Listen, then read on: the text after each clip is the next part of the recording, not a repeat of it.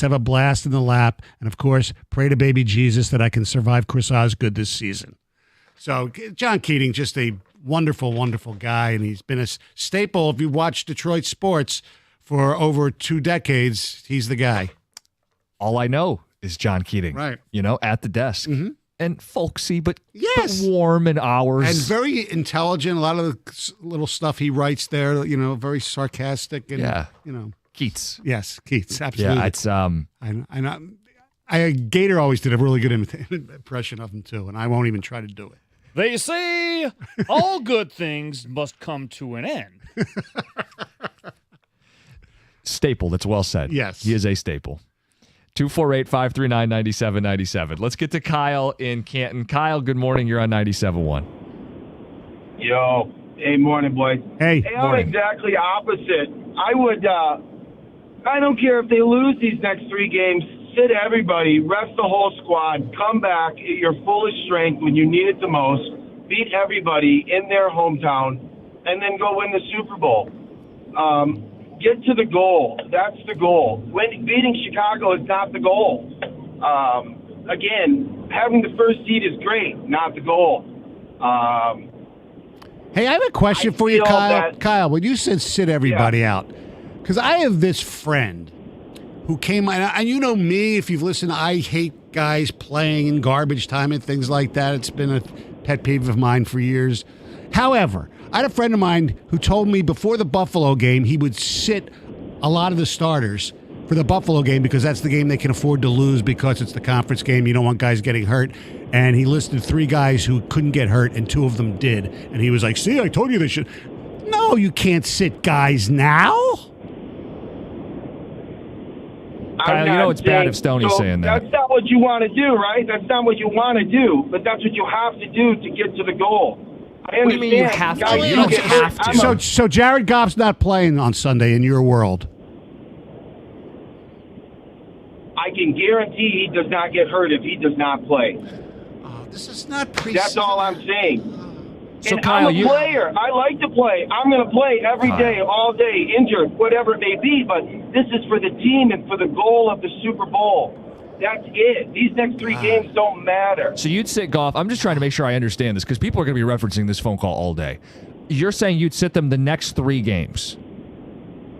I'm saying if there is any jeopardy at all, if I have another offensive lineman or somebody else goes down and I need to replace somebody and I think his backside's not protected like it should be, he's benched. Thank you. Man, you know what? The next game. You know what? You know who I blame for this, Jim? Me. Because he just took my philosophy, which is, I think, somewhat rational to a certain extent, and he's taking it on steroids. To the extreme. Do you realize you're dealing with NFL? My friend made me so angry.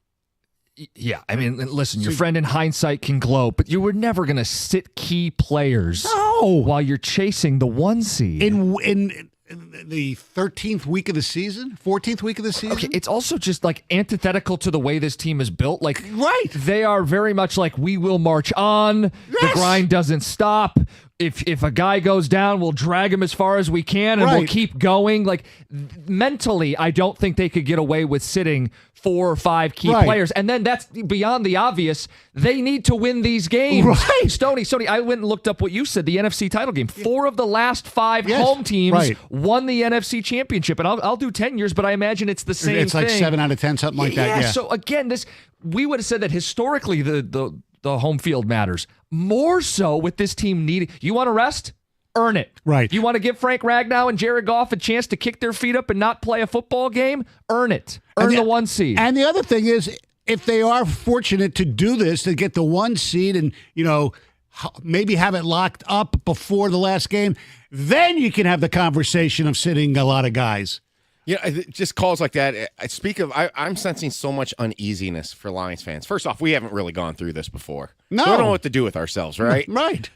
Everybody's trying to plot out, well, what's the best way to get to the Super Bowl? And I think everybody's feeling a little weird right now because I think everybody knows that had they had a healthy season, that this thing would be looking really good. And it's like something that was looking so good has been taken away. And so we're all kind of just besides ourselves trying to figure out. I will say this. Jared Goff won a road NFC championship game. Yes. Yes, he did. Now, a lot of people don't give him a lot of credit because of the pass interference in New Orleans, but that was a very tough environment. And he played great down what? the stretch, too. And that goes against why I believe they would lose at Philly, because I don't know if I can trust Jared Goff on the road in the cold in that fan environment. But Stoney made a great point. If it got off to a good start, it changes. Goff won that NFC championship game on the road. Todd Gurley had 4 carries. Remember that? So he lost his best running back.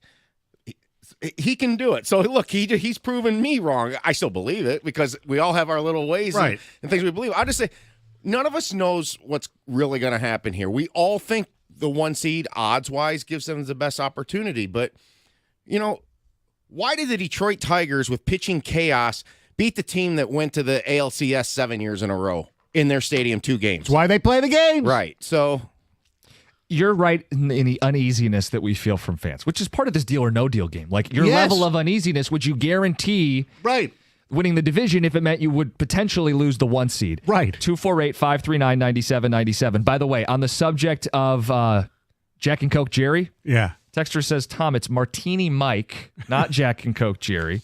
And another one wants to know if Jack and Coke Jerry is related to Comerica Park's frozen margarita Mort. 248-539-9797. Deal or no deal? You Daiquiri Don. Keep them coming. It's 97.1. Dive into the best pool in history. It's Stadium Swim, located at Circa Resort and Casino, where you can catch the biggest games at a viewing experience that's designed with you in mind for the sports fan. 6 pools, 3 different levels, and a perfect view of that massive 40-foot tall high-definition screen. You've seen it on social media. Come out and see it in person. It's paradise for the sports fan. Stadium Swim, America's favorite place to watch all the big games. They've got the swim-up bars, Insta-ready selfie walls, and a nonstop party. And you might want to plan your trip now. It's getting cold. You might want to get away or start looking ahead to March with hoops. Get you guys together, score your perfect game day spot. They've got cozy day beds, private cabanas. Grab a lounge at the center of the action, but reserve your place today. 365 days of sports poolside. Circa Resort and Casino, downtown Las Vegas on Fremont Street. That's Stadium Swim, all sports, all seasons. Book your spot today, circalasvegas.com.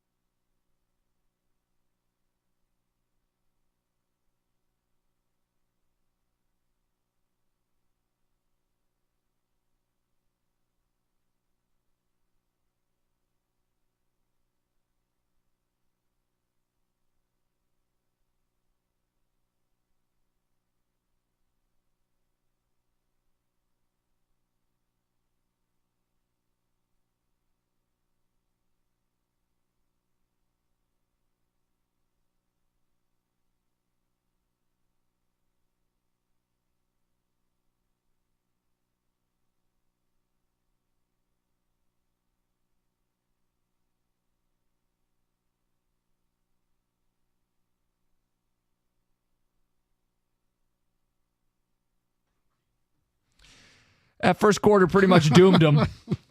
That's unbelievable. That's a 5-20 Jazz team that came into LCA and dropped 48 in the opening quarter. Yeah. I turned it off, and then because you're a bad fan. And then I was watching something else with my wife, and I was checking the phone. I said, "Oh, they're making a little comeback here," and followed along. They cut it to 6 at the end of the second quarter, and then they went on like a 7-0 run and made it 13. And they fought back and made it a game, but that was a disgrace. That first quarter, as Panay Sewell would say, you're not a real one. I know. Not a real one. We'll play that audio, by the way. And I'm not mad at Panay, but we have seen this like developing. We talked a little yesterday. Panay Sewell talking about fans who can hop off the bandwagon. We'll get to that at 7:35. We've asked this deal or no deal question. Mm-hmm. You lose to the Bears, but you win the next 2. Effectively, I guarantee you are winning the division, but you might lose the 1 seed in the process. Deal or no deal? It's a way to test the uneasiness of Lions fans today. And you put it on Twitter, and the poll is overwhelming, like 75% roughly would not take the deal. And that's this show, by the way. 75% said no deal. Stoney is the one. Stoney the wuss. Yep. We've also brought up the new character that you'll see at the Lions games this season. Yeah. Jack and Coke Jerry, because we've had people complaining about the rich. The rich have taken over, and they're not as passionate, and it's not as loud anymore. They don't drink beer like the real fans. That's right. Mm-hmm. We've got White Claw Willie on the ticket text, Top Shelf Tom on the ticket text, and someone says it's not Daiquiri Don, it's Daiquiri Dick.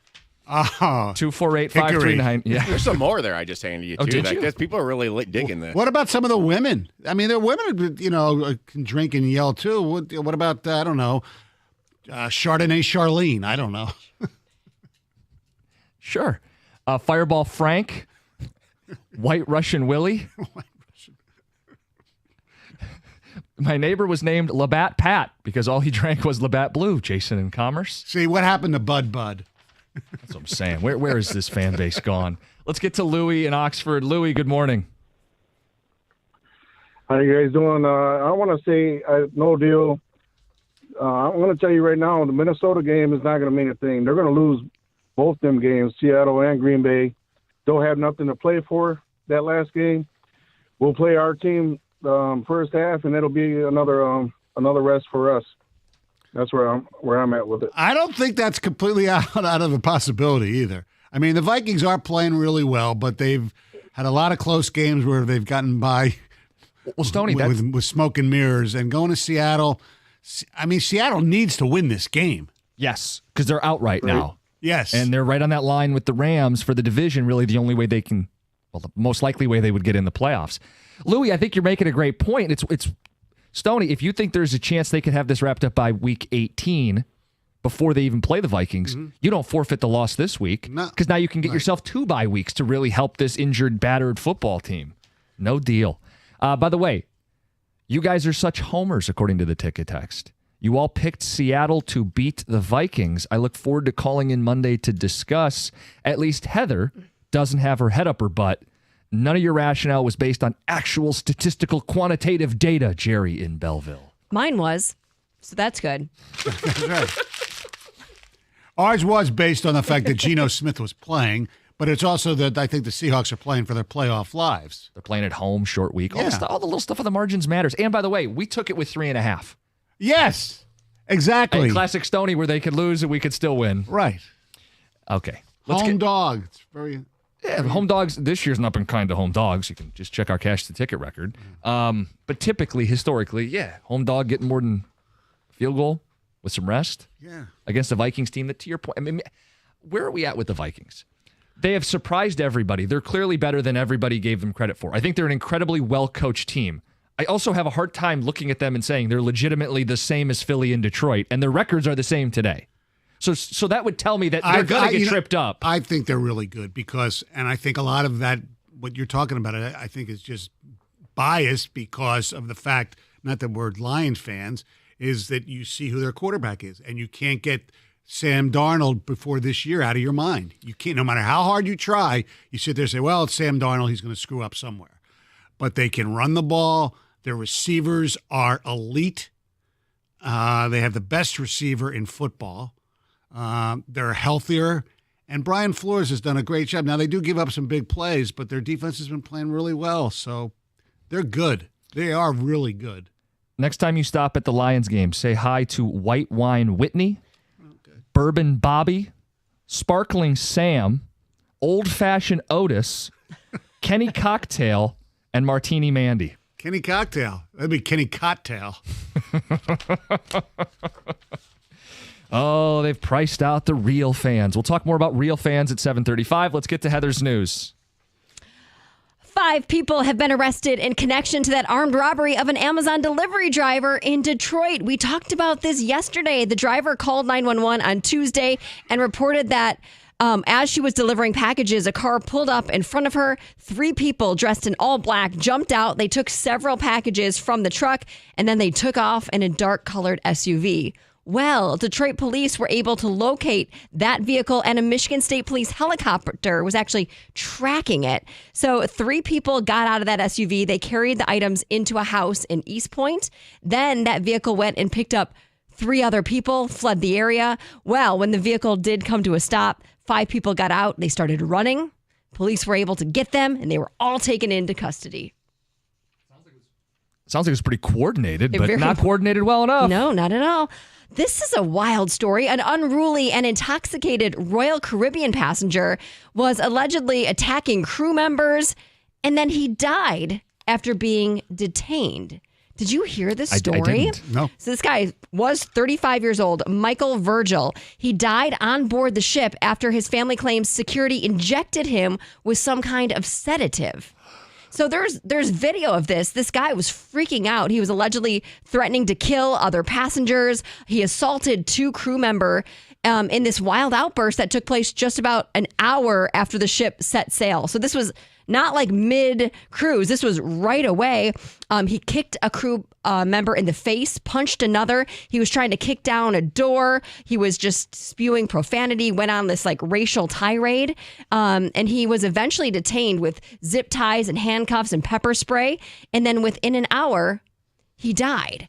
And his family is obviously devastated. They say this is very much not like him. He was actually on the cruise with his 7-year-old autistic son and his fiance. The cause of death is still under investigation pending autopsy, obviously, results. But just a wild story. They're suggesting that to calm him down after he went, they gave him a shot of something. Well, that's what his family is saying. Which to me seems logical, actually. If he was going to physically hurt people and was threatening to murder many people on board, it's pretty wild and sad altogether.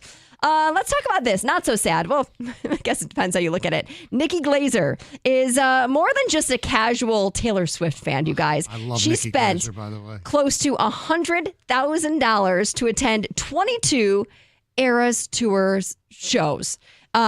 She talked to People magazine, and she said that the price, she said, let me break it down. It's not just the tickets I spent money on. It was travel expenses, hotels. She said she also flew out the people she invited to go with her, plus the tickets, plus merchandise, right? So all of it together.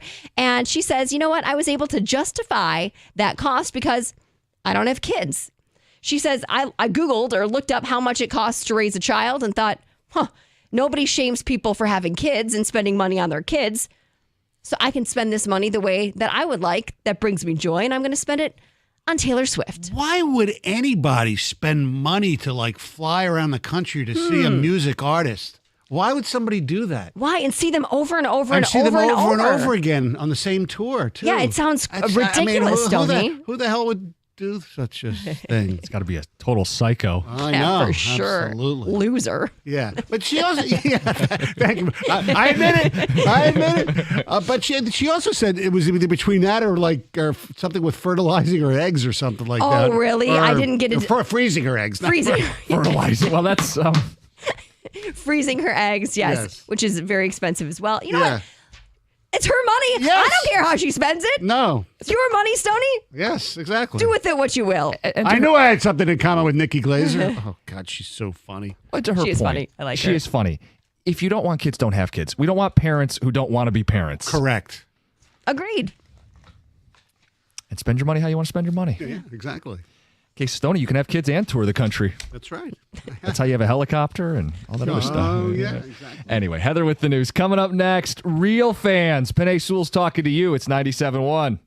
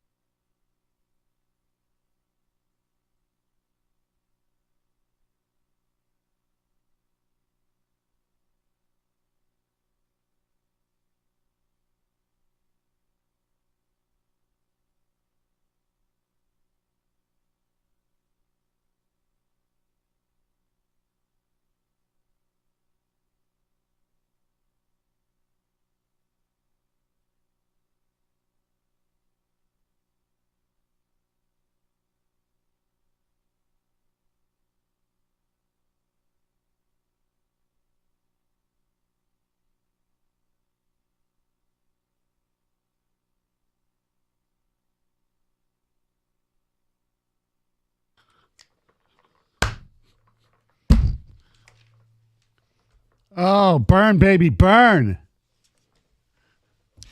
Yeah, Disco Inferno. Not making that mistake 2 weeks in a row. Come on. Just find a way to win this week. Burn, baby, burn. Disco Inferno. That was classic Stoney when he's clapping to the beat and just claps once. Yeah. Because and usually it's off beat too. Yeah. There'll be no double-digit disco this Friday. Burn, Why not? baby, burn. Just because the disco closes makes them, they still reopen the following week. Stoney, as we said Monday, there's a reason disco died. There's a line outside the disco, though. There are people trying to get in. We're not doing this again. Oh, man. As Dan Campbell said, they can give up 700 yards, just win by 1. I don't think it matters how they win this week. Just keep winning. Because we know how tight this is going to be. Philly, Minnesota, all have the same record. Just keep winning. You know who goes into that Disco Inferno? Rum and Coke Randy. Oh, yeah. We're getting more of those on the ticket text. Pale Ale Paul, Mimosa Miriam, High Noon Haley. What else we got on this? You guys are great. This is amazing. I love this. Well, you know who back in the day, this same thing happened at Joe Louis where you had the whole lower bowl thing. Yes, absolutely. And after Wings games, Wine Cooler Karen used to go to the disco. You got Long Island Louie on the ticket text. Yeah. Thomas Tangeray. We're getting creative today. That's really Wojo. Yes. Mr. Gin himself. Did you realize the storm that we started yesterday with this real fan, bad fan thing? It really took off. I know. Hey, we're trendsetters here. I guess we are. And really, you had the observation. We've all experienced it this Yes. week, though, this like infighting within the Lions fan base, and someone took it to Penei Sewell. So we can play that audio for people. But the theme really has been this idea of real fans, the real ones. This is what Penei Sewell had to say.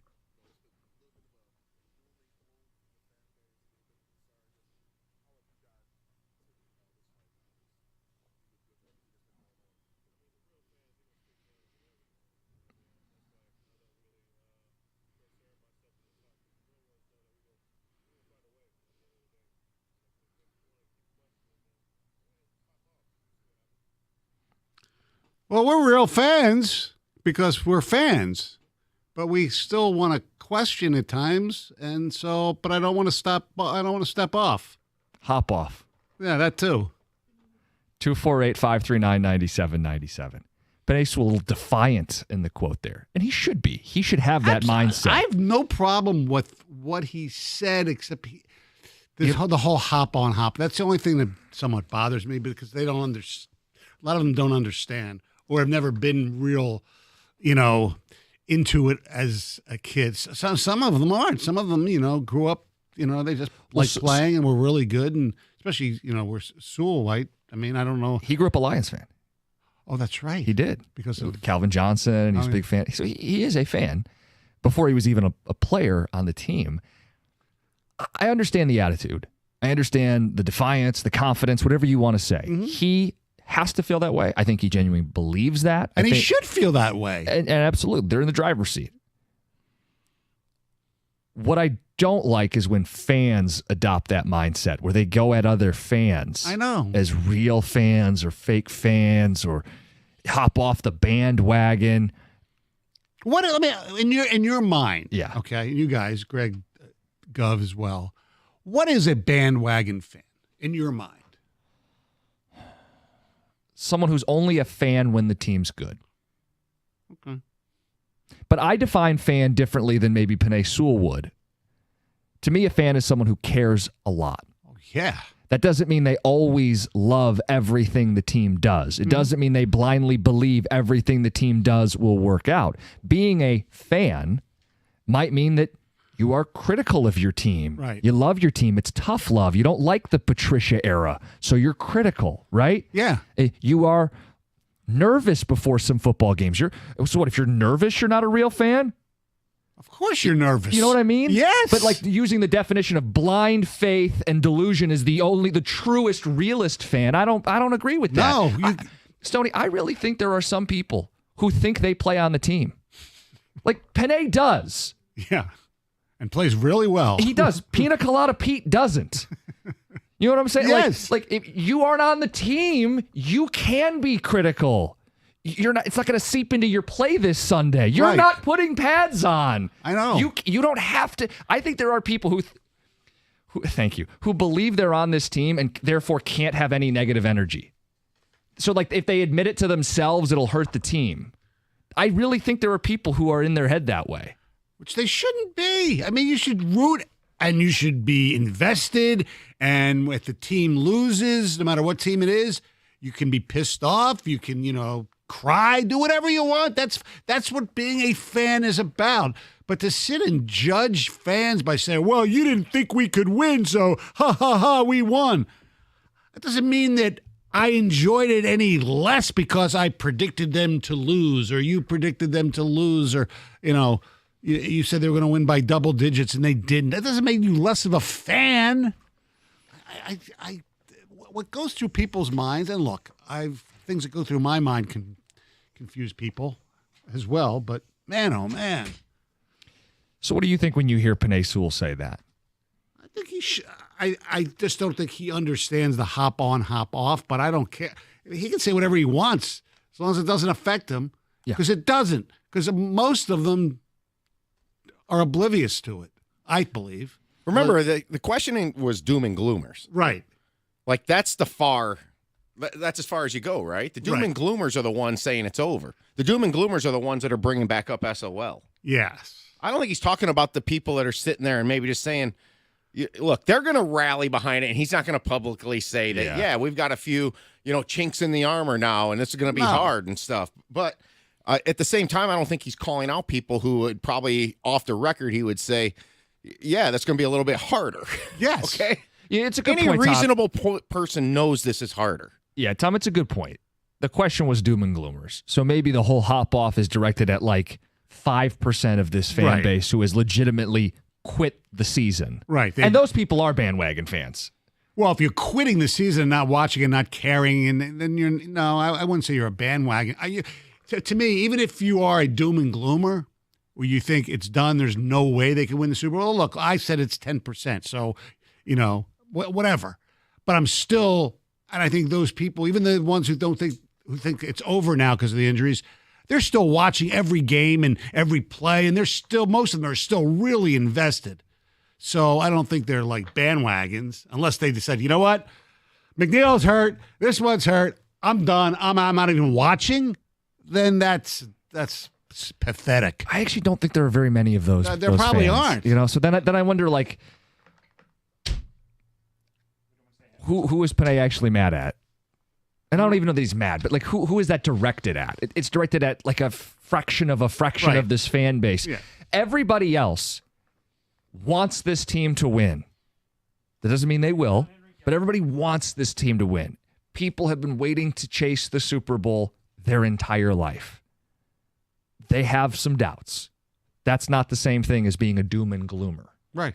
Your thing with the bandwagon fan, I've always hated labeling of fans because it's more people are coming on board when a team wins. Yes. And if somebody becomes a fan during all that, that's great. I love the euphoria. I mean, we speculated a few weeks ago what a parade would look like for this team. I mean, it would dwarf anything the city's ever seen sports-wise. Which we've said for decades. Right. But it just gets, like, I look at it this way. If you're going to a bandwagon fan to me is somebody almost who has a vested interest and an emotional tie on Super Bowl Sunday.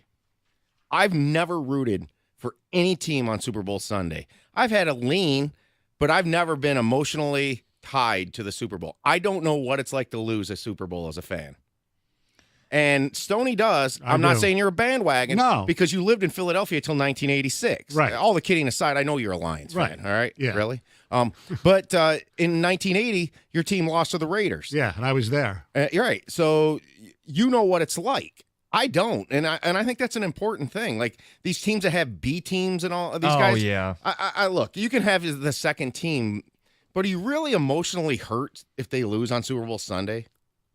No, I don't think so. I mean, there are games. I love the Patriots-Giants because I don't like the Giants. I wanted the Patriots to win, but it didn't ruin my life. Yeah, there's plenty of teams. You root for somebody, but you're not. You go to sleep. Yeah. If the Lions lose a Super Bowl, I'm not quite sure I'll go to sleep. look, Lions lose a game, but also lose players, and it's caused a lot of introspection. Correct. What does it mean to be a fan? 248-539-9797. We'll hit some phone calls and some ticket text. It's 97.1. And here's Heather. Hey, it's me, Heather. So these days, online scammers are everywhere, whether it's those fake missed delivery texts or that urgent bank alert. Well, these scams, as you know, look more convincing than ever. But there's some good news. You can protect yourself from online scammers without being a tech expert. That's where McAfee Total Protection comes in. It's designed to help you live a worry-free life online. And worry-free means you don't need to wonder if that text message is a scam, if you should click on that link, or maybe if new threats are going to pop up on your PC, or even if you're safe from identity theft. It means you can just go ahead and live your life. You can manage your finances. You can shop online, and you can do it all without fear because McAfee provides award-winning protection you can rely on. You can trust McAfee to help keep your devices, privacy, and identity safer. Visit McAfee.com/online protection today to get award-winning online protection for just $39.99 your first year. That's McAfee.com/online protection. Cancel anytime. Terms apply.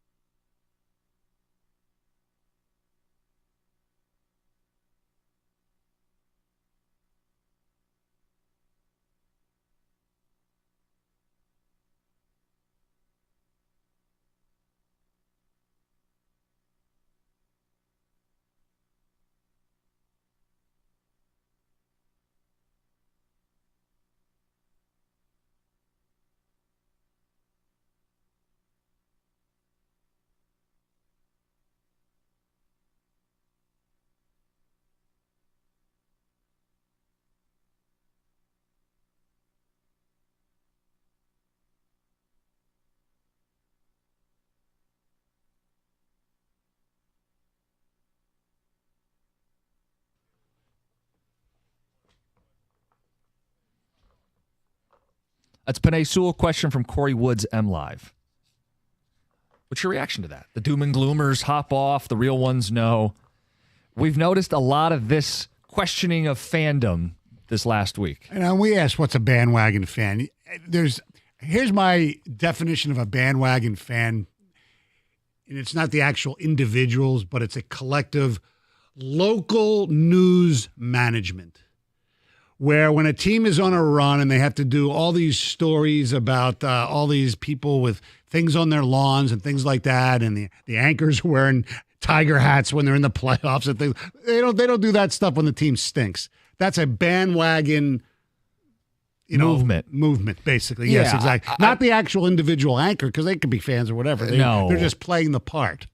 Yeah. See, I would say fans who don't care unless the team's good are bandwagon fans, right? Mm-hmm. And that's kind of what you're talking about, is once it becomes so popular that they're unavoidable that everybody's a fan. But are you paying attention? Do you care when they're 500? Did you care when they were 0-16? You didn't have to like it. Right. But were you paying attention? Absolutely. Of course we were. Well, of course. Because we are fans. But the people who lunatics weren't tuned out, they got other things going on in their life. Sports aren't that important. They tap in when the team's good. Those are bandwagon fans. Exactly. Yeah. And by the way, the team is still good. They're 12-2. I know. 248-539-9797. Let's get to Henry and Flint. Henry, you're on 97.1. Hey, how y'all doing this morning? Good. Like I told you, screener, tough times don't last. Tough people do, and this team is tough. I mean, Campbell, he's the kind of coach that you want to put on pass and run through a wall for. I'm a former athlete myself, and I've been through the ups and the downs, the 0-16, the draft of the wrong players, through all the coaches and what have not. And yes, I'm heavily invested. When they win, I'm on a rocky high, but when they lose, it takes a little something out the day. So I've been that way for forever, and I'm a Lions fan for life, period. And I'm just going to sit back and enjoy the process. Like you said, 12-2, everything's still in front of them. It's next man up mentality, and Campbell and Holmes, I trust. So I'm just going to sit back and see what they're going to do. But go Lions. Oh, absolutely. You could tell. I mean, Lions fans are passionate. They're fired up. They're excited.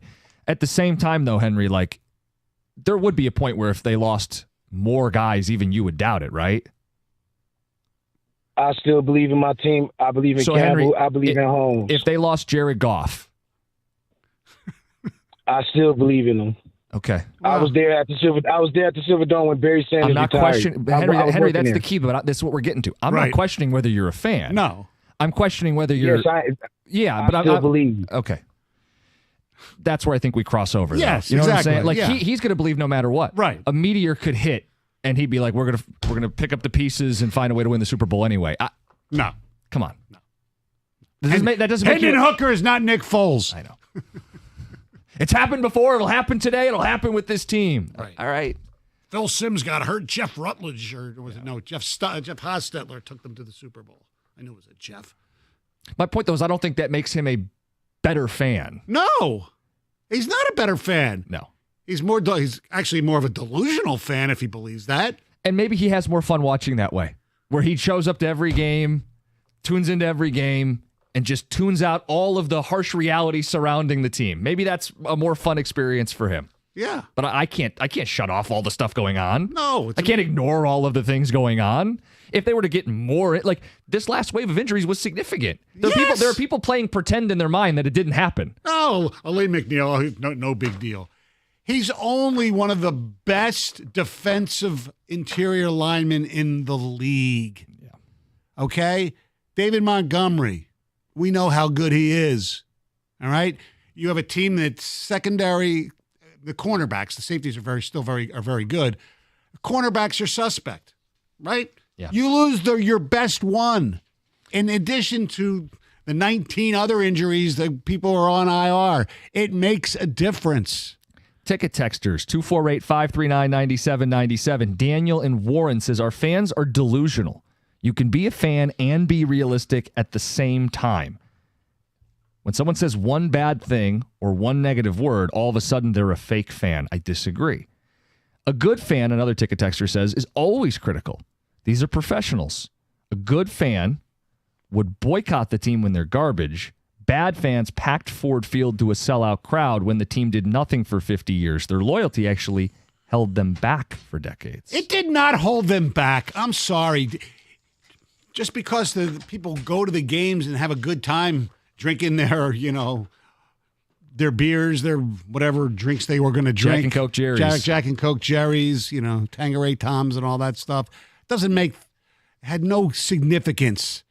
I mean, the Ford family, the owners of teams in the NFL, they get so much money from television. How many people show up doesn't make that much of a difference. I hated that take. They'd be better if you didn't show up. No. I think it's given us a lot of credit, us as fans, a lot of credit to say that. Yes. Texter says fans who have been watching longer tend to be more critical. Possibly. Because they're older and wiser. Wiser. Yeah. They've seen things go south. Yeah. I mean, I would also argue there's a portion of Lions fans that are probably warped because of that beyond repair. Absolutely. There are people who, and Gov and I know one of them particularly, who claims Lions free. All right? You tell me you don't pay attention or even watch those games, you're Lions free. Yeah. Oh, now you're not? That's a ban. If you are actually legitimately Lions free and come back. Yeah, you're a bandwagon fan. What do those people do? 1 o'clock on Sunday, they close their blinds so nobody can see that they're actually watching the Lions. Yeah, exactly. Someone comes over and they have to frantically, change everything.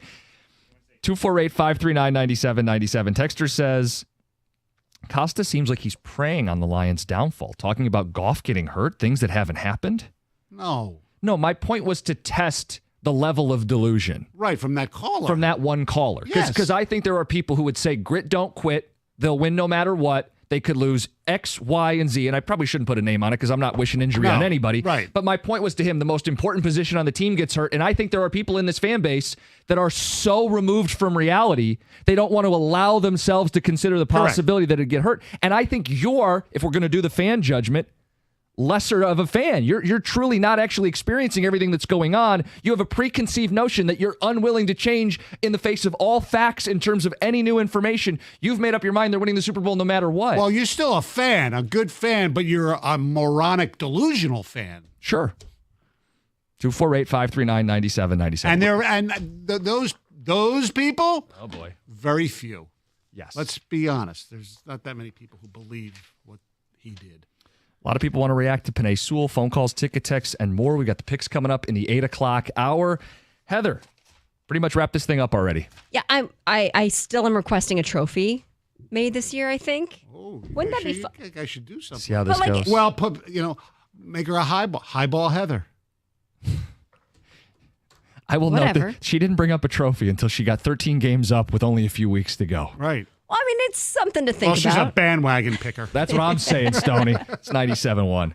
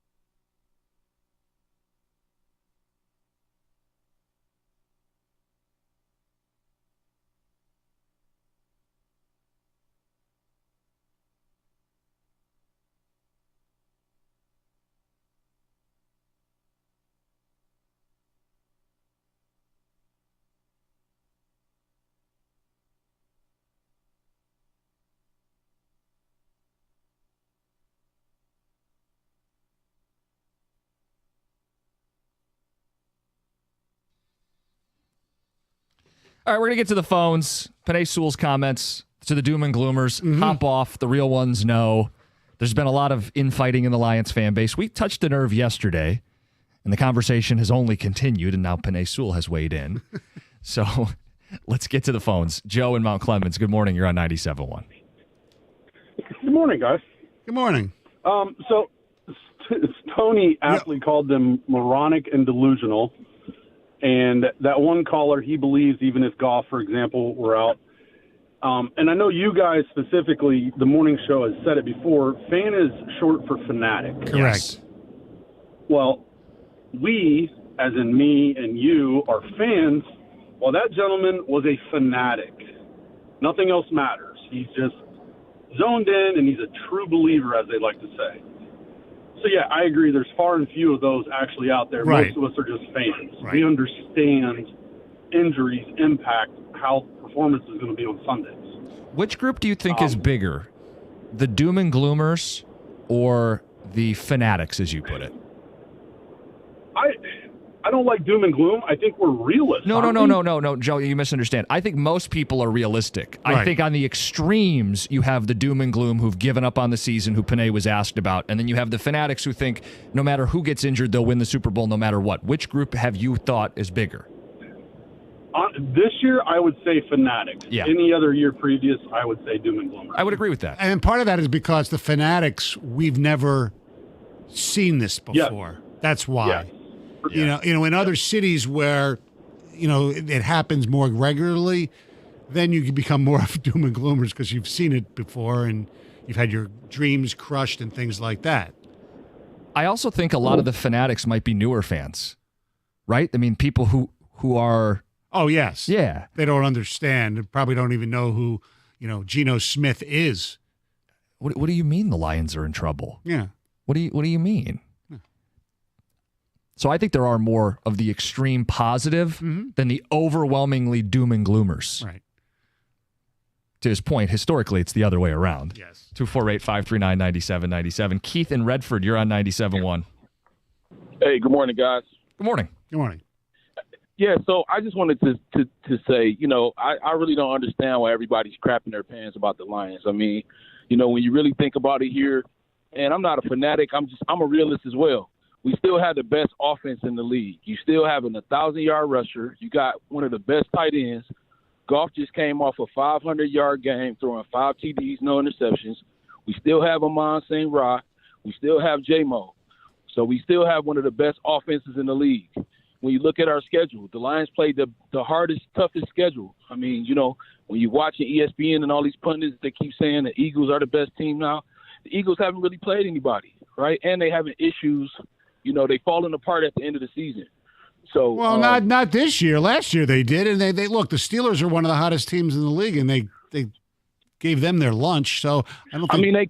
They coach was about to fight one of the players last week. That's a locker room falling apart. They do this every year. Well, hold on. 2 years ago they played in the Super Bowl. Yeah. 2 years ago they played in the Super Bowl, and last year they collapsed conveniently when they hired Matt Patricia. Yes. He's not there. Okay. They've won 10 or 11 in a row, and in terms of they haven't beat anybody, they beat the Steelers. They won in Baltimore against the Ravens. I mean, really. I mean, they beat the Packers. Who has the Lions beat? Right? Green Bay hold and on, but these are two different points. Right? One of the top two teams. They've both both beaten good teams. Yeah, they're both 12-2, Keith. But right. But so why we crapping our pants, acting like it's an issue when we still have the Bears and San Francisco, right? And we have a depleted defense. So all of these guys that's moving up or the new guys that's playing, you got a great opportunity to learn the system against a weak Bears team and a weak San Francisco team before the matchup coming up with Minnesota. So I don't really get where everybody is, crapping their pants about the Lions and the doom and gloom. Do you mean that? Do you actually mean that you don't understand why people are afraid? Yeah, I don't, because we 12-2. I don't get it. And, we got the top offense in the league. I don't get why everybody's crapping their pants. Keith, there's actually one team that scores more points per game right now than the Detroit Lions, the Buffalo Bills. I'd like you to revisit that game because it might help you understand why people are feeling bad. Keith, in addition to losing, which happens, and I don't think we would freak out in and of itself if they lost. Right. They lost because Well, even when McNeil was healthy and Carlton Davis was healthy, they couldn't get stops. A healthy Lions defense couldn't stop Buffalo. Now an injured Lions defense is supposed to stop Buffalo or Lamar or Mahomes or Hurts. Like, it's all of it. All of it is why we're concerned. So, again, we got 2 weeks to get the guys ready to play. We got one of the best offenses in the league. You got to score more points than us. We still got an all-pro offense. I don't really get, like I said before, everybody's tripping out about the defense, but we still got the best offense in the league. You still got to score more points than us. Yes, it went down to the wire with Green Bay. Okay, we still got the win. Of course. It went down to the wire with the Buffalo Bills. So let me, Keith, let me ask you, like, Keith, let me ask you a question, okay?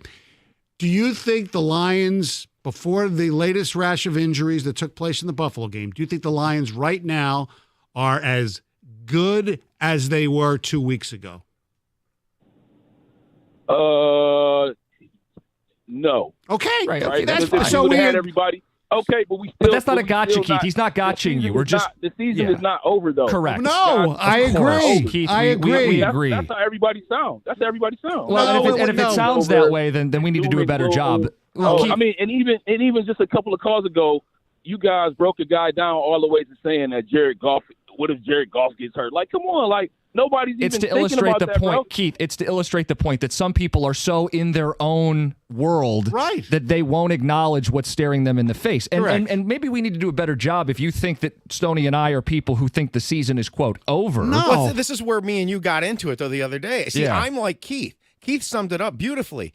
This thing, they can get this defense in a better spot in the next couple of weeks as we go into the playoffs. Is it going to be the defense that it was? No. But if it's better than it was against Buffalo, then I think you can beat anybody. And, Jim, I think you keep putting such an emphasis on Mahomes, Lamar, or Allen. You know that that's 6 weeks away? Okay, so they So can just only don't talk face about one the of Super. them. We can't talk about the Super Bowl I anymore. Is what really you're don't. saying. I think we should live in the moment a little bit Okay. right now and see how this thing's evolves. So I'm confused because for the longest time, the season has been all about putting it in the context of the Super Bowl. Right. And Campbell has said it, and Holmes has said it. Right? Dan said he wants to win the whole enchilada. But we had Campbell out a couple weeks back. He was counting the number of games that they would need to play to win the Super Bowl, assuming a bye, like planning for a bye, chasing a bye week. Everything has been in the context of winning the Super Bowl. But now I'm not allowed to bring up the Super. Or it's in bad taste to bring up the Super Bowl. No, we can talk about it. Okay. I think just ruling out the chance that they could get a little better here is, and that's really, I think, all it takes. There are fans out there that blamed the offense for the last game and said, you know what, you should have scored possession for possession. You screwed up going 3 and out the first 2 possessions. Right. You know what? Are we ever going to see a Super Bowl where it's literally, you're going No. 48-42 again? No, I mean. I would concede Alex Anzalone would have made a difference. He was sorely missed. They attacked the linebacker level on critical spots. Buffalo did. Aiden Hutchinson's still hurt. But Aiden's still hurt. And the Lions' D-line with Aleem McNeil couldn't get to Josh Allen, and he extended plays. Now Aleem McNeil is done for the season. It will be even harder for them to get to Josh Allen. It'll be harder for them to get to the team's quarterbacks they need to win the ultimate goal. And while I think that their offense is great, there's no doubt about it, losing Montgomery, it hurts it a little bit, doesn't it? Am I being a bad person by suggesting that? No, I think Gibbs is the better back, but so Yes. much of what this team has done is convert short yardage, and Montgomery's the short yardage back. So Right. that's red zone, that's 4th down, that's all of it. They're going to miss Montgomery at some point in some situation. But then Gibbs is going to bust a play when Montgomery would have run it. So it's all going to balance out. I'm not too worried about that. I just go back to the foundation. This whole thing was built on the culture that they have and guys buying in. And this team flipped the corner with defensive linemen that were named Benito Jones, Isaiah Buggs, and John Kaminsky. And I think their current defensive line's better than that. Okay?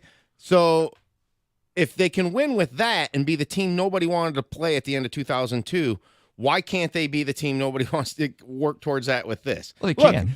They're fragile. Everybody knows that. Right. That's the I just point. think it's your perspective. It's like the perspective you have towards life. I've seen a hell of a lot worse and more banged up teams, I think, go on to do things I never thought they'd do. I just think it's convenient that now we need to take it week by week when the whole season we weren't. I think that's a defense mechanism. We can't talk about how they'd match up in the Super Bowl anymore because it's actually not a good answer. Like, you get where I'm sitting, where I hear that and I go, well, we can't talk about how they'd match up with Allen, Mahomes, Lamar, or Hurts in an NFC title game because we don't like the answer. So instead, let's focus on the Bears. Because you want to talk about that. I agree. We can talk about. We talked about that all week more than we've actually talked about the Bears and the week to week. Yes. You got to remember, you have to retool and reassess things on the fly and let things play out a little bit and see where it goes. I mean, look, I think logic says that you guys are probably right, that the chances are a lot less. Right. But sports are not played on paper. Exactly.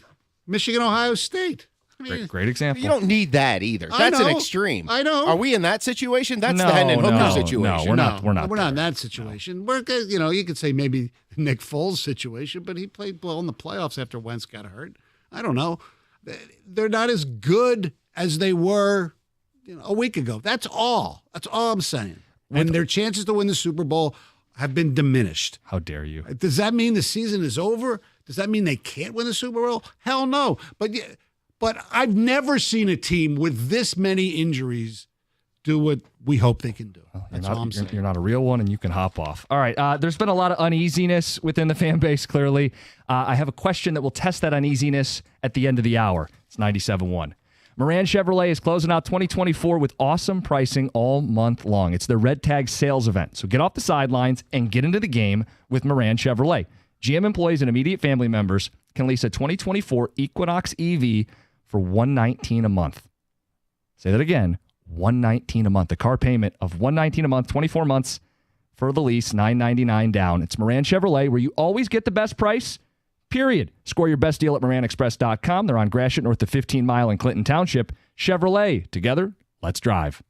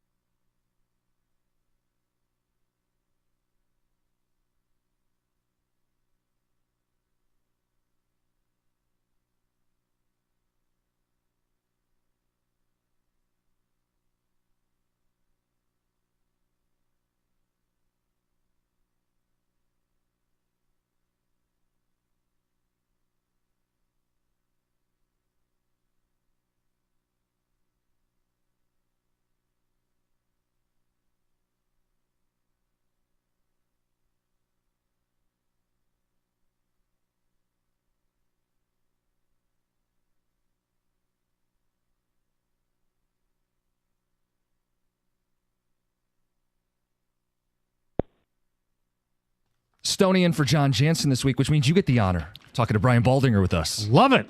Love it. An offensive lineman. The fact that it's me, not John, means it's not two offensive linemen talking. So we'll have to lean on Brian. What's going on? Good morning. Morning, Jim. Morning, guys. How we doing? We're doing pretty good. Better than the Lions MASH unit. When you look at the injury situation with this team, and we'll get into the O-line in specifics in a bit, how do you make up for all the injuries that they have? Well, I mean, that's a challenge, but, I mean, despite it, they still put up 42 points the other day. I mean, defensively now, they're losing a lot, and Buffalo took advantage of it. I saw them going after Quan Alexander. I mean, Quan's been there for a few weeks, been a good player in this league, but they really took advantage of him in the passing game. And so, you got to work, Aaron Glenn, he's got to work around that a little bit and, either get better coverage guys in there when there's some passing situation, but I don't know if Chicago or, Minnesota, some of these teams you got coming up, if they're going to see the same thing that I saw last week, I'm sure it's going to kind of stand out at them. Which injury is the most concerning? I mean, you got 22 to pick from. But Brian, when you look at these injuries that are adding up, which one is the biggest, maybe the hardest to replace? Well, I think your defensive tackle position is huge. Everybody's going to try to, those are some good players inside. That looks like there's not a lot of big bodies like that around that can clog the middle, stop the run. I mean, that's generally what everybody will tell you when you get to the playoffs. You better be able to run the ball and stop the run. It kind of starts there. And I thought that was a weakness. I thought, I think they can get by without David Montgomery we've seen Jahmyr Gibbs start before. I remember last year he was a starter when Dave was out against the Raiders. He ran for 150. I think he's capable of, giving them the run game that they need. He's going to get quite a few more carries than he's used to. When you look at the offensive line, the last 2 weeks, they have not been able to run the ball as effectively. Nope. How much, when you look at the tape, Ragnow looks like he's not playing very well. Do you think they're battling injuries, or do you think there's something that we're missing? I just think, last week they got so imbalanced atypically because they fell behind and they got away from the run. And it's not usually how they start games. They like to really start pounding it with David and then work in Jahmyr, and it's a great 1-2 punch. It has been for 2 years. But I thought last week, I don't know how many passes, I know Jared dropped back more than 50 times last week. I don't know how the exact number, but, they just didn't get into the rhythm that they typically get into, and they got into a passing game. And I think that affects them. I think David, before he got hurt, I think he had, 5 yards on maybe 5 carries. And, that can happen. That can happen to start a game before you kind of figure out which runs are working and what we need to do and, what they're doing to try and stop it. So I don't think they ever got to that spot last week. Talking to Brian Baldinger, Odyssey Insider. Insider calls are brought to you by Hellman's Real Mayonnaise. You can purchase Hellman's at your local Walmart, Kroger, or grocery store to add extra deliciousness and creamy flavor to your game day dishes all football season. Let's talk about the Bears. The last time the Lions faced them, too close for comfort as those injuries started to add up. What do you think of the matchup this time? Well, Chicago's gone through a lot of changes since that last game. The coach has been fired, and one-time quarterback coach is the head coach, and so it's just, they're a mess. They have played well in the second half of some games, but they kind of fiddle around for the first half, and they find themselves far behind. The quarterback is scrambling. They're capable of playing good football. They don't do it for 4 quarters, and they haven't done for 4 quarters for much of the year. And so it starts up front, and the quarterback really doesn't trust the protection. They started a rookie 3rd-round pick from Yale last week. It was a disaster, not just because he didn't play well. They didn't help the kid out at all. And so I'm anxious to see if they go with Borum this week or stay with Armigage. I'm not sure what they're thinking about, but that looks like a big weakness to me. Maybe a guy like Zadarius Smith can really take advantage of it. I hope so, because we haven't seen much pass rush from the Lions. I'm just curious, we're getting a little bit obsessed with the Philadelphia Eagles, and because of the battle for the 1 seed, not to disparage Minnesota at all. The Eagles, they're playing great. They're arguing with fans and all that stuff with the coaches. And how much of that is bothersome to you as a former player, number one? And the other thing I wanted to ask about is, when's Dickerson coming back? I don't know if Landon. I mean, he went out of the game last week, and Steen came in. Tyler Steen came in and played pretty well. Their backups played well. Landon gets hurt a lot, but he always comes back. He never misses much time. He's just a warrior. I live in Philadelphia. I see the scene. Like it drives me nuts to see, Nick Sirianni arguing with fans. They haven't played particularly well at home. They played great on the road. Ever since that loss to Tampa this year. They go to Washington this week. Washington gave them a real good game 5 weeks ago. It was 12-10 late in the fourth quarter, and Washington missed a fourth down attempt, and Philadelphia just ran them out of the gym for 20 straight points after that. But it was a very close game.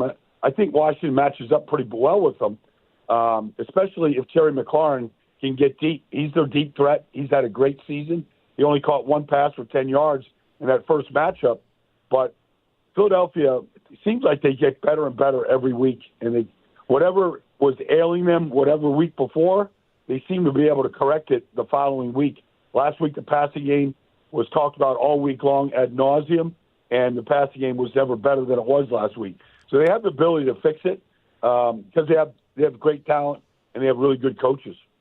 Race for the 1 seed is going to come down to the wire. Brian Baldinger, we appreciate your time. Have a good day. Merry Christmas. My pleasure, guys. Yep. Merry Christmas.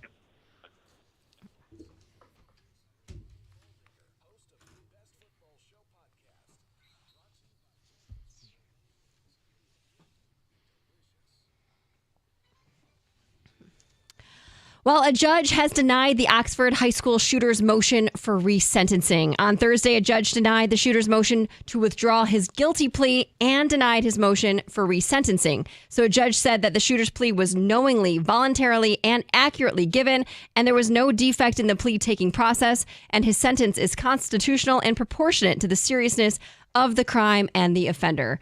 What was he thinking? He was hopeful, I guess. I know. He tried, was denied.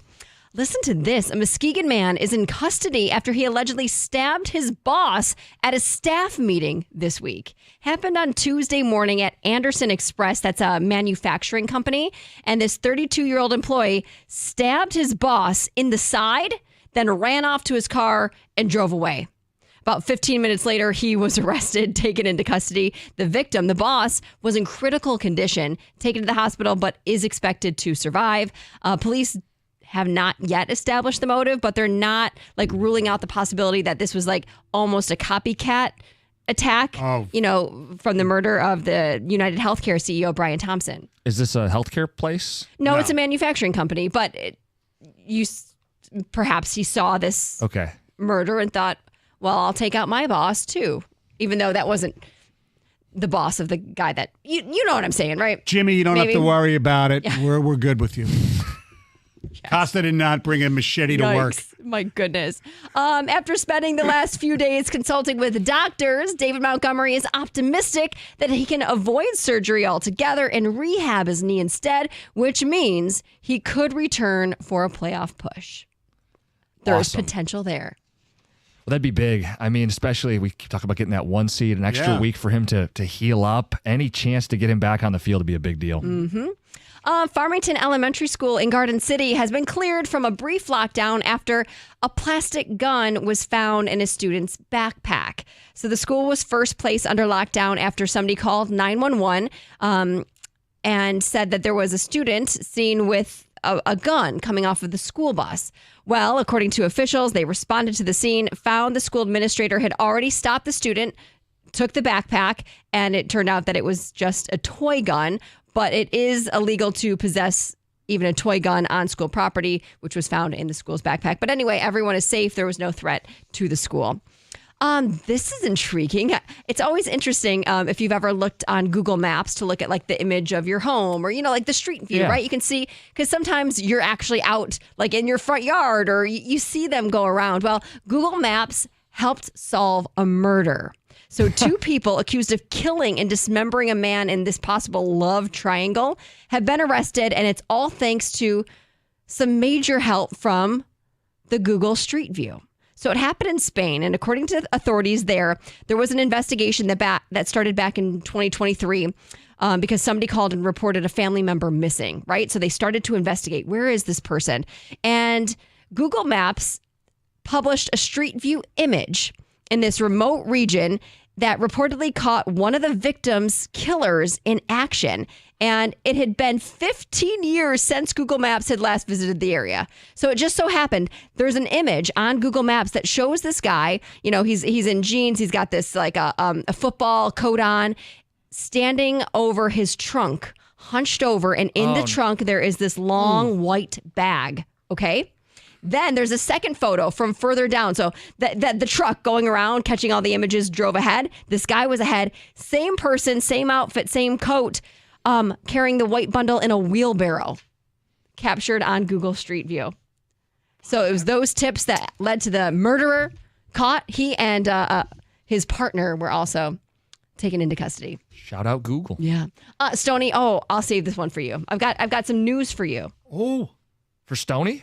For Stoney. I mean, it's for you too, but we'll get to it in the last news of the show. Intrigued. All right. Coming up next, the picks, 97.1.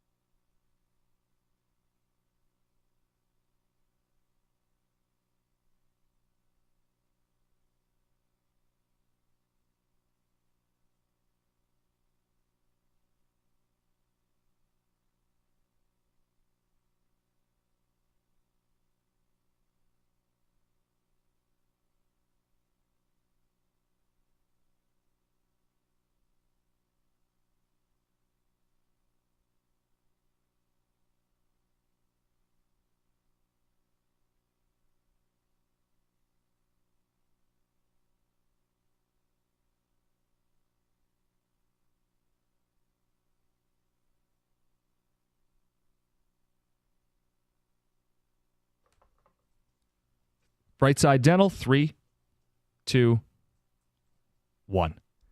Let's talk teeth. Life gets busy. Some of you have skipped going to the dentist. You've fallen out of that habit. It's okay. It doesn't have to be stressful. At Brightside Dental, there's no judgment. Use those dental benefits before the year ends. Exams, cleanings, $1,500 off braces, and Invisalign for as low as $59 a month for 60 months. 9 Metro Detroit locations, so there's got to be one near you. 1-800-PAINLESS, BrightsideDental.com. Get an appointment on the books for the new year if you haven't done so. Brightside Dental, no judgment, just care.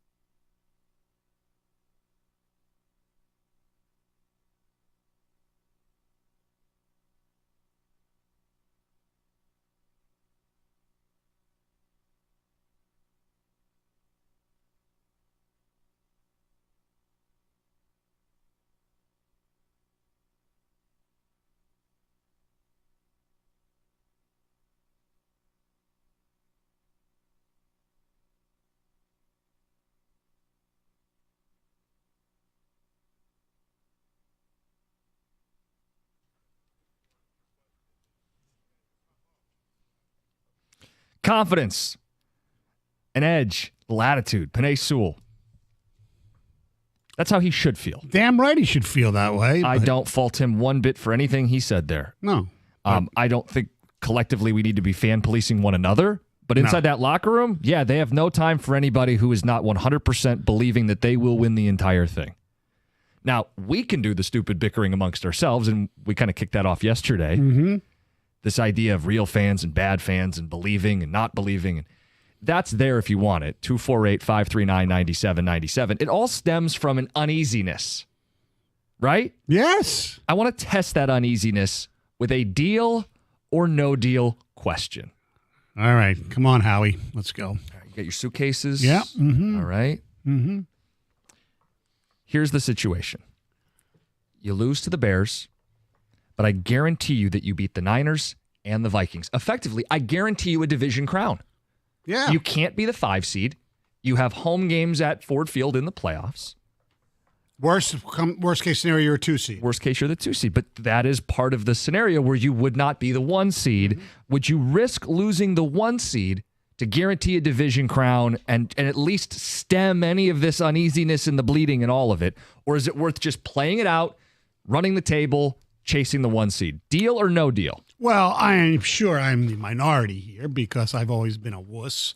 So I would take the deal. However, the reason I'm taking the deal is although I really respect the Philadelphia Eagles a hell of a lot, I am not convinced, and as Brian Baldinger pointed out, that the Lions cannot go down there and win in Philadelphia. Now, I know once upon a time they went to a playoff game there and Lomas guaranteed a victory and they got killed. That's 8 coaches ago probably. That's irrelevant. I think the Eagles, especially if the Lions can get to a decent lead, the way that fan base is, look, they have a better chance of winning here, absolutely, obviously. But I would take that chance. Because the flip side is, then you're losing the division, you're opening up the playoffs on the road, which they can win. I mean, I'm being safe, I think. Safe. It's operating from a position of fear, though, and afraid of what could happen. No, I'm not afraid of Philly per se. Well, you're afraid of falling to the 5 seed is why you take the deal. Yeah, I got yes, right. And Stoney, not that you're wrong to think it. I mean, it would be a catastrophe to have the season the Lions have had and somehow end up as the 5 seed. Right. So I get guarding against it, but to me, the risk is worth it. I want the 1 seed. Because it's the rest, which, boy, does this team desperately need a breather. I get it. And the 1 seed is such a big deal. Hosting the NFC title game. You brought this up. I went and looked up the numbers.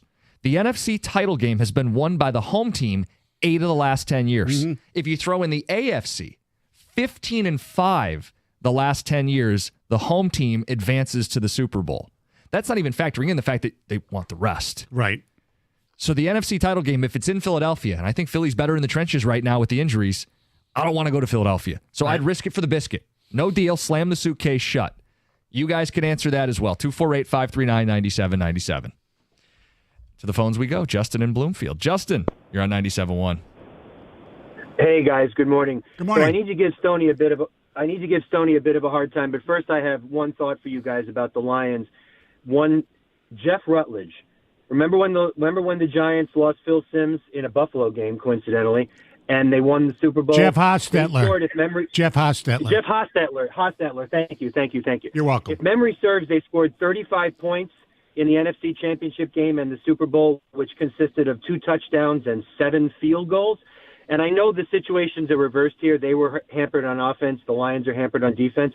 But a one-sided team could win. Maybe, Campbell talked about a 1-point victory is a victory. Maybe they need to win 52-49 every week. So, there's hope there. But what I need to give Stoney a hard time for is I called in a couple days ago. You guys get so many calls, I'm sure you don't remember. But I was the one that was waxing poetic about how proud I am about this team. And I said something like, they could lose the rest of their games and it would still be a fantastic year. Yep. You guys all gave me a hard time. Oh, we don't want that. We don't want that. Now Stoney wants to give up the Bears game. So, but I'm not saying lose. I'm not saying lose the rest of the season. I know. I'm giving you a hard time. Plus, okay. I'm an actuary. And so I have no problem with risk aversion. So I'm actually kind of with you on that. Okay. So thanks, guys. Thanks for taking the call. Hey, thanks, Justin. Thanks for listening. Thanks for being part of the show. Calls from actuaries. 248-539-9797. It's an actual actuary. Okay, let's get to Ken and Howell. Ken, what's up? You're on 97.1. Good morning, everybody. Good morning. I don't know if this is fitting into the bet or the deal or no deal, but I don't understand why home field is so advanced. I mean, it's an advantage for the fan, but not for the team. Both of our losses came at home. And I was talking to my cousin Brad last night. I go, why are we so concerned about home field advantage? Well, Jim just gave you the statistics for NFC championship games over the last 10 years. 8-2. I mean, that's the reason. But you are correct. The Lions, they've been road warriors this year, and their next 2 games are on the road. And we think they're going to win both of them. I mean, they'll be favored in both of them. Mm-hmm. Yeah, I'm not telling you they can't win on the road, but to me, it's also the bye week that comes with it. It's the rest for this team.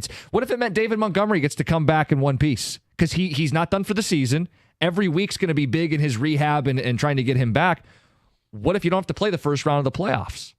What if Frank Ragnow, who's a tough SOB, who's been gutting out injuries all season, you could say, hey, Frank, you get the week off. Mm-hmm. Could that do wonders for this football team? That's part of it more than anything. Like, playing the game at Ford Field has advantages. Yes, I think the indeed. bye week is a bigger advantage. It is. There's no doubt about it. But Texter says, hey, keep in mind with your deal, no deal thing, there's no guarantee that Philly makes the NFC championship game. We could get the 2 seed, yet still host throughout the playoffs. that's true. Okay. Yeah. So they would be, okay, so if Philly's the 1 seed, who would they get in? They would get. It depends who wins because they reseed, but likely the 4 seeds, so the worst. It would be probably Bucks or Rams. Right now, it'd be Bucks or Rams. Yeah. Yeah. And the Bucks beat them already. Yeah. Bucks beat them in a playoff game last year, too. That's true. Exactly. The Bucks are the Eagles' kryptonite. I'm on no deal here. I know. There's no way I'm taking this deal. I think getting the 1 seed makes it a lot easier for this team. It's not going to be easy no matter what, but I just don't like going to Philly in that game. Look, it may not happen, just like that text pointed out. But I just trust this team. I think they're going to get this right over the next couple of weeks and just continue to get a little bit better defensively. Look, that caller's right about I don't know about 52-49 playoff games yet. I don't know if we're in that offensive NFL world, but we're programmed, the older we are here, that defense wins championships. But that is becoming less and less true in the NFL as we go. The game is geared towards offenses. Mm-hmm. They want it that way, too. They certainly do. And for the Lions' argument to do this thing, because they're still alive, I don't know if that has been articulated well enough by you or me, Stoney, because I think sometimes we get lumped in with the extreme doom and gloom. I think you and I have tried to be fair about this. We should articulate that very much the path for this team is there, and it's the 1 seed, it's the bye week, it's having to play 2 playoff games before the Super Bowl instead of 3, it's getting a couple key guys back, it's having that NFC title game at Ford Field, and maybe you have to upset Philadelphia. You could do it. Right. And then you're in a 1-game season to win the Super Bowl. I just have one request from the Lions. Yeah. That if they win, which I think they will, we all pretty much think they're going to win on Sunday, don't start with the "we told you so" stuff. It's beating the Bears is not a "we told you so" yet. Yeah, the season's defined by so much more. Yes, exactly. Yeah. Now, listen, whatever they got to do, like if they want, I don't think it's accurate, but if they want to inside that locker room pretend that the entire fan base is doubting them, I mean, sure, go for it. Whatever helps you, whatever motivates you. Not true. No, I know. It doesn't have to be, though. Michael Jordan famously would make up stuff. Yes. Take it personally. Right. Sure. Penei Sewell, everybody thinks your season's over. Whatever you have to tell yourself to go out there and play with some snarl and rip some people's heads off and win the game, I don't give a damn. Do what you have to do. Yeah. We could talk a little more about the game coming up next. More of your phone calls, too. It's 97.1.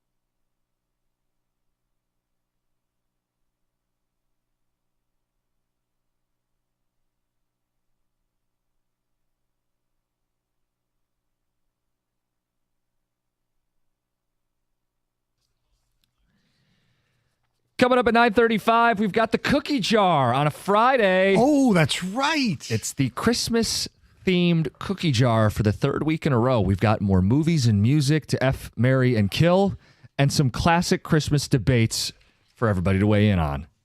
One of the debates you were asking, Stoney, is on Saturday. Mm-hmm. And that is, what is the average fan? Our listeners, 248-539-9797. 1 o'clock tomorrow, you have the Chiefs, and I can't believe Mahomes is playing, but whatever. He's a cyborg. Kansas City playing Houston, and at the same time, Penn State's playing SMU in the college football playoff. And then at 4, approximately, Ravens-Steelers going up against Texas-Clemson. They're all at the same time. So if you could only watch one, what are you watching? Yeah. Or if you can't, what are you paying more attention to? I was going to say, because with technology now, I mean, you could put your tablet or your second screen, phone, whatever you got to do. Right. But something's got to be on the biggest screen. Something's got to have your biggest, the most attention. Mm-hmm. I hate that they're both the same day. Some people like the overload, and it's great. No, it's not great. I want college football to have its space to happen in the moment, and then you marinate in it and you talk about it, and then college separates from the NFL. I'm more interested in the playoff because it's elimination, win or go home. Mm-hmm. And those are good NFL games, so it's not a slight to the NFL. Right. I wouldn't, even ask the question if it was, Jags Titans or something like that. Yeah. But, they're two good NFL games and two, obviously, as you said, elimination games in the first ever 12-team playoff. Game 1 tonight, by the way, Notre Dame hosting Indiana. And I've been looking online, and it's snowing in South Bend.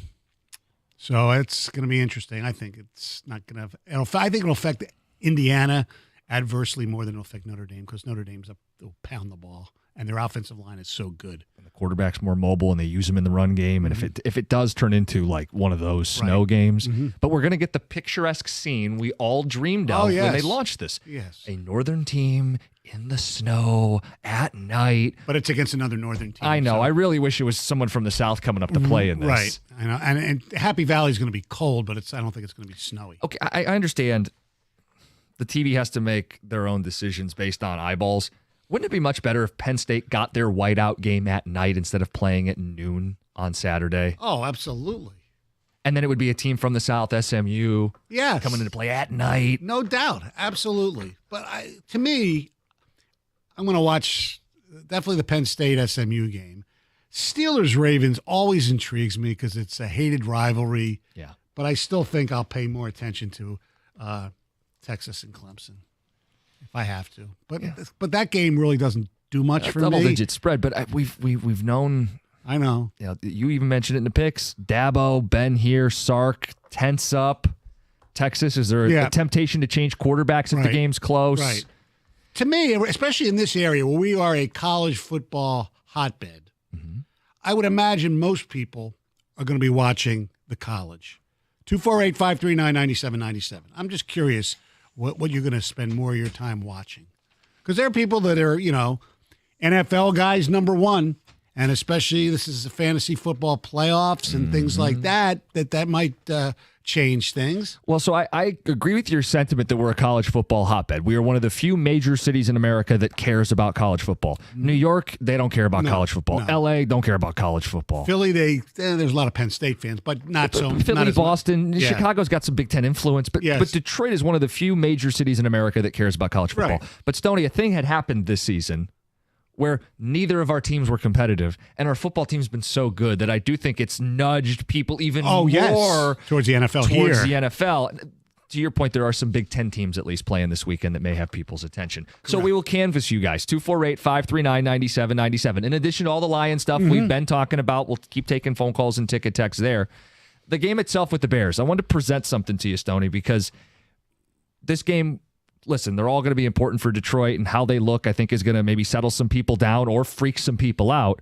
I think one of the keys to this game is the fact that Chicago has struggled mightily in the first half of games. Right? Baldinger brought it up. Right. I want to put a stat on it for you. You love stats. Yes. So the Chicago Bears have been outscored in the first half 53-0 since Thanksgiving morning. In the first half? 53-0 since Thanksgiving Day. Since their last victory in London on October 13th. Yeah, it's been that long since they won a football game. The average halftime score has been opponents 15, Bears 4. If Detroit can get up, it plays into their strengths. Running the football, forcing Caleb to take a few chances, put the ball in harm's way, allow this defense to pin their ears back a little bit. I think that's a huge part of this game this week. But if it's close going into the half, Chicago does play better in the second half. They have the last few weeks. They haven't won the games, as we saw here, but they were certainly better in those games. And you think it's going to be close? I think it's going to be somewhat close, or at least a backdoor cover for the Bears. Yeah, well, within 6 points, you think it's going to be close. Yeah. I wonder how people will react if this game is tight. Or maybe they'll take the Dan Campbell approach. 1 point win doesn't matter. That's my approach. I mean, I'm really not going to. At the end of the year, you count how many W's you have, and they all count the same. Because a win isn't going to plant the flag that their Super Bowl chances got. No. So just win. It might give you some more reason to fear or whatever, be concerned about. If, for instance, let's say it's a slugfest. Let's say, the Bears offense scores 38 points and the Lions win 41-38. Okay. Yeah, I might have a problem with the Chicago Bears scoring 38 points on you going forward. In a weird way, and is this a game where they have very little to gain and a lot to lose? Well, if you take the deal, yeah. But seriously, yeah. No, I'm going to change my mind on that. No, because they do have a lot to lose. They got tons. That's what I'm saying. A lot to lose and very little to gain. Oh no, yes, because if they don't win, the gain is the win. So it's. But that win itself it's significant because you got to keep pace with Philly and Minnesota. But it doesn't reinforce a belief that you're winning the Super Bowl or anything like that. It doesn't silence any doubt that to me it doesn't anyway. Right. The all win for the Lions is to win the game. Hopefully, look decent doing it, so people build confidence. If you care about that at all from a fan base, and obviously the obvious is no more injuries. There's one win maybe that would if they won this way that would bother me. It's the Texans win. If there was a game that played out like that, wow. I would start having some concerns. Goff throwing a lot of interceptions. Him doing that outside, I get a little weird. I'm pretty much, though, I'd take it anyway this week because I just think they got to get going and get the urgency going. I mean, this is the final push now. And I think that, talking about being in the tournament already, now the one goal is still there. And so to me, if you won 17-13 or something like that, if you got some things to work on, fine, so be it. But who cares? Winning on the road is hard in this league still. It's a division rival. The principles I've grown up with in the NFL say that this game should be relatively close, except the Bears have been so horrendous lately. Yeah, but the Bears' weakness, especially as Baldinger pointed out, their offensive line, the Lions have not had much of a pass rush lately. If they can't get to Williams against this offensive line, then there might be a red flag waved. To Baldy's point, Bears are a different team than the last time, just like Detroit. Different coach at this point. Right. Detroit could have put that game away much earlier on Thanksgiving Day. The offense needed to finish more of those drives. Oh, yes. There's an added emphasis on the offense. I think the fact that they haven't run the ball well the last couple weeks, I'll channel some John Jansen. He believes this offensive line's going to come out and rip people's faces off. I hope so. And he would know. He cited, hey, I've been in that spot where we've underachieved up front, and we know, hey, we got to step up. This team, specifically up front, one of the best in football. Mm-hmm. Lean on the offensive line on the road. It's not going to be terrible weather, but cold weather outdoors. If this offensive line jumps them early and finishes in the red zone early and puts the Bears on their heels, this is a team that's already talking about vacations. You know what I'm saying? 3 weeks to go. They've got a star receiver already talking about, I'm thinking about vacations. Put him mentally in Cabo before the halftime. I mean, I think that very much is on the table for the Lions here. Just hopefully his vacation won't be going up against Vildor. You mentioned the weather's not going to be a humongous deal, but the field will probably be somewhat slightly frozen, or it could be slick with the way the temperatures are. Mm-hmm. Caleb Williams has never really played in something like this on natural grass, right? So his escapability might not be as good. When they Are the played, Bears all in? Like, are they preparing? Let's have our best cleats on and all that stuff. Seriously, little things like that. when he was at USC and he played at Notre Dame one last year, I don't even know they probably play early in the season. So it's They not- usually It's play an in ugly October. game, though. Yeah. Yeah. Like his performance was ugly. Right. I mean, the Bears have lost how many games in a row now? I mean, I think it's 9, isn't it? 1, 2, 3, 4, 5, 6, 7, 8 in a row. 8 in a row. It would be 9 this week. Yeah. What is their level of resistance here? They're pros. They'll show up. They want to win as opposed to losing. But that's the baseline. Like, I don't think you're getting like an inspired Chicago Bears team, right? You would think not, but and you're getting an inspired Lions team. And even if they're undermanned, inspired against a team that's lost 8 in a row should be enough to get it done on the road. Which game's their Super Bowl? Is it this one or is it the one against Green Bay? The last game of the season, right? They think Green Bay's a bigger rival to them. Yes, I understand that, but they could do more damage to the Lions than they can to the Packers, Correct. probably. Because the Packers are going to be in the playoffs. Maybe a seed might change, but they're not going to win the division. It feels kind of like the Packers are locked into that 6, right? Yeah. Because Minnesota or Detroit will be the 5, Green Bay will be the 6, and then the last spot is likely the Commanders. Correct. Not a lot of drama in terms of No. the bottom of the NFC playoff bracket. No. Plenty at the top. Because of that NFC North. Best And division. Philadelphia football. Eagles. We got some texts coming in. Want to respond to Stoney's question about your interest this weekend, college football or the NFL on Saturday? Which one has more of your focus?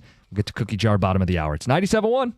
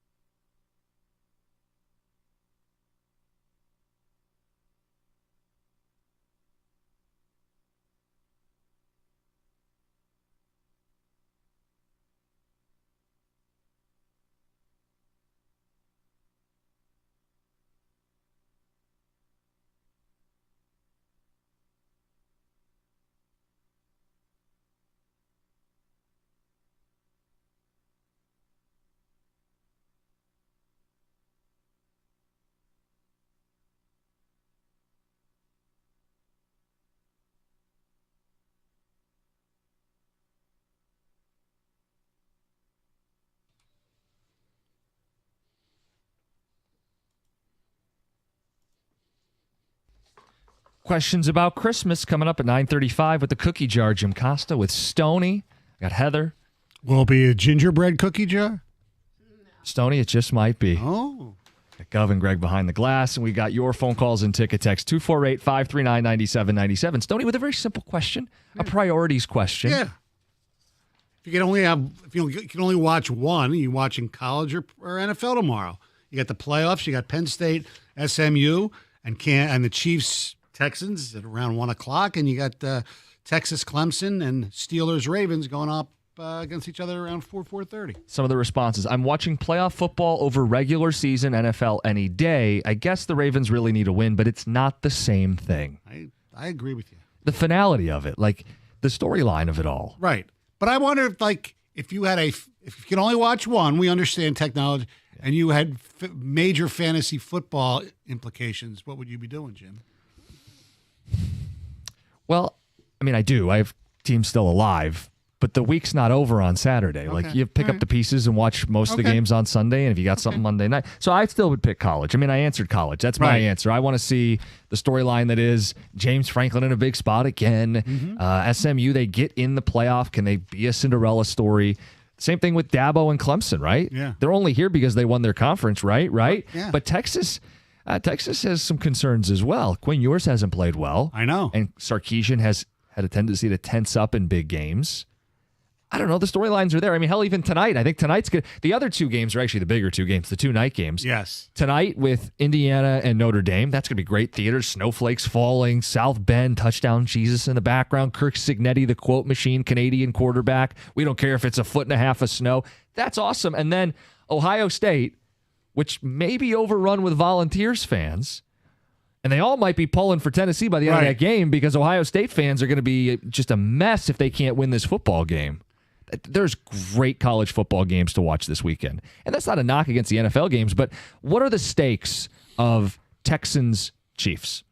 Seeding? Yeah. I mean, I'm curious. Well, yeah, 1 seed for the Chiefs. Yeah, but they have a cushion, don't they? They only have the 1 loss. Right. Buffalo has 3 losses.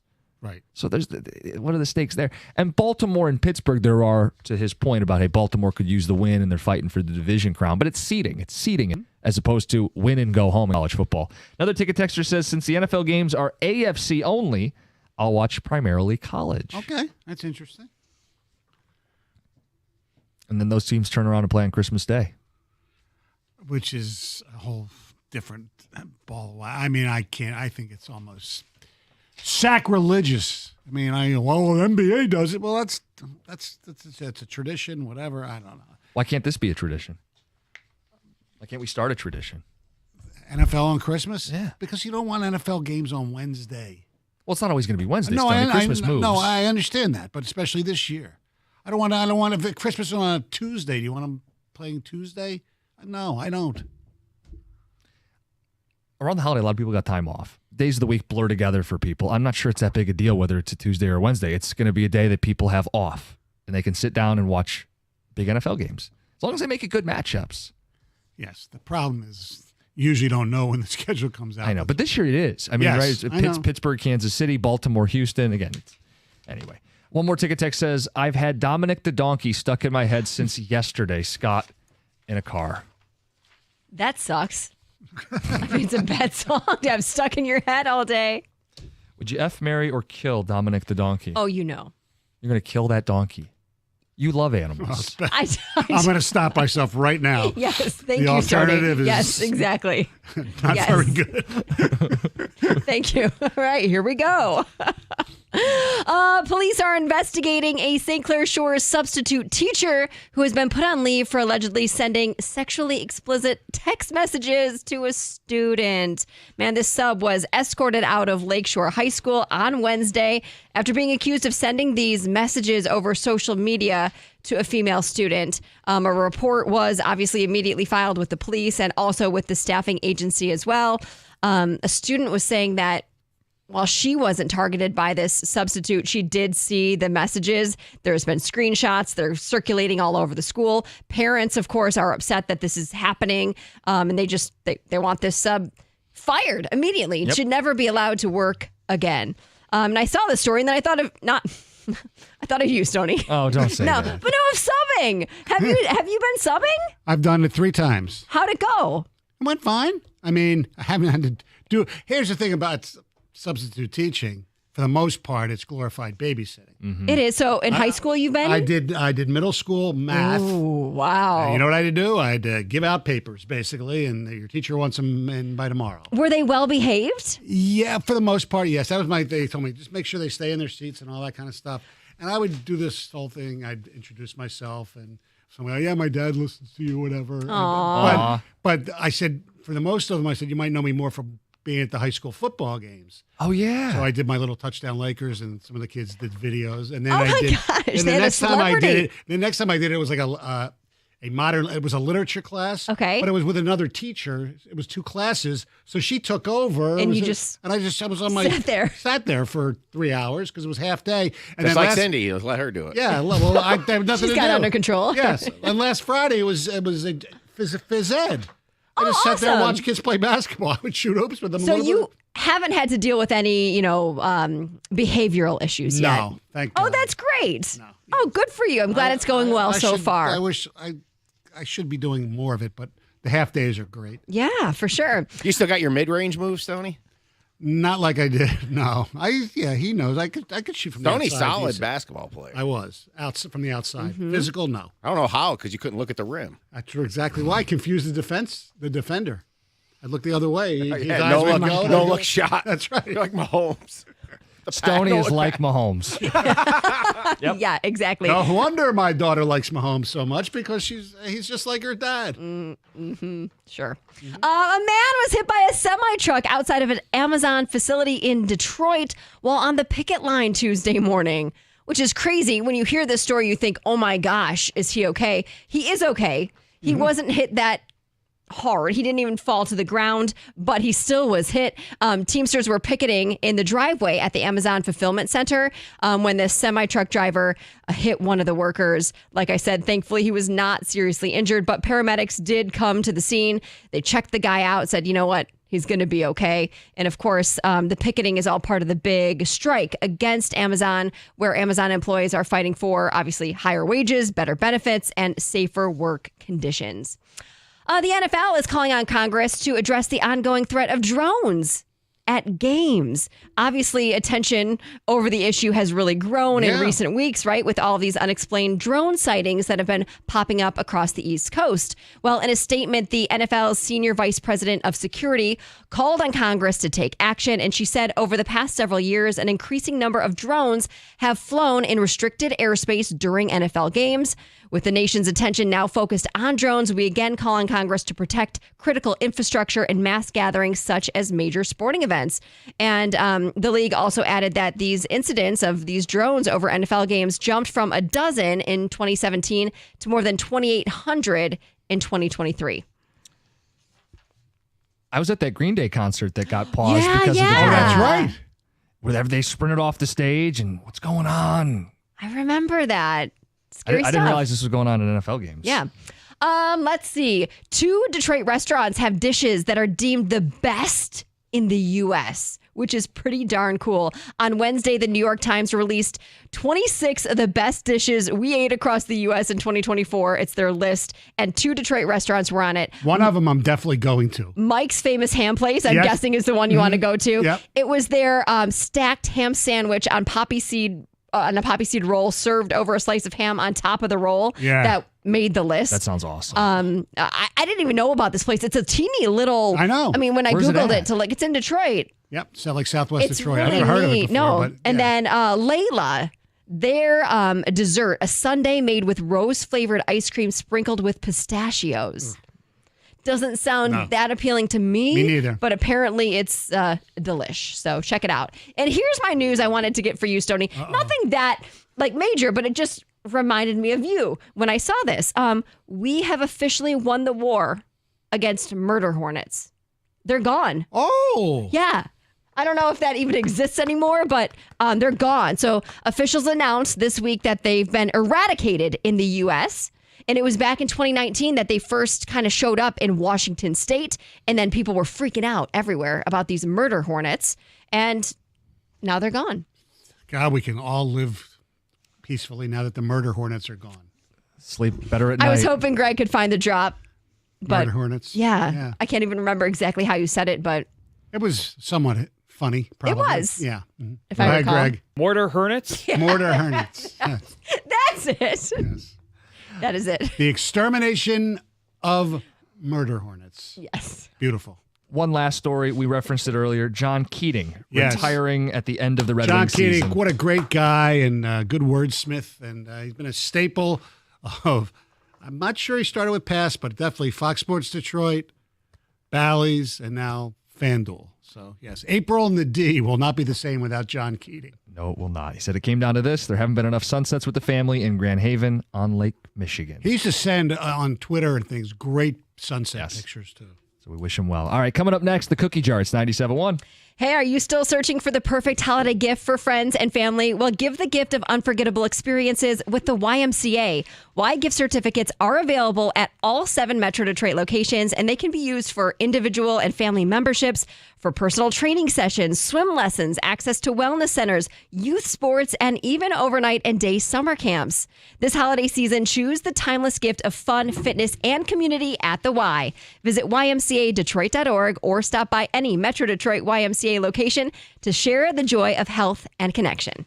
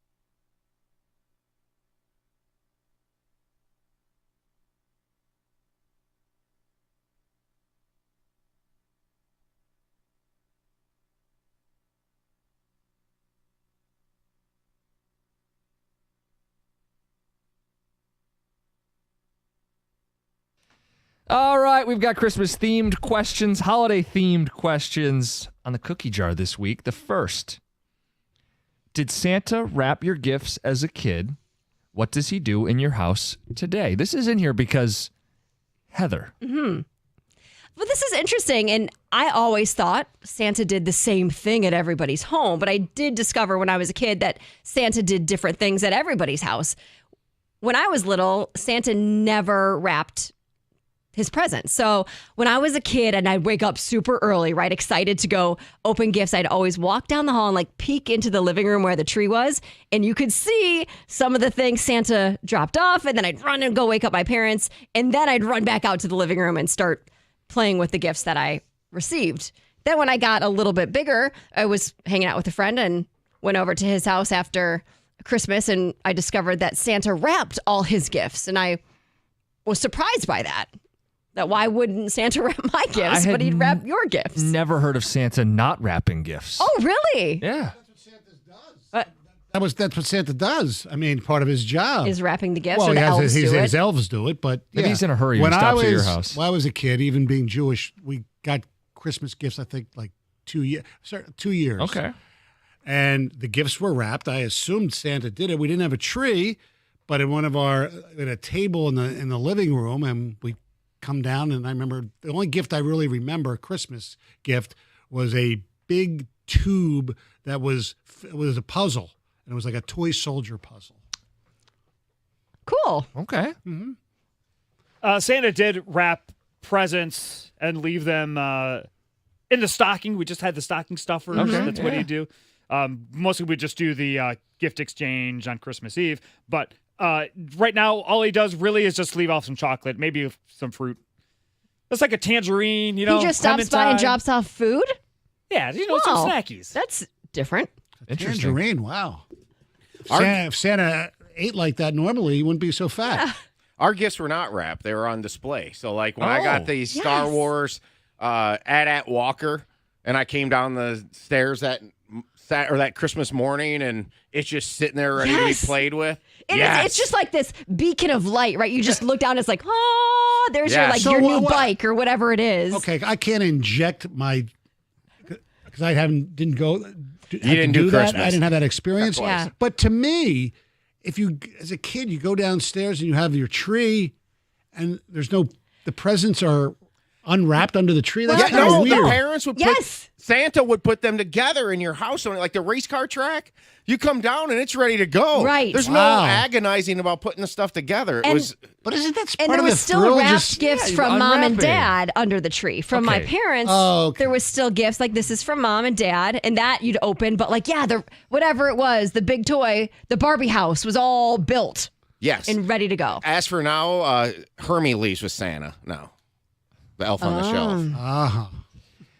Bigger day for you, Christmas Eve or Christmas Day? This is such a hard question because both days are so monumental. I think I'm going to choose Christmas Eve. It's a little different now that I have kids because Christmas Day is becoming more exciting with Santa and things like that. But ultimately, Christmas Eve to me is, you can't beat it. You got all your family together, a huge party, a big celebration. It's always been my favorite. Well, for me, Which day of Hanukkah? well, first of all, to me, it's Christmas Day is so much better because there's things to do. Christmas Eve, it's like the one day in the world where there's no sports, right? There's no games. Bummer. So to me, What am I gonna do? For me, Christmas, at least I can watch things, you know? NBA and now Yes, NFL. absolutely. Stoney, all I'm going to say is, look, we all have reasons, and that's fine, and that can be your reason. For me, it's Christmas Eve. Christmas Eve is the holiday, honestly. It's the meal. It's the family get-together, the meal, the pierogi, the cream of mushroom soup, the oplaki, the krustiki, all of the good Polish stuff that we eat on Christmas Eve. That's the day. And then we do our main family gift exchange one at a time, which was last week's topic after that. But we got to do the dishes first. We got to Do the clean dishes the dishes first. Yeah, we got to clean the dishes, the nice china. Got to clean the dishes. And then that's what we earn the gift giving. Really building the anticipation. Yeah, I would say as a kid, Christmas morning was when we got the bulk of our Yeah, gifts, and you look I forward to would waking assume up that. Christmas morning. But I would say now as an adult, Christmas Eve is the primary get-together, where you see the aunts and the uncles and the grandparents and everybody's together. So for me, it's Christmas Eve. All right, this next one. We've done some hypotheticals today. Everybody wants a white Christmas, right? Mm-hmm. Here's the trade-off. 2 weeks of heavy snow on both sides of Christmas Day to get a white Christmas, or you get no white Christmas and no snow in December. What do you take? I'm taking no snow. No white Christmas. I say this is easy for me. Bring on the snow. Let's go. I'm ready for it. Look, if I don't have to drive in it, I'm fine with snow. So that sounds like I'm good with it's snowing day No. before, day after. No, 2 weeks before. Oh, the 2 weeks before? So the whole month is going to be heavy snow. Heavy, which means there will be driving problems. Yeah, I can Yes. go Yeah, I skiing, gotta drive in that, build man. a snowman. So you say no white Christmas? white Sledding. Me, I'm with Greg. Tom, you're going to want the white Christmas, right? Without a doubt, because I got winter in me. I mean, I'm a hockey kid. Okay, so if it's cold and it's snowy, the ponds are froze, and we can go out and have a skate, just like you have a catch, and you can go sledding with your new sled that you got on Christmas. Yes. All this stuff's lost now because of global warming. Tom getting all political on the I know. show. We still have the holiday, even if it doesn't snow. Doug, you got me that one time, and my mom got mad at him for doing that. I want the white Christmas. Bring on the snow. We're in Michigan. We can handle it. Okay, this next one, Heather, you have to explain it. You put this in the cookie jar. Who goes down in history at the end of Rudolph the Red-Nosed Reindeer? Well, everybody knows the Rudolph the Red-Nosed Reindeer song, right? And there's additives like a light bulb, like a flashlight, like Monopoly. Pinocchio. Yeah. It's Rudolph. No, it's Do you know not what she's Rudolph. asking? Yeah. So, like, when you sing Rudolph the Red-Nosed Reindeer, there's the little things that people add in. So there's one that gets added at the very end. Yes. You'll go down in history. Right. Like George Washington. Yes. Oh, okay. Like George 'Cause Washington. I don't remember that part of the song. I just remember the. What's the things people have, like, colloquially I added in? see. I never. So we've been singing this a lot at the house because Emily loves this song. And I happened to Google what the words were. And I was surprised that it wasn't George Washington in the lyrics. What do they say? I think it said Nixon. I saw on the internet that apparently is a really popular ending. And I remember when Jamie was here, we were singing it, and his response was different than George Washington, too. And my mind was blown. I went George and looked. Washington. I went and looked at the lyrics, and I just to, reinforce my statement that it was Rudolph. There was not some other reindeer or something that I forgot about. And it just says Rudolph. There was nothing that said about adding. Yes, the actual last line of the song is Rudolph the Red-Nosed Reindeer. Yeah. You'll go down in history. Like George Washington. Okay. The Rudolph, by the way, the ultimate next man up. Yes. All right, let's hit these rapid fire. F, Marry, Kill, Songs Edition and Movies Edition. We'll start with songs. Santa Claus is Coming to Town, the Christmas song, Chestnuts Roasting on an Open Fire, and the Little Saint Nick. Okay, I'll go first. It all depends on who's singing these songs because I just listened to the Christmas song by, I don't know, Mariah Carey or somebody else, and I didn't love it. It's got to be, why can't I think of the who's Nat King yes, Cole? It's got to be Nat King Cole. I'm going to marry the Christmas song. I'm going to kill the Little Saint Nick, and I guess I'll F Santa Claus. Santa Claus is Coming to Well, Town. yeah. Oh, But, I did read that is a fantasy that some women have. It's a Santa Claus fantasy. no. Yeah. There's a category. there's Oh, a my. category for everything. Yeah, I guess. I'm marrying Santa Claus is Coming to Town because it's a great song, even when Bruce doesn't do it. I'm going to kill the Chestnuts, and I'm going to F the Beach Boys. Little Saint Nick. All right. I'm going to marry Santa Claus is Coming to Town, Jackson 5 edition. Okay. Love that version. F the Christmas song and kill the Little Saint Nick. With movies, we've got Bad Santa, The Santa Claus, Tim Allen, and The Polar Express. I'm going to kill the Polar Express. I'm going to F the Santa Claus, and I'm going to marry Bad Santa because I love Bad Santa. I like all of these movies, but I would probably also kill the Polar Express, get rid of that. I think I'll marry the Santa Claus, and then I'll F Bad Santa. As John established last week, the Bad Yes. Boys. Yes. I'll kill Bad Santa, marry the Santa Claus, F the Polar Express. And that is this week's Cookie Jar. It's 97.1.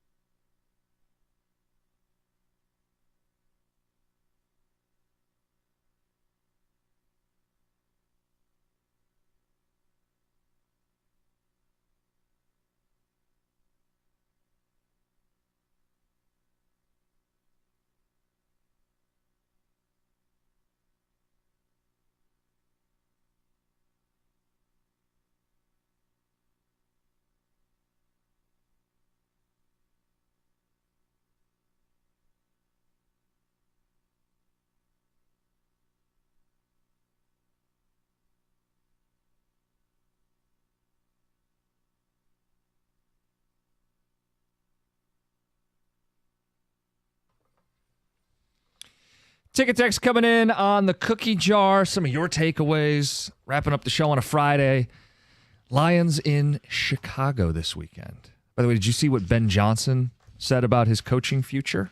Yeah, he's ready for it. Yeah, I know there's this belief like he's got a good thing going here, but he did say that there's a burning desire to find out what he's made of and push his limits and see what he's got. He said there's a fire there. He says, I don't know when that would be, but there's a fire there. So anybody who thinks, he's just comfortable being an offensive coordinator. But it has to be the right opportunity. He's not just going to take Correct. a head coaching job just to take a head coaching job. Correct. Is there a job that's open right now that makes sense for him? How about the job opposite? The Bears? Yeah. That front office scares me. I mean, he's got things in place. I think he can do wonders with Caleb. He's got good receivers. DeAndre Swift's good, but he'd need to probably get another running back. Rashawn Johnson's not bad. They have a decent defense. They just fell apart, so he can handle that. I don't see him in New York with the Jets. If Rodgers doesn't come back, is he that much better than Daboll? Probably. I think I think the Giants need to get rid of everything there. Yeah. Well, not the Jets because of the stuff you read yesterday. How about Woody Johnson? Yeah, no chance. Yeah. He doesn't want to go to a dysfunctional organization. Right. And with the Bears, you could argue, are they a dysfunctional organization? Right, exactly. That's what I mean with their front office. Yeah. And the Giants. The Giants is not dysfunctional. It's just been bad, basically, with Joe Shane. I think they might just get rid of Shane and Daboll and start over. Maybe a job that maybe people don't think might open, but could if they get a clue down there. It's Tennessee. You want to talk about a clean slate, fresh start, no expectations, can do what you want. I think they would if in this scenario. So Bud Adams used to be their owner. Now the daughter's the owner, and it's been a train wreck. They have completely lost their minds, and that's similar a little bit to how the Lions were way back, where ownership wasn't dialed in and didn't. There could be a clean slate, is what I'm saying. So, maybe he gets hired before the new GM. Okay. I don't think Ryan Carthon knows what he's doing. I mean, who gives Tony Pollard that kind of money? Who thinks you can? You go one draft Willis, next draft Levis. I know, and neither are your guy. I mean, it's just a complete and utter mess. I don't know if they'll move on because it's year one. Yep. And probably more likely than not, ownership is stubborn, and it took a long time for things to change here. The other but they could try to copycat the Lions. It's the copycat league. Right. The other interesting thing is, depending how their last 3 games go, I don't know if it makes any difference, but what Cincinnati decides to do. If Cincinnati decides to move on from their coach, from Taylor, I mean, here you go. You bring Ben Johnson in with Joe Burrow. Yeah, but you want to talk about a cheap owner. I mean, they don't invest in the facilities. They don't invest in their own talent. That's true. Have they extended Chase and Higgins yet? Right. They have to pick and lose some of that. The reality is the jobs that open up typly aren't great jobs. What about New Orleans, or is that going to be Aaron Glenn? Maybe it's Aaron Glenn, but that is a vacancy. Mm-hmm. What are they working with? I don't know. Maybe he looks at Carr and says, I can resurrect him the way I did Jared Goff. Yeah, I know it's chatter. Winnable division. But I've seen some, on some of these the talk shows where they take stock in, Get Up and all that stuff, that the Bears might be willing to trade some draft capital to San Francisco for Kyle Shanahan, and maybe that marriage is over, and if that happens, Ben Johnson to San Francisco. I don't know. Yeah, but they're staring down the barrel of the Brock Purdy gun. Like, they got to make a decision on him. And I wouldn't give him more than what Baker Mayfield's making. That's for damn sure. See how that changed in a year? Yeah. That's what injuries will do, too. Yeah, you're right about that. I know the Bears would love Ben Johnson. Of course, you would think. Because they want an offensive guy to try to fix Caleb Williams. If you're going to draft the guy number 1 overall and brag about how good the support is around him, you actually have to support him. And it hurts your rival. Yep. Yeah, they would love to pull Ben Johnson from Detroit. What do you think Jacksonville's going to do? Well, they haven't fired the coach yet, but doesn't it kind of feel like they have to? You would think so. Can Ben Johnson turn around Trevor Lawrence? He's got a great receiver there in Brian Thomas Jr. Mm-hmm. What about this one? There's a lot of years. There's always a firing we don't see coming. Yeah. And maybe you see this one slightly. But what if the Eagles implode? Some people still think that could happen. And I think Sirianni, I mean, his record's phenomenal. But, what was it? The Chargers back in the day got rid of Schottenheimer after he had a 14-2 year. Yeah. I mean, you just never know. Think about appealing that might be because you got a good GM. Oh, he's terrific. And he's got a very supportive owner, a crazy fan base. He's got good receivers. And isn't this the third year, next year will be a third year of Hurts' contract? So the people who are kind of he signed. It was before 2023 that he signed the big deal. Right. So 23, 24, 25. I thought it was just a 4-year deal that he had done. I don't remember exactly, but yeah, he would be intriguing in Philly, no doubt about it. And I still Dallas. I think they're bringing McCarthy back. What a joke! They are such a joke of a franchise. The problem is, well, not problem, but you never know with Jerry. But they certainly, when you thought they were just going to pack it in, they've been playing pretty decent football. Yeah, kind of to spite their future. I know. You lose Dak, you're not making the playoffs. Yeah, let's just torpedo our draft position and then keep the coach. I know, but it's not.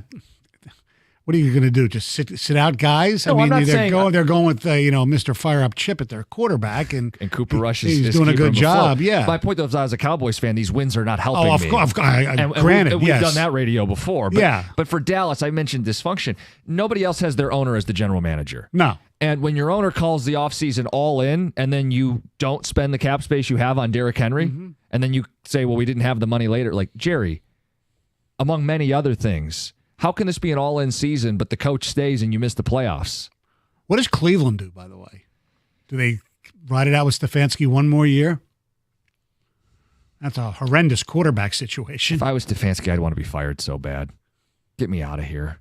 I'll go do a year as an OC somewhere, and then I'll land on my feet. Glenn and Johnson leave. Stefanski comes here as the OC, and Saleh comes here as the DC. I don't know. Looks good on paper to me. Food for thought. I don't know. Absolutely is. We've got Doug Karsh coming into the studio.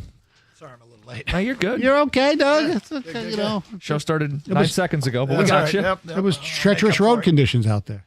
That wasn't it. I know. It was losing track of time. Actually, it is gathering all your stuff because we no longer have workstations because of the reno. And Yeah. That's slang for renovation for all you guys that aren't very cool. Oh yeah, dude. Because I'm a Reno. You said that like the biggest frat bro. Yeah. I got the Reno going on I out said there, it. I guys. said it like a guy who's done home renovations. It's a reno, but Renault, repo. whatever. What's the Friday plan? Sports and stuff. Obviously, lots of Lions. Got some Christmas topics we'd like to bring up, amongst other things. So buckle up on your market set go. Famous free kicks for history. Dude, I love the rule. I've obsessed over that rule. And when I see a chance for it, like, ooh, they can fair catch this. And, it almost never happens. I know. It happened last night. Yep. I bet you Jake Bates could make a long one. You think? Yeah. Yeah, good. There you go. No rush, long run up. Absolutely. Doug Karsh is next, 97.1.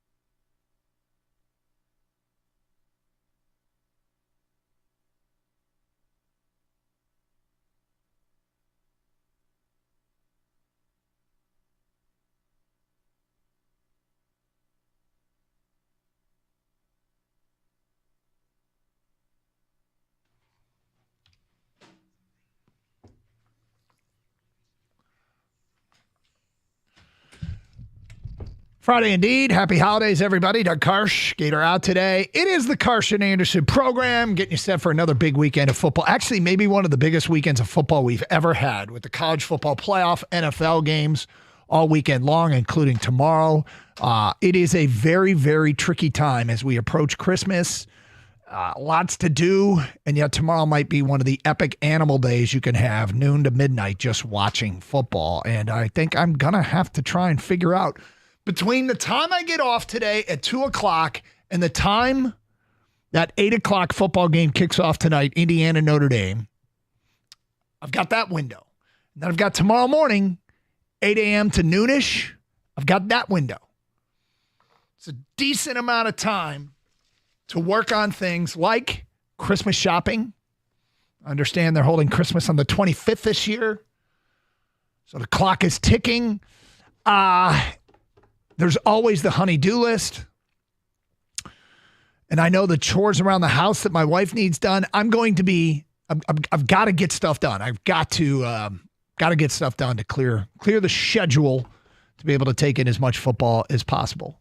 It is a football fan's delight this weekend with the college football playoff, the NFL games, Lions on Sunday. It's a good one. It is a good one. Hope everybody is ready for it. Welcome in Kang, our producer behind the glass. How's the shopping coming, Kang? I hear it's going great. From what my wife tells me, she's on track this year, and she's doing a great, fantastic job. She was wrapping last night. Yep. Finishing up some gifts. I asked you this morning, is it too late to order something online at this point? I don't know. I'm not sure how the Amazon strike impacts us. Yeah, whether it's Amazon or any other place. What's today? The 20th. Have we hit the deadline where you got to go at this point? Your options are go to CVS or something. I mean, your CVS is starting to look more and more attractive on the way to the Christmas party or whatever. Yeah,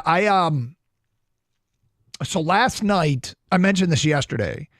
Had a kid with a basketball game at East Kentwood High School in the Grand Rapids area. The East Kentwood Falcons. And first of all, I'm just going to make a prediction. In the next couple of years, East Kentwood's going to win a state championship. They had one senior.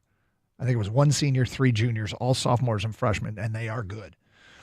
But anyway, and they're big. And they won.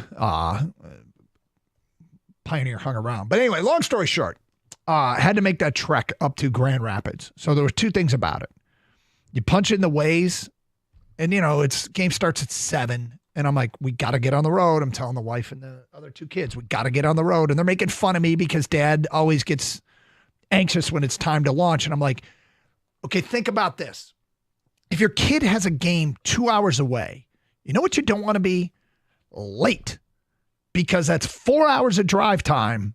You may as well see the whole game, right? You may as well see the whole game. You don't want to roll in at the end of the first quarter after you're going to be in the car for 4 hours. So I'm like, it's just after 4, and I'm like, we have to go. There is traffic and there is snow. And of course, they made fun of me. Dad's getting all worked up again. I'm like, yeah, but we got to go. So we get going a little bit later than I wanted. There was a lot of waiting around, a lot of all this, all that. And sure enough, the snowstorm came rolling through Grand Rapids, and the roads turned into ice rinks. Now, I'm looking at this, and I'm going, we should make it easily. It's 6 o'clock. We have 25 miles to the high school, and it's saying on Waze it's going to take us an hour. And I'm like, well, this is clearly, there's either construction or accidents or, snow is impacting the drive.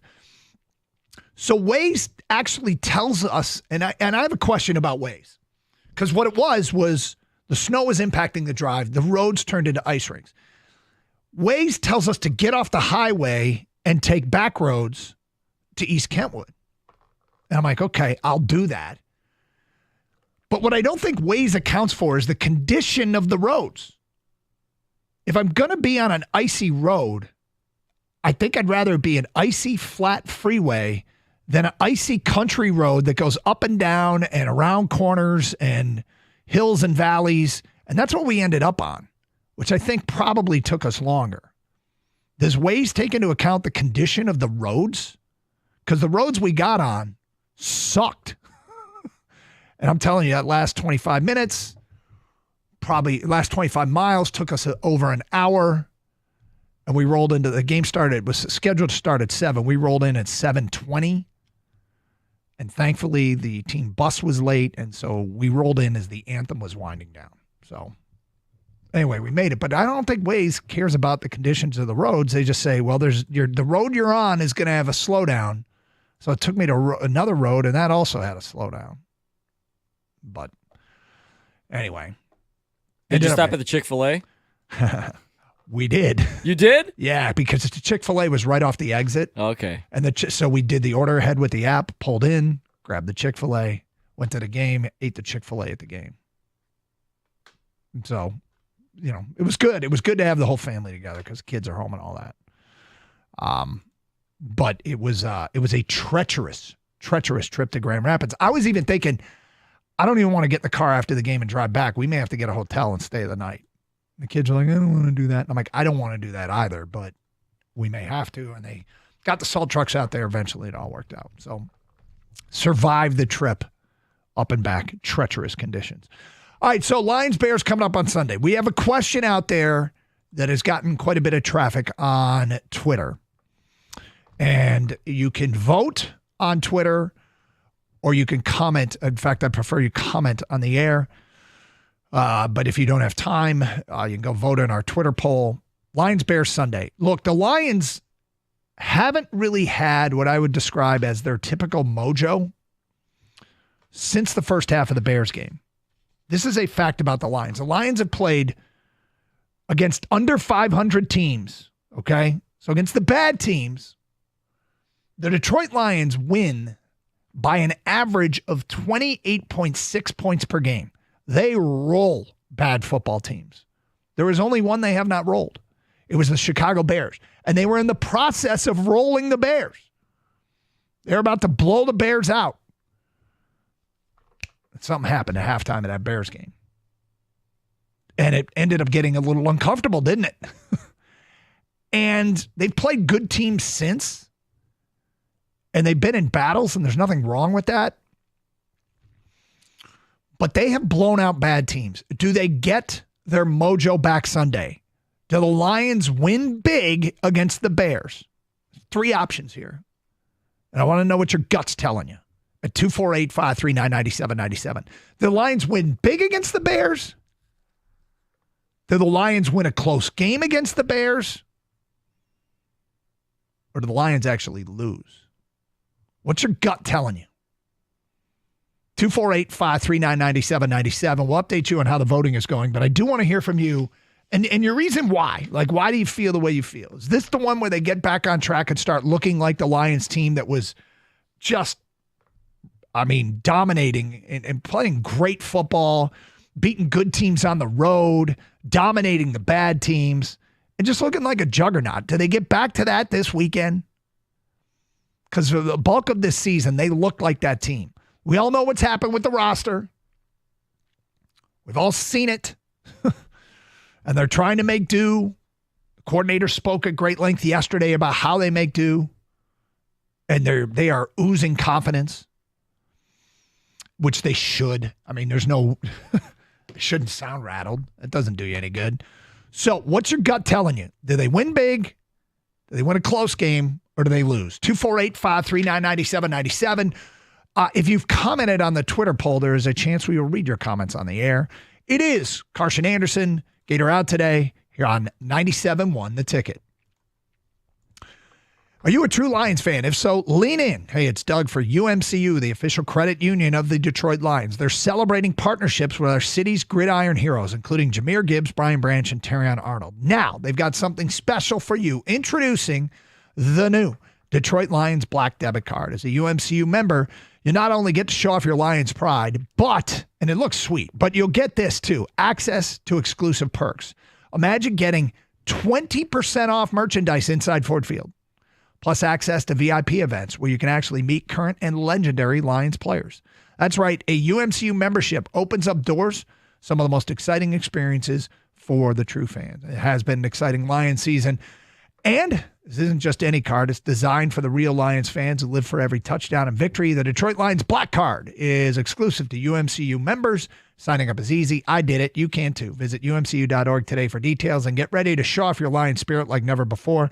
Some restrictions apply, insured by NCUA. UMCU, where Detroit pride meets financial success.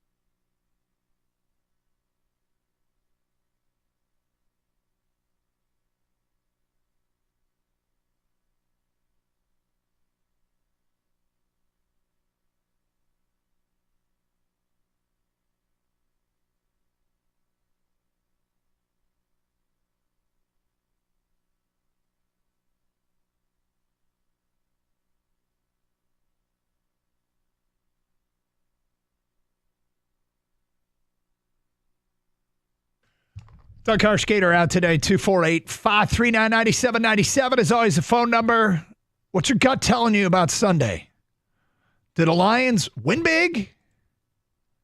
Lions win a close one. Or do you think the Lions lose? I'll give them what I think is going to go down. Coming up a little bit later on. Kang will as well. Let's get to your phone calls. Lee, you're on 97.1 The Ticket. What's up, Lee?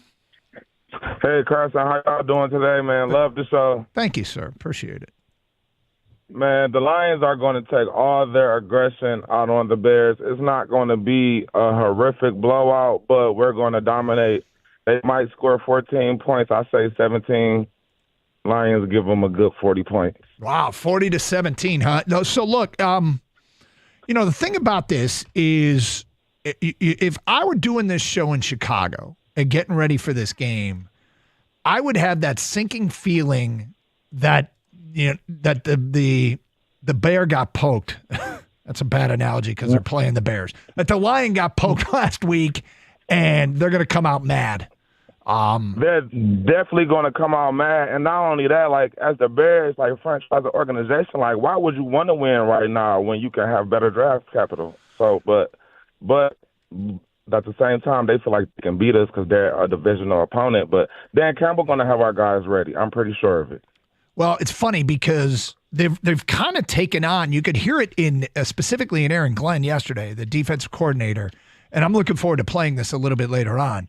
You could tell he was ready for the questions about the Lions, losing some steam here and that the sky is falling and all that. Because the sky's not falling. If you're a true Blue Lions fan, like over these past 2.5 years, we've had some ups and downs, but you know that our guys are riled up, and we still feel like the underdog deep down in our heart. Like, even though we're 12-2, it's hard to be authentically an underdog and 12-2 and the 1 seed. But I think they've threaded. I think they've threaded that needle, like, Lee. I think the needle has been threaded because it's amazing how much they've been counted out because of the injuries, and on the national level. There is, and I really don't care about their opinions, but the opinions are out there and exist that the Lions are done. That's what I'm saying. Like, if you listen to the world, like, we are imploding, but at the same time, in my heart, I know Jared Goff is not quitting. I know Penei Sewell is not quitting. I know Dan Campbell is not quitting. And not only that, the last time that we played without Montgomery, we won, and the running back had a great game. Like, that might have been his breakout game then. Look, I have big expectations. Appreciate the phone call, Lee. Thinks they win big. 248-539-9797. So this is one of those deals where, I think the Lions are mad. I think the Lions are irritated. If I were, again, doing this show in Chicago, I'd have that sinking feeling that our team is in the way of a talented, pissed off football team.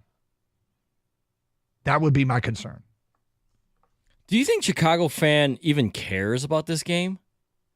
Like, their season has gone down the toilet. Like, it started off very promising, very early, and quickly took a turn. And I know we're not like you said, we're not doing Bears radio or anything like that, but that's the fan base. I'm not sure the fan base cares anymore, which I think can kind of affect the players in the locker room. I mean, the last time we saw the Bears here, we got their coach fired. Yeah. And now they're coming back with a new coach and more losses than last time we saw them. Yeah. So does the fans' apathy seep into the locker room, and is it reflected in the way the team performs? I don't think there's any question it can. There was an interesting interview this week. I think it was DJ Moore. Pretty sure it was DJ Moore. I can't remember. It was asked about, basically, what are you looking forward to? And his response was vacation. I saw that interview. It was DJ Moore. And they started asking him questions about the offseason, Doug. Yeah, the but off-season. But we've been there. I mean, this is a talk show that does mock drafts in October. Yes. Historically. Oh, did we? I don't remember those days, Doug. But, yeah. So, I understand kind of the questioning also, but my point is, as far as how does this affect us, the Lions? Yeah. That's not good for the Bears. No. We're still in this, though. We're still trying to play for the number 1 seed. We're trying to prove everyone, hey, the sky isn't falling. We're 12-2. Yes, we have injuries, but we're going to show up. That team over there, I'm not sure they don't have their eyes on Cancun already and what's going to happen with their front office, who's going to be in the coaching staff, which is a bad recipe in which, I think that's why maybe we have a couple of texts coming in and calls already. They're saying they think the Lions take this one handily. Well, let's look at those texts. From Paul in Lincoln Park, he writes in, I think the Lions do win by double digits. The Bears will not score a touchdown. This is a get-right game. Caleb Williams is going to hate his life on Sunday. Lions win 31-12. I look forward to Monday's show if they win 31-12. Mark in Livonia says, Lions come back with a statement win against the Bears to calm the nerves of nervous fans. 31-10. The Lions got to roll the Bears. We hit rock bottom last week with injuries and the loss, and I refuse to believe the football gods will be any tougher on this talented football team. Tom in Fowlerville says Lions blow them out. They get back to basics, sprinkle some deep throws. Goff gets some quick touchdowns. Doug in Oscoda says Lions win, but Bears cover. So that's what, 6.5? So you think it's going to be a close game. Tim in Grosse Point, Lions win a close game. I just don't trust this defense to blow out any team right now. So, like, the Lions have played some games. What was the final score of the Seattle game? The Seattle game was one of those games where they won. The scoreboard said it was rather comfortable, but the flow of the game didn't feel that way. Yeah, they won 42-29, right? They covered, and they played really well offensively. But Seattle, it was 21-7 Lions at the half, and Seattle scored 22 points in the second half. And it never felt like the game was in jeopardy, but also Seattle wouldn't just go away. It wouldn't shock me if it's a game like that. If it's a game where the Lions get out to a lead, but it's more than just going through the motions. If anybody knows what it's like to be in the Bears position, Lord knows it's us. We've lived that life where you're 4-10 and you're playing a playoff team in division. The motivation to ruin a rival team's season or to mess up a rival team, it is a real thing. We've done that. We've been that team. It doesn't mean that it's as much of a motivation as, actually like being the 1 seed, but we know what it's like to be in the Bears' shoes. How you think this one goes? Do the Lions win big? The Lions win a close one? Or the Lions lose? What's your gut telling you? We'll update the Twitter poll 1031 and read some of those responses. Also, something awesome from last night that I do want to get into. We will do that at 10:50 here on Karsch and Anderson here on 97.1 The Ticket.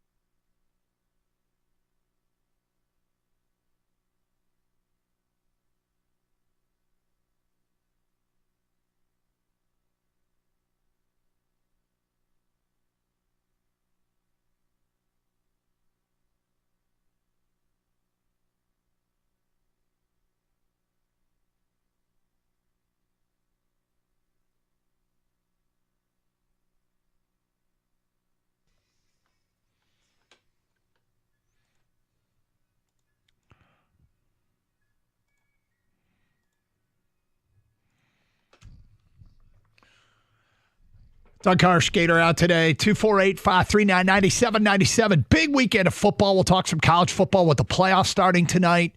NFL games tomorrow. Look, if there's ever been a sense of urgency to get the shopping done, the honey-do list together, it is the next few days. Playoff game tonight, playoff games and NFL games, noon to midnight tomorrow. NFL on Sunday should be a blast. But yeah, I'm gonna be busy trying to be able to earn some couch time. In the meantime, we asked the question: what's your gut telling you about Sunday? The Lions get their mojo back and win big. Is it going to be a dogfight and the Lions win a close game in Chicago, or do the Lions lose? Right now, the voting is as follows: Lions win big, 40.4%. Lions win a close game, 51.7%. Lions lose, 7.9%. Some comments have come into the Carson Anderson inbox. Like Dan said, I don't care if we give up 700 yards and we win by 1. You'll see a big effing smile on my face. That's from Mike. JC, the Bears have completely given up on the season. The offense should be humming, and the defense should be able to get plenty of stops. I'd be very surprised if the Lions don't win big this Sunday. Albert tweets us, I voted win big because it'll be close, but at this point, every win is winning big. Okay, so you voted win big, but you think the game will be close. From Nate, 38-31 win. Craig Reynolds more involved. Vaki and Jackson get some run too. Lions clock management, but no one is stopping anyone. From Jacob, I think the Lions fans will be able to take over Soldier Field with the Bears season already being over. That will greatly help. And it seems hopefully more like a home game. I think the Lions get their mojo back and win big. That's from Jacob. Well, it's on our show sheet, and we may as well bring it up now. Is this a Lions takeover game? Are you road tripping to Chicago? Do you expect you will have plenty of company? This is the most convenient game they play on the road all year. It's drivable. It is quite possible, if not probable, that this is one of the easier road tickets to get. Is this a total Lions takeover? Are you going? Are you road tripping? And how have you found this road trip in terms of ease?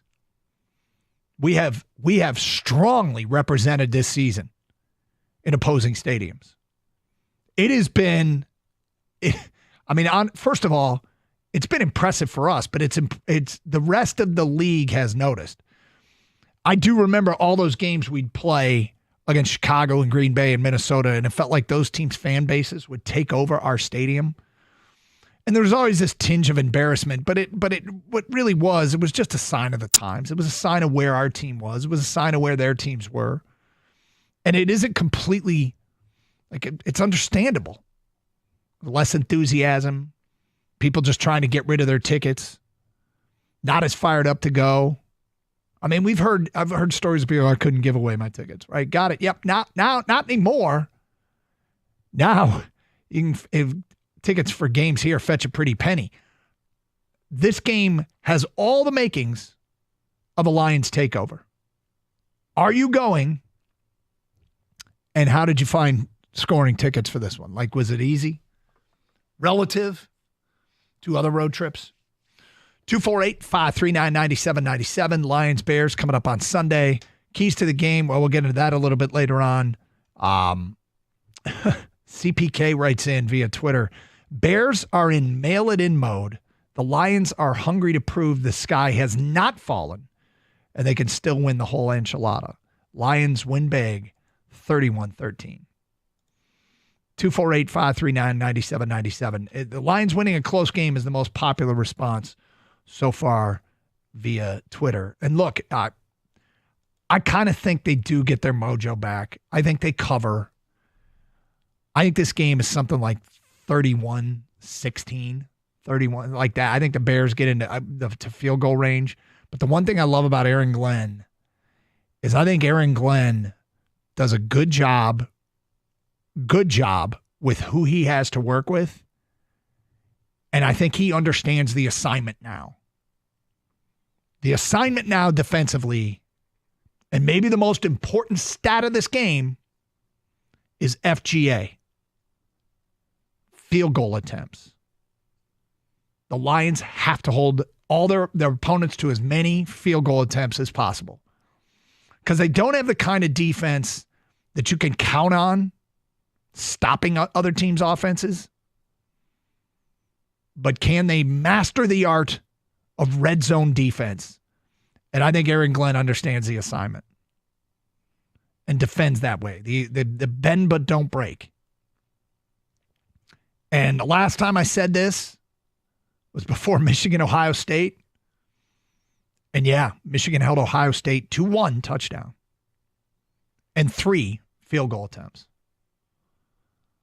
So as we look at this one and why I think the Lions do get their mojo back and do win it, again, I'm not going to use the term, I think it's going to be difficult, but I think in the end they pull away. And I think the key stat there is FGA. 248-539-9797. What is your gut telling you? Kang, this one, do you think it's a big win, a close win, or a loss? I think it's a 14-point win. I got 27-13, Doug.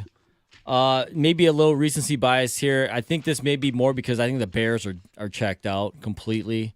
Lions need to get back on track, but they don't have their full roster on defense. I'm curious to see what the front seven play, how they play. What you're getting from Jack Campbell, and I think the effort will be there for whoever they line up out there, Pascal, Onwuzurike, whoever. The problem is, will the talent level be there like it was, with Aleem McNeil, all the linebackers they've lost. I think this is a game that the offense will carry them, but the defense does enough because they get helped by the Bears just being checked out mentally. You mentioned earlier, I don't think you can discount divisional games. There's that rivalry factor for sure. But Caleb Williams just got here, so I don't know how much that plays into his mindset into this division game. He's a rookie still. He's still learning the ropes. He looked completely defeated against the Vikings. They're starting a tackle right now from Yale that just got beat. Either got beat or was called for a penalty on like every other play versus the Vikings. I feel like this is a game where Zadarius Smith kind of shows out a little bit, maybe a sack and a half or two. I think he shows up at least with a sack though. But yeah, I think this is kind of those get-right games. I got double-digit victory, Doug, 27-13. Or did I say 27-13 the first time? I got you down as 27-13. Yeah, 248-539-9797. So what's your gut telling you? And are you making the trek? Is this going to be another Lions takeover? It has all the makings of maybe being the best Lions takeover of the season. Closest game, convenient to get there. I imagine secondary market tickets are on sale in abundance. Like, has this become Ford Field West? Kevin on a cell, you're on 97.1 a ticket. What's up, Kevin? Hey, Doug, thanks for taking my call. Our pleasure. I am going to the Lions and Bears game in Chicago, and I do think it's going to be a takeover. I'm going to put out a message to all other Lions fans. Boy, the ticket prices have plummeted. I bought mine for about $230 about 3 weeks ago. Yep. My same section is down to $150 now. So come get them, Lions fans. They were $230. They were $230 each. Yeah. Okay. Yep. I thought that was a hot deal compared to Ford Field. And now 150. What is this? Is this a good seat? A good section? It's a bit, not a bad seat. It's section 353, so it is in the upper end zone. But the last time I went last year, I was on the very, very top row for about that price, and this is nowhere close to the top row. So is that right? When do you head down? Well, we're leaving Sunday morning. I'm hopping on the Amtrak and just jetting down there, getting to Love it. Chicago about 10:30. Love it. Local time. I got a buy-in price right now of $117 on SeatGeek. Obviously not a great. That's not a great. Well, it's that's not a great seat. That's section 429. Would you say you're in 3 what? 353. 353 is. It's the lower upper end zone. Lower upper end zone. Yeah. Well, I mean, And you're right, that does make sense. There are upper end zones, but that is one of the lower upper end zones. Yeah, $353 now. You can get a ticket for $138. It's even come down from that. Pair. I did this with a pair. I guess the buying price if you want two is $117. If you want one, it's $155. 248-539-9797. We'll get to more of your phone calls and feedback coming up. Just a reminder, you can stream the show with video. Go to twitch.tv or youtube.com, and that way you can watch, participate in the streaming chat, and participate with the folks there, youtube.com, twitch.tv, search bar 971 The Ticket.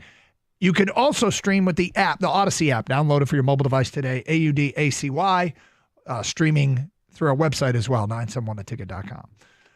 And just to address something, Gator's fine. He needs to, we have to use our vacation by the end of the year. People, this happens every year. He'll be back Monday. So all's good. All's good. It's Carson Anderson, 97.1 The Ticket.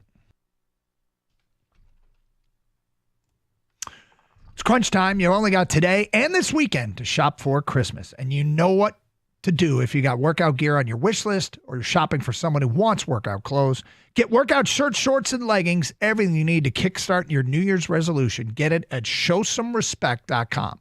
I've told you, Show Some is about respect, and they respect that you are spending hard-earned money on clothes, so they made their stuff the best. I've got some, and I love it. Get your showsomerespect.com workout stuff at showsumrespect.com. Use the discount code Doug at checkout.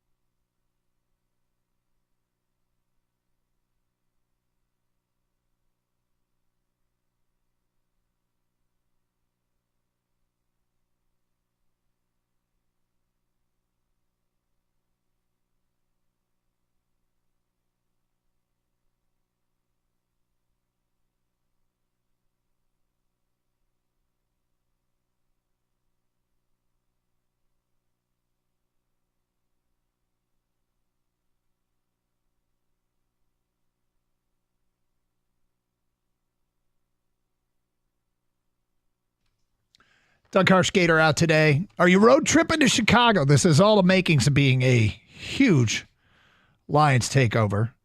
248-539-9797. Additionally, what's your gut telling you about this game? You think it's going to be close? You think it's going to be a blowout?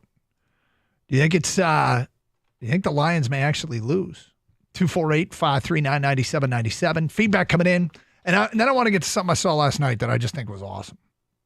Just awesome. I just want the Lions linebackers to look like they have a soul and a pulse. They were atrocious last week, I think he means. They were atrocious last week. Injuries are too much, though. They are done. They are done, says an unnamed texter. Doug, I think the Lions win a close game. The defense is just a mess due to all the injuries. That's from Quentin. Ben at the tire shop says, my gut tells me the O-line is going to rip the Bears apart in the run game and will look solid. Lions 28, Bears 10. I feel like everyone is just forgetting that it's an outside game in December in Chicago. Like, that's no easy task. This week, I feel like it's just one of those weeks where a win is a win. That's all I'm looking for. Don't give me any anxiety or panic attack. So here's the thing about the Lions and playing outdoors in Chicago. The Lions have spent much of this season being one of the best rushing teams in the NFL. Being one of the best rushing teams in the NFL. Got it. Montgomery's gone. But no team is more prepared for losing a running back than the Detroit Lions. They have a top 10 rushing attack. They also have a pretty damn good rushing defense. It's taken its hits. And losing a Lee McNeil is a big one. The crazy thing is they lost DJ Reader and were getting used to life without him, had played games without him. As soon as he comes back, they lose a Lee McNeil. So they've been shorthanded up front for a while. Anyway, 248-539-9797. Let's get back to your open line calls. We go to Hunter. You're on 97 on a ticket. What's up, Hunter? Hey, guys. How's it going? It's going good. Hey, yeah, so I basically just kind of wanted to talk about, to your point, I feel like we've been talking a lot about the defense, but people are, sky is falling down as the coaching staff has been saying that, we still have one of the best offenses in the league. And like you said, yeah, it's a divisional game and it's going to be cold. And of course, we're dome players, the stereotypical Jared Goff is a Cali boy. But, I saw him play in Lambeau. You guys saw it. He double gloved up. He was 40-degree weather. Randy, he played just fine. Yep. And like you said, too, we lost a running back, Montgomery, but I'm sure you guys saw the news that it's potentially not a season-ending injury. And like you said, Gibbs is coming back. And I personally think Gibbs might be a little bit better of a running back. They complement each other very well. They're different. But I think Gibbs, if we had to lose one, I'm still happy that we have Gibbs. And but personally, I think divisional game, it's going to be cold, but these guys practice outside too. I think they'll be okay. So, first of all, Goff has answered to Bell outdoors on a number of occasions. There was the game that they had no reason to win in Green Bay, and Green Bay was trying to go to the playoffs, and that Lions team stepped up and won that game in terrible conditions, and Jared Goff led the way with some key passes. Then he did it again this year in bad conditions at Green Bay. Secondly I was already building a case for Jahmyr Gibbs being arguably the most explosive back in the NFL when this injury took place. And it was built around the fact that he was top 6 in the NFL in yards from scrimmage, and he'd only played 53.6% of the snaps. And everybody in the top 5 ahead of him had played more. Now, Derrick Henry, just a few percentages more, but everybody else is kind of the full-time, handles the entire load for their team. Gibbs was a 50% of the snaps kind of guy, and he had the best yards per touch out of all of those guys. And now it's time for him to really show out. And I think the league's about to find out how good he is. I think Jahmyr Gibbs, I think the Lions have loved keeping these guys fresh. Both Montgomery and Gibbs and splitting carries. Most teams don't have that luxury. So now we've got a back with less wear and tear, who's explosive as any, that is being forced into full-time action or more, bell cow type of action. And I think all we're going to see is his production explode. And I think he's ready. I think he's ready for this challenge. It sucks. You don't want, like the caller said, they complement each other so well. You don't want to lose either one of them. But, I mean, honestly, if push came to shove, I'd rather have Gibbs than Montgomery, Yep. Clearly, he's the more which is explosive. not in no way. Yeah, I don't want to slight Montgomery. This is one of those.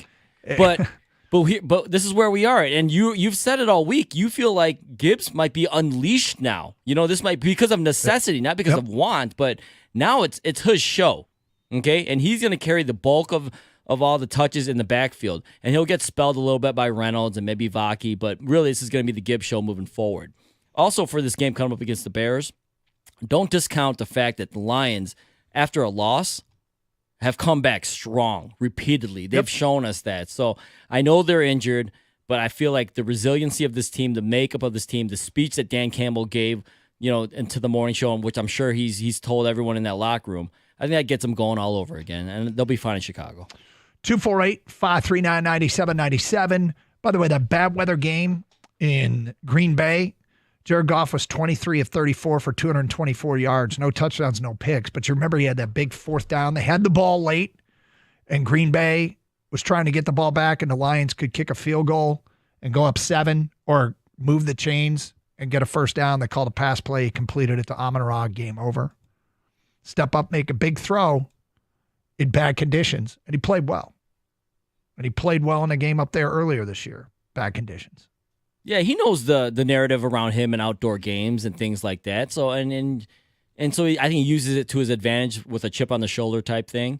I think the Montgomery injury not only opens up Gibbs, but it opens up Sam Laporta, Doug. And so for short yardage, things like that, where if you're worried about 3rd and 4, 4th and 3, yep. I think Sam Laporta becomes maybe more of an option now than he was all of this season so far. Let's go to Tom next on 97.1 The Ticket. Hello, Tom. Hey, how we doing? What's going on? I just had a couple things to say here. Everyone at the beginning of this season was talking about Caleb Willis, generational talent, coming into the Chicago Bears, best situation all time for a number 1 overall pick. And they come in here, and they are just an absolute dumpster fire. It's a shame what's going on in Chicago. The Detroit Lions are rolling down. Best offensive line, best offense in the league, maybe except the Bills, but the best offense in the league, the grittiest, hardest hidden defense in the league. Lions by $1 trillion, maybe even $100 trillion at this point.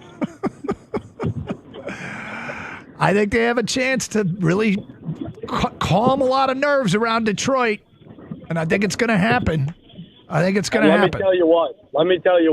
Everyone's also worried after this season, Ben Johnson, Aaron Glenn leaving. Everyone thought they were going to leave last year, too. The Lions are building something here. We're building a dynasty, and those guys are staying home. We're going to own the North as we have. We're going to continue to own it till the day I die, honestly. Well, I hope you live for a long time. That's a pretty bold prediction. You don't sound all that old.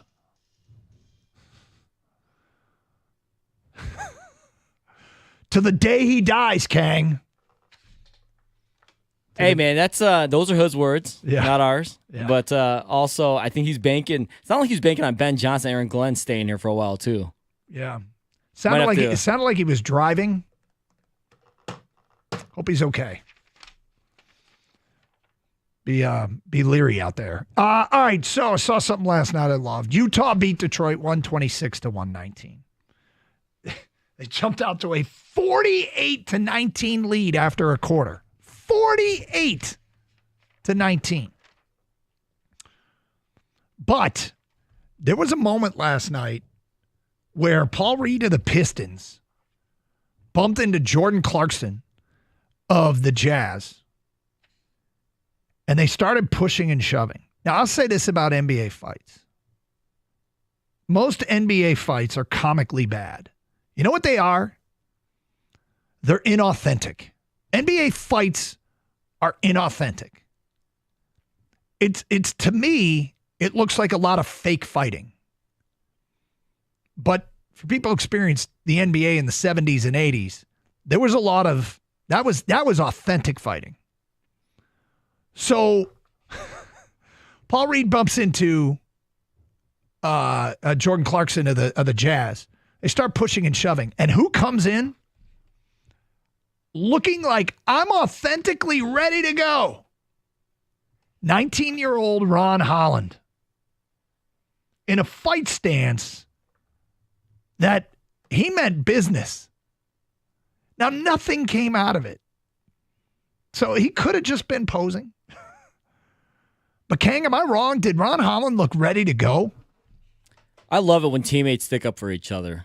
And I don't know if he was ready to go or not, but he looked like he was ready to go. Dude. So I also think he was a little bit aggressive and came in hot, but you know what? He was defending his teammate, and that's what really matters to me in the end. Yeah. But yeah, the NBA fights are always, they don't really want to fight. We just got to kind of hold our rep here, right? It's one of those. But yeah, Ron Holland came in right away. I mean, more than Paul Reed, the one who actually was, who bumped into Jordan Clarkson or bumped into each other, whatever you want to call it. Ron Holland's the one who came in hot. Yeah, he was preparing for departure. Like, he was like, all right, I'm going to get kicked out of this game. Let's go. And I was there for it. In the meantime, I'm thinking, easy, kid. But his enthusiasm to step up and defend a teammate, it's like he was too young to know this isn't going to be a real fight, but he was ready for it to be a real fight. I think when he ran into Clarkston, they kind of looked at each other, and it was like, are we squaring up? Yeah, we're squaring up. One of those, and they both kind of squared up, and of course, nothing then they happened. Got split up, but which I'm glad nothing happened, by the way. It's probably a good thing. Yeah. But the plus, kid, NBA players are terrible fighters. Yeah, kid was ready to go.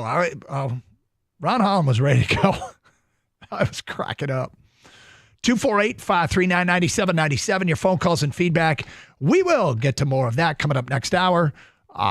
There's more than just the NBA last night. There was the NFL, and something awesome happened in the NFL game. We'll get to that today at 11:20. Here on Carson Anderson, Gator Out today, 97.1 The Ticket.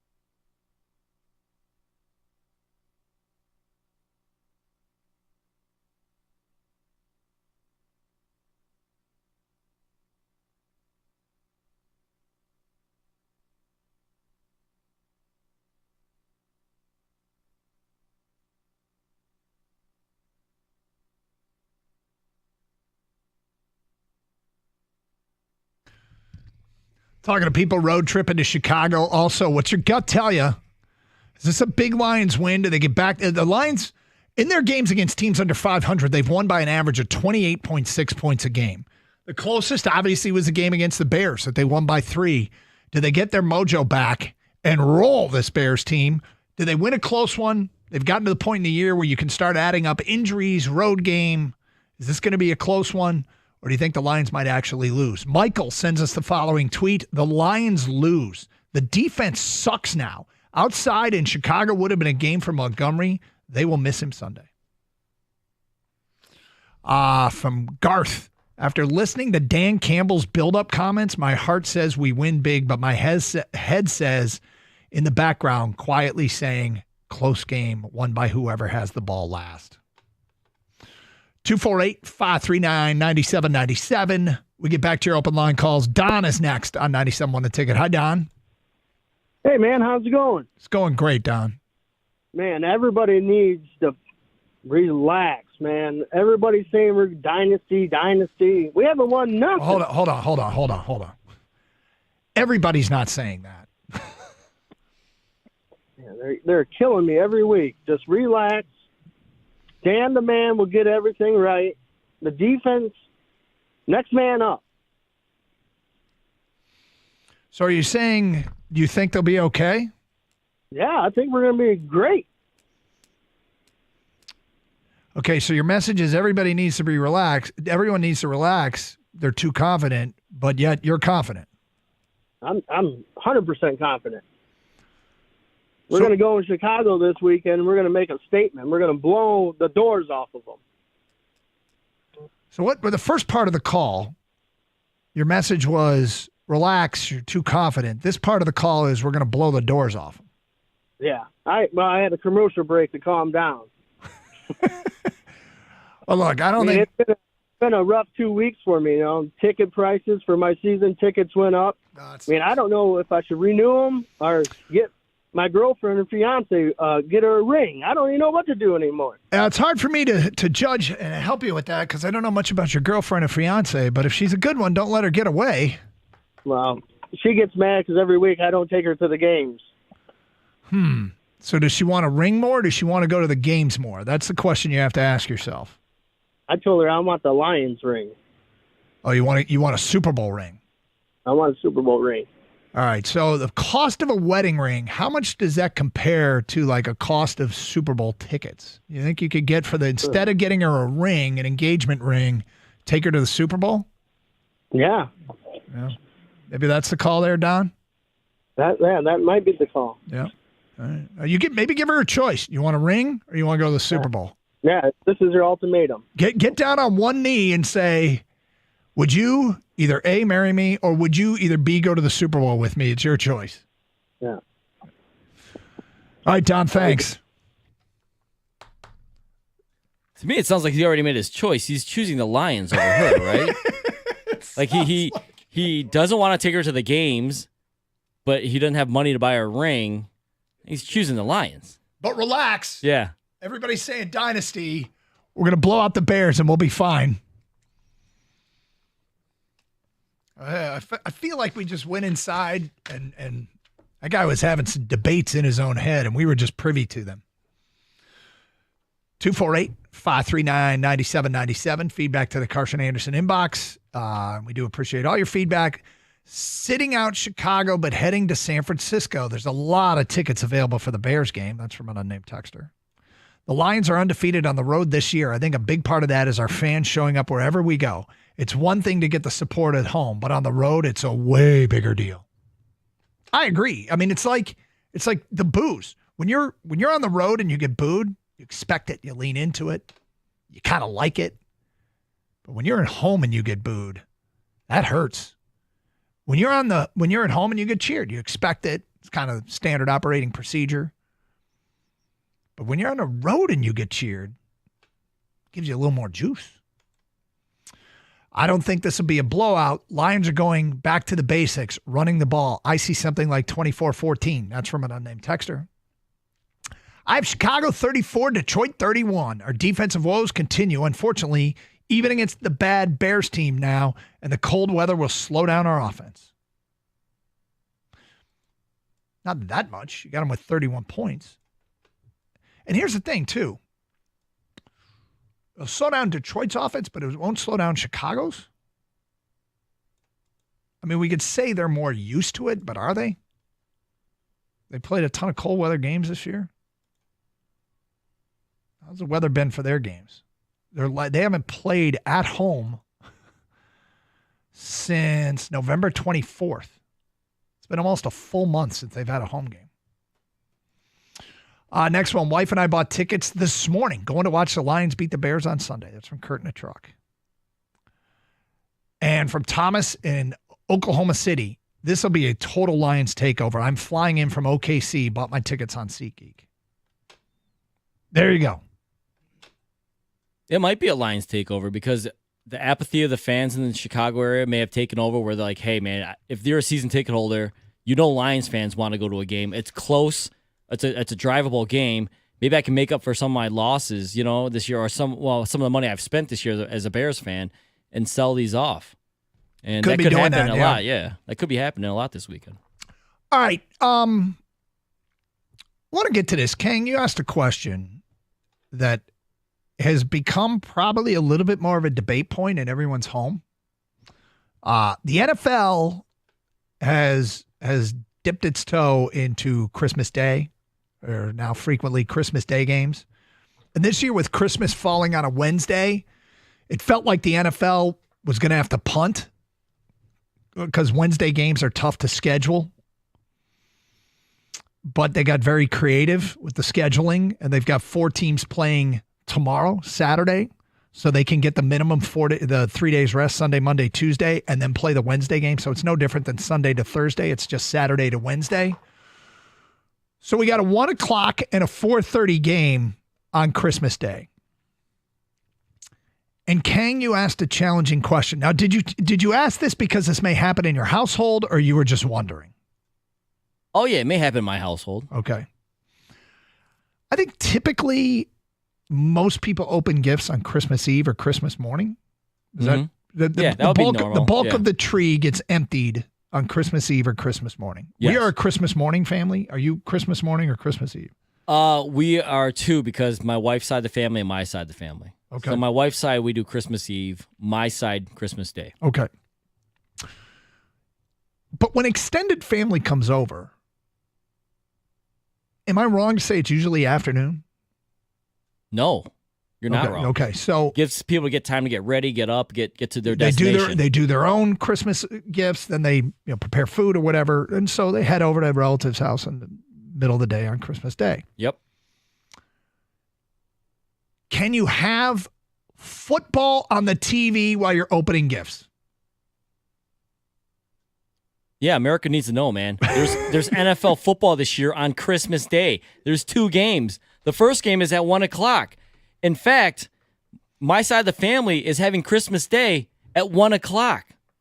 At 1 o'clock? Yes, that's where the cousins and aunts and uncles will be exchanging gifts. The kids will be opening them. Yeah, this is going to be happening at my mom's house. Okay, I was about to say, you're not hosting. No, I'm not hosting this year.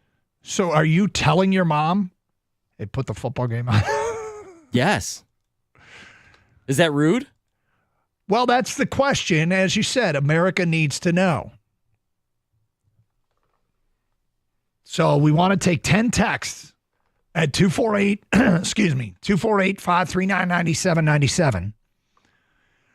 Can you have football on the TV while you're opening gifts?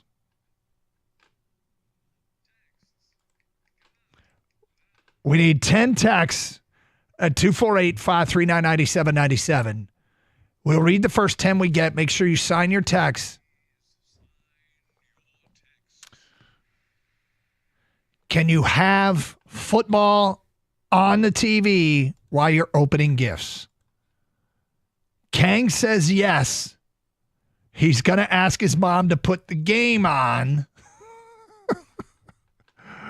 while people are opening gifts. Can you do that? I think there's a couple things here with that. Yep. And you probably got to have the TV on mute. All right, and Kenny and I were talking about this the other day. I think you kind of have to pay attention to what's going on with the gift opening, and like the other half is watching football. I get it. You have to have dual personalities and split attention. You know what that is? That's good acting. You have to act like you're interested in the gifts if you're really interested in the football. It's a tough one. What'd you get for Christmas, honey? Yeah. Daddy's got a parlay going. What's going on? Because Daddy got a first down. Yeah. Are those rollerblades? Nice. Okay. They're going to review that, right? What are you doing, Russell Wilson?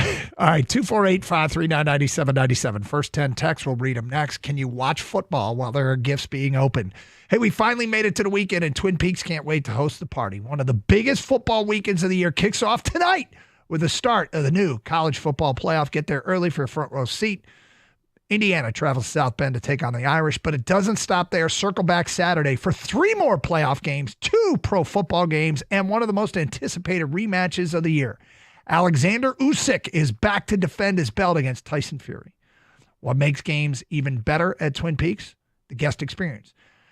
They know how much your favorite teams mean to you, and they try to make your viewing experience even better. Wall-to-wall TVs, the coldest draft beer in the state, an extensive bar featuring amazing craft cocktails, high-end bourbons and tequilas, a scratch kitchen boasting the best bar food you've ever had, and it's all served up by the beautiful Twin Peaks girls.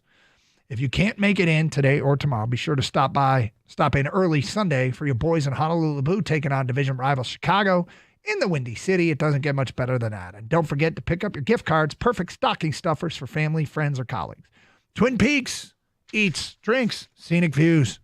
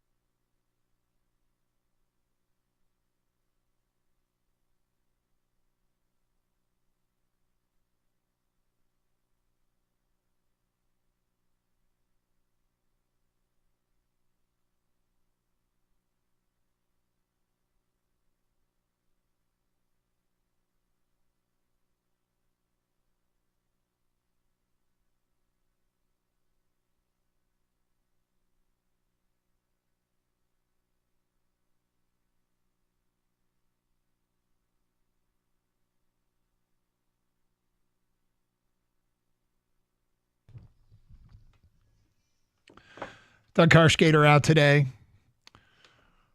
It is the Carson Anderson radio program, 248-539-9797. So Kang mentioned that he's going to be with family at 1:00 on Christmas Day. As the family gathers for this cherished holiday to celebrate all that is good, he wants to know if the NFL game can be on the TV in the background while everybody's opening gifts. So we asked for 10 texts, and we got them. Can you have the NFL game on while the family is opening presents? What's first game? Is it first game? It's Chiefs at Steelers. It's a good game. Great game. Does that matter? Hey, it's a good game. Got to put the game on. It's a good game. You know what's awesome? Somebody puts their foot down. No, you can't have the NFL on while we're opening gifts. Oh, I'm sure someone will in some families for sure. And if the comeback is, dude, it's Chiefs Steelers, and somebody goes, "Oh, it is a good game." All right, you can put it on. Josh writes in, yes, the game is on with no sound. Pat in Pinckney, ain't this America? Absolutely okay to have the game on. Anthony in Grand Blanc says, no, gifts are only for Christmas morning. Well, the game's in the afternoon, so doesn't that mean yes? Kenna McComb says, yes, of course. Gifts are for the kids. The game is for the big kids. Rod at work, definitely football during gifts. It's better than watching A Christmas Story all day long. Rick in Woodhaven, football on TV while opening gifts? Yes. Michael and Celine, yes, football on TV is allowed during gift opening.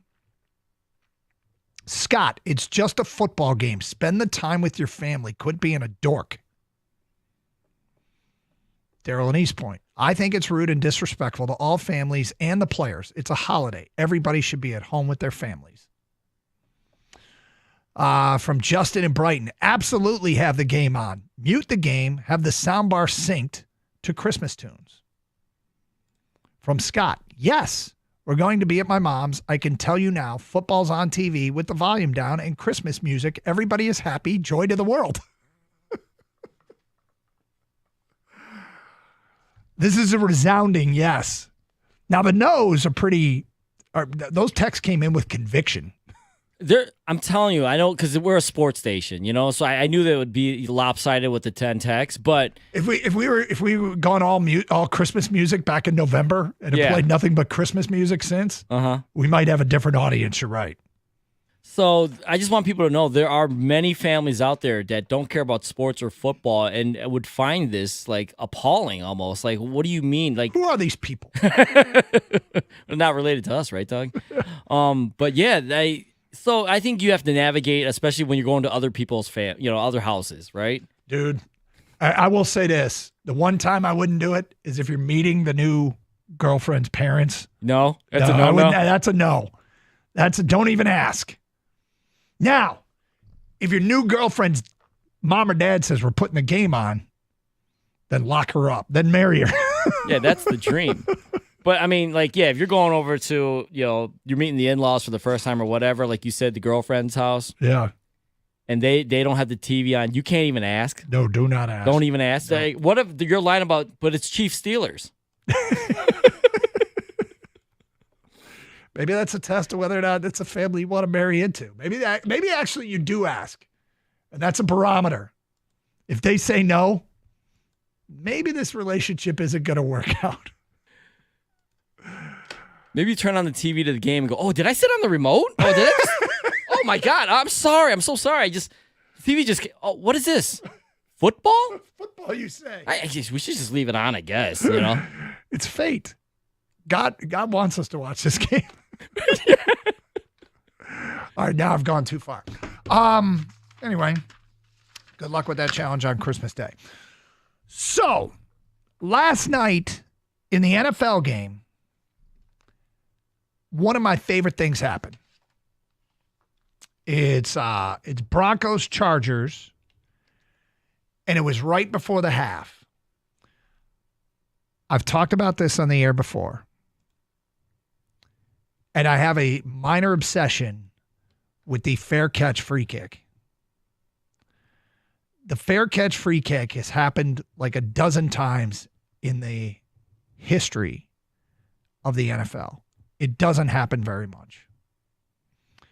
The fair catch free kick is when a team is punting, and the Lions had a chance to pull this off a few years ago. I think Jim Caldwell was a coach. They were playing in Chicago, and the Bears were like inside their own 5. The Lions had a timeout, and the Bears let the clock expire. When if the Lions had used the timeout at the right time, and this was a situation, I'll never forget it.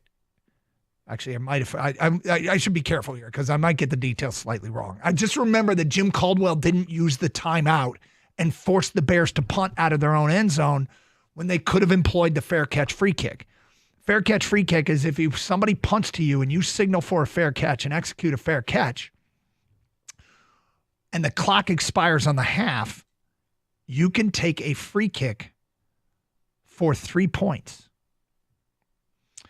It's a fair catch, and the free kick is from a holder with no rush. Now, have you ever seen a kickoff guy kick the ball off and it goes through the uprights? And why can't they do that all the time? Well, the difference between a kickoff and a field goal is a kickoff, you can take a 10-yard run up.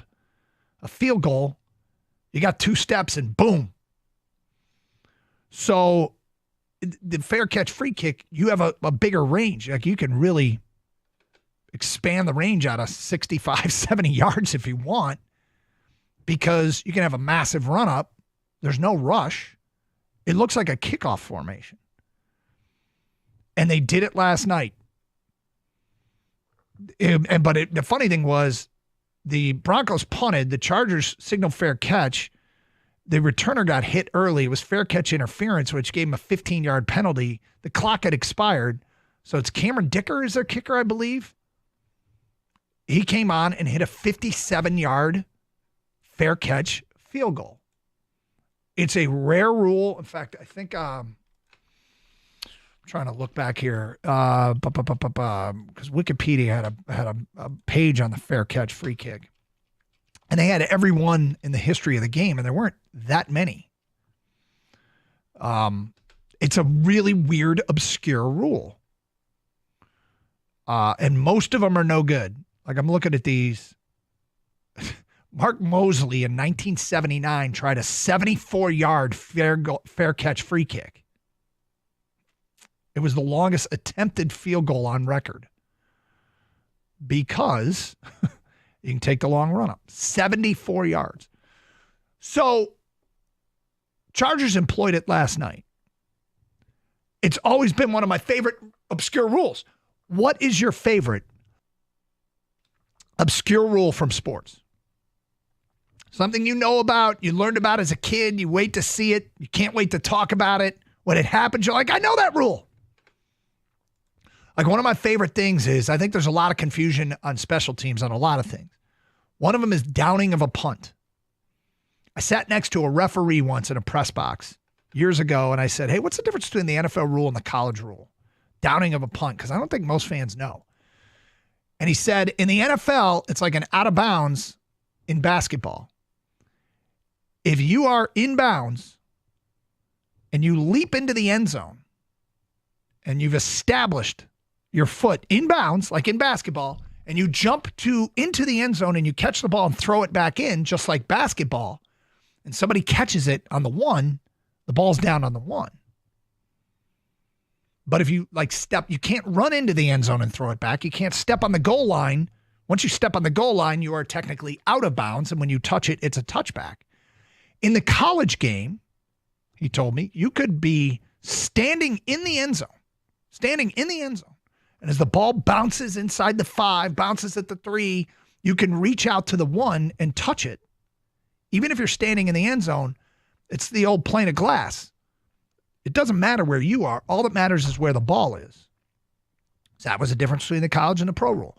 The other one that I think most people don't know, if the punting team, if you punt and the punting team touches the ball but doesn't down it, okay, so the gunners run downfield, it bounces, and it hits one of the team that's punting, one of their players, the return team can pick it up and return it with no risk of anything bad going. So every once in a while you see this and people go, what the hell are you doing?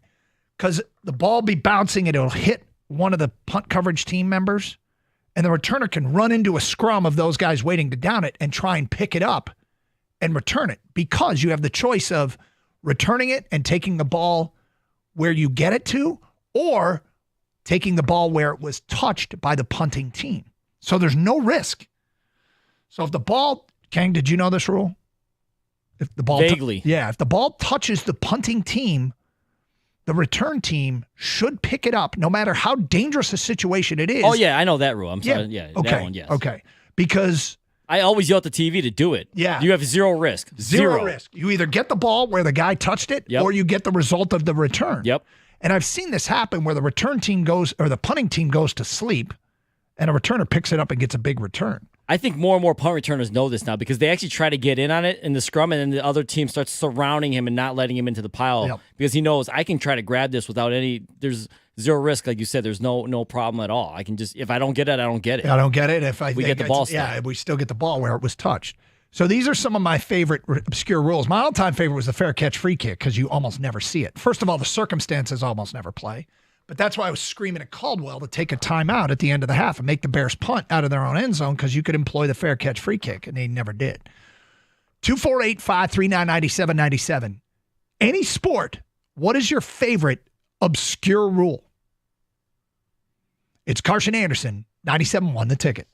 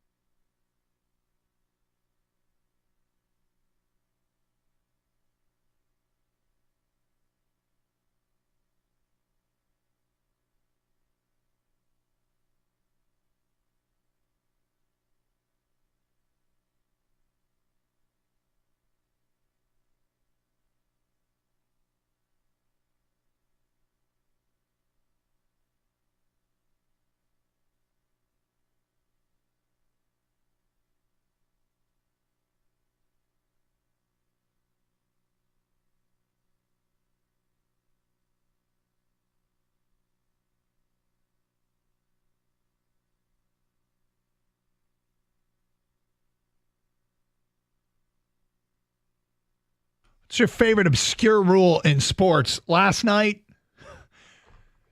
the Chargers, Jim Harbaugh, they employed the fair catch free kick. If you make a fair catch on the last play of the half, you get a free, you can opt to take a free kick for 3 points, which is basically a run up and boom, a field goal The other team has to line up 10 yards off the ball, and you get a free kick at a field goal, which can lead to like 70-yard attempts because you can take longer run-ups because there's no rush. And the Chargers employed it. Cameron Dicker hit a field goal right before the half. 3 points for the Chargers. On the rare and obscure fair catch free kick. What's your favorite obscure rule in sports? 248-539-9797. So I got one that I learned in high school basketball because our coach drew up the play. And before he drew up the play, he went over to the refs to alert them that we were going to do this. And I think a lot of basketball fans know this. I don't know about majority, though.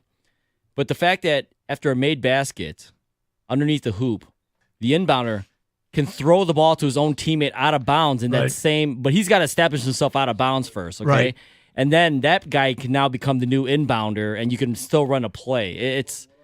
The first time my high school coach taught us this play, I'm like, this is legal? He's like, yes, absolutely. That's cool. You're basically just handing it off to another guy to inbound it instead of yourself.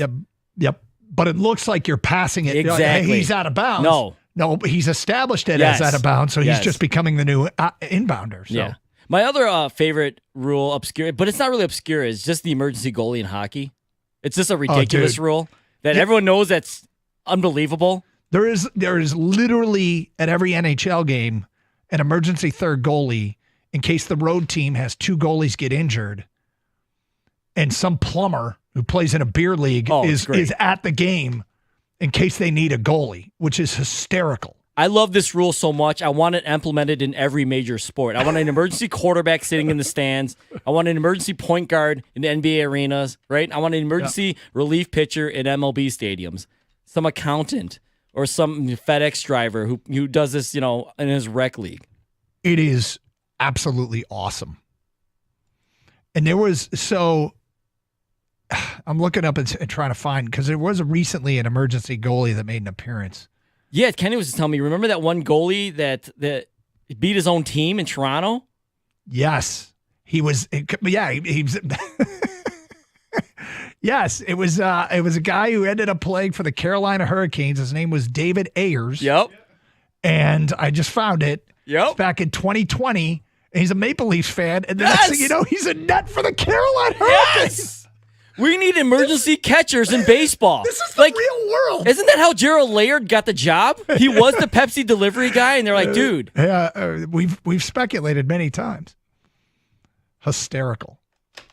All right, let's get to your phone calls. We go to Ray on a cell. You're on 97 on the ticket. Hi, Ray.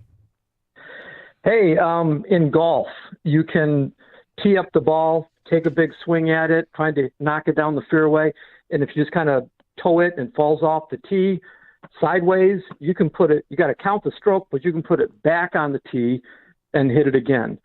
Even if you tee off and it goes 50 yards and hits a tree and bounces back at your feet and stops in the teeing area, you can hit your next shot by teeing it up and aiming down the fairway again. So is the requirement that the ball needs to land somewhere in the tee area, or does it, you can do it no matter what? It has to be in the teeing area, which is from the tee markers 2 club lengths back. So if it stays in that general area, you can tee it up again. And I coach high school golf, and it is used more than you might think. Interesting. Okay. I didn't know that. But that's actually useful for a hack like me. Absolutely. Thank you, Ray. 248-539-9797. Joe in Grosse Ile, you're on 97 on a ticket. What's up, Joe? Well, the fair catch free kick was made even more unusual last night by the penalty on the play. Yes. Interfering with which moved the ball up. I don't ever remember that happening before, moving it up to try the free kick, which was really cool. That's a great point. Did you know the rule? Did you know the rule, Joe? Not about getting it moved up, but did you just know what a fair catch free kick was before it happened? Yes, I did. My father is in the High School Football Officials Hall of Fame, so I'm pretty familiar with most of the rules, not all of them. Yep. But I also like the catcher interference rule in baseball, where I think it's the only rule where you get an option. You can either go to first base, or if the result of the batted ball is better than a single, if you will, you can take that result. It's the offensive team's choice. Wow. That's that I didn't know you had the choice. I should know that, but I didn't know that you had the choice. Yes. That's awesome. You do. If you tip the catcher's glove when you take a swing, you're guaranteed first, but if you hit it out of the park, you can touch them all. That's cool. I did not know that. And that's good to know. Thank you, Joe. Obscure rules. What's your favorite obscure rule in sports? I think J.J. Watt's response was hysterical. He tweeted out, fair catch free kick shouldn't be that exciting, but it was. That was awesome. Harbaugh said after the game, because remember, because of the 15-yard penalty that moved him up, and it was a 56-yard field goal, Harbaugh said, I wanted it so bad, we were going to try the 71-yarder. Which is funny. I mean, why not? The why not is the Bears can actually return it. So if you come up short, the Bears, it wasn't the Bears, it was the Broncos. I still got the Bears on my mind because of the Lions. That's when the Lions didn't employ it. The Broncos could have returned that last night. So if you try a 71-yarder and it comes up short, you have to cover the kick. So this is literally a field goal attempt where the Chargers were running downfield like they were covering a kickoff. It's such an obscure rule. Somebody sent us a video, Tyler, a link to the Senators had a goalie at the University of Ottawa who was caught on video running to the arena with his equipment after getting the last-second call that he was needed. This was an NHL game. For a professional sports league to have things like plumbers and goalies running to the arena like they're kids and late for face-off, this is the NHL. This actually happens. John, you're next on 97.1 A Ticket. Hi, John. Hey, how's it going? Thanks for taking my call. Sure. I had never, before last night, I had never even known about the fair catch free kick. And my buddy, we had a game on silent. We were just hanging out or whatever. And I was like, wait, what's going on here? So we had to rewind it to get the whole breakdown of what was going on. I thought it was really cool last night. Yeah. But my obscure rule with hockey, if there's a penalty shot situation, the team that is going to have the penalty shot, they have the option of whether taking the shot or taking the minor penalty. So if you have a third or fourth line scrub out there that's about to take the shot, maybe just take the minor penalty instead because you might have a better odds of scoring a goal that way. It's interesting. I don't think, John, and I knew this obscure rule, I don't think I've ever seen anyone choose to take the minor penalty. Yeah, I officiate hockey, so I have seen it, at the lower levels, but like you said, I don't think I've ever seen it in the NHL level either. But, yeah, it's definitely a different one. I mean, obviously you have percentages. You know if your guy's good on shootouts and penalty shots and all that, so you have some semblance of a clue. But at the NHL level, and I always thought if I were the offending team, I'm okay with them choosing to take the penalty shot because, it feels to me like penalty shots, they're no givens. Like that, they're tough. Right. They're not easy. Especially the goalies in, today's age where, they're unstoppable. It's not like back in the day where you got Gretzky, they're stacking the pads and Gretzky scoring all these goals, at will. But, yeah, the goalies have definitely gotten better in today's game. Yeah, yeah. And the relief of, okay, they took the penalty shot, they didn't make it, and we don't have to kill 2 minutes. Exactly. Yep. John, thanks. 248-539-9797. Okay, so what is your favorite obscure rule in sports? It's Carson Anderson. Gators out today. There was some Lions news yesterday. I'm not sure how to take it. It's not bad news. We'll get to that today at 11:48 here on Carson Anderson on 97.1 The Ticket. Every Friday night, FanDuel is giving all customers a bigger payout on select NBA first bets. First bets lets you get in on the action from the opening tip. You can bet on things like who will score the first basket, which team will be the first to 15 points, and so much more. And best of all, you don't have to wait the whole game to see if you won. Just look for Friday firsts in the FanDuel app to find your profit boost. Visit FanDuel.com/Doug to claim your Friday first profit boost. FanDuel, the official sportsbook partner of the NBA. Must be 21 or over and present in Michigan. Opt-in required. Maximum wager amount applies. Bonus issued as non-withdrawable profit boost tokens. Restrictions apply, including token expiration. See terms for both offers at sportsbook.fanduel.com. Gambling problem? Call 1-800-GAMBLER.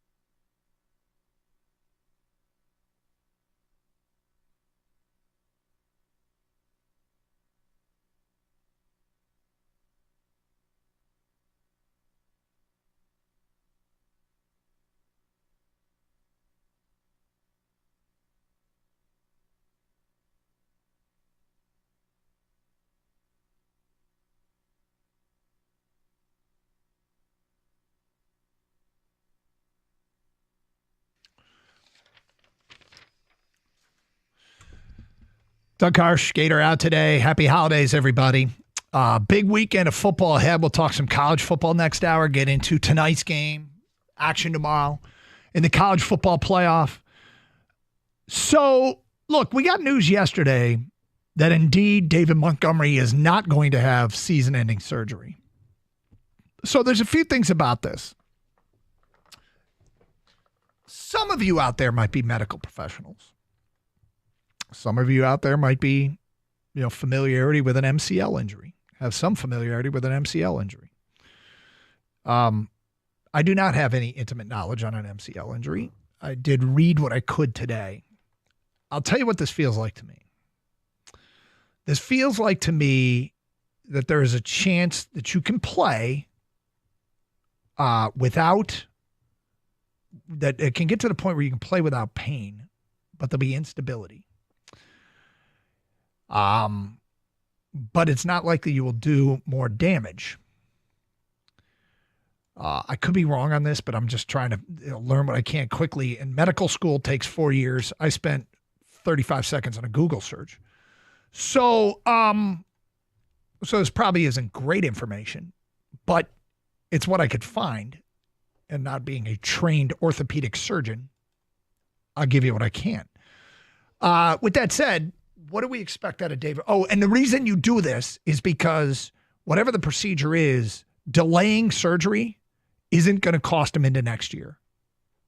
This is me speculating. I would have to imagine that if delaying surgery would bleed into next year, it might keep him out next year. Because this could be delaying surgery for months. Like it could be into February now before he gets this done if he tries to play it out and the Lions stay alive long enough. So let's start with the premise that you have to assume that if he gets the surgery done on December 21st or he gets the surgery done on February 21st, it doesn't matter. He'll be good to go for the opener in 2025, September of 2025.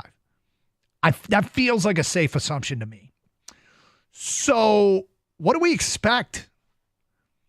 What do we expect?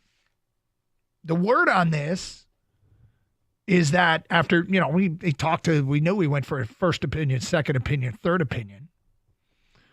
And the wording from Ian Rappaport was, quote, the star avoided season-ending surgery that was initially feared. Montgomery will rehab with hope that he can return at some point this postseason. Sources are now optimistic. Okay. So they could get David Montgomery back. We do know that the Detroit Lions will be playing a playoff game. They have clinched a spot in the playoffs, and they might have David Montgomery ready to go. Great. I almost feel like I'm looking at this as a possible bonus because and just that. When it gets announced that his season is over, which apparently was premature and maybe under normal circumstances, a player's season would be over. But when it gets announced a player's season's over, one turns the page, and that's what I did. However, if he does come back, it's a welcome surprise, is the way I look at it. I'd already turned the page, so I'll look at this as a welcome surprise if we get anything out of David Montgomery. I'm skeptical that we will, but they're not doing this for no reason. So you may as well, right? Give it a shot. Do I think they need David Montgomery to win a Super Bowl? I think having him would help. But given the typical roster of NFL backs, it doesn't feel like a requirement. The Lions had the best backfield in the NFL because they had two great running backs. If you look around the other contenders, does anybody else have two great running backs? Or they have a main guy and then the other guy? Like, I'm sure everybody loves their guy, their number two. When we brought it up with Stoney, he was like, Kenneth Gainwell. Like, yeah, but nobody's game planning to stop Kenneth Gainwell. He might be beloved in Philly and hell. Nobody elevates role players as much as we do here in Detroit, but we really had two lead dogs. And that's just not the norm. So can you win a Super Bowl without having both your lead dogs? You can. You absolutely can. Most teams do without having two guys. I'm not even convinced Kansas City Chiefs have one. Both Kareem Hunt and Isaiah Pacheco average less than 4 yards per carry. That is not a particularly potent rushing attack. So, now obviously the Chiefs have something else. And what they have else is pretty damn good. So, I guess that's my mental approach is, hey, if they get anything out of David Montgomery, it's just a bonus. Kang, you got any thoughts on it? Yeah, well, I think this is more positive than not because I think, we thought it was over. And it's not over, apparently. Yep. I don't want him to injure himself furthermore, cause more damage for his career.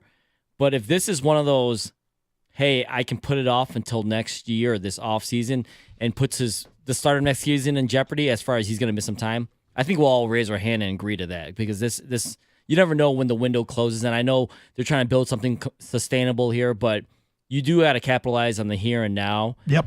If you can. And if Dave Montgomery feels like, hey, this thing is not that severe, with a little rehab and some rest, I can actually come back and play this year. And if I need surgery, I'd take care of it in the offseason. And like I said, if I miss a couple of the first weeks, so be it. I'm all for it. This would be fantastic. This is better news than like I said, what we had earlier in the week. Yep.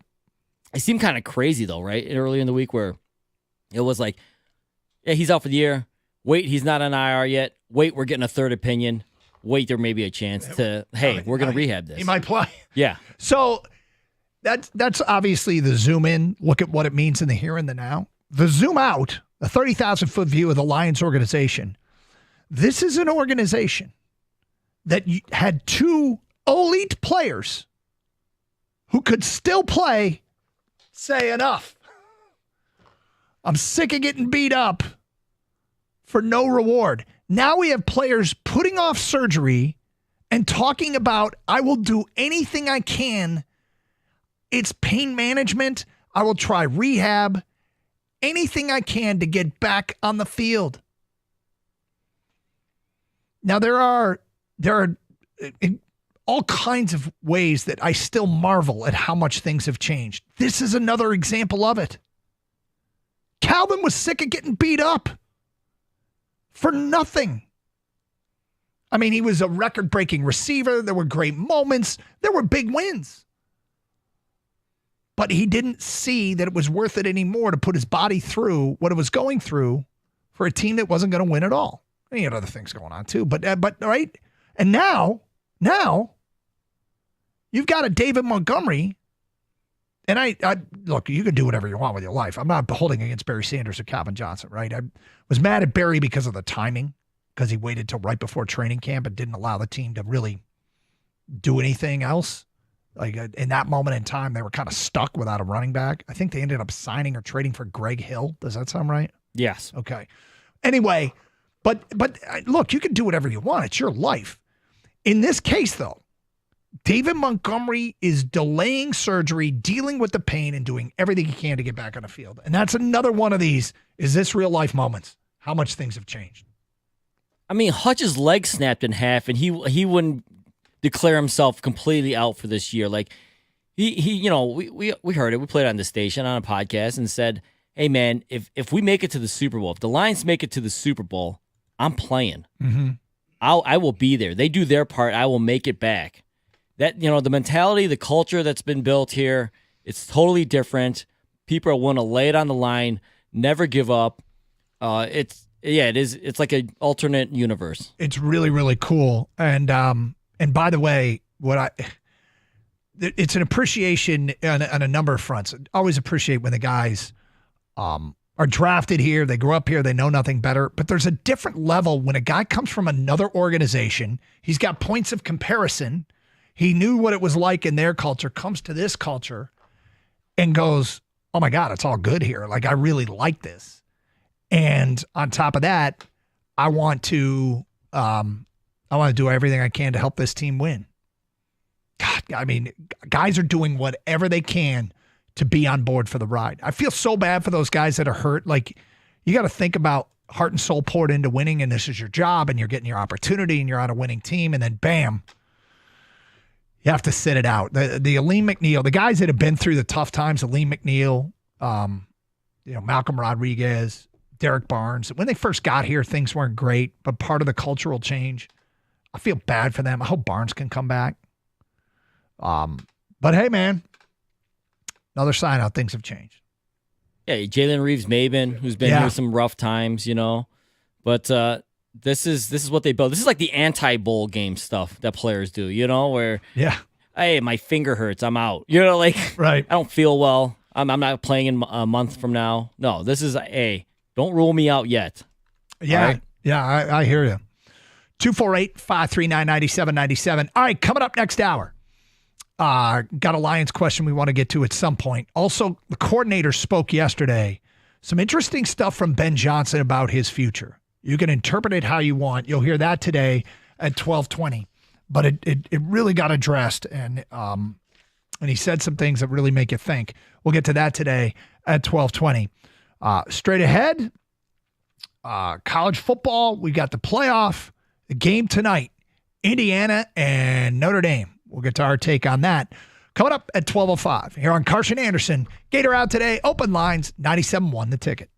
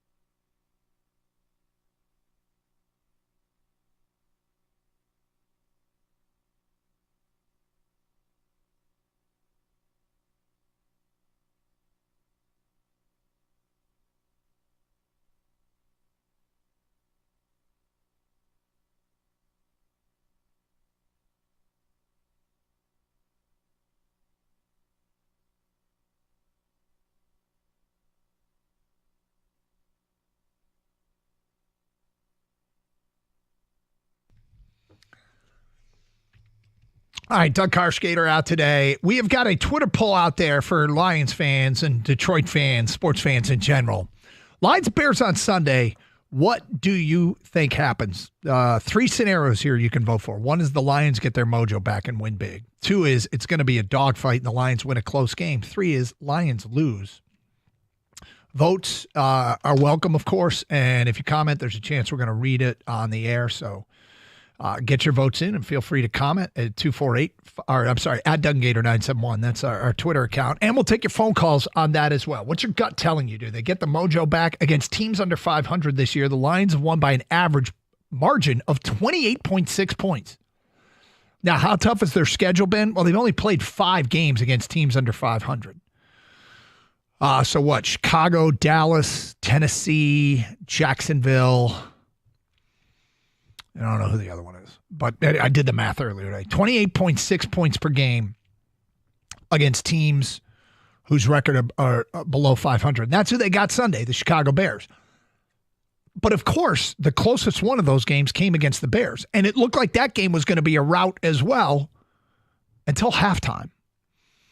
And I think Detroit collectively was very confident in their football team, chesty about their football team, going into halftime on Thanksgiving. In the last 10 quarters, well, Bears started to move the ball. There was no shame in playing close games with Green Bay and Buffalo, but the Lions actually lost a game, which, let's face it, we're not accustomed to. You've got the injuries that have piled up. It hasn't felt like as good as it has since halftime in a Bears game, right? And in the last 10 quarters, there's reason to be concerned. I think it's 24 defensive possessions, 12 touchdowns, 1 field goal, 2 field goals, another field goal attempt. Like, they haven't stopped a ton of people. I like the Lions to win, kind of like the Seattle game, where the final score is comfortable, but it's a battle throughout, and the Bears are hanging around. But I got the Lions winning this one 31-16. And I think that Aaron Glenn, given what he has to work with, the Lions defensive coordinator, I think he knows the assignment. The assignment is now field goal attempts. The Lions defense, I want them to master the art of red zone defense and make teams kick field goals. Because you're not going to beat the Lions kicking field goals. Not this offense. And so, yeah, the defense can give up yards, and they probably will give up more yards. The defense can, go to the bend but don't break style. But Aaron Glenn, master the art of red zone defense and get your guys to lock in on that. Because if you're going to tell me they have good red zone defense, that the numbers might pile up in terms of, yardage allowed, passing yards, rushing yards. You might not have a lot of sack totals. But if they keep teams out of the end zone and settle for 3, that's a formula. And look, I'm not saying it's easy. But if you can do that, Lions are a tough out. Lions are a tough out. I said we'd update the polling. At this point, Lions win big, 41.2% of the vote. Lions win a close game, 51.3% of the vote. Lions lose, 7.8% of the vote. 248-539-9797. Rick is in Ann Arbor and next here on 97.1. Hi, Rick. Hey, how we doing? Doing great. Awesome. So, coming into this season, I thought there was no one that could beat the Lions. We're better than everyone. I still think we have a chance to win the Super Bowl, but given the adversity, given the injuries, given, no David Montgomery, I still think we're going to win this weekend because I do believe we're better than the Bears. But I think it's going to be a dogfight. I think being at Chicago makes a difference. We beat them in pretty devastating fashion on Thanksgiving. I think it's a revenge game for the Bears, and I think it's going to be closer than a lot of people might think and closer than anyone thought it would be even just 2 weeks ago. So I think it'll be like a 31-24, 31-27 type of game. Lions win, but I think it's going to be close. It's interesting, Rick, because you straddled the Lions covering and the Lions not covering. 31-24 they cover, 31-27 they don't cover. Yep. Because if they cover, then I think you said it's going to be closer than people think, and then you picked a score that is further than people think. But if it's 31-27, then it's technically closer than people think when you're within the number. So, I mean, I can see it being that way. Always knows, man. Vegas knows more than I do. Somehow they always get it just right, it seems like. So, I don't know. I think it's going to be a dogfight. You know what's funny is many what you cited there, I just don't know that this time on this trip to Chicago, I'm not sure how hostile an environment it's actually going to be. That's fair. Yeah, because I think there could be a huge influx of Lions fans. Yeah, totally fair, man. Yep. But hey, appreciate taking my call. You guys take care. Thank you. 248-539-9797 and happy holidays. Back to your phone calls and feedback in a minute. This morning I got up and came into the office and I sat down. I said, let me see if I can find a live cam in South Bend, Indiana. Let's see what the weather looks like. What I saw was a town blanketed in snow. And I thought, it's too bad it's not like Georgia coming in to play Notre Dame tonight in the college football playoff. Like that's what we've waited for years. LSU's not in the playoffs, but you get the point.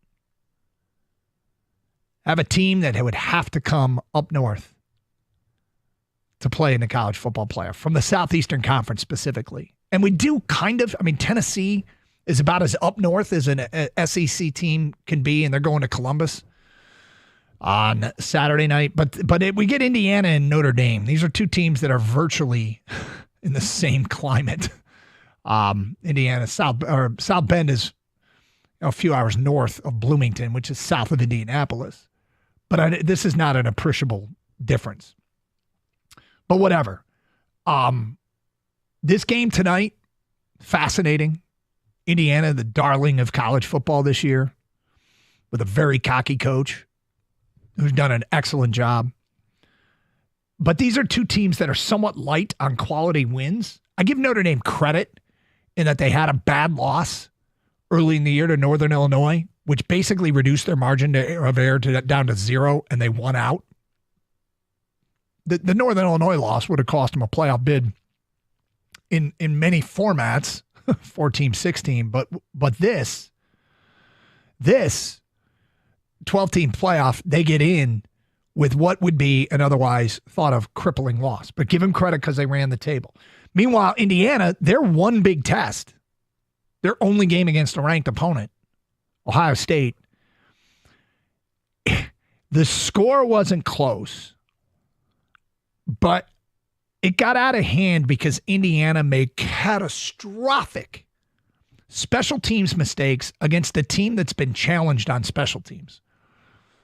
We talked about it prior to Michigan and Ohio State, how Ryan Day had just been talk about trying to get more out of their special teams and then button up their special teams.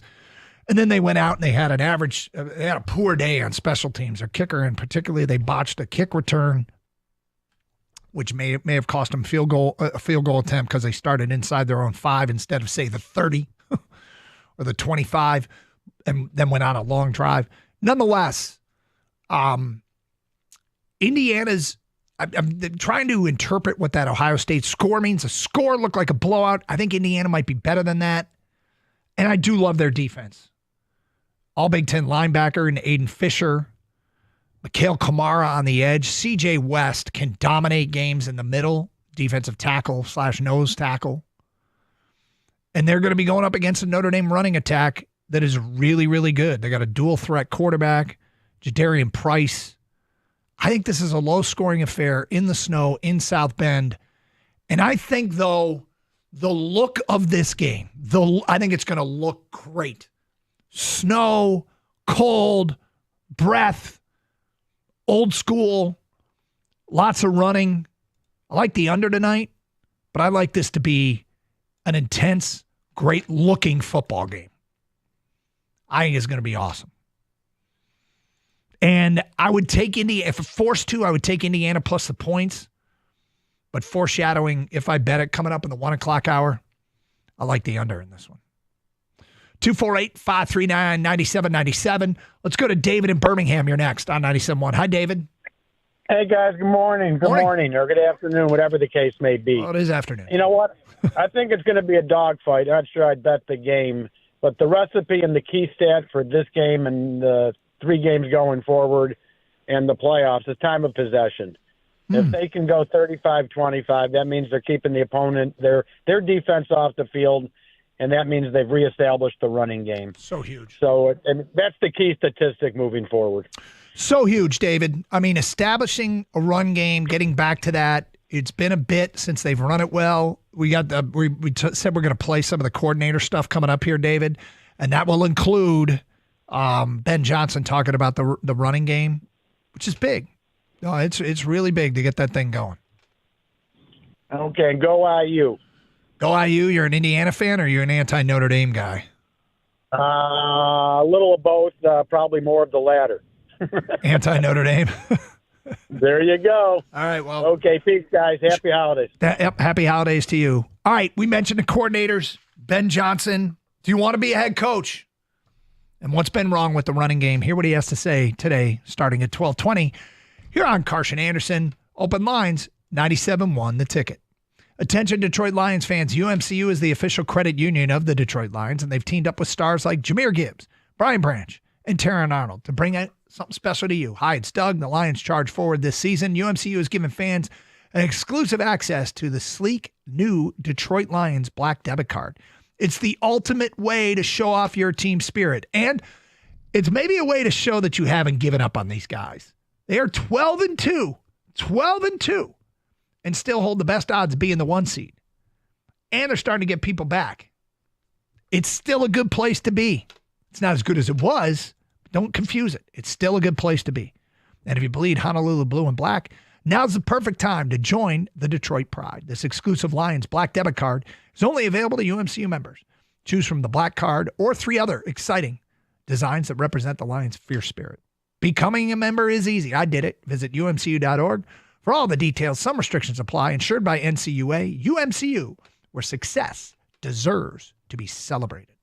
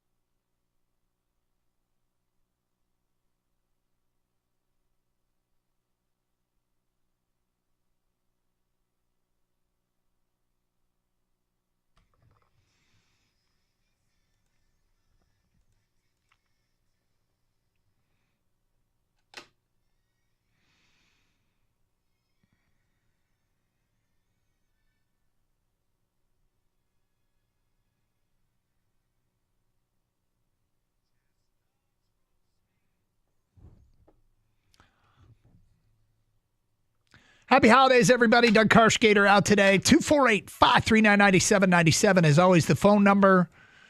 We got a ton of people with a bunch of cool, obscure rules. As we were talking about last night's fair catch free kick that the Chargers employed to get 3 points in that game against Denver, which is one of my favorites. It's so bizarre. Sure, if you fair catch in the half ends, why not get a chance at 3 points, essentially off a tee like a kickoff? Why that rule is even in place? Why the hell is that rule even in place? Seriously.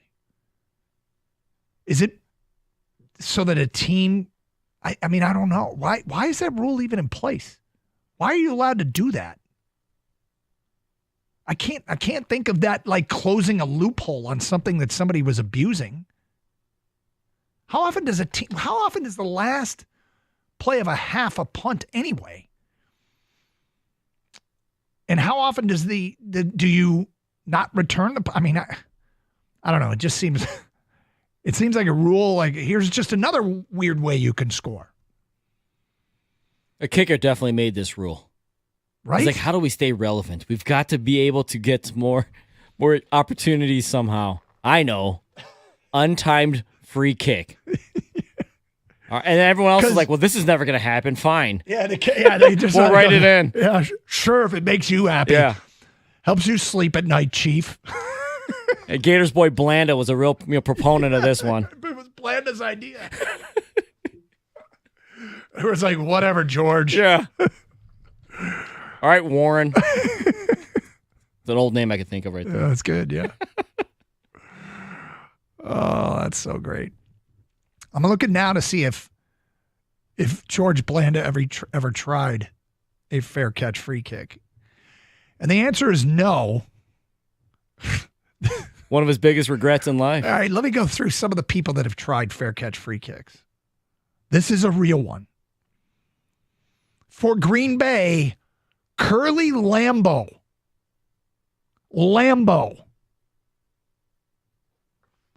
Tried one. Paul Hornung tried one. There we go. Tom Dempsey has tried one.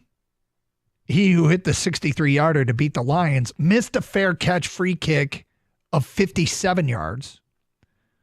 Some other classic kickers. Ray Wersching of the Chargers made one. Mark Mosley, wasn't he an NFL MVP? He tried one from 74 yards. God, I love these old kicker names. Raul Allegre tried one. Raul Allegre. Cameron Dicker, though, last night, the first one to make one since Ray Wersching made one for the Chargers in 1976. Okay. We said we'd get to this. Let's follow through on it. We've got coordinator sound. Now, the coordinators meet with the media every Thursday, and we like to sift through it and bring you the most interesting stuff they had to say. Big news this week. No David Montgomery. It's now the Jahmyr Gibbs show, and obviously Craig Reynolds and others, including The Truth, Sione Vaki, are going to get some opportunities in backup roles and to spell the lead back, Jahmyr Gibbs. But for the play caller and the offensive coordinator, Ben Johnson, what does it mean to have a Gibbs-centric backfield? Will they be okay? Here's what he said.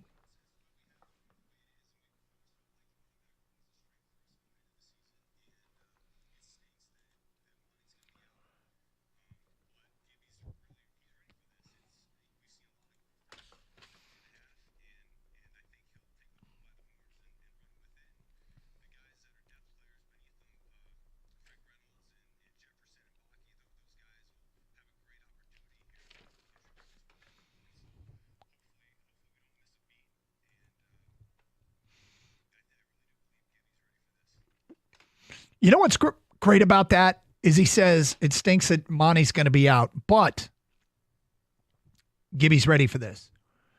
In most cases, with most contending teams, that word but would be doing a lot of heavy lifting. It would be doing a lot of work. If you said Derrick Henry's out, but Justice Hill is ready for this. If you said Saquon Barkley's out, but Kenneth Gainwell's ready for this, that word but would be doing a lot of work. In our instance, it's true. Very lucky to have, maybe lucky. It was by design. It's a great luxury to have two backs this good. All right. One of the common beliefs, and we've talked about it on the air, and we've forwarded this belief, that the Lions are just going to have those outscore shootout kind of games. They're going to have to win shootouts. As a play caller and an offensive coordinator, does Ben Johnson feel the necessity to really keep up with an opposing team's offense, like to score every drive to make sure that they keep up with the opposing team and stay ahead, that they can win shootouts? Here's what he said.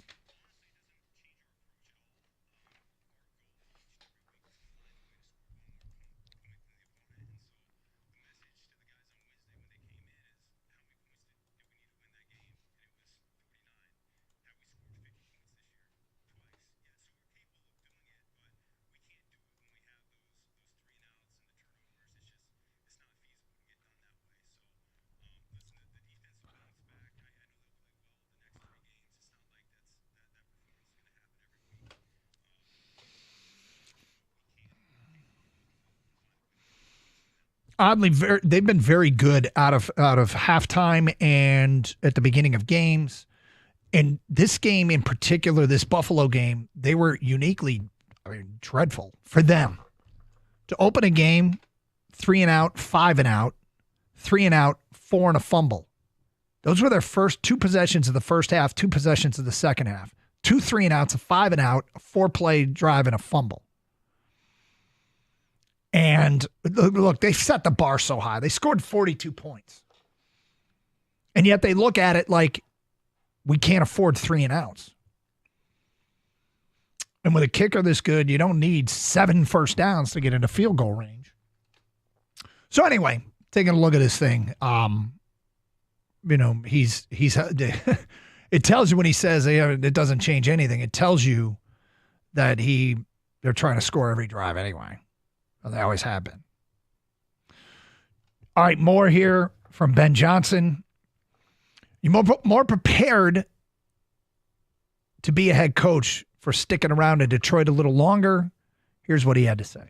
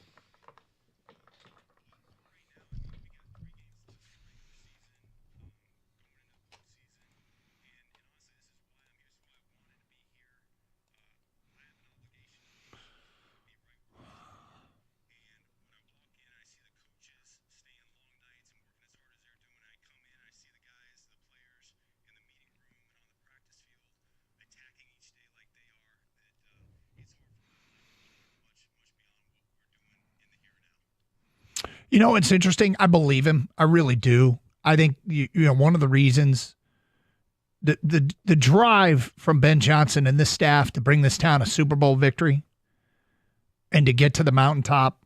I mean, when you cite one of the reasons that you didn't want to leave is because you wanted to finish the job here, that tells you how important it is. And you don't really have time. It takes a lot of mental discipline, but you don't really have time. You're not going to do a good job if you're not fully dedicated to it in that line of work. So I believe him. And you also have agents for that, right? You hire a person. Hey, you handle all that. You keep it from me. We'll talk about it at the right time. That's why I'm paying you. You sort all that out. And we'll talk about it when we need to talk about it. I 100% believe him because he chose this. He chose to potentially turn down more money, more prestige, more power because he wanted to come back. And maybe those opportunities weren't the exact situations he were looking for, but he also chose to come back because he knew that there was unfinished business here. And that drive, that's only a positive for the Lions. He wants this. He didn't come back to just come back. He didn't come back because no one wanted him. He came back because he wanted to. And don't discount that either. There's so many things working for this team that to really try and win it this year. Like we talked earlier on the show about guys kind of like, hey, playing through injury, overcoming setbacks. Yeah. Well, Ben Johnson is one of those guys with drive as well. Like he wants to win because he chose this, man. He could be anywhere else. He could be in Washington or Carolina, but he wants to be here trying to win a Super Bowl. Okay. He did have an answer to the question that had everybody talking. We'll play it for you today at 12:31. Lions offensive coordinator Ben Johnson. It's Carson Anderson, 97.1 The Ticket.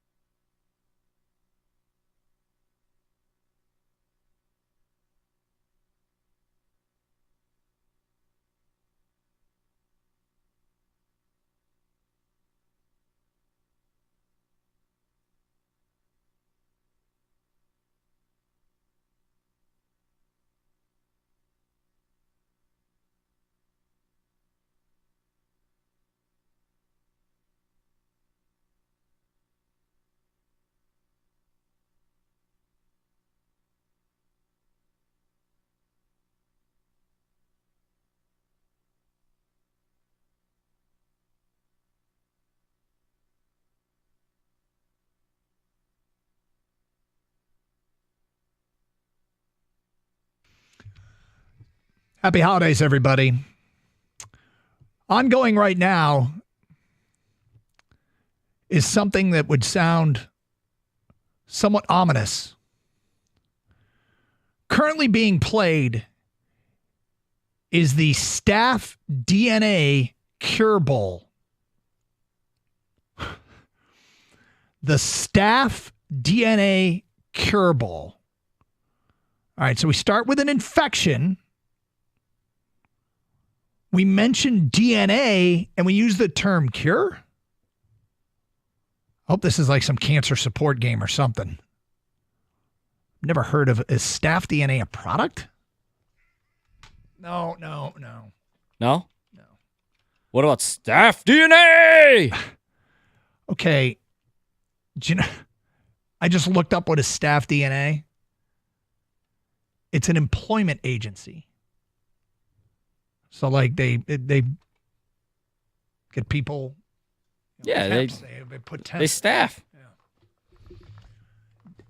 Interesting name. It's weird. Yeah, I think they're overrated. What? Staph DNA. They pat their stats. You know, I mean, they never come through when it matters. I gotcha. All right. You don't like that one, Doug? No, I didn't. Well, you embargoing Staph DNA as well? Yeah, no, I'm good. So anything to avoid that topic again. I like golf DNA better. All right, final thing here is let's get to from Ben Johnson. Let's get to this. He was asked, all right, do you want to be a head coach? Do you want to be a head coach? And here's what the Lions offensive coordinator said.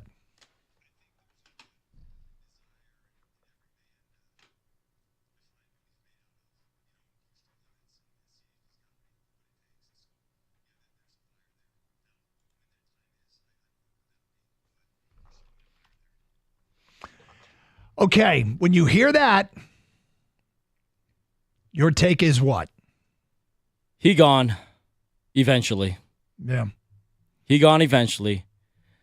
There's two things with Ben Johnson, whether you think he'll be back or not. Is one, does he want to be a head coach, right? Does he really want to leave a great job here where everyone appreciates him? He's doing a great job. I'm sure he'll get another raise if he wanted it. And two is, does the situation that he's looking for, rise up and show itself? And he's like, you know what? I can't turn down that job or, that organization or whatever. The biggest hurdle was, do you want to be a head coach? And he just said it right there. The fire is there. He wants to be a head coach. So the second part, it's going to show up at some point. It probably will happen this offseason, but it might not. I'll leave that, that window open a little bit. But Doug, he wants to be a head coach at some point. It's interesting because I heard that and you're probably right. You're probably right that he gone. Eventually. It'd be really, we talked about the four scenarios with Aaron Glenn and Ben Johnson. Like they win the Super Bowl and they both leave is the best scenario. Like we'll take that 10 times out of 10. They don't win the Super Bowl and they lose one anyway would suck. They don't win the Super Bowl and those guys stay. Wouldn't be bad. Don't win the Super Bowl and lose them anyway is awful. But, the idea that he wants to finish the job, I guess the question is finishing the job the prerequisite to taking a head coaching position? You know what I'm saying? If you have to finish, if that's a prerequisite, then I'm okay with that. That's a great prerequisite. Then good luck to you. I don't know that he would go take it that far. I'm not leaving until we win a Super Bowl. I also wonder a little bit how intentional that was. Like his agent might have said to him, hey, there's an impression out there that people aren't sure if you want to be a head coach. If you get asked about it again, be definitive. Be definitive that you do. Because it can't hurt, Yeah, I think that's something that's always a good thing for him to say publicly, at least. Because if he does go through the all the interview circuit this offseason, a question is going to be asked is, hey, man, do you really want to be a head coach? And he's going to have to say, hell yeah, I do. Because if you can't hem and haw about that, no organization wants someone who's half in, right? Nope. And I think he tried to definitively answer. Maybe this was kind of like an interview like, hey, man, I've got that fire into me to find out what I'm made of. So I do want the job at some point, Yep. So anyway, interesting stuff. I don't know if anybody else takes it as he gone. And that's fine. Like I've said about when we were talking earlier about Barry Sanders and Calvin Johnson leaving the organization, just kind of felt like it sucked the will to play. The Lions had kind of sucked the will to play out of them. But as you look at that and I said, hey, those guys, it's their life. They can do whatever they want. Ben Johnson, same thing. You know, you can make any career decision that you think best suits you and your family. What is cool is he definitely likes working for Dan Campbell and being a coordinator for this team. And they have really gotten a lot out of this marriage. Dan Campbell, Ben Johnson, Jared Goff, and really the entire offense.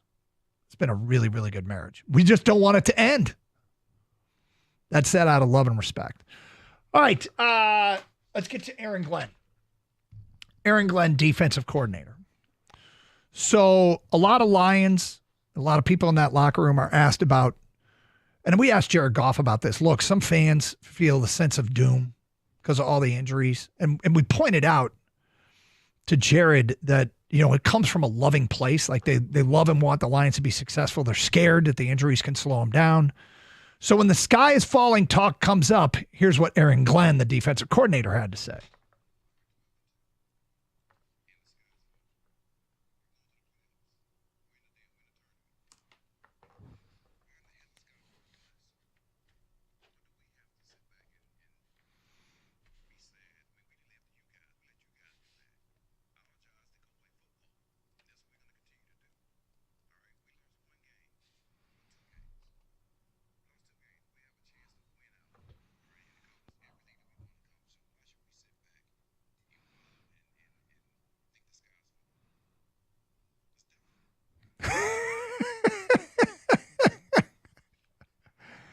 I love it.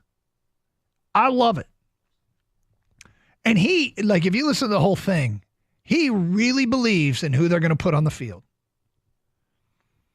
He thinks what they're going to put on the field is absolutely enough. And I mean, he's taken on the same approach as the head coach. We're not making excuses. We're not going to talk about who's injured. I'm going to talk about who we have. And that was Aaron Glenn's approach, and I love it. All right, more from the Lions defensive coordinator. And this is really interesting. The new guys that join the Lions roster, of course, in working with them, they get feedback. And Aaron Glenn says it really serves as affirmation of what they're doing.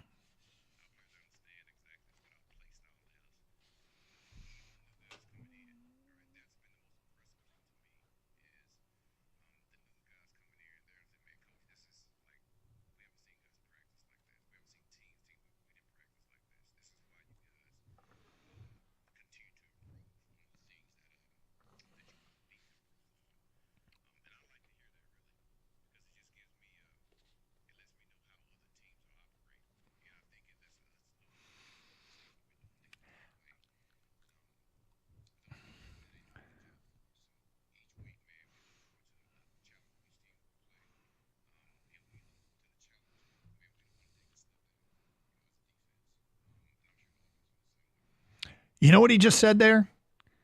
He just affirmed what we all hoped. Yep. They fixed the damn culture. When other players are coming in and saying, I see why you win here, this is the kind of thing that I always envisioned going on in Pittsburgh and Seattle and Baltimore and New England. Is that when new players were introduced into the locker room, they fell in line because that's what you do here. And then it starts to feed upon itself. And for years and years and years, we took calls from hundreds, probably thousands of you that talked about a losing culture. And that right there, when you have a defense coordinator saying the new players come in and they say, I see why you win here. What could really be more of an affirmation that the culture is fixed and in a good place than that? Everything's not perfect here. Let's be clear about that. That's a pretty good sign. That's a pretty darn good sign. Kang, any thoughts on that one? It's crazy I mean, people talk about so cliche, new coach, new GM, wherever they go. Yep. We're trying to change the culture. And it gets said over and over.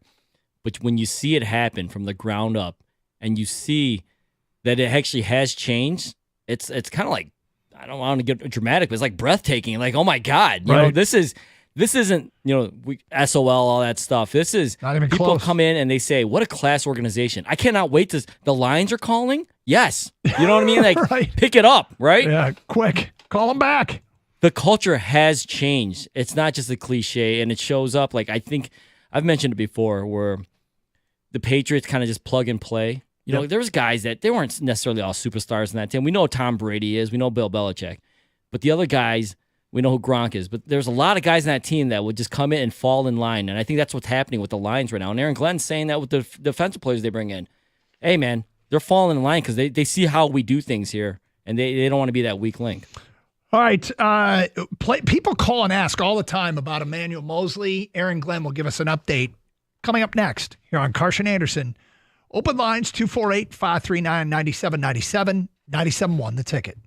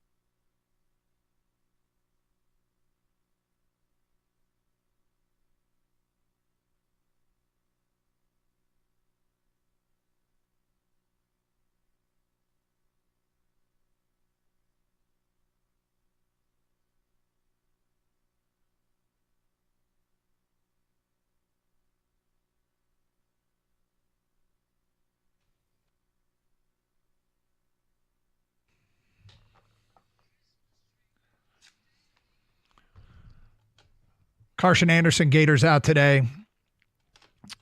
248-539-9797. As always, open lines.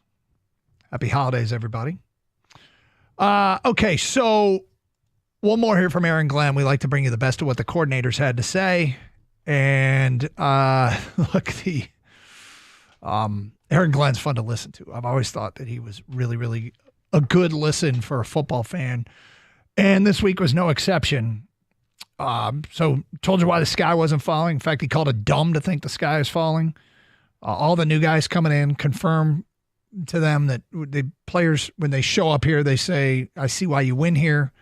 And now there is this, because we get this question all the time as we sifted through it. We thought, well, we'll hear it from the horse's mouth. People ask, what are they getting out of Emmanuel Moseley, or what can they get out of Emmanuel Moseley?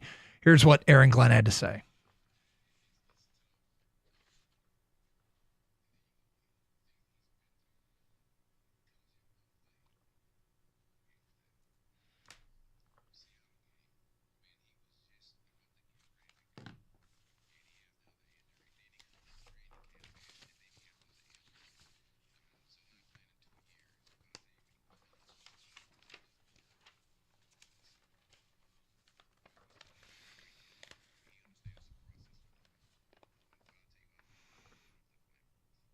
Okay. I mean, that's great, right? He's basically saying he's missed 2 years and it doesn't look like it. Now, is he ready to go? We'll find out. But that leads us into something that I want to ask the people at 248-539-9797. Yes, this defensive two deep has been ravaged by injury. Yes, we all see it. It is, without a doubt, been tough to watch players fall. And it's really made this season, which looked extraordinarily promising, about as promising as a season could look, it brings into some doubt what the very end result will be. But it feels like there's quite a few young players that we still haven't completely defined as to what they're going to be.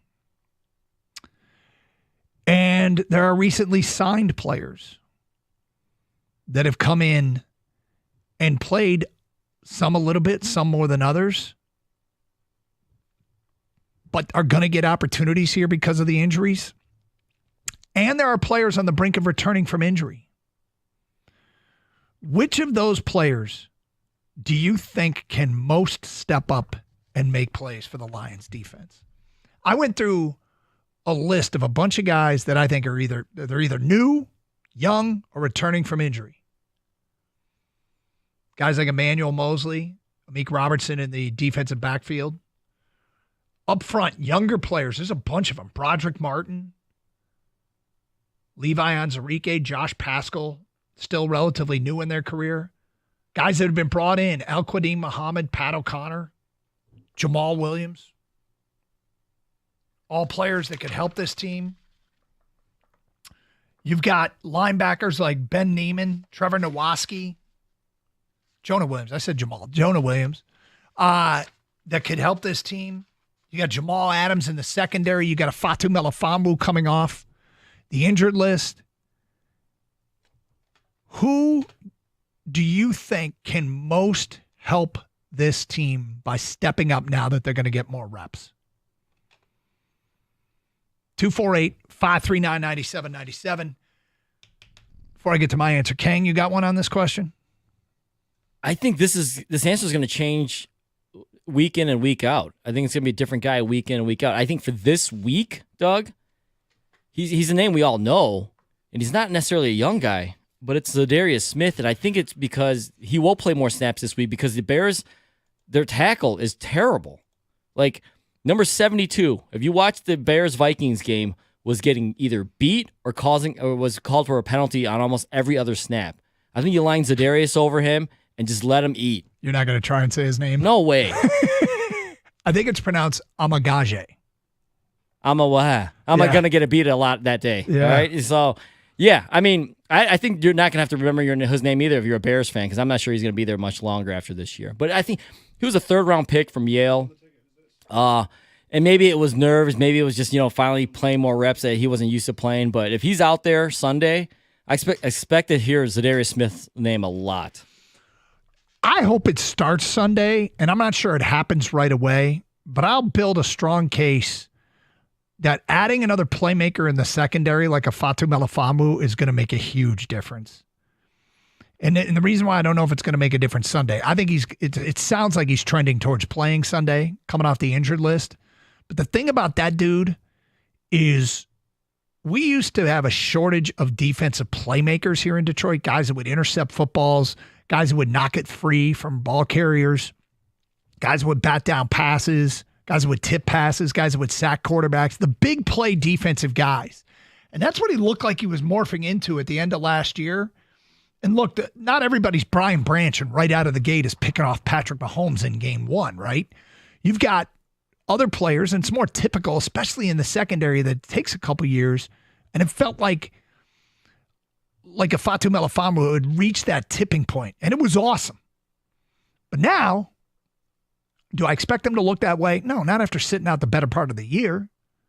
But as we enter this stretch run here, these last few weeks, I think it's reasonable to think he can get up and running and be helping this team when we get to the Minnesota game, when we get to postseason do-or-die football. So that's a guy I'm thinking can step up. We did ask this question on Twitter, and we got some response. Gonzo writes in, I'm hoping Broderick Martin steps up. I'm excited to see the big man bring some pressure. Yeah, he doesn't feel defined yet. It's gotten to the point where, I don't think I think some people aren't expecting much now. And when a player is drafted and the response is, who? Even though Brad Holmes made the pick, there was a lot of that. Did they really need to take this guy here? He has every right to take who he wants, and he kind of has a blanket endorsement from the 10-2 space. But I think that means people probably a little bit quicker to give up on you when they didn't know who you were in the first place and thought it might have been a reach. And when that pick was made, we were very encouraged by Brad Holmes, but I don't think I think he's gone next level with what people feel about him. From PG Stippy or Stipe on Twitter, I think Terrion Arnold and the secondary will generate some takeaways. They've been scarce lately, but the cold Chicago weather offers some opportunities. One of the things that we didn't get to with Aaron Glenn, he was talked about having a strong secondary. You can build a game plan around that. Like you can do some things with a secondary to help the front seven. Yeah, if you can play man, it allows you to be more exotic with your blitz calls, your front seven, your stunts, things like that, because you can count on guys to cover receivers for longer, right? Yep. But a part of that front seven is, how about Levi Onwuzurike? By the way, remember all that preseason hype? Mm-hmm. And I don't think he's been bad or anything, but now would be a good time to show everyone what they were talking about, all that hype we were hearing. They were saying, like, hey, we got 3 great defensive tackles because Levi's healthy this year, and he's pushing people around. He's physical. Dude. This would be a great time to show up, man. Yep. No, I hear you. All right, more here from Twitter. From James Vader, Iffy definitely will help. Maybe move Branch down to nickel. I think they might move Branch outside the corner. I don't know, man. He's better in the slot if they move him off safety because he'll be at least closer to the line of scrimmage, which they can blitz him and stop the run because he's really good at that. I think your corner, your outside guys, if you want to go move people around. Robertson played exclusively outside for the Raiders last year, Meek Robertson. Yeah. So he can do that. He's a smaller corner, but he can play outside. You know what this feels a little bit like? Here you hear offensive line coaches, specifically in college, say we're going to put the best 5 out there. They move guys around to figure out what their best combination is. I feel like they can do that with this secondary. They can move a lot of guys around to figure out, okay, how do we best make up for the loss of Carlton Davis? And so you're right. They could do that as well. There's flexibility for sure. And Dan Campbell spoke to the media a little bit ago. He also said Emmanuel Mosley, this is the best week he's had in a long time. Okay, that is encouraging. From Nubs Get Dubs, I imagine Anzalone is going to look fresh coming off that forearm injury. From Love, Fatu Melifonwu with a beat-up secondary, I think his explosiveness complements Kirby Joseph and Brian Branch very well. Nice piece to get back. 248-539-9797. Your phone calls and feedback. It's Carson Anderson. Who's the guy defensively? You're like, all right, dude, Now's your time. It's time to step up. We'll get to more of your phone calls and feedback coming up here on Carson Anderson on 97.1. Hey, auto accident attorneys at Michigan Auto Law. They care more, so you win more. They specialize only in auto and truck accidents. Many law firms don't specialize, but focus on many different areas of the law. Specialization matters and customer service matters. It's a huge differentiator. Michigan Auto Law chooses to take on fewer cases than other law firms. Take on fewer on purpose, so they have more time for your case. And they'll call you back, too. A lot of people call Michigan Auto Law because they can't get calls back. Michigan Auto Law returns all phone calls within 24 hours. They care more, you win more. Michigan Auto Law, auto accident attorneys. Visit autolaw.com. That's autolaw.com.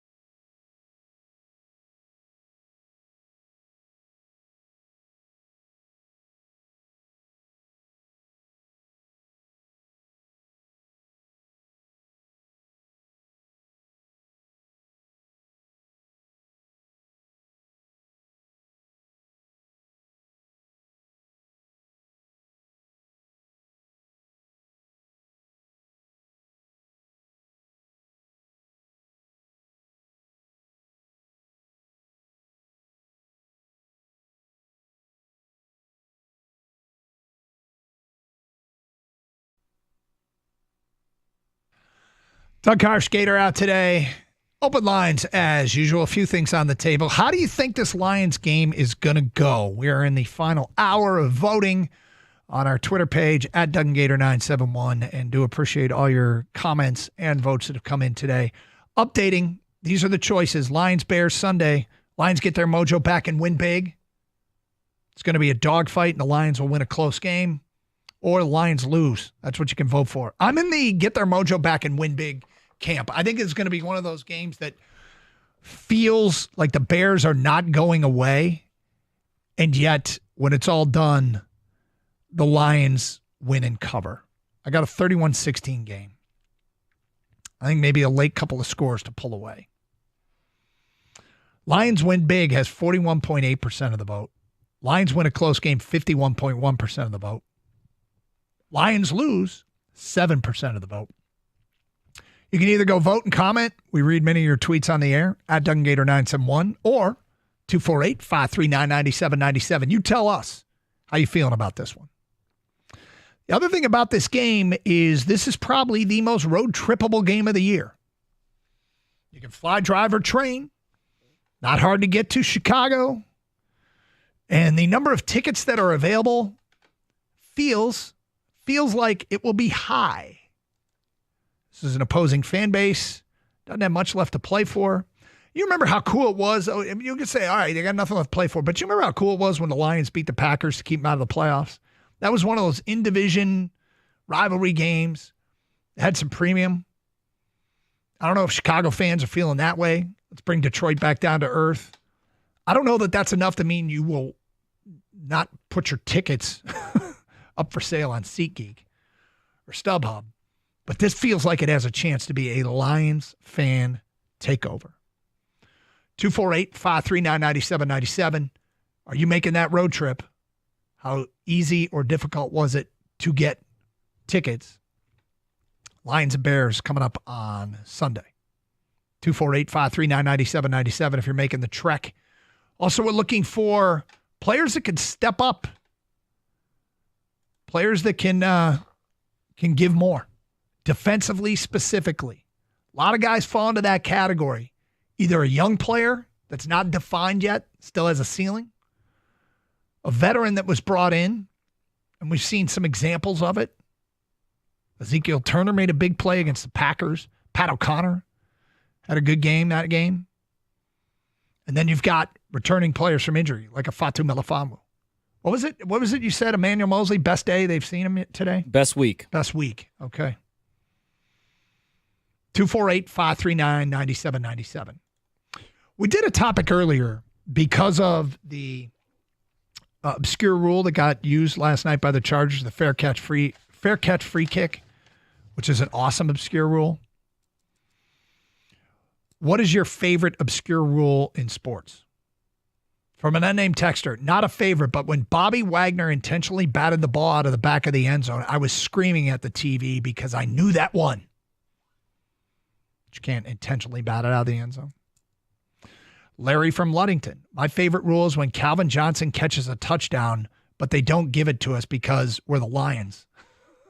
That's an obscure one. Yeah, obscure for the rest of the league. We know it here well. Yeah. The screw over the Lions rule. My favorite obscure rule is in basketball. If you take a field goal and airball, if you take a field goal attempt, I think it means, and airball it, you can collect the rebound. Everyone says it's a travel, but that only applies to the NBA. Every other level, it's fair game. That's from Dan. Absolutely. Absolutely. Dude, I tell people this all the time. They don't believe me. I'm like, as long as you're attempting a legit attempt at a shot and you airball, you can still go get it. You can be the first person to touch that ball. And everyone yells out travel. I'm like, that's not the rule. But good luck selling a pickup court on that. It's impossible. It's impossible. My favorite obscure rule is that Kansas City always gets one more play. That's from Kevin. I hate that rule. It's so true, too. Feels like it. I've been waiting my whole life to see the 1-point safety. What is the 1-point safety? You're a rule guy, so I figured you would know this. Is that if you get a safety on an extra point attempt? 1-point safety is a... yeah, I got to admit, this one has escaped me. The 1-point safety. Come on, Doug. Do you know it? No. Oh. I thought you would. Me and Kenny started looking up really quick, briefly. I think I think it has something to do with the 2-point conversion. It failed 2-point conversion attempt or something. I don't know. Yeah, hold on. I think I have it here. Then there's the 1-point safety. It's never happened in the NFL. So this is real. You can get a 1-point safety. Yep. 1-point safety has always been a possibility, albeit nearly impossible. A team making an extra point attempt would have to botch a play so badly that it would end up in their own end zone, 98 yards away, and get tackled in the end zone. Something with the attempt the point after Dude, attempt. that's so fantastic. Oh, you don't say it's never happened? Mark in Chesterfield says, the best obscure rule is when you throw up your glove to stop a ball from going over your head in baseball, it's an automatic triple. What? If you throw up your glove. Okay, so if you take your glove off your hand. Yeah, like it leaves the hand, yeah. Is that for real? I have no idea, but I know that's illegal. I don't know what the punishment automatic is. Triple. That's funny. All right, let's get back to your calls. We go to Mike and Lapeer. You're on 97.1 The Ticket. What's up, Mike? Hey, just calling to let you know that the wife and I are heading out tomorrow to Chicago to, even though we're sitting on the Sears Tower to watch the game, we are going to watch a butt whooping, and I think it's going to be 30-10. Detroit's going to just beat the tar out of them. Okay, wait, what did you say about you're doing what? We're heading out to Chicago. Oh, yeah. I tell everybody we're sitting on the Sears Tower because we are literally sitting 4 rows from the top. You came up with an allegory. I was like, you're sitting where? Yep. Gotcha. All right, good to know. Way up high. Yep. Yeah, but it's gonna be 30-10, and we're gonna have a good time. Yeah. Look, I've been to Soldier Field on one of those bad weather days, and we sat, upper deck, 2-3 rows from the top, and the wind was whipping, and the Lions stunk, and it was terrible. Well, I hope it's going to be cold and wind whipping because we're prepared, but the Lions are going to be victorious. Yeah, well, it helps a lot when the team's good and you have confidence that they're going to win the game. Yes, sir. Enjoy, Mike. 248-539-9797. Lisa is next on 97.1 The Ticket. Hi, Lisa. Hello. Hello. So my husband and my kids and I were heading to Chicago. My husband's from the Chicago area. We're doing family Christmas tomorrow, and we're like, well, when in Rome, we might as well get some tickets and go to the game. So going to the game Sunday, and we have a relative that we're going to be tailgating with all of his Chicago season ticket holder buddies, and that should be interesting. But, yeah, we're excited. We're looking forward to it, and I'm hoping to see some mistake-free football, huge play on offense, and I don't want to see Jack Fox. No Jack Fox. Right. How did you get the tickets? My husband, he's went on, I don't remember if it was, I'm pretty sure it was StubHub. I don't know how he got this lucky, but he had been watching prices, and someone must have really been wanting to get rid of their tickets because we are just a handful of rows from the field. We're in, like, the corner of the end zone, but we got them for, like, half of what all the other tickets in that area were selling for. So I don't know. We'll take it. So awesome. I've never been to Soldier Field. The weather forecast isn't that bad. It's not that bad. Yeah. It's going to be cold, but it's not going to be absolutely miserable. Soldier I'd Field. rather be cold and dry than 50 and raining. Soldier Field is a fascinating building because it's a classic old Gothic, edifice, and they fit, I guess, what at the time was popular architecture, glass concepts on it. It is one of the most bizarre places. I swear to God, it's the only stadium I've been in where I was walking around and I felt like I got lost and ended up in the wrong place. It is so weird. I haven't been to a Lions game since they played at the in Pontiac, so yep. I'm super excited. It looks like Lions. two different eras of architecture threw up on each other, and enjoy. It's unique. It's one of those places that I think every Detroit fan should go, but it's a mishmash of era-specific architecture, period architecture, mashed together. We'll get to more of your phone calls and feedback coming up. Don't forget, we got picks today at 1:38. It's Carson Anderson, 97.1 The Ticket.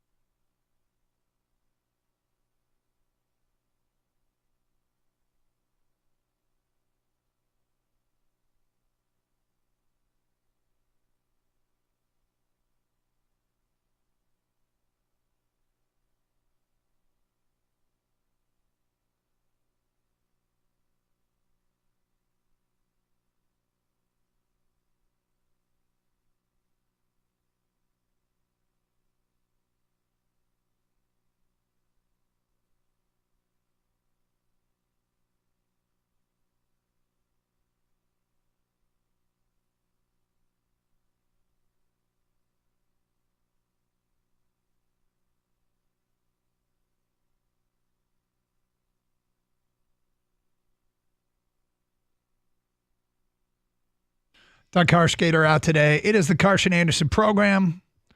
248-539-9797. Happy holidays, everybody. Happy weekend. Happy football weekend. What a football weekend it is for football people, as there's lots of great football on. Can't wait. Tonight starts the college football playoff. Actually, we got the Cure DNA staffing bowl going on right now. The tradition. Yeah, Kenny bet on this game.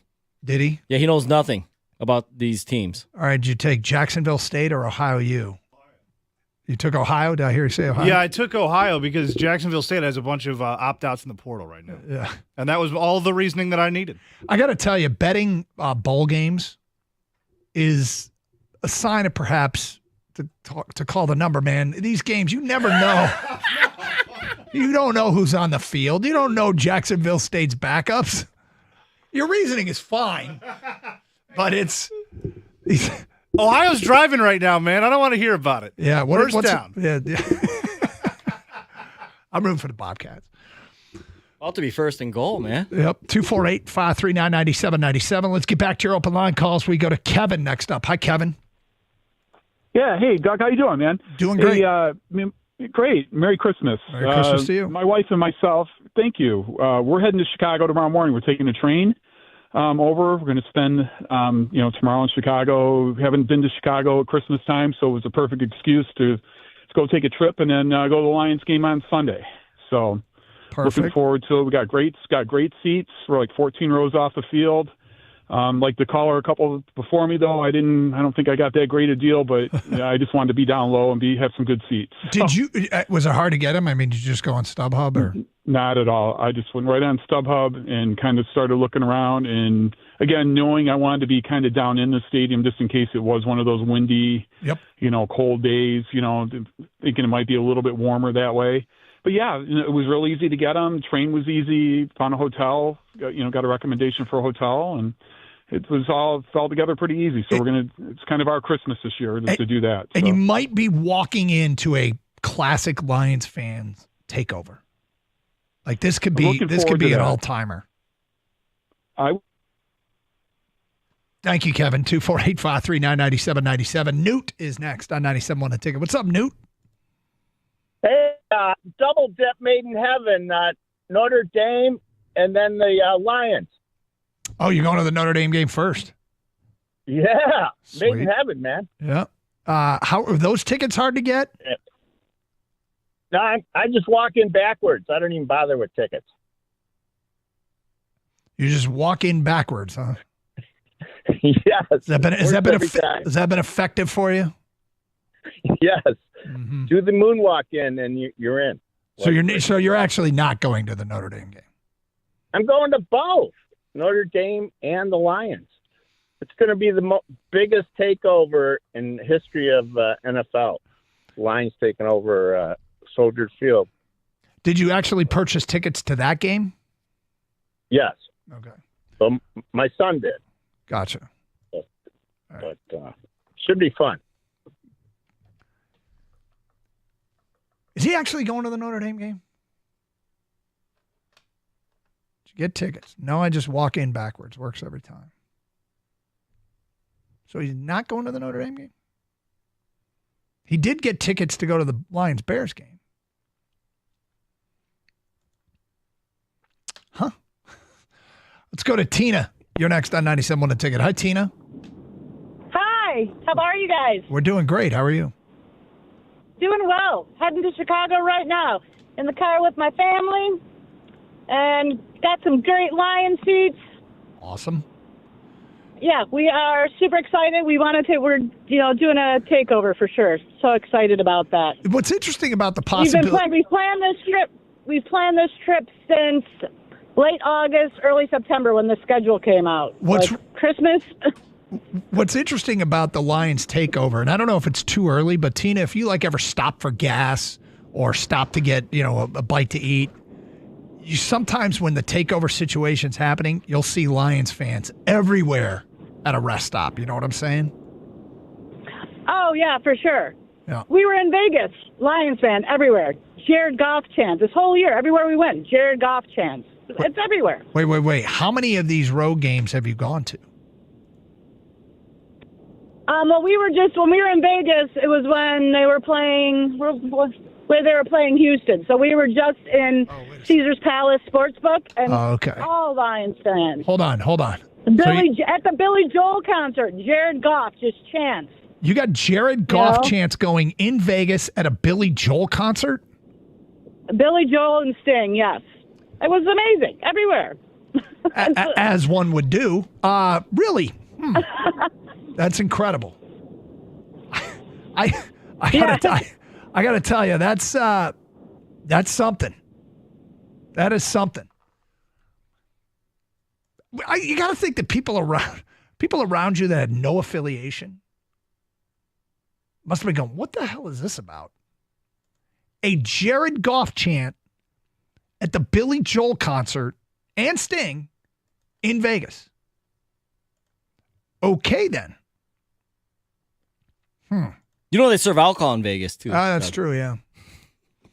So there were a bunch of drunk Lions fans out there. No, this is Uptown Girl. I'm sorry. Not Jared Goff. Jared Goff.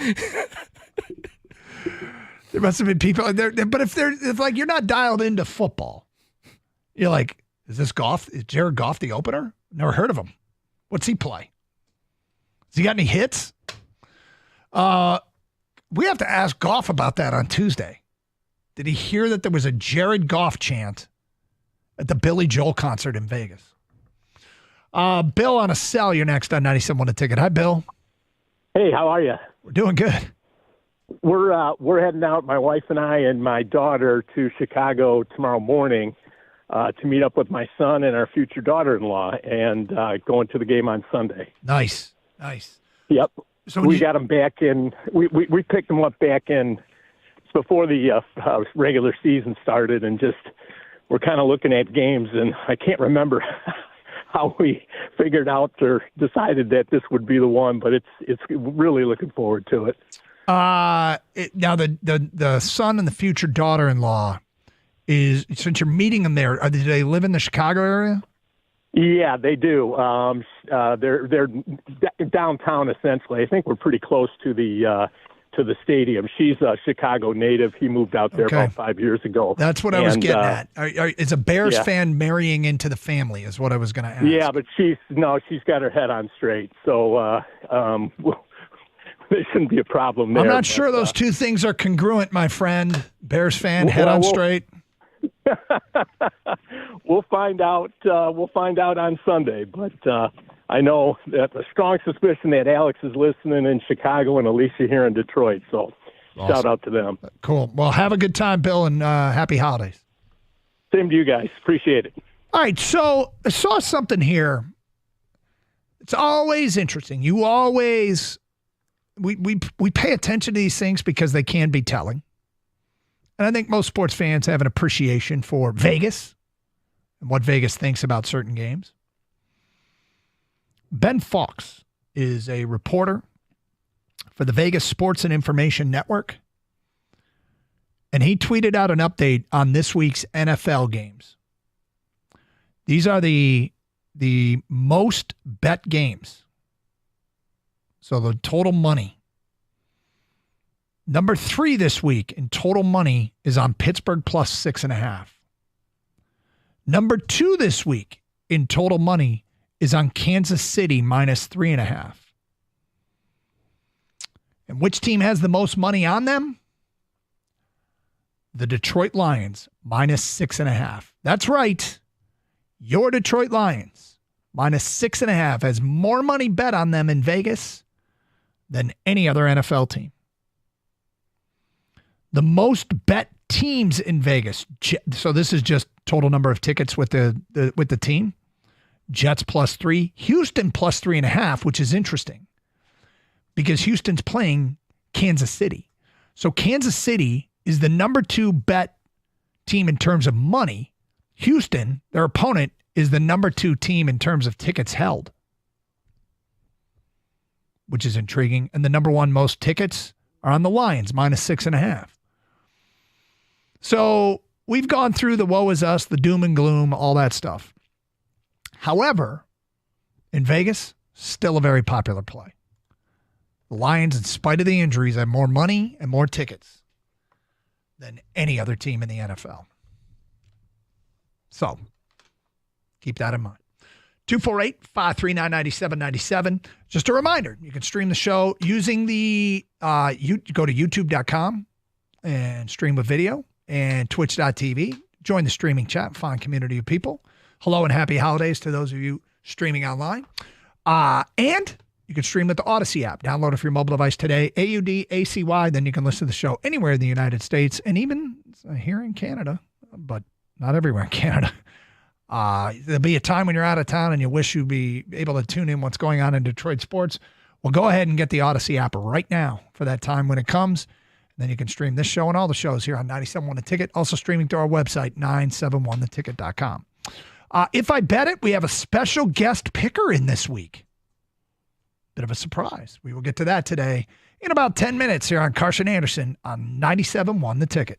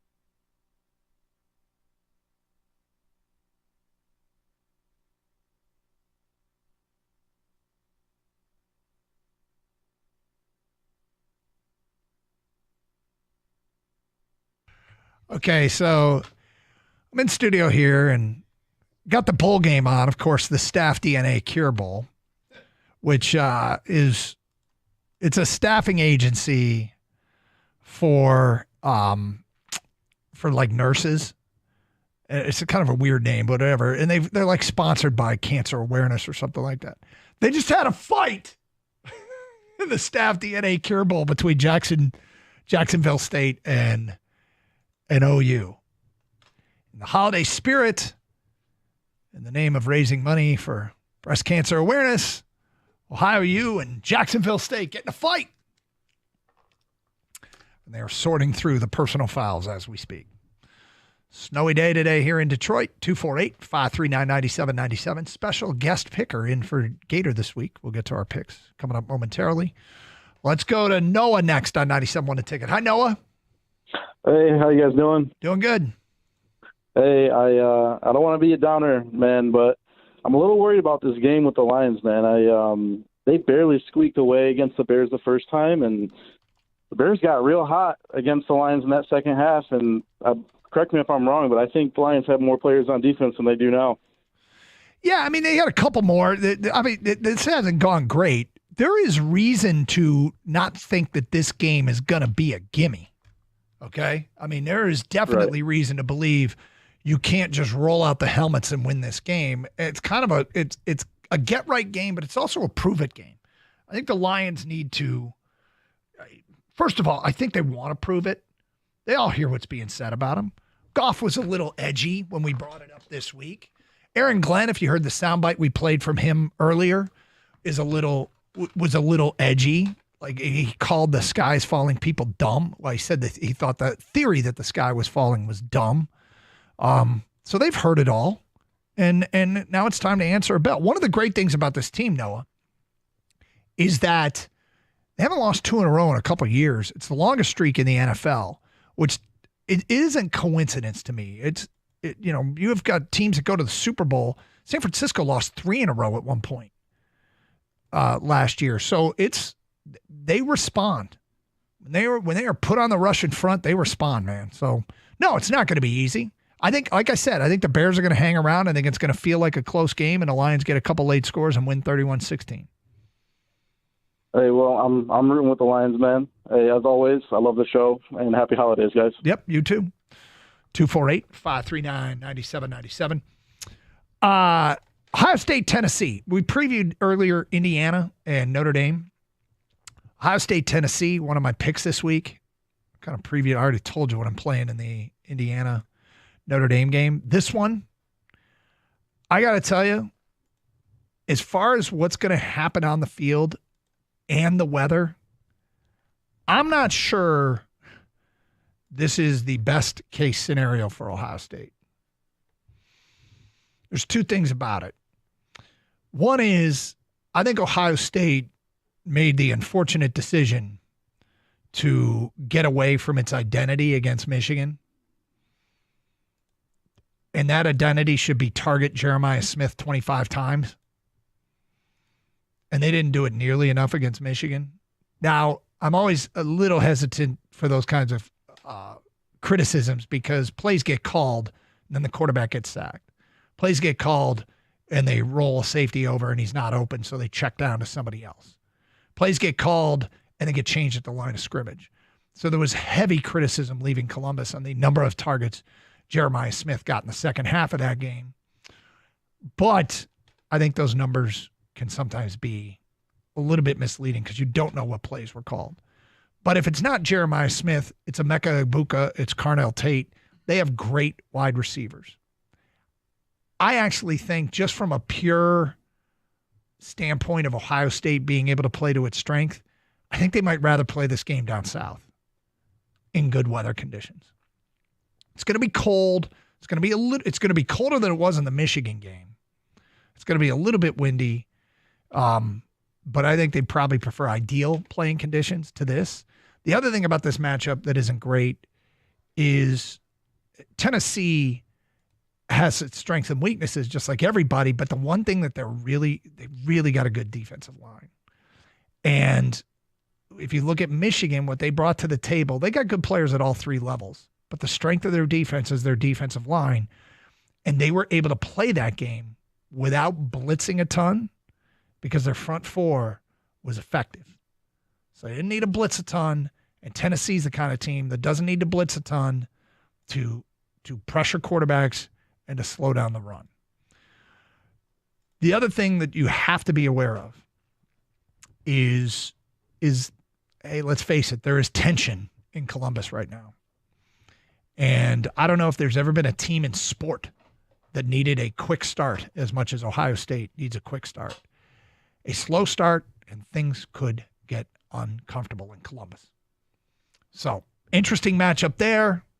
Get to our picks on it coming up in a minute. We do have news today that John Keating is retiring. He's announced his retirement after, I believe, 40 years on the air, and it seems only appropriate that Gator is here. Hello, Scott. Hello, Doug. It's great to be back together in the studio right before the Yuletide season really kicks underway with Christmas Eve, followed by the fat man coming down your chimney on Christmas Day. This really is one of your Speaking of fat man, here's the Gator. This really is one of your better impressions. I love Keats. I know. Sent him a message on behalf of the show today, a direct message, and he's awesome. Yeah, he really is awesome. And it's funny because I saw he's going to retire, and I'm like, damn it, Gator's not. Oh, he might show up for picks. Because your Keating impression is elite. Yeah, I mean, we'll never hear Shireen Sasky has more, but then again, we haven't heard that in years. No. So we won't hear Johnny Kane has more. Nope. We'll get to and once hockey's done. Well, I know my man always is on social media tweeting out pictures from it looks like a home on Lake Michigan. Grand Haven, yeah. You dude, enjoy, my friend. Yeah. You've earned it. I got to tell you about a text we got earlier this week. And I just know you're going to feel the same way that I felt about it.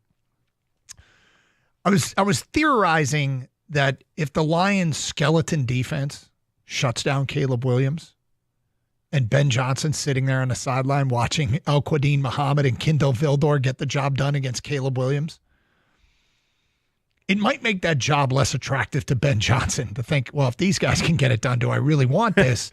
And because everything I'd heard out of Chicago is that it sounds like Ben Johnson's the number one guy they want.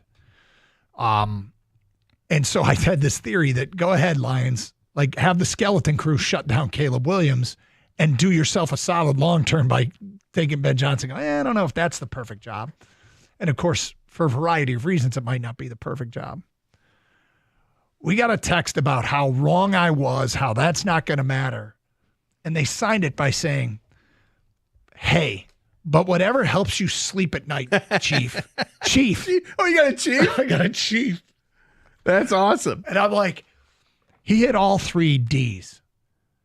Disdain, disrespect, and I don't know what the third one is. But he definitely had disdain and disrespect for me.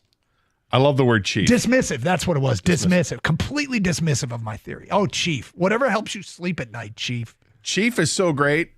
It brings, there's a very specific story. I remember a friend of mine was telling me that presented somebody with kind of a contract, an agreement. Like, you're going to have to do this for us to, for this to coexist here at the workplace or whatever. Yep. And the person across the table looked at the paper, held it up in the air, ripped it in half and said, sorry, Chief, that's not going to work for me.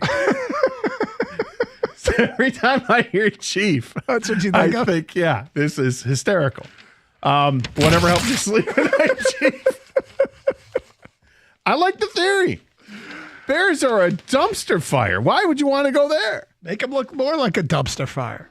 I mean, the thing with the Bears and Caleb Williams, of course, he's immensely talented, right? Yep. But if you watch the Bears play, and I think a lot of Detroiters watched the Bears play this past week, you have to come away going, my God, this guy just does not process the game very quickly. Not yet. Not yet. No. And I think he will at some point. He might, but Or he'll just be one of these amazing first overall pick busts or first round busts that we've seen. But I don't think that's the case. I think he's talented enough. I think he'll start to figure it out.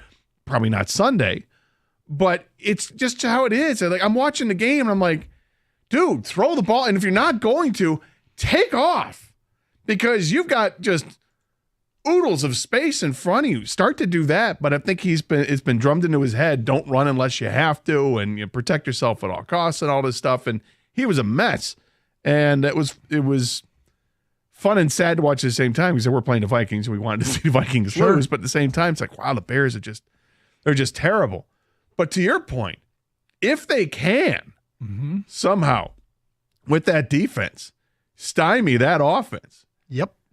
I mean, if you're Ben Johnson, you're either looking at it going, this is a challenge. I love the challenge. This is why I got into coaching. Or, oh, hell no. Right. I'm not going there. I need a better situation. Waiting for someone else to get fired that already has a ready-to-go offense. Well, anyway, good to have you back. Thanks for coming in for the picks. You been good this week? Yeah, ish. I was fine. I had a colonoscopy yesterday. I was going to get checked out if you're of that age and time. And it had been, I think, 6 years since the first one I had. So it was time for me to go back and get it done. Looks like it came out just fine. Attaboy.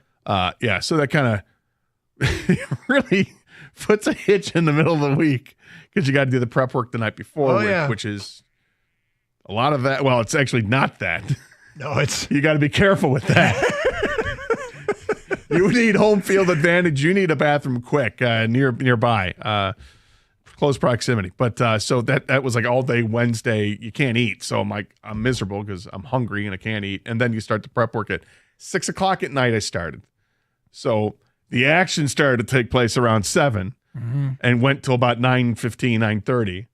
I tried to get some sleep to not really much avail because I had to wake up at 1 o'clock in the morning and do it again. Yep.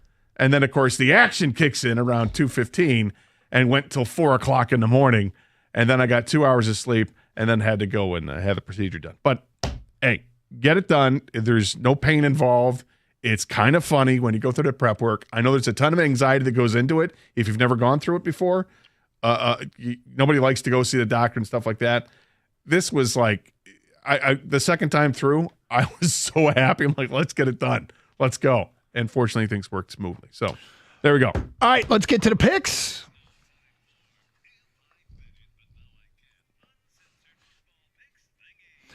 All right, I'm going to start with a game I already told you about earlier. It's my Car House Lock of the Week. Indiana, Notre Dame. I really like Indiana's defense. Notre Dame's going to run the ball and snowy conditions in South Bend, so I'll play the under 51.5. My Car House Lock of the Week. Gator?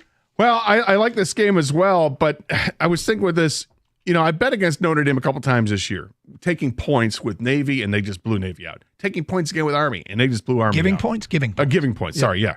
They were giving points to the service academies, and they just took care of business. And I'm like, wow, okay, Notre Dame they're better than expected. What happened with Northern Illinois was a fluke. But I have the same feeling with Indiana. Like, Indiana's going to make this a game. Maybe not. Notre Dame -7. I'll take the Irish. I just told you all the reasons why I think Tennessee is a tough matchup for Ohio State. I think Ohio State wins the game, but I'll take Tennessee +7 as Ryan Day gets a big win and avoids disaster. I like the game as well, but it's the total that I like. The over-under set at 46. I think both of these teams can score some points, and they will, and it'll be a high-scoring affair. I think Ohio State ends up winning it because he's got a Michigan problem. He doesn't have a college football playoff problem. My final pick, Penn State is laying 8.5 against SMU. You know how much I respect James Franklin. I actually think they're going to get the win and cover the number. Wow. I really do. I'm taking Penn State at home minus the 8.5. I'm going with the total on this one. SMU at Penn State, the over-under total set at 53 points. I like the under. I just think that it's going to be cold out there, and Penn State they're like Jekyll and Hyde with the scoring. I think this one will be lower scoring, under 53. Next up, Kansas City going to the NFL. Kansas City tomorrow laying 3.5, playing host to Houston. Patrick Mahomes is going to play. I'll take Kansas City to cover the 3.5. Yeah, I'm going to go the other way. I'm looking at Houston getting those points, and I think it's going to benefit Houston. Kansas City plays everything really closely this year. So, because of that, I'm going to take Houston getting the 3.5. 3.5 is what Washington is getting against Philly. Philly has flown close to the sun. I'll take Washington plus the 3.5. Eyes on your own paper, Doug. Philadelphia minus 3.5 at Washington. I like Philly in this one minus 3.5. It's my shoot the boot lock of the week. Final one, under 46.5, Buffalo and New England. I think Buffalo is the only team that's going to score. Final one, the Rams -3 at the Jets. You know how much I like picking against the Jets. Although last week I picked the Jets. It was the only win that I had last week out of the 3 games. I like the Rams -3 at the Jets. All right, there they are. Every week, Kang loves a pick and hates a pick. Which one do you like the most? This one's going to be easy. It's like and hate at the same time. Doug, I like your pick of the Commanders plus 3.5 against Philly. Sorry, Gator. But Philly's not going to win the rest of the way out. This is the game they do lose, and it's going to help the Lions out. Wow. But I'll take the 3.5 for the betting purposes. All right. So there you go. That is if I bet it. Thanks for coming in. Good to see you. You bet. Good to see you. Yep. All right. Straight ahead, an embarrassing story for Sean McVay, a 5-star recruit to Michigan State, and a taco bar. That is next. Oh, you're brilliant. You're on 97.1 The Ticket. 'Tis the season to save at Sarah Chevrolet in Sterling Heights. Right now, lease a 2025 Equinox LT for $289 a month for 36 months. You heard it right, $289 a month for a 25 Equinox with just $19.99 down. Activate the savings with a GM employee discount and current lease in your household. Another crazy offer, a 2025 Equinox EV. Right now, Sarah's offering a brand new 2025 Chevy Equinox for just $39 a month. It's a 2-year lease on that Equinox EV LT front-wheel drive, $19.99 down. Unlock the savings with your GM employee discount. Costco member private offer. Lease and Chevy EV private offer in the household. Sarah Chevrolet. Call 87-SAY-SARAH. Go to saysarah.com. Together, let's drive. Did you like that?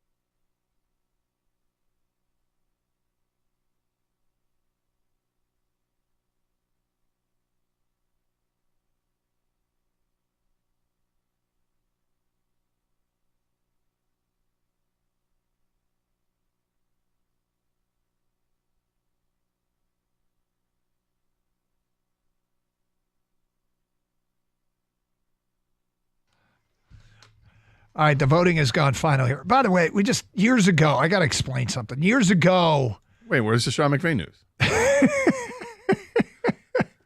I'm interested about the taco bar. Yeah, it was because, Years ago, Gator came in and it was during the holidays, and I just kept teasing stories that actually were real stories, but I knew he'd have great interest in to get him to stick around for another segment. Then I started making things up. So I just teased 3 things that would keep him around. Sean McVay with an embarrassing moment, Michigan State, a 5-star commit, and a taco bar. Which do you think I'd be most interested in? Taco bar. Yeah. Without a doubt, it'd be taco bar. But on a serious note, I'm glad your colonoscopy went well. And we always point out, in the name of our good friend Jamie Samuelson, do not hesitate to do this. Jamie wanted that message to get out, and we will continue to repeat it over and over again. Both of us have had colonoscopies. They're nothing. The prep work is actually funny. The nap is great, and you have no idea what happened. None. Whatsoever. We were joking during the commercial break. I remember when I got the anesthesia, they're like, okay, we want you to count backwards from 10. I'm like 10, 9. I never made it to 8. I was out. Yeah, I don't if they ask me any question like that, I don't recall it. I just remember being told to breathe deeply with the oxygen hooked up to your nostrils, and I took a couple deep breaths, and the next thing I know, I was waking up in recovery. But the first time, I do remember the mask and count back from like 100, and I think I got to 98, and I was out. Yeah, it's definitely a good nap. Yeah. So the polling is closed. We asked people today via Twitter, how's this Lions game going to go? Lions win big, Lions win close, Lions lose. 50.9% of the people said the Lions win a close game. 41.8% said the Lions win big. 7.3% think the Lions will lose. 248-539-9797. Let's get back to your phone calls. Logan in Monroe, you're on 97 on a ticket. Hi, Logan. How's it going? It's going great. So with the game tomorrow, I think it's going to be a good game. I think the Lions do come out on top, and I think it's going to come down to Minnesota for that last game on who takes the division. Feels like it's almost destiny, right?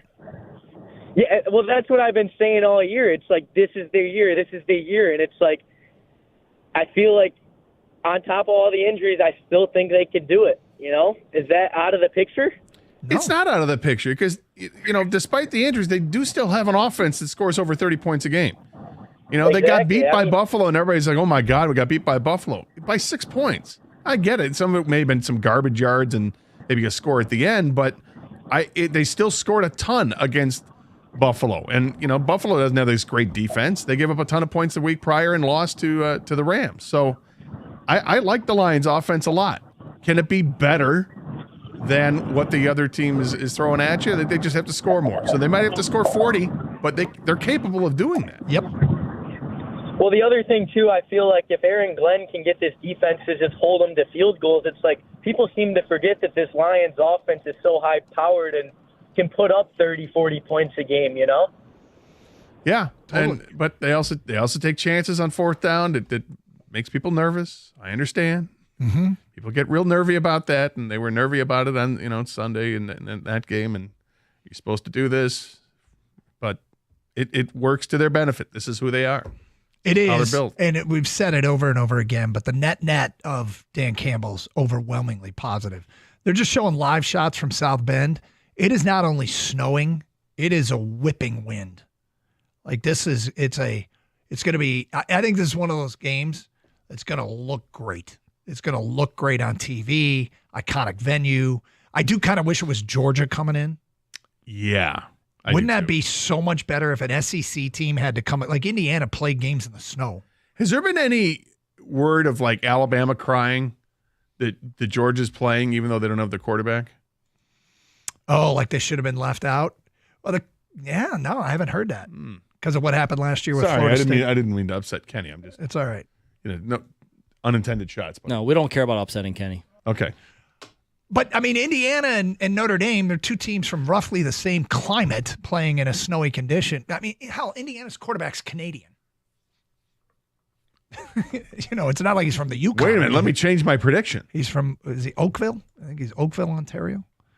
But a kid who played at Ohio U and transferred. So he's used to this. So it's not like the Elements game. It's not an Elements game that's going to benefit like one of our Midwest brothers. This guy has probably played a couple of epic snow games in Maction. If we were to go back and look at them, dude, there's always some epic Maction snow games. This guy's probably been part of it. You're right. He's used to it. Is Riley Leonard used to it? I don't know. Riley Leonard's been really good. He has, and dual threat. They'll probably run him a ton tonight. I forget over how many games it's been, but his touchdown to turnover ratio is like 29-4 over his last like 10 games or something. It's insane. Yep. Well, that one should be fun. Tomorrow, Ohio State, Tennessee should be fun. We haven't even talked about Clemson and Texas. Everybody's doubting Texas. And it's kind of making me want to go the other way and say Texas gets hot here and gets on a run. Why do you suppose that is? Ewers hasn't looked great. They lost the 2 games to Georgia, and there's no shame in that. But I don't know. They won at Texas A&M. Are people back on the Clemson bandwagon? Well, yeah. I mean, everybody kind of giving up on Dabo as when the season started, and they turn around and look who's in the postseason. You know, I think I just saw that Dabo picked up a transfer portal player. Yes. That's crazy. He doesn't do that. No, he doesn't. He's changing. Southeast Missouri State. You can't teach an old dog new tricks. Yeah. Well, it's kind of either you either conform or die. Or you die. Well, always good to have you in. And this weekend is going to be fun. We got Ferris State playing tomorrow in the national championship for Division II. So. Where's that played? Is that the one that's down in Texas? I think that's down in like one of those obscure little Texas towns. So. Is it Waxahachie? Are they playing in Waxahachie? Probably. They're playing in Oil Trough. It's a real city. Is it? Yeah. Legendary wrestler Dutch Mantell hailed from Oil Trough, Texas. Is that right? Yes. If anybody would know that's true, it's you. And if you fact check yourself, you can tell me it's true, and you did. All my obscure cities in Texas are because of professional wrestling. Is that right? Amarillo, yeah. Although maybe not that obscure, but not one of the big 5 that people would mention or whatever. No, it's not. I heard somebody. He did, and he left. All right, so Mike and Rico are next. We leave you every Friday with the Gator Rant. It's maybe never more important than it is this week. Stay safe and treat each other with respect.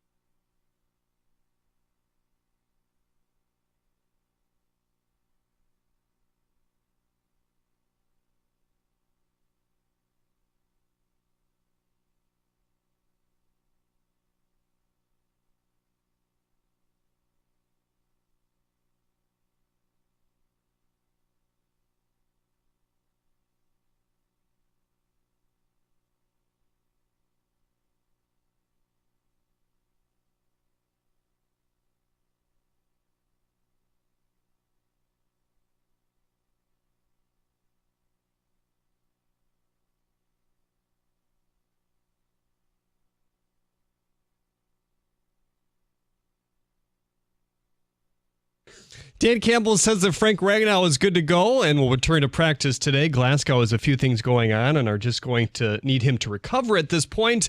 They'll know more this afternoon as well. The Wings are looking to secure their third straight win of the season with a victory tonight over the Canadians. Their first came in late October, a 3-game winning streak that is. Montreal checks in with just 27 points, just 3 behind the Red Wings. In the Atlantic Division, Cam Talbot will make his return in net tonight. Simon Edvinsson may have to sit out until Monday. Hear the game right here on 97.1 The Ticket at 7. The Tigers have inked reliever Brendan White to a minor league deal. White tossed 40 innings of work in the big leagues in 23, but sat out most of last year with injury. MLB reporter Mark Feinstein says the Astros are close to signing Christian Walker. Walker has spent the last 8 years with the Diamondbacks. Last season, in an injury-shortened campaign, he had 26 homers. Eagles wide receiver A.J. Brown says he's playing this week and his knee will not impact him. At the Corwell Health Sports Desk, I'm Jeremy Otto. For more, go to 97.1 The Ticket or Odyssey.com.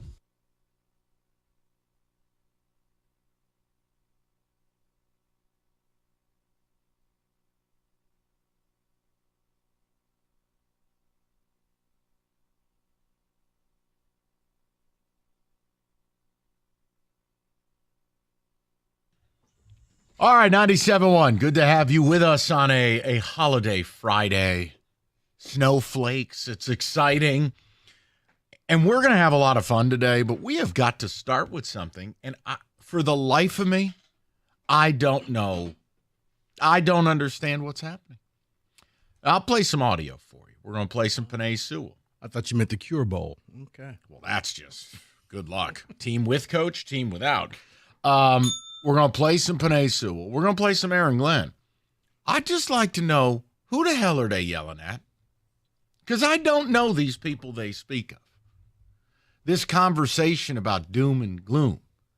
If the rule of being a fan is you got to kiss everybody's ass all the time, I don't want to live in that world.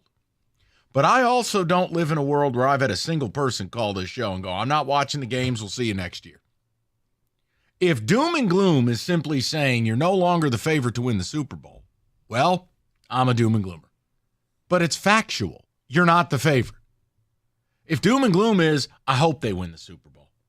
I don't know that they are. Mm-hmm. Well, then I'm doom and gloom. But for the life of me, Rico, I don't know who they're having this conversation with. Do you want to play the audio? And then you can take us till 6. I'll just get up out of here. I almost did that Monday. Yep. Go ahead, David. Here's Penei Sewell.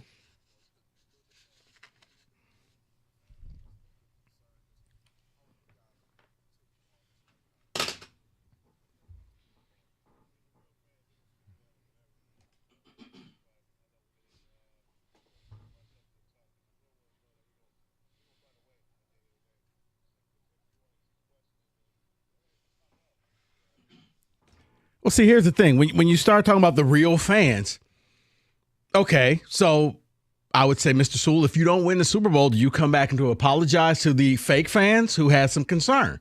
When you start talking about to the real, first of all, you never want to go and play that fan game. You don't win. But I think what has happened with the Lions in that locker room, they went from everybody saying, you're the best, you're going to win, you're a one of one, to, you guys are good, but, you've come down to the pack and there are other teams, and I don't think they want to hear that. They want to keep hearing, well, praise us the way you praised us when we were 11-1. Well, circumstances and things have changed, but I don't think that it sounds like the team is coming. It almost sounds like what Georgia does, where it's us versus the world. You're making this up. The problem is there are people that exist, and I heard this on the morning show, and I told Costa to his face today, and I said it respectfully. I said, Jim, it's not that the show was bad. I just couldn't take any more of the people. He had a guy call in, and Jim posted him up and basically was like, all right, so if Jared Goff gets hurt, well, I still believe. Okay, then. Like, if you're living in delusion, that's your business. But I don't think, first of all, I hate fan arguments. I think fan gatekeeping is loser behavior. Everybody in this town wants this team to win the Super Bowl. Mm-hmm. That's what qualifies you as a fan. If you don't want them to win the Super Bowl, that's different. But do you have Aaron Glenn? Do we have that? Who's Aaron Glenn yelling at?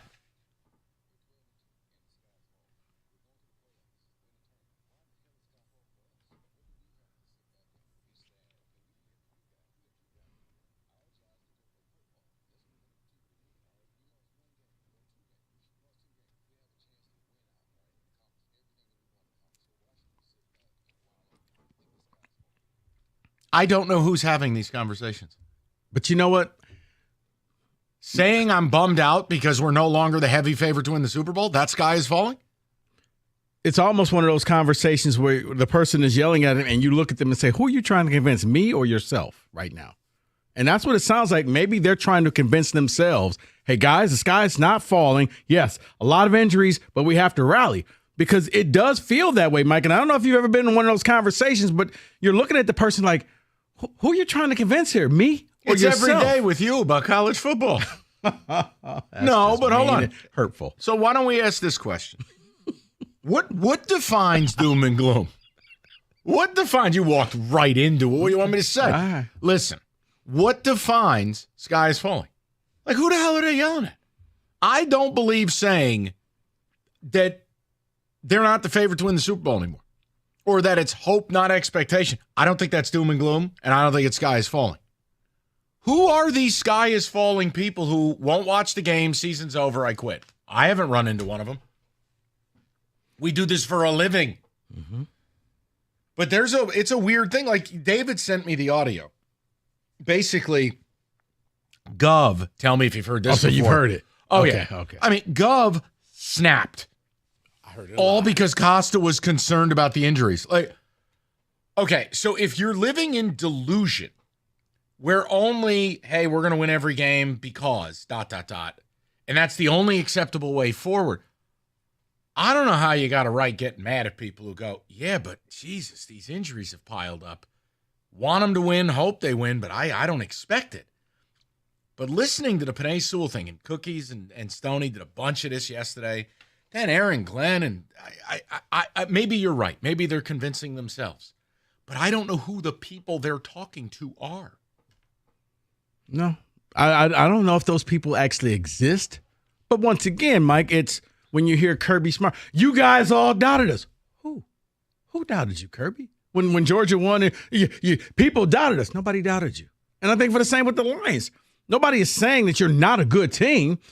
You're just not the perennial favorites anymore, where it was looking like a collision course between you and whoever the AFC had to offer. Yeah. You were going. It looks like you were going to lock up the 1 seed. I felt like it was a lock. You were destroying teams. You were beating them. You were beating them on your worst day.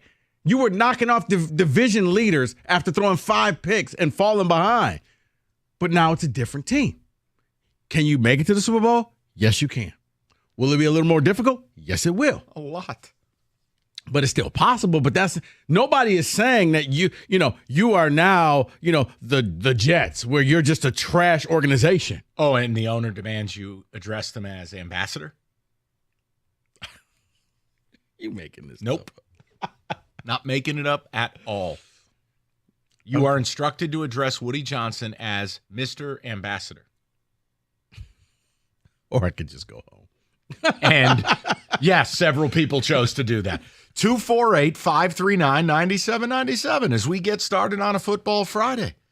Who the hell are these people Aaron Glenn and Penei Sewell are talking to? Look, I don't know what the feeling is like in the actual building with these guys, but it almost feels like, when you heard the word, when affirmations and people want to speak positive things to themselves in the mirror, it almost feels like they're talking to themselves looking in the mirror. That's who they're talking to. We're fine. There's no doom and gloom. Everything's great. But they're actually talking to the media. It almost feels like they're talking to themselves, convincing themselves everything is great. Everything is awesome. We're just fine. That's who they're arguing with. That's what it feels like to me. Yeah. They're trying to convince themselves that, no, it's going to be okay. It's going to be okay. It's going to be okay. But what justifies doom and gloom?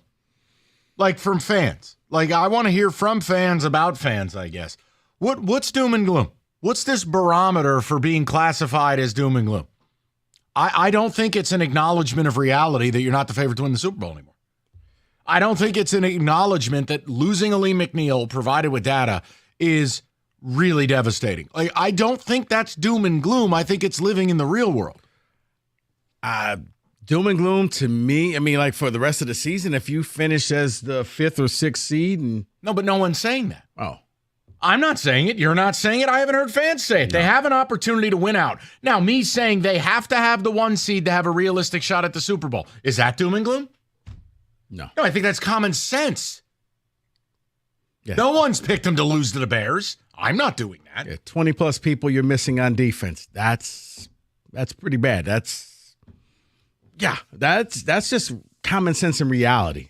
And if you don't like that, well, I don't know what to do. I can't help you. But here's my issue. And people keep hanging up on Kenny. It's a very bizarre thing.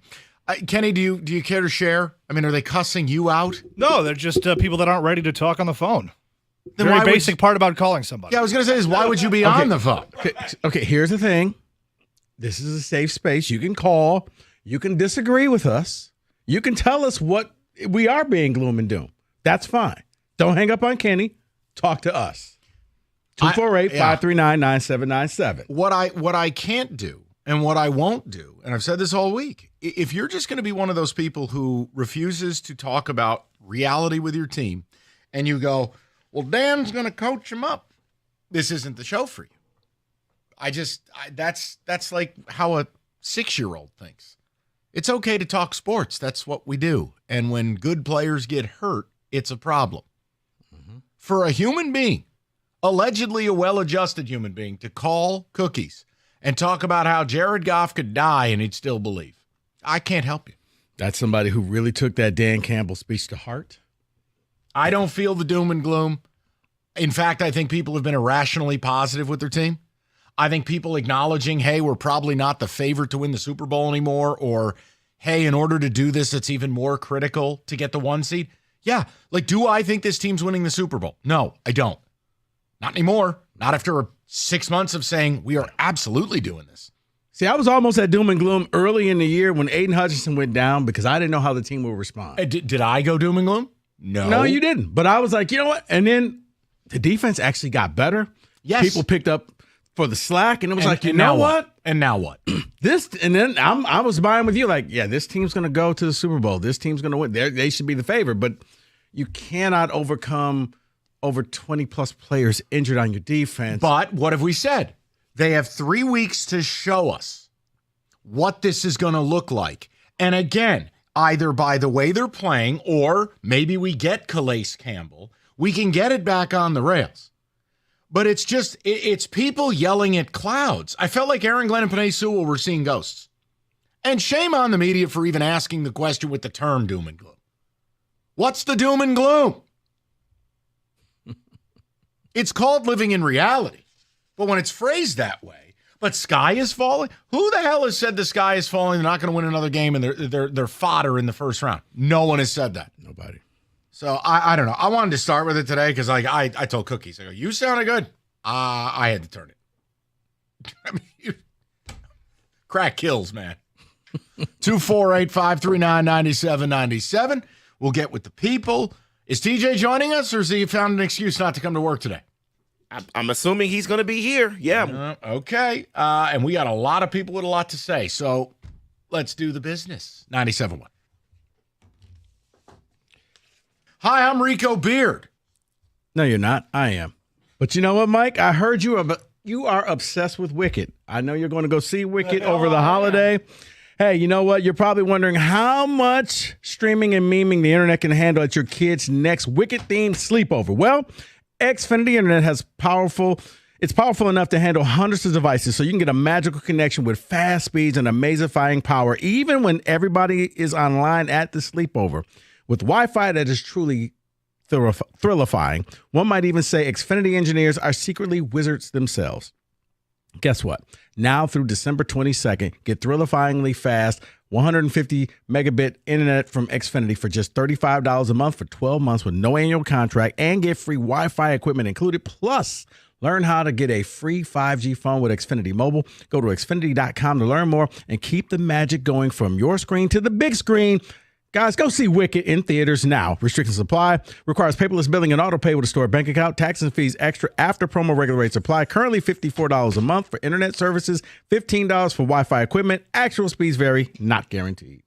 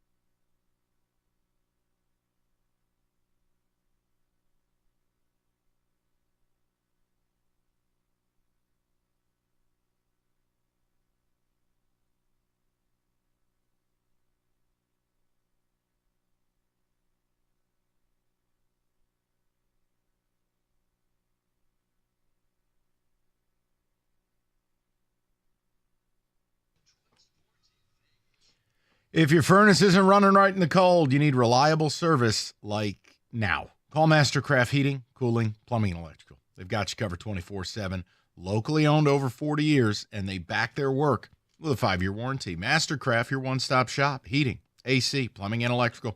Generators, too. And if Mastercraft can't get to you for same-day service, they're going to knock $50 off that next day service call. Ask about that winter bundle-up discount as well. Mastercraftheating.com.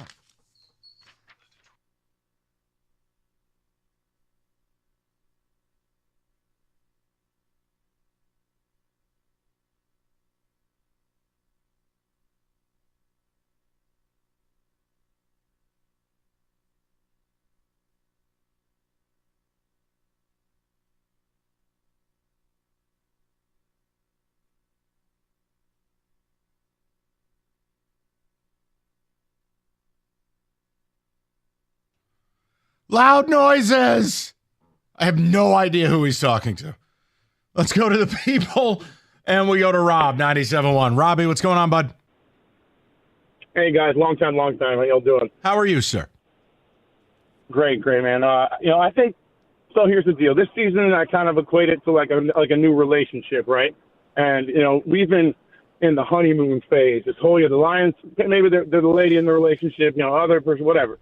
And, things have been going great, and now things are starting to settle after a few months or 6 months to a year, whatever. Maybe you're moving in together, and now it's not, we're not doing sweet things all the time, like we were before. It's settling down, and, now we're saying things that are more normal and more down to earth, and they're just getting a little scared because they've been riding high on this, honeymoon phase of their relationship.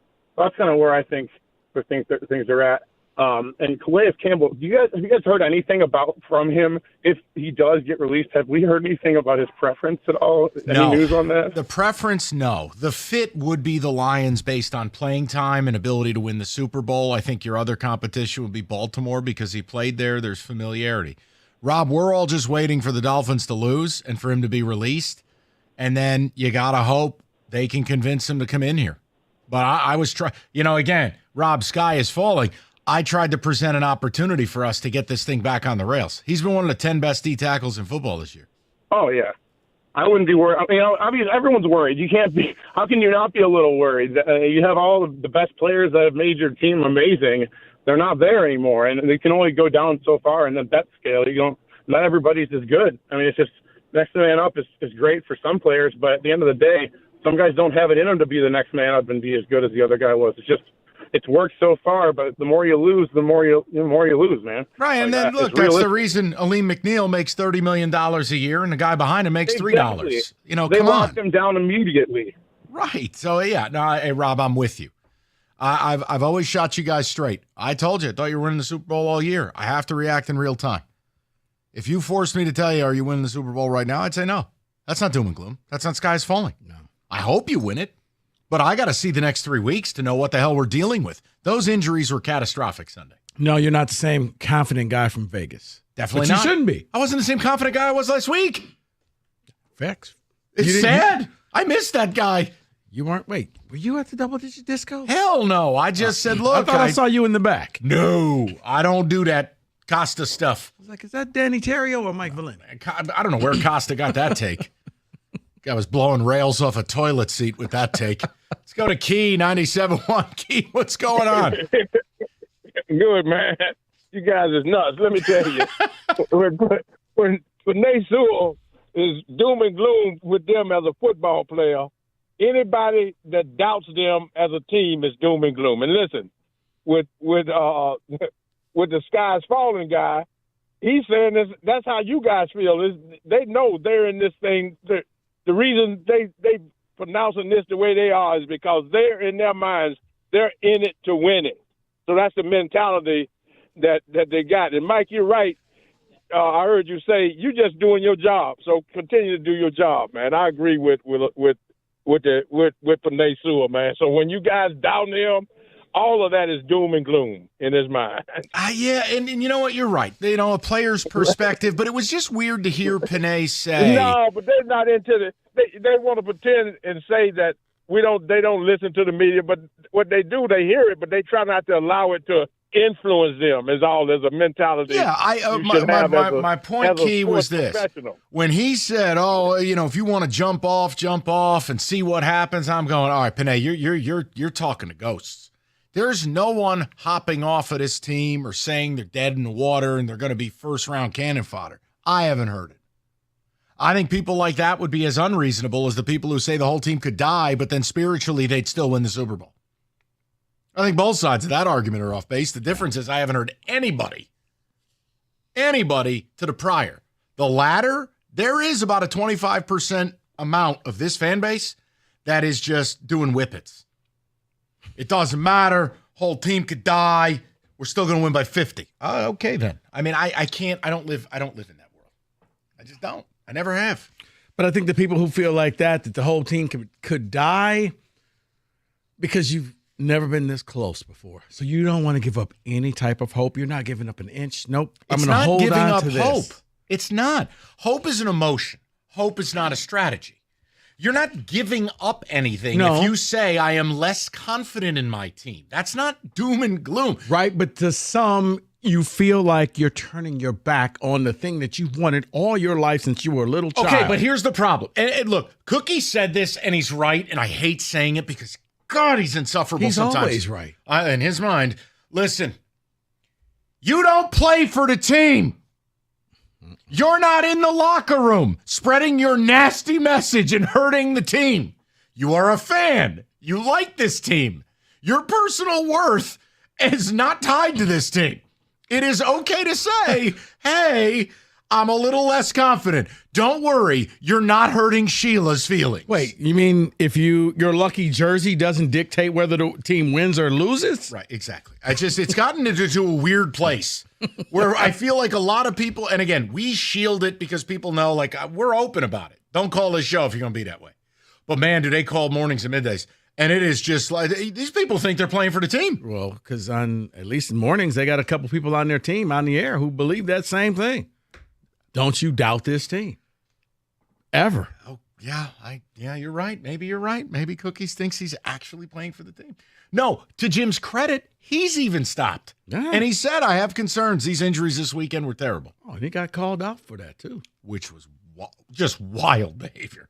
Go to Mike, 97.1. Mike, what's going on, buddy? Hey, what's going on, guys? Appreciate the call. Love listening. Thanks. I believe in the Lions, man. So much I'm driving down there tomorrow to go watch our boys get the win in Chicago. Nice. Good road trip. Absolutely. Hey, we travel well. We're going to prove it. It's fair. It's fair to lower the expectation, but the most important part is there's still an expectation.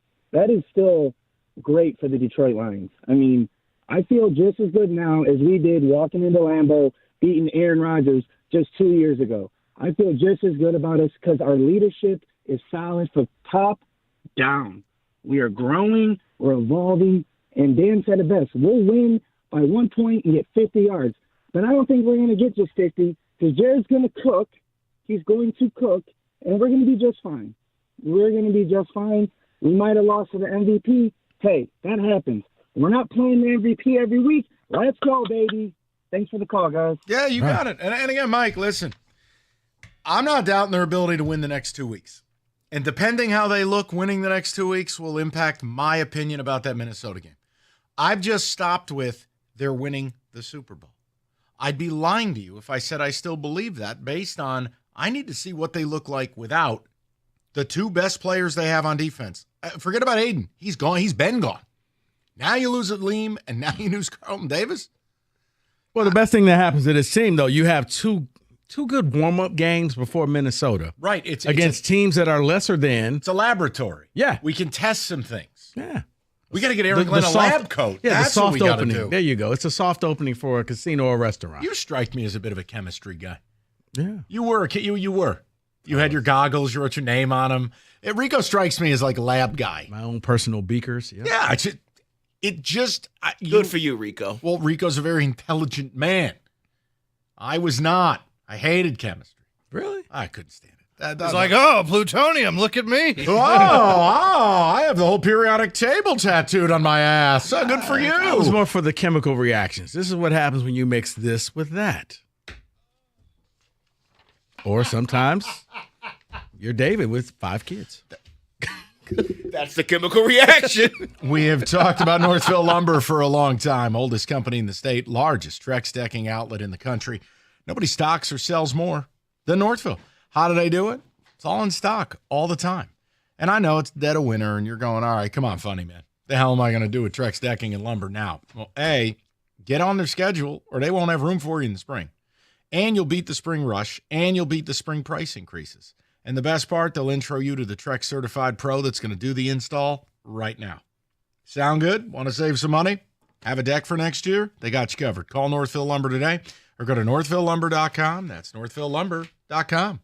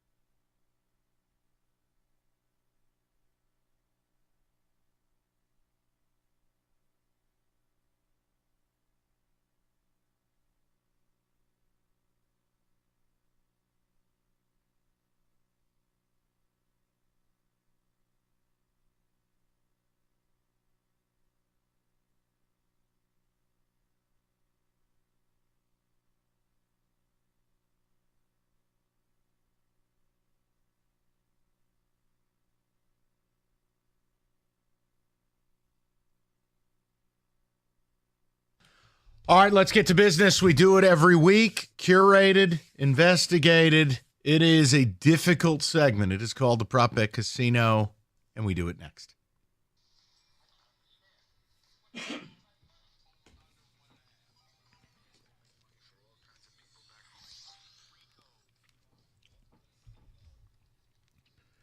Shot Out to David. Oh, no. You crushed everybody, Dave. You doubled up everybody last week. First time for everything. You were being angry and negative, and it worked out for you. See, first time for everything. That's the secret to prop bets, apparently. It worked out for you. Just All right. be an ass. Let's start off with the college football playoffs. Every team at home is favored.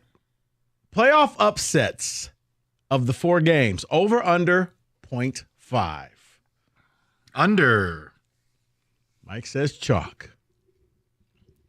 I'm going to say over. I feel like for the credibility of this playoff. A little hopium for everybody. Just one, yeah. Yeah, sorry, no hope. Under. Yeah, I'm with you, David. I am going under. Now, here's one that's going to separate the men from the boys. Okay. Of the 4 games, which team will score the most points? Of the 4 games. So we can have 4 different answers. God help me for what I am about to say.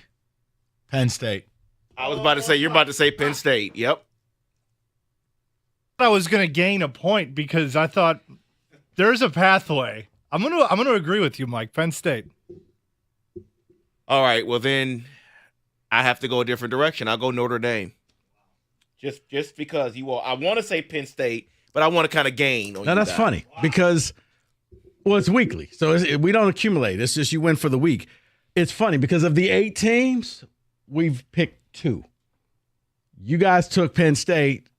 I had it before even Davis said it. Notre Dame tonight. Well, here we go. They're going to both score. We're all going to be wrong then. All That's right, what's going to well, happen. Let's stick with that game. More passing yards, Rourke or Riley Leonard? Indiana, in the 2 games they have faced a team with a pulse, has looked like abject garbage. But Riley Leonard is not great. You know, God help me. Give me Riley Leonard. I have Riley Leonard also. It feels gross, doesn't it, Mike? I feel disgusting. He'll have like 76 yards passing. Well, I'll just go with what Cignetti said. His quarterback is Canadian. It's going to be cold and snowy, so I'm going to go with Rourke. The Maple Missile. I'm going Rourke as well, David.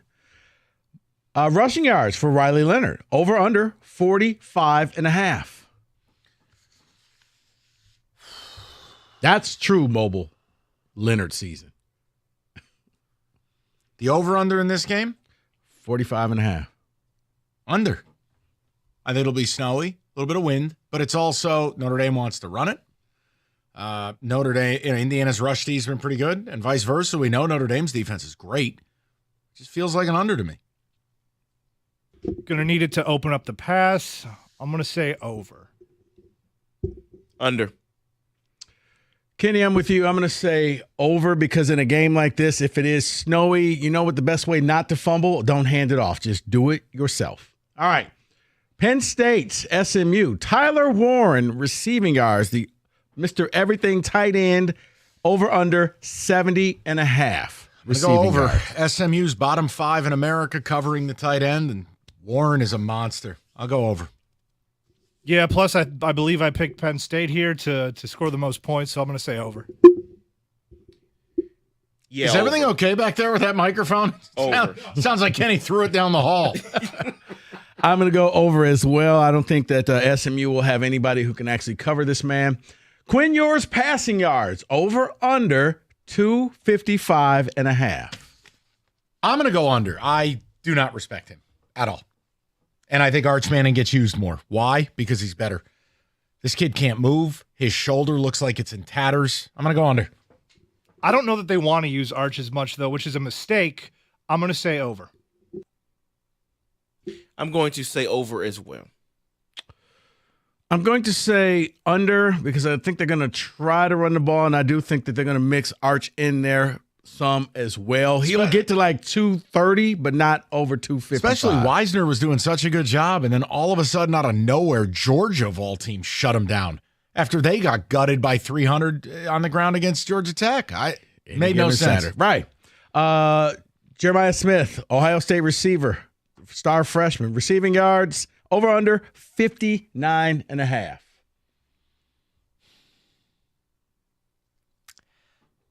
Oh, boy. I'll start. I'll go over. Why, though? What leads you in that direction? Because they didn't throw him the ball in the Michigan game. That's the last chance they had. I think they want to do the total opposite in this game. But what about Ibuka? I get you, but no. They're All going right. to try to show something. I'll go with David. Angry David usually gets these right. I'll go over. He's not angry today, though. What was the number? 59 and a half. Ooh, that's a good number. Ooh, Jim. I'll go under. I'm going to go over because he's the playmaking difference. Ibuka is that he moves the chains, but I think Ryan Day, taking all the criticism, I look back at the last time, and when he played Georgia, it was all about that guy named Marvin Harrison Jr. I think he's going to do the same with Smith. Let's go to the NFL. Mobile golf season in full effect. In Chicago, Jared Goff rushing yards over under 8.5. Under. Outdoors. He needs a fast track. He's not a mutter. He's got to have that firm turf. Under. He just needs to sneak out of the pocket once, though. We've seen him do it before. 9 yards, I don't think is a crazy ask. I'll say over. I'm also going to go over. It is mobile golf season. Wow. Yeah. I am going to go under as well. I think they're going to try their best to Jahmyr Gibbs. And let's face it, I don't think they want him to take the unnecessary hits. So hand that ball off because we all know why. What could happen if the other thing happens? More receiving yards. Tim Patrick or Rome Odunze? I'm going to go Tim Patrick. Odunze's been terrible. That's just slanderous. I'm sorry. That's hurtful. Yeah, the Tim Patrick Festival will continue. The guy that came out of absolutely nowhere. Yeah, I'll go Tim Patrick. So I want to hear from Odunze's father saying that if you gave him the ball more, you could have saw this more. So I'm going to go with Odunze. With that social media stuff. I'm going with Odunze as well. More passing touchdowns. Caleb Williams, Jared Goff. Got it. Better be Jared Goff. Well, no, they could have a big day running the football. They could, but the running game Think about has it. been... Josh Allen had less touchdowns last week, and he won. Their running touchdowns usually would come from Montgomery, though, in a goal line position. So I think it's Goff. I'll go Goff. My head explodes thinking about watching the Bears play. Just give me Goff. Yeah, I'm going to go Caleb Williams here. What? I'm going to go Caleb as well. Oh, my God. Kenny, we've been sandbagged. That's not sandbagging. It's one of those, as you said, Lions could be running the ball and Chicago's behind. They got to throw it a lot more in the fourth quarter. They're a second-half team. Rushing yards. Jahmyr Gibbs rushing yards against the Bears because he's this solo back, or MSU basketball total points on Saturday. They're going up against nobodies. Hold on. I don't care. Oh, okay. Go ahead, Kenny. You were about to answer regardless. No, Jahmyr Gibbs, they're going to lean on him a lot more than normal. I think he could Florida pop. Atlantic. I'm sorry. Florida Atlantic, great. Jahmyr Gibbs. David. I'm going to go with MSU total points here. Give me Gibbs. It better be Gibbs. Jesus. The two of you? You know what, David? I'm going to go with MSU as well. I think Unbelievable. No. I think because State can get over 100. I think Gibbs, it's going to be cold weather, can get 80, 90.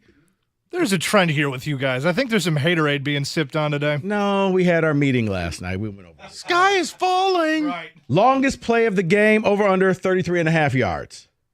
Either team. Under. Over. I'll say over. Nope. Under. I will go over as well. Bates field goal made, over under 2.5. Under. Touchdowns only. Dan Campbell don't play for no field goals. Yeah, really. He doesn't play for 3. I'll say under. Over. I hate this. We're dead. David's going to get 17 of these. I would say over as well, because I think because it's the Bears, it doesn't have to always be touchdown. It just needs to be points.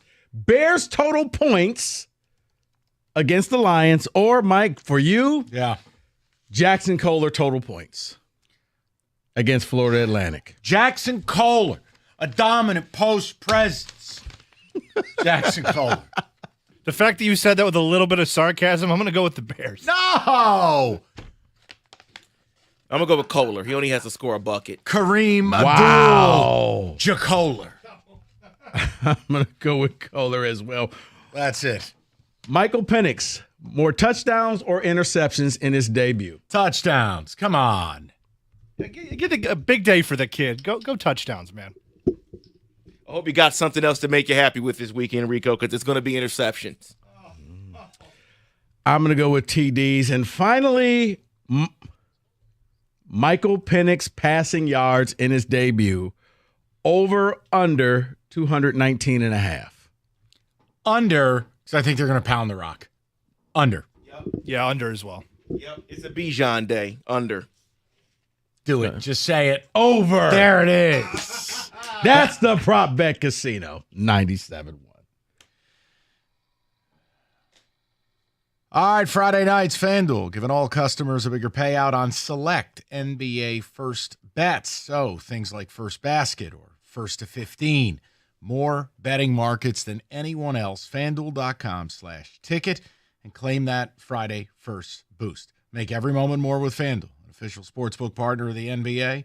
21 and up, present in Michigan. Opt-in required. Max wager amount applies. Bonus issued is non-withdrawable profit boost tokens. Restrictions apply, including token expiration. See terms for both offers at sportsbook.fanduel.com. You got a gambling problem? Call 1-800-GAMBLER.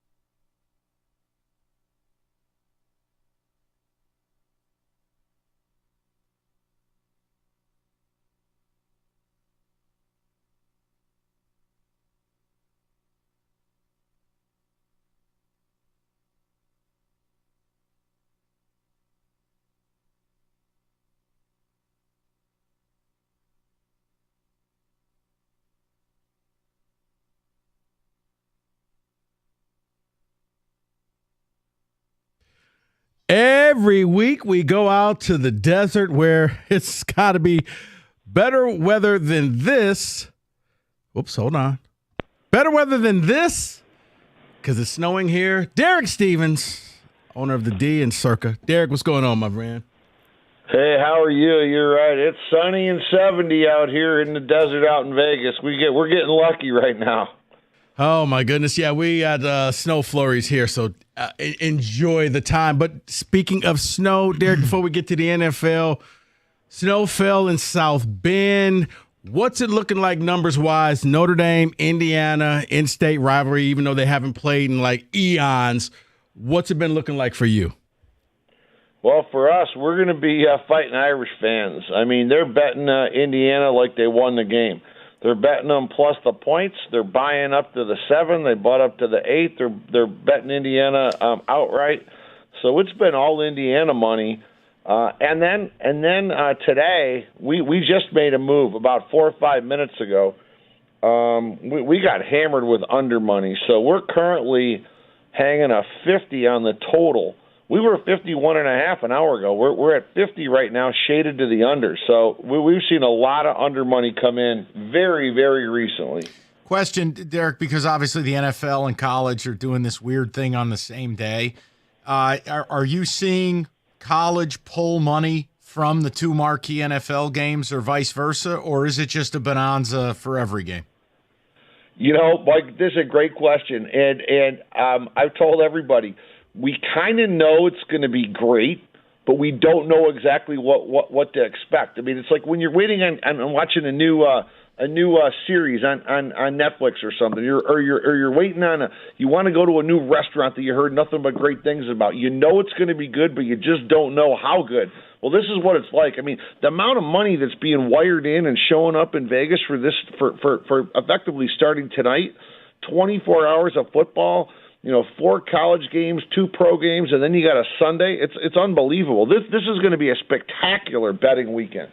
Well, it's funny that you said that, Derek, because I was going to ask, are people really buying into this college football playoff because meaningful games this early in bowl season? Yeah, well, I think maybe it's taken from something else. I mean, we've had a handful of bowl games Tuesday night, Wednesday night. Yeah, UNLV playing Wednesday. You wouldn't have even known they were playing. I mean, there's no volume at all on the non-playoff bowl games. The playoff bowl games, though, may do more than the entire bowl season did last year. Jesus. That's how significant these playoff games are. It's making the other games irrelevant. So, Lions game, here's the question, right? It's not even a betting one on handle or anything like that. But when you see the Lions, they lose Aleem McNeil, they lose Montgomery, and they lose Carlton Davis. What is the value of those 3 players to the point spread? How much adjustment does your risk assessment team have to go through there, if any at all? Well, I think the Lions, without some of these injuries, just on the individuals you mentioned, Lions would have been like an 8.5. I know I asked our guys about it. Are you going to open at a 7 or a 6.5? They opened at 6.5, and we've gone down to a 6. So it's worth a couple of points. Now, some of it also has to do with where the Bears stand and some of their struggles and such. But we're currently a 6.5, and obviously that's a lot of points on the road in the NFL. Big time. Derek, we appreciate it. Have a wonderful holiday. We will talk to you next week, okay? Hey, Mike, you guys, happy holidays to all of you. I'm taking a crew from Vegas. We're going to Chicago. We got all of our gear. I got new gloves. I'm ready to go. We got a whole Vegas crew coming to Soldier Field to root the Lions on. So we're going to have fun. Maybe I see some of the 97-1 fans out there out and about.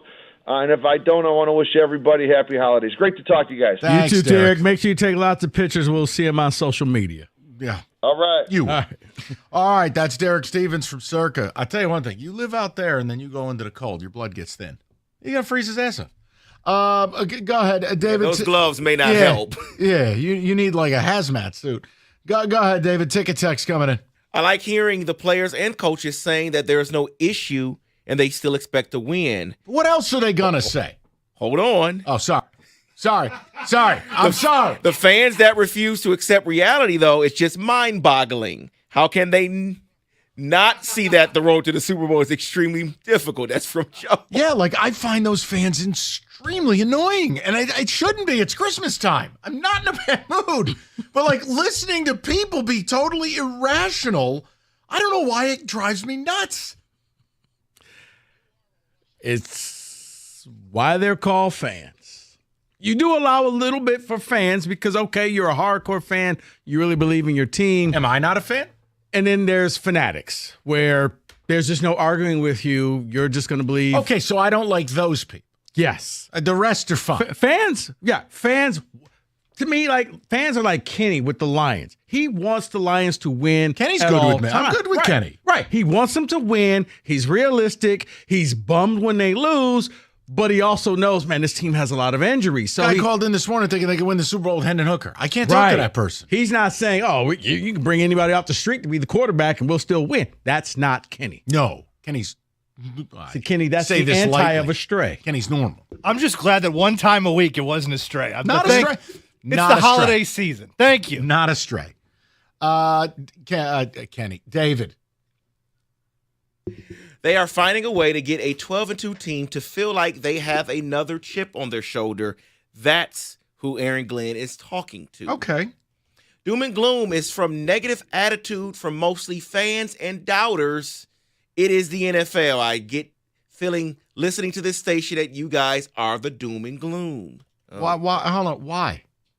That's what they said. They didn't Because explain. we don't say that they're going to win no matter what. We don't say that it doesn't matter that they have all the injuries, that they're still going to win the Super Bowl. That's not doom and gloom. Because we have doubt in our voice that they can win the Super Bowl. Doubt equals doom to some people. Yeah, but I don't think that's equal. It's not. But to some people, doubt is doom and doom is doubt.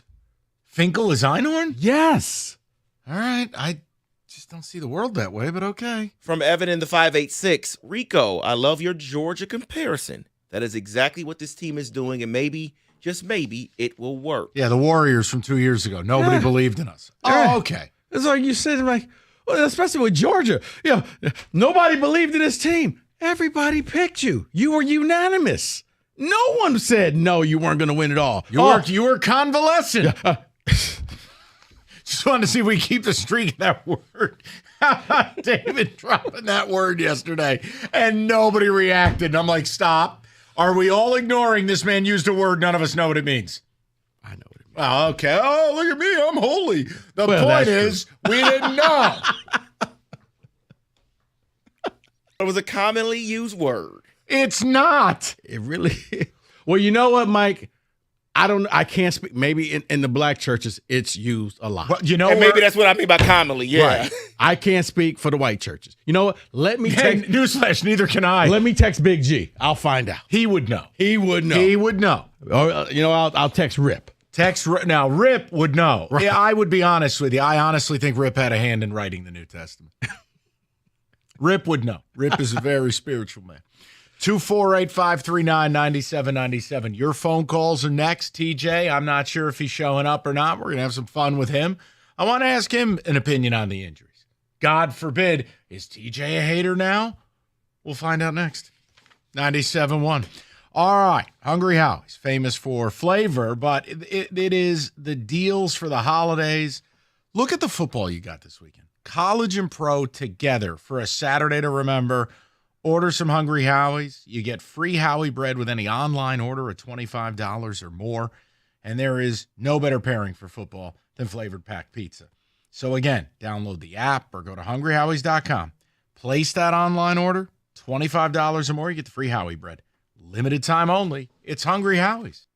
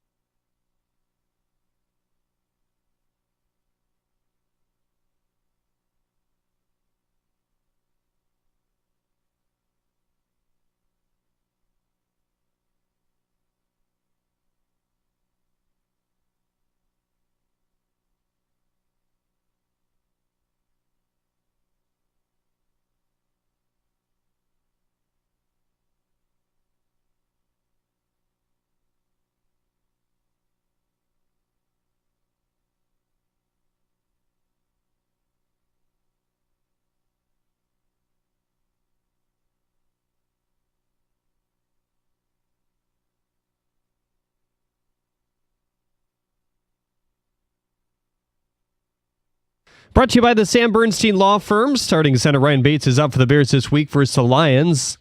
As for Frank Ragnow, he was back in uniform at practice today. David Montgomery was the only active player not there today, according to the Detroit News. Dan Campbell responded to the report yesterday that David Montgomery will likely avoid season-ending surgery.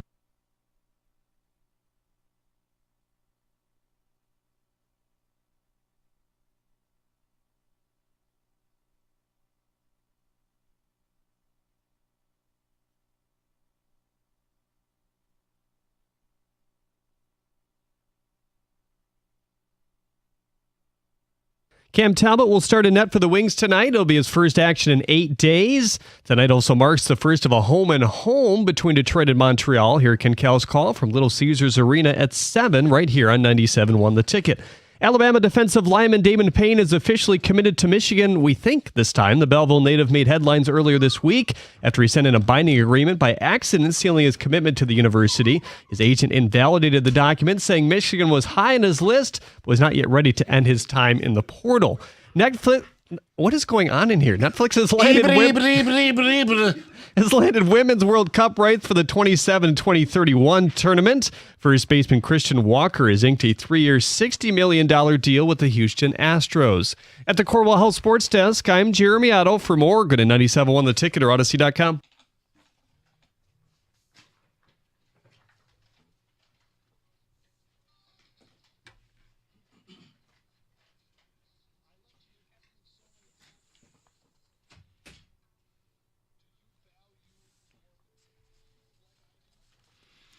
All right. Okay, there you go. It's 3 o'clock. Good to have everybody with us. TJ Lang has joined us. Hi. Happy holidays. It would be if you could explain this what is happening in this town. Oh, well, you could say Merry Christmas. No, well, we're very good. Happy Hanukkah to Kenny, but happy. That would be news to me. All right. No, I do not celebrate Hanukkah. Oh, fooled me. All right. Can we? I don't know. What is happening here? Can we please focus? Let's talk drones. We have. Let's not. Yes. Wait, is that still going on? I don't want to derail yes, you real quick. It is that still going on? Yes. Okay. I've seen some frightening theories about. Yeah. Can we focus? Yes. Can we please? I wanted to get the current affairs done. Okay. All right. Here's a current affair. You're an idiot. Now listen. Listen. Penei Sewell, Aaron Glenn. Who the hell are they even talking to? Where are these fans that have said, that's it, I'm not watching the team no more? People have said that? That's my point. Did you hear Aaron Glenn? Did you hear Penei Sewell? About people not watching? No, I heard them talking like, hey, this, everybody thinks the sky's fallen, the season's over. I've seen that. Yeah, but here's my question. How can doom and gloom or sky is falling be equated to, look, I just don't think they're the favorite to win the Super Bowl anymore. I don't think that qualifies. Saying they are absolutely winning the Super Bowl, we're getting a parade, and now I'm like, look, this got a hell of a lot harder. Not the loss to Buffalo, the loss of awesome football players. Yeah, the injuries. What is going on here?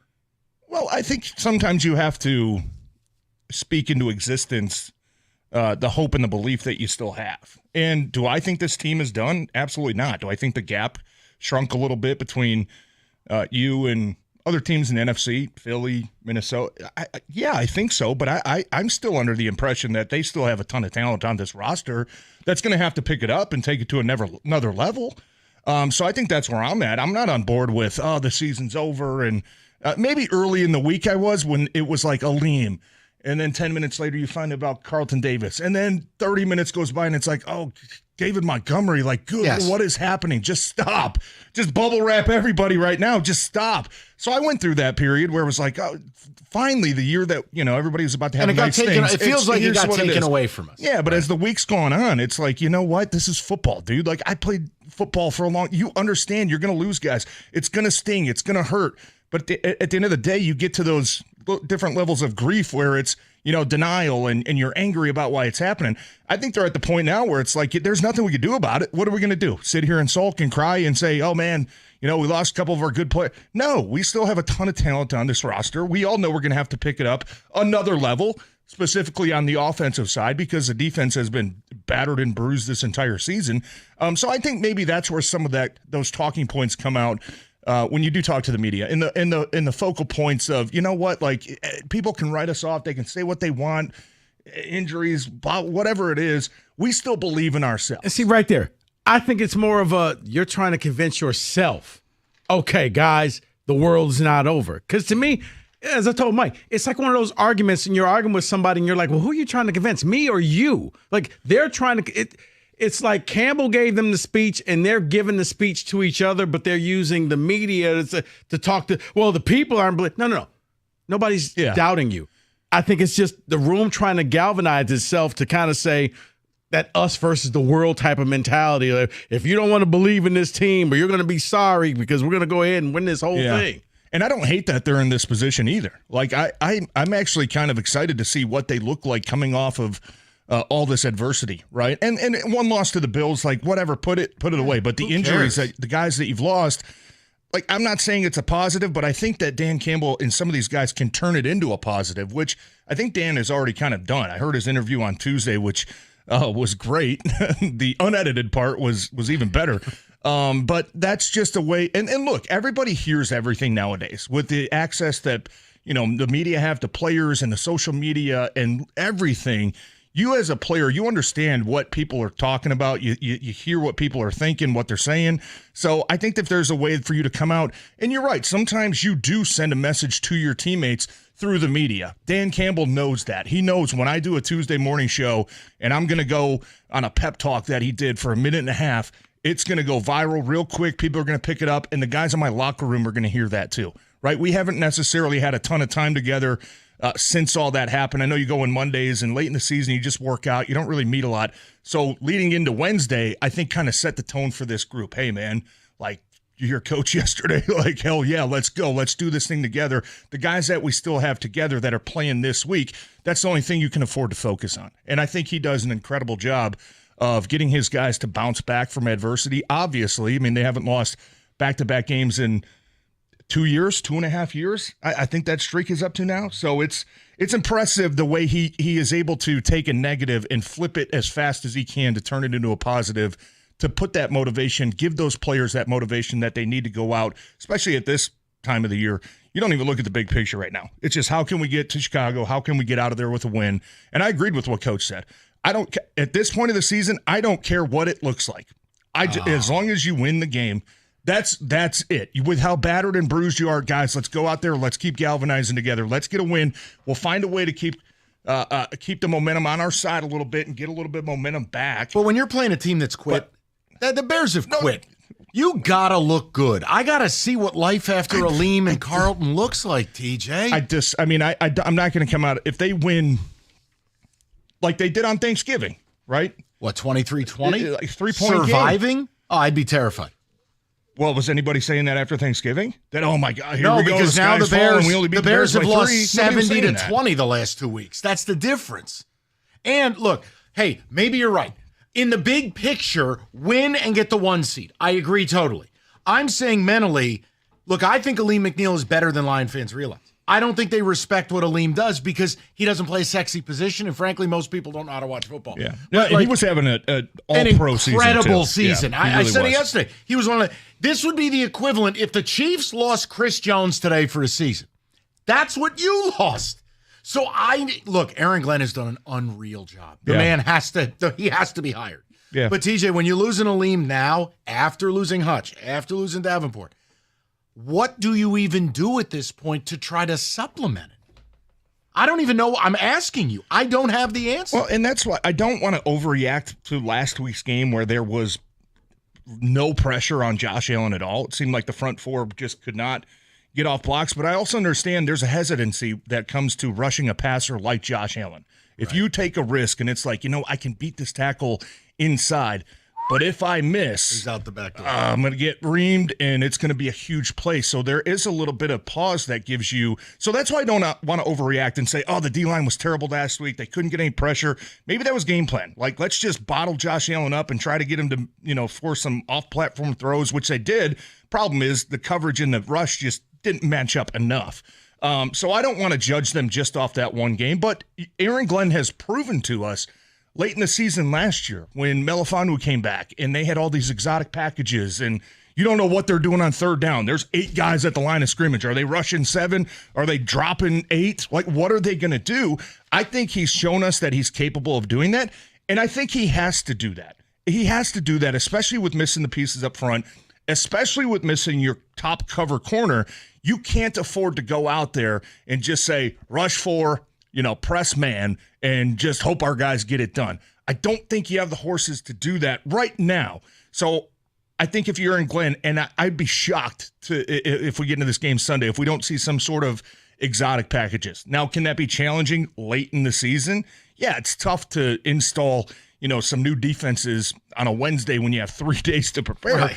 But I think he's got the guys in there that you have to sit them down and say, guys, look, this is what we're going to do. We're not going to do it every time. We're not changing to a 3-4 defense. We're not changing to, a Minnesota double A gap every single play. But we do have to have some wrinkles on third down, in the red zone. That's going to be the difference in a lot of these games. So when I say the gap has closed, I'm not like you where it's got to be like a dominating win for me to get hope and belief back, because I think that with the players that you're missing, and it's not an excuse, it's reality. I don't think you're going to be blowing teams out, 52-14 anymore, especially at this point of the season. But TJ, that's why I say, if you just go out there, you find a way to win, stay where you are in the standings. We can all regroup Monday. We can correct the errors that we made, but we can find a way to get that momentum back on our side. See, I think at confidence level, you do need to blow out the Bears because they're a bad team and they're barely holding on. And they don't want to be there. They're talking about vacations. They're talking about what they're going to do in the off season. So this is a game where you have so much to lose and very little to win because they are the Bears. Yeah. You're supposed to go out there and win by at least a touchdown or more. And if you don't, if you win this game by 1, yes, you'll take that. But you don't feel good about the team because you're thinking, my God, if we could barely beat the Bears, it's human nature saying, well, what's going to happen down the line when you got to play, the Bucks? Or you're going to have to play the Eagles. You may have to play the Vikings 2 weeks in a row. You may have to play these other teams. If we're barely beating the Bears, how good is this team going to be? So that's why. That's something that we talk about, though. You know what I mean? Like, hey, we'll get to Minnesota when we get there. That's still a couple weeks away, and they can be a completely different team. They still got a couple games to play, too, right? Mm-hmm. You never know what's going to happen. Schedule, so, yes. Yeah, you'll get there when you get there if you're a player side. From us, I can understand that could be a talking point. And that's what I'm talking about from the fan, not from the player. Yeah, the players, you don't care. Yeah, you just want Dan to hand out the game ball to somebody because that means you won the game. Yeah, and look, I expect the Lions to come out this weekend and beat the hell out of the Bears. Mm-hmm. I do. That's what I expect. I know those guys are so pissed off about all the talking points this week and, hey, we lost a couple players, so we're not good enough. Like, that's kind of the rallying cry, I think, a little bit. Like, nobody believes in us because we lost a couple guys. Well, what about the guys that we still have? We're still pretty damn good. And the fact that you're coming off a loss and the fact that this offense is coming off of – I know they got some cute points and yards there late in the game last week, but – not good. I put more of that Buffalo game on the offense. The first 2 drives of the game, punt. First 2 drives of the second half, punt, fumble. Like, you buried your defense in a hole that was just – it was too hard to crawl out of. I think the offense is going to be pissed off, and I think the offense knows, guys, like, this is time to start clicking it up another notch, right? We've shown points throughout the season of how dangerous and unstoppable we can be. Now that we're heading into playoffs, and you are in playoff mode, coach has told us for the last 3 weeks, you're looking at – you could have a bye. You're 1 game away from being the 5 seed and going to LA in the wild card round. I'm going to ask you. So that's where players, you understand where you're at. I think this offense is going to come out pissed off, and I think they're going to have a chip on their shoulder. And like you said, if you can get up early on the Bears, they have been talking about vacation and rest, and man, it's just not our year. So if you can get up early on them, you got a real chance to bury them. We're gonna let you talk to your adoring public in a moment. Lots of people want to speak with you. But we do have a critical TJ question. Just one? Yeah, only one. Okay. Nothing crazy. We'll get to it all next. 97.1. Winter driving season, reckless drivers everywhere. If you are injured in an automobile accident, there is one injury attorney you have got to call. It is David Femininio. You can pick up the phone right now and talk to David personally by calling 855-65-CRASH or go to that website, getdavidgetpaid.com.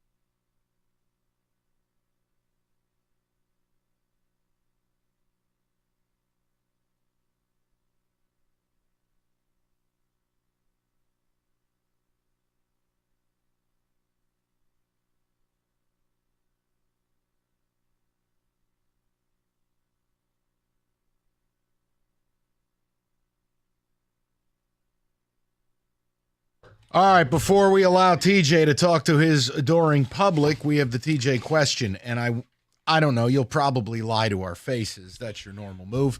But here's my question. Fair. How badly is Frank Ragnow hurt? He looks like he's really struggling out there. Well, we know he's got that inoperable toe. The toe injury, which is terrible, especially when you're playing on turf. And we also know he played through a torn pec. Yeah. He's one of the toughest SOBs in the league. Yeah. I'm just not used to seeing him play the way he's played the last couple of weeks. I wanted your opinion. Do you think he's dealing with something that is not public? Because he got bullied last week. That's not Frank Ragnow. I wouldn't say no. I don't think it's anything that we don't know. Okay.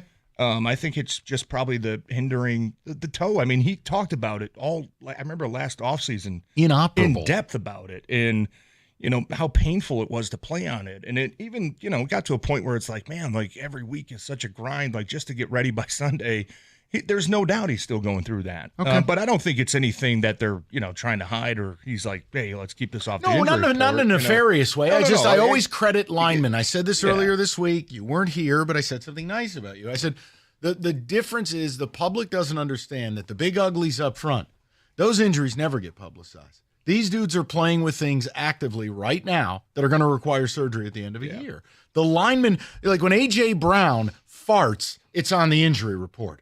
But linemen, it's like hockey. I was about to say it's like hockey, the upper body. And he has no head. The amount of times that you played, that who cares? But like I knew you were dealing with certain things that weren't out there, but you were gutting through it.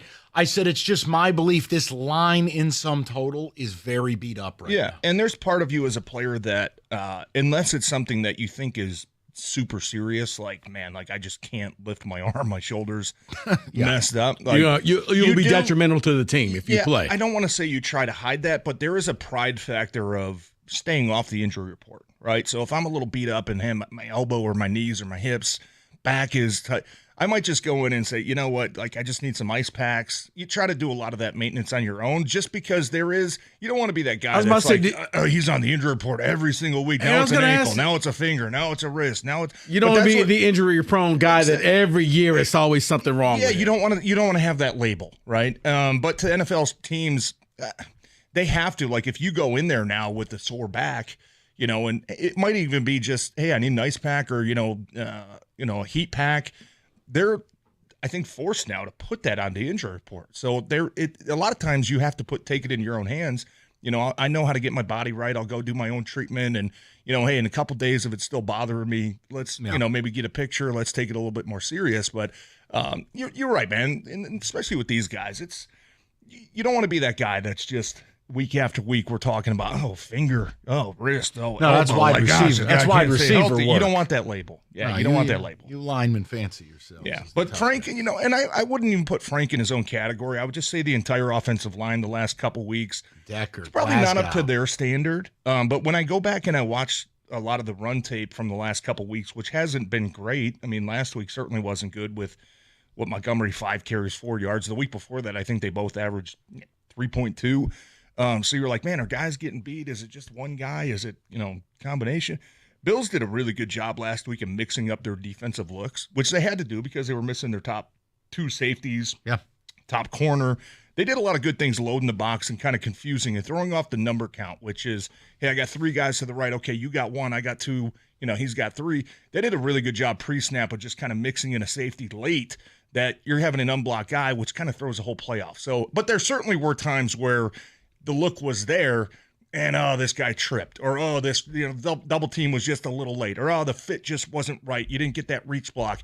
I don't think it was a disaster, but I certainly with those guys, the expectations and the standards that they have, I'm sure feel the same as all of us. Hey, we got to get better, man. If we can't run the ball effectively and we're not getting chunk plays and we're not getting explosives in the run game, it's going to be really difficult to do what we want to do, which is dominate the line of scrimmage, dominate the time of possession, and dominate when it comes to the play action game. So I know those guys hold themselves to an incredibly high standard. Hasn't been up to their standard last couple weeks, which is why I kind of hinted at earlier.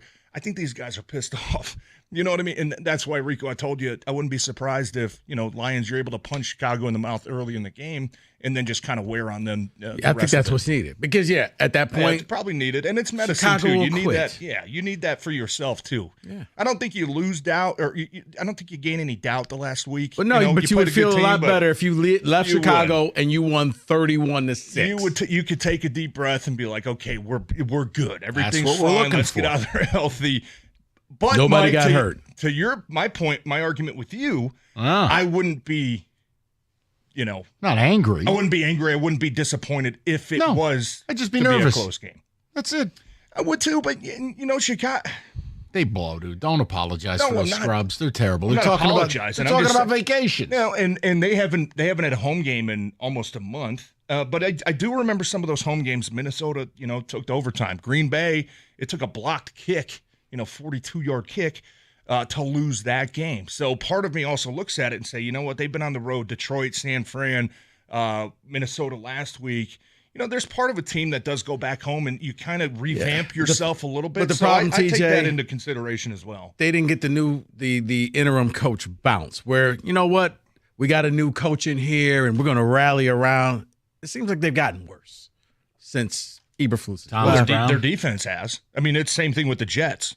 Eberflus, defensive guy, solid defensive guy. You let those guys go, you start to see the defense start to tail off a little bit. So, my goal would be, hey, let's go 2 for 2. Let's get both Chicago coaches fired, on a Monday after we play them. That's how ugly I want to make this game. That's how ugly. If I'm Ben Johnson, I want this to look like Dallas. Like I don't want to. I don't job want audition. No, but I don't want to. I don't want to purposely embarrass the team, but I want our guys to feel what it's like to dominate a game. Hey, Chicago, look what I can do. You ever well, run they're into- going after Vrabes, aren't they? I think I heard. Yeah, them because say they're that earlier idiots. this week. You need an offensive mind to fix your quarterback, so let's go hire Meathead Vrabel. Listen, let's just get on task. That'd be good for. It'd be great for you guys. Us, yeah. The point I wanted to make, and then we're going to get to the people. This Woody Johnson thing this week is a former player, and I'm not saying, first of all, the Packers don't have an owner, and second of all, here, we know that nonsense doesn't go on. But when you heard the Woody Johnson thing, Knicks to trade because Jerry Jeudy's Madden rating was too low, having people address him as Mr. Ambassador in the building, having non-football people, friends of his, sit in high-level football ops meetings. Want me to keep going? His teenage sons wielding influence over the franchise. I don't want the name. I don't even want to know what team they played for. I'm asking you, did any of your friends and fellow players in your career ever relay a story approaching anything like what we just read in The Athletic this week about Woody Johnson? No. And like you said, I mean, Green Bay, 8 years of my career, we didn't have an owner, so it was just all football Got people with gift certificates or however that works. Up there. No, that was wild when I read that. I couldn't believe it was And real. We obviously know it's a distraction when the owner is stepping in and taking over day by day responsibilities and having an input on literally everything, And I think that's why sometimes you see the most successful teams. You hire the GM, you hire the coach, you let them do their job, right? And that's what credit out to Sheila. That's what she has done with Brad Holmes and Dan Campbell. Of You don't course want to be have the Jerry right- Jones. Of course you don't, right? And Woody Johnson. Oh, hey, that was the other thing. we're out there practicing, and we got helicopters flying in and landing on the field. I Right? did like think that. of It's you. it's a massive distraction that is just it's ridiculous. And there's just dysfunctional organizations that unfortunately do dysfunctional things. Any chance you're related Jets to Jerry seem like Jones? one of those. I wish I was. Well, he went public and said he ate squirrel brains and eats squirrels, and I I'm thought sitting here potentially telling you no. I'm Not for TJ. that I'm like, factor, no, but say no, say wish- no. Wish my name was on a will somewhere. I just swear, I swear in another life, you're from like West Virginia, Why- and that's your I cuisine. get that. I thought Kenny was the one that. Well, talked that about goes without saying. Look at him. Yeah. Why are you asking? The guy's he got moonshine in his bathtub. Well, right he's now. basically saying you go out and hunt it, and Xavier then you guys Leggett sit around style. the campfire cooking it. Harder to understand, Xavier Leggett or Darius Slay? Leggett, no doubt. By 10. I know, it's insane. Yeah, by 10. All right. Not even close. We're going to get to the calls next. We got the picks coming up momentarily. We've got a holiday blitz. We have Who Said It. We have more Lions conversation. 97.1. You're having fun on the radio. Well, you know what? If you're thinking to yourself, I want to do that as well, not a chair drop, but you actually want to take some classes. You want to go to Specs at LTU. Or if TV is your thing or you're a graphic design artist, Specs at LTU can get you started on your new path, your new career. It is very simple. You just need to be curious. You got to go visit the website, ltu.edu/specs. You're going to learn more about the broadcast media arts, digital media arts, and graphics communications program taught through Specs at LTU right here in Southfield on the campus of Lawrence Tech. Classes will be starting up again in a few weeks, so make sure you check out the website because it may not be too late for you to sign up for next semester's courses. You're going to be taught by people like myself who work in the business, which means with our hands-on approach and the expert faculty, you're going to learn the practical skills you need to succeed in today's media industry. So what are you waiting for? Be curious. Visit the website, ltu.edu/specs to learn more. Then make magic by enrolling in Specs at LTU certificate program today.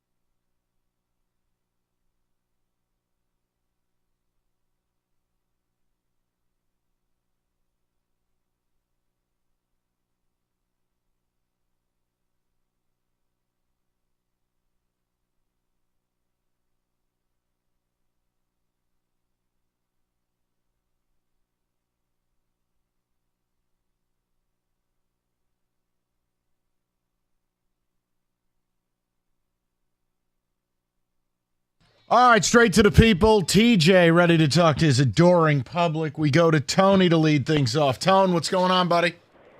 Gentlemen, thank you for taking my call. It's a pleasure to speak to all of you. Happy holidays, Happy New Year, Merry Christmas. I honestly think it's more the national media that might be more negative, or just the guy who was asking the question. I don't know who was there at Media Day with Aaron Glenn and Penny and all them, but it seems to be that specific question and the national media. Who wants to go first? TJ, go ahead. I'd be lying to you if I said I heard everything that was said this week about it. Mike, certainly, I spoke with you, I think, on Sunday or maybe Monday, and there were a lot of people on Monday that was the first stage of the grief, man. Like, oh my God, like we're finally having nice things, and now it's gone, it's over. Like, we can't win the Super Bowl, we can't do this. I think all of us had that thought in our mind. But Tony, I really haven't heard much of the national side this week. So the national media, my problem with them is they're stuck on this Dan Campbell thing. I don't think they watch this team. I don't think they understand what the hell's been built here. So I disregard what they say, Tone.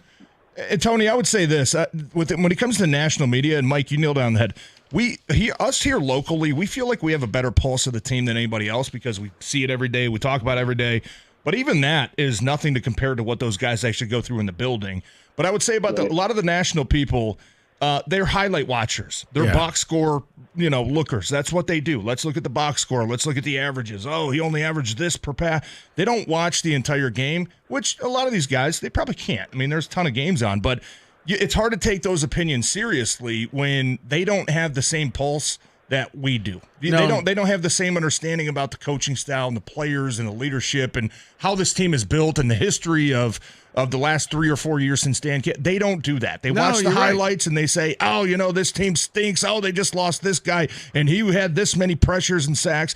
They don't really watch the entirety of what we watch here being local. TJ, to add on what you said, like I saw clips of the morning interview with Cookies and Jansen played all throughout the national media where they're like, oh, on 97.1, here's what the coach had to say.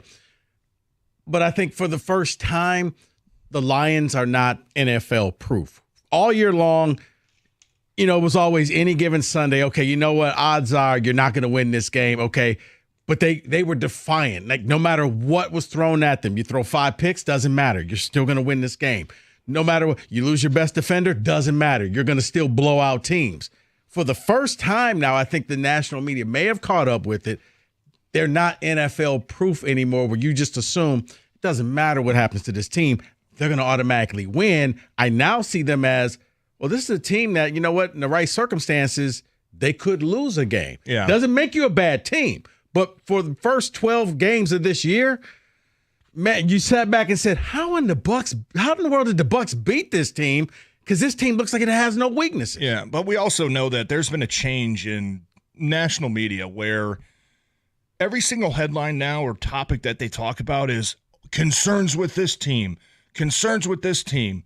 Why won't this team make the playoffs? Why is this team, underachieved? It's never like about, hey, this is my team and look at all the great things they're doing and blah, blah, blah. Everything's so great they're doing. So you also got to take that with a grain of salt when it comes to the national media, because that's the only thing that really involves discussion anymore or debate is you got to say things. You got to say negative things, right? You got to come out and say, oh, this is why they're not going to do it. Oh, this is why this guy's struggling. Oh, this is why this team is not what we thought they were. It's never the positive side, right? So as soon as you understand that and understand that that's the only way they can spark debate sometimes. I think it's polarizing because I think it's the opposite is that for this. It's like, what do you mean they're not going to win the Super Bowl? What do you mean they're not the greatest team ever? What do you mean? It's like, how dare you question whether or not this team could win the Super Bowl? It's like, okay, well, I don't think. I mean, that's...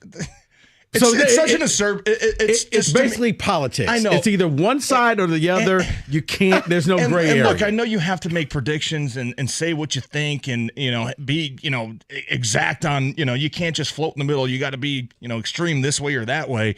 But it's just hard it's absurd to me when people talk of this is a guarantee, Super Bowl team. They're winning the Super Bowl. They're doing this. It is so incredibly hard to do. You know what I mean? So that's what the players part is like, you know what? how good of a story would it be, to go out and win the Super Bowl this year with all the adversity that you faced with losing guys and injuries and storybooks and guys coming back? But dude, I promise you, somebody will get to the podium and say, and I would say, nobody believed in us. It was us versus the world. You have to use every bit of motivation that you possibly can when you're a player. But what I will say is every single championship team needs kind of those unsung heroes, right? They need some guys that step up that are like, whoa, where's this guy been all year? Bob Muhammad. He just made a ton of play. Your team, Mike. I mean, who was the receiver? The guy who caught the ball off his head. David Tyree. David Tyree. I mean, but he wasn't some superstar. No, special teams player. Exactly. At teams, you need guys like that. Nick Foles stepping up for the Eagles, right? Man, this guy, we thought our season was over. We lost our quarterback. You need guys to step up. I think the Lions have an opportunity to get some unsung heroes going here to like, holy hell, who is this guy? He wasn't even here 3 weeks ago, and now he just made the biggest play of the season, right? I think that's Tim Patrick right now. Like all of a sudden he's he's blowing up. Or it could be one of these defensive linemen that we saw 2 weeks ago. Bob Muhammad. Now they got healthy, and now they're going to come back and have a bigger role. Say his name. Pat O'Connor. Almondine. It's not a toothpaste, Mike. What is it? Al-Quadine. Thank you. Quadine. Quadine. I'm not going to spell that, but his friends call him Al. AQ Muhammad. Al. You're going to need guys like that to step up. So, and they're going to have a lot of opportunity to do it. Who's the Al-Quadine Muhammad? Quadine. I do that on purpose. I call him Bob Muhammad at this point. The point I'm making is, Al. Who's the guy who's going to be that to replace Salim? There isn't anybody. Certainly, you don't have another Aleem. You don't have another Hutchinson on this roster. What is it, your relative, Pat O'Connor? It's got to be a collective. Okay, all right. And it's got to be Aaron Glenn mixing up pieces. You know what? Hey, we can't just rush four in man coverage. We're going to have to send blitzes. We're going to have to show exotic looks. We're going to have to show throw bleep against the wall fronts, and hope it works. Put 8 guys at the line of scrimmage and just all chaos breaks loose, right? You're going to have to do that. We're going to get to the picks next. TJ's not leaving until every call is taken today. It's a very exciting afternoon. Well, you like to hang up on them early. So not at all. The people could talk to you all day. I'll leave. Friday night, it's FanDuel all customers. Bigger payout on select NBA first bets. Rico is riveted right now by the Cure Bowl. It's almost suggestive he has a bet on this game. First to 15, opening tip. Live betting. Rico just went Tiger Woods at the Masters in 98. FanDuel.com/ticket. Rico, I can't watch and read at the same time. Friday first profit boost. Make every moment more with FanDuel, official sportsbook partner of the NBA. 21 and up, present Michigan. Opt-in required. Max wager amount applies. Bonus issued. Non-withdrawable profit boost tokens. Restrictions apply, including token expiration. See terms. Sportsbook.fanduel.com. You got a gambling problem? Call 1-800-GAMBLER.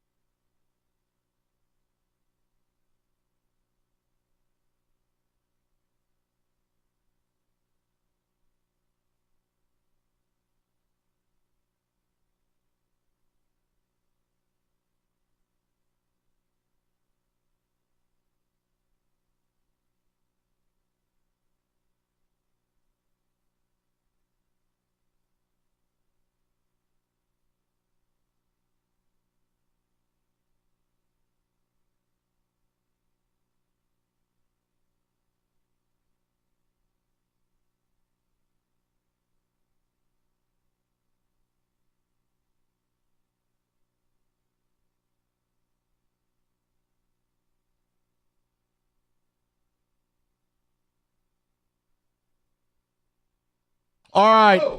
Hit the music. It's time for the picks.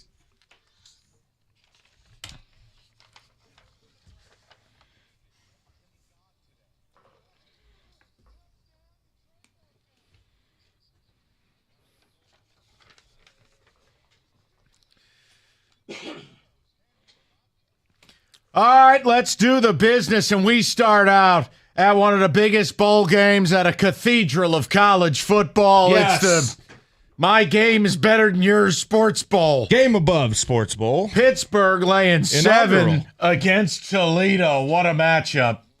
All right, Rico. Wait, why do you got to do that? Give me no one can rally the troops the way a Pat Narduzzi team can do this. Please. They've lost like 7 in a row.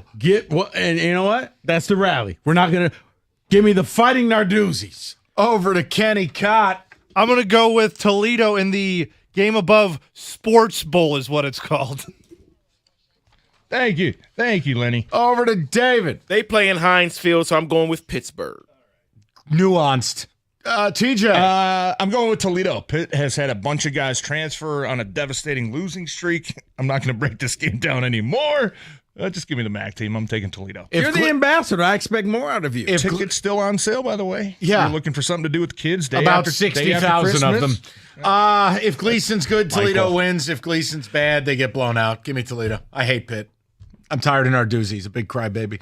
Indiana at Notre Dame in the playoff tonight. It's a flat 7, people. Notre Dame the favorite. Mr. Rico Beard. I'm going to go with the Irish in the 7 points because when Indiana has played tough teams, heck, when they played Michigan, they could barely score. When they played Ohio State, they could barely score. Going up against Notre Dame at home, they won't score. Go Irish. Kenny. I'm choosing the route of copium. Go Indiana. What's copium about that? I don't want to see the Irish. Oh, you're being a scared little bitch. Got it. Over to David. I love Jesus, so I'm going with Notre Dame. Fantastic. Next time, I'm just going to come up with something. Yeah. Right. Why bother? I gave like a breakdown. 7's just too much for me. Riley Leonard is a question mark, in my opinion. Think he can handle decently, but with the weather as bad as it's going to be, as cold as it's going to be, they're going to have to run the ball a lot. And Indiana's run defense is still one of the top in the nation, so I think they're able to keep it close. Indiana's fake. I can't take anymore. Go Irish. I like the movie Rudy. There. Hater. Fine. I'm tired of them.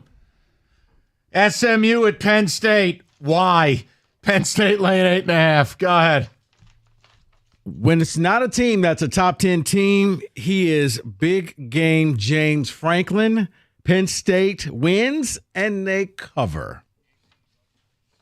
Kenny. Big game, small James. They'll win, but SMU will cover the 8.5. David? SMU should not be here. You said it earlier in the week, Rico. James Franklin wants to prove a point, so Penn State. Mr. TJ.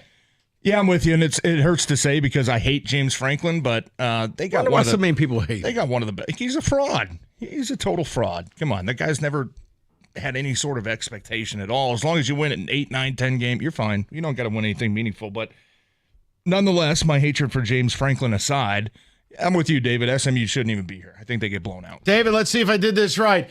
SMU's ability to cover the tight end is convalescent. Yeah, that worked. I guess it'll work. It's close enough. We are. See-through? Penn State. No, David told me that's like the sick and infirm. I thought that was a synonym. Hey, take a guess who played college football at a low-rent university. I'll give you one guess. Same thing. That guy. Translucent. That's the best line of the Same thing. Convalescent. Go right through him. See-through, right? Not quite. Yeah, just go right through. Go right through. Let's go to Texas. I can make an argument. Texas laying 12 to Clemson. You know what? I think 12 points is too many. I think Texas wins the game, but I think Dabo's got to try to prove a point. He's gonna keep this thing close. Give me Clemson in the point. Kenneth. I'm with Rico here. 12 is too many points. Give me Clemson. Oh, come on, this Dabo con artist. David. No, yeah, it is too many points. I don't trust Texas offense to win by that many, so it will be Clemson. TJ, save us. Come on. No, I'm taking Texas. Clemson's a fraud. I don't even think they should be here either. Kate Klubnik, I know he can throw the ball, but Texas has one of the best secondaries in all the country. Only allowed 4 touchdown passes to opposing teams the entire season. I think Texas is going to kill them. It's going to be hold on, I looked up convalescent synonym. It's going to be an ambulatory game, Mike. Ambulatory? Ambulatory. Yeah, well, Ambulatory. Clemson's going to be leaving in an ambulatory state. Give me Texas. I can't stand Clemson. Tennessee and Ohio State at the shoe. OSU laying 7.5. TJ, I'm getting you. Tennessee's passing game is I got more. convalescent. I got more. I'm getting you a thesaurus for Christmas. I got more. That's a book with a lot of meanings of various Rico, words. He's feeling very ambulatory today. I think this is a game. Ohio State is going to try to rally after losing to Michigan. I think they win, but I think Tennessee will make sure that they do not cover. Give me the Volunteers. Over to Kenny. Yeah, Ryan Day, fart noise. Give me Tennessee. I'll be the Feinbaum today. I like that. I like it. It just means more. Over to David. I love everything about Ryan Day. Sign him to an extension, Ohio State. TJ Lang. Pick Take the game Tennessee. this way. Yeah, I'm taking Tennessee. Which coach do you want to punch more? Heupel, who looks like a low-rent plumber? Yeah, Or he's- Day, who looks like a welfare bond villain? Dumb, chubby face of Josh Heupel. I can't believe he was. And he blows quarterback. his nose on his sleeve. Yeah, It's good just point. ridiculous. Ryan Day's got the black streaks like going down his neck, though. Yeah, he looks like after a hot Giuliani, game. sweating the hair Yeah, dye. That's a good point. What do you want to do? I just hate Ohio State. Ambulatory. I would love to see it. Yes, I would love to see Ohio State. Hold on. Go ahead. All right. Indisposition, affliction, infirmity. Done. You're done. All words we can use to describe Ryan Day. Use small words. It suits you much better. Prostration. Okay, great. Give me the Buckeyes. The Tennessee passing game is convalescent. We go to the NFL. Vikings at the Seahawks. Terrible weather forecast. Vikings laying 3. Rico. You know what? This Vikings team, they're going to have a tough 3-game stretch coming up, but I do think that they could beat this Seahawks team, which is not playing their best football. It doesn't matter if it's in Seattle. I believe in the redheaded quarterback, Mike. Give me Minnesota. David, you got the Viking horn handy? All right. There you go. Over to Kenny Cott. Vikings, tough stretch ahead indeed. Seahawks might be a little bit of a look-ahead spot. Give me Seattle. David, what do you got for everybody? Seattle's roster is convalescent with K9 and Geno. Who knows if they play, so I'm going to go with the Vikings. TJ. Well, I think Geno will play, which I think will be the difference in this. David, can I get one of those bird noises that you do sometimes? Make it quick, please. There we go. All right, Excellent. I'm taking the Seahawks. Vikings. Eagles, Commanders. Eagles laying 3.5 on the road. David, hit the bird noise again. That's the Eagles. Roberts. David, don't hit the bird noise. Give me the Commanders. That's my pick. Okay. Really? TJ. I'll take the Eagles. Jaden Daniels hitting a bit of that rookie wall, slowing down a little bit. Philly's hitting their stride, unfortunately. That O-line for Washington may get Daniels killed. Yeah. Give me Philly. Texans at the Chiefs. Chiefs laying 3.5, Mr. Rico. Don't know how efficient their quarterback is going to be. So you know what? I'm going to take the Texans in the points. Kenny. Chiefs in a close spot. Don't trust it. Give me the Texans. There you go. David. Merry Christmas to my God kids in Houston, Texans. I'm taking the Chiefs, and I know Patrick Mahomes is hurt, and I guarantee he's going to show us after every single play just how hurt he is by limping around to the sideline, acting like a hero. I don't know what that is. He's going to be after Will Anderson. No, he's more translucent. Ambulatory. Spags against, C.J. Stroud, who doesn't see the blitz well. Okay, I'm great. taking the Chiefs. Texans. Steelers, Ravens. Ravens laying 6.5. Rico. What amazed me was the fact that the Ravens have only beat the Steelers once out of the last 9 times and make that once out of the last 10 times. Give me the Steelers and the point. Kenny. 9 of the last 10 games were within a touchdown between these two teams. Give me the Steelers and the points. David. Steelers will lose, but I'm taking the Steelers and the points. TJ. I'm taking the Ravens. I think the weather is going to be a little bit cold out there as well, which is going to turn into a run fest, which, in my opinion, is going to favor Baltimore. No Pickens, no chance. Orbital ramming speed, Ravens. Lions, Bears. Lions laying 6.5, Mr. Rico Beard. Got teams talking about the off season. It's kind of hard to pick them, so give me the Lions. I'm going with the Lions and the points. Kenny. I'll be copium Kenny today. Give me the Lions. David.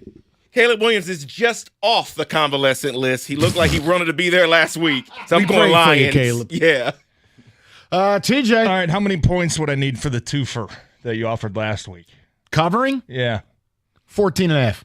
I was going to say 15. I would say but 13 and a half. No. All right, I'll just stick for the one for then. That's a lot of points. But no, I think the Lions come out pissed off. I think this offense has a lot to prove to themselves, more importantly than anything. I'm taking the Lions. Lions.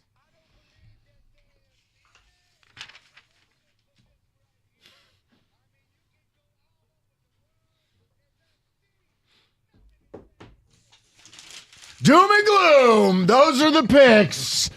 And given. Thank you, Xavier Legette. 97-1.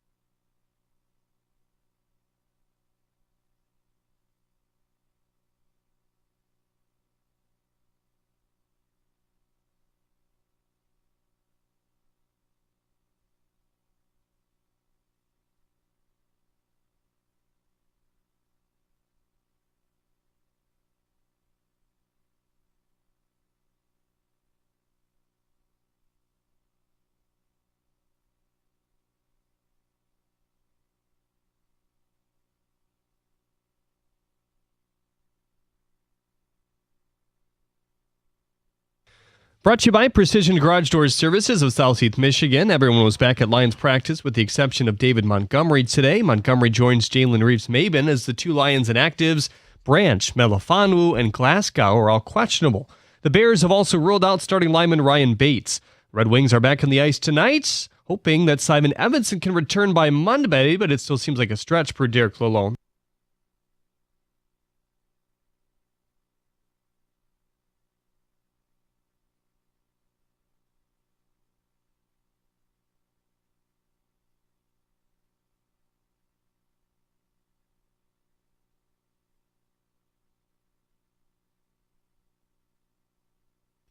Face off against the Canadiens tonight at 7, right here on 97.1 The Ticket. Longtime Red Wings and Tigers TV host John Keating announced that he's retiring after the hockey season this year. They say.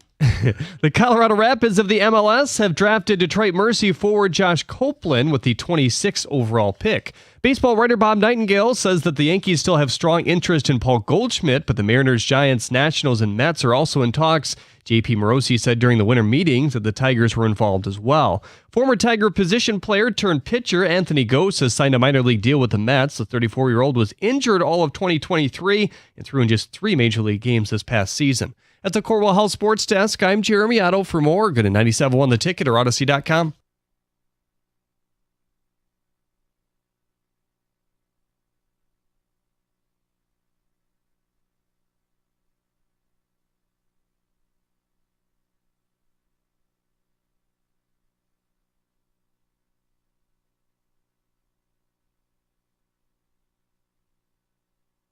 Four o'clock. Lions, Bears. We've been talking all day about what they had to say out of the locker room, what Penei Sewell had to say about the fans, doom and gloom. What defines doom and gloom? Yeah. I don't think it's saying that you're not the Super Bowl favorite anymore. That's just called reality. But what is the doom and gloom? And again, Aaron Glenn addressing sky is falling. If you term sky is falling as losing 3 Pro Bowl players in 1 week, and we're concerned as fans what the other side of this looks like, I don't know. Go ahead. But we've had a good conversation about it. You want to knock out some calls, and then we'll get to who said it. We got the Holiday Blitz to get to as well. Prop Bet Casino. Lots to do on a Friday. Brett is up next, 97.1. Hey, Brett. How you doing, buddy? Brett? I guess not, Can't all be home runs. We go to Connor, 97.1. Connor, how you doing, buddy? Hey, I'm doing well, guys. Thanks. Appreciate you guys' show. You guys are the best. Oh, Thank you, brother. Appreciate it. What do you make of all this? So, the Penei, I was listening to you guys on Odyssey earlier. I was rewinding because I just got home from work, and the Penei Sewell thing triggered something for me. I've actually been labeled as a doom and gloom guy because I actually don't want to see David Montgomery come back. I don't think you're wrong for that. I think it's very risky, and I thought you heard the concern in Campbell's voice. Yeah, 100%. And the Hutch thing kind of triggered it for me, too. It's like, I'm thinking about a situation where the defense is so depleted. What's the point of risking Montgomery in the future next year after that when we just signed him to try to get him to come out here and pomp as our lead runner, Yeah, I think what they're trying to do is this.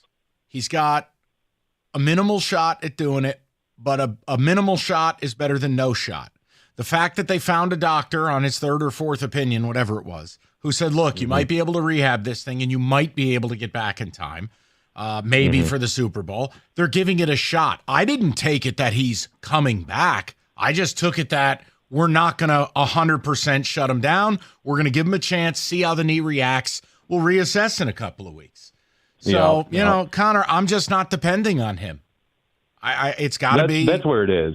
To me, that's where it is, but I live in the real world. Yeah, I know the real world is rough sometimes for us out here, but no, but you know what I mean. It's just Connor. I want hard him in the streets. I want him to win the Super Bowl. It's still possible. Oklahoma, right? There it is, the Jansen bit. No, Connor, it's just the morning show's good too. No, it's just I think nothing is done, but except they're not the favorite to win it all, and Vegas has reacted the same way. You went from being the overwhelming favorite to being the 4th choice on the board. Yeah, you're in the group. And I don't think that is doom and gloom. It's saying you now have competition. You're not the front runner. Correct. Anymore. And again, we need to see what I said to you earlier in the week. I felt stronger about it as we've gotten towards today and the weekend. We just need to see him play. All right, all the talk and all the consternation, put product on the field. We'll evaluate what we see. And it's not an argument. But no, I don't think from a confidence level, not the task. The task is to go 3-0, get the bye week, be the 1 seed. The confidence is tied to go out and destroy a bad team. Go out and look good. Yeah.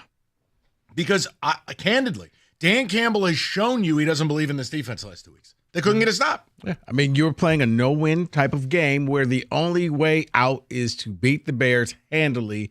It's never a game. It was never in doubt because if it's close, if you're losing at any point, or heaven forbid you lose anybody or anybody gets hurt, game comes across as a loss. You don't feel good about it. If on Sunday, David, they win this thing 20-19, I'd be scared. Nobody's feeling good about this Lions team. They got the victory. They're one step closer to locking up the 1 seed, but you're not feeling good about this team. I agree. Let me give you an update. The injury report is out.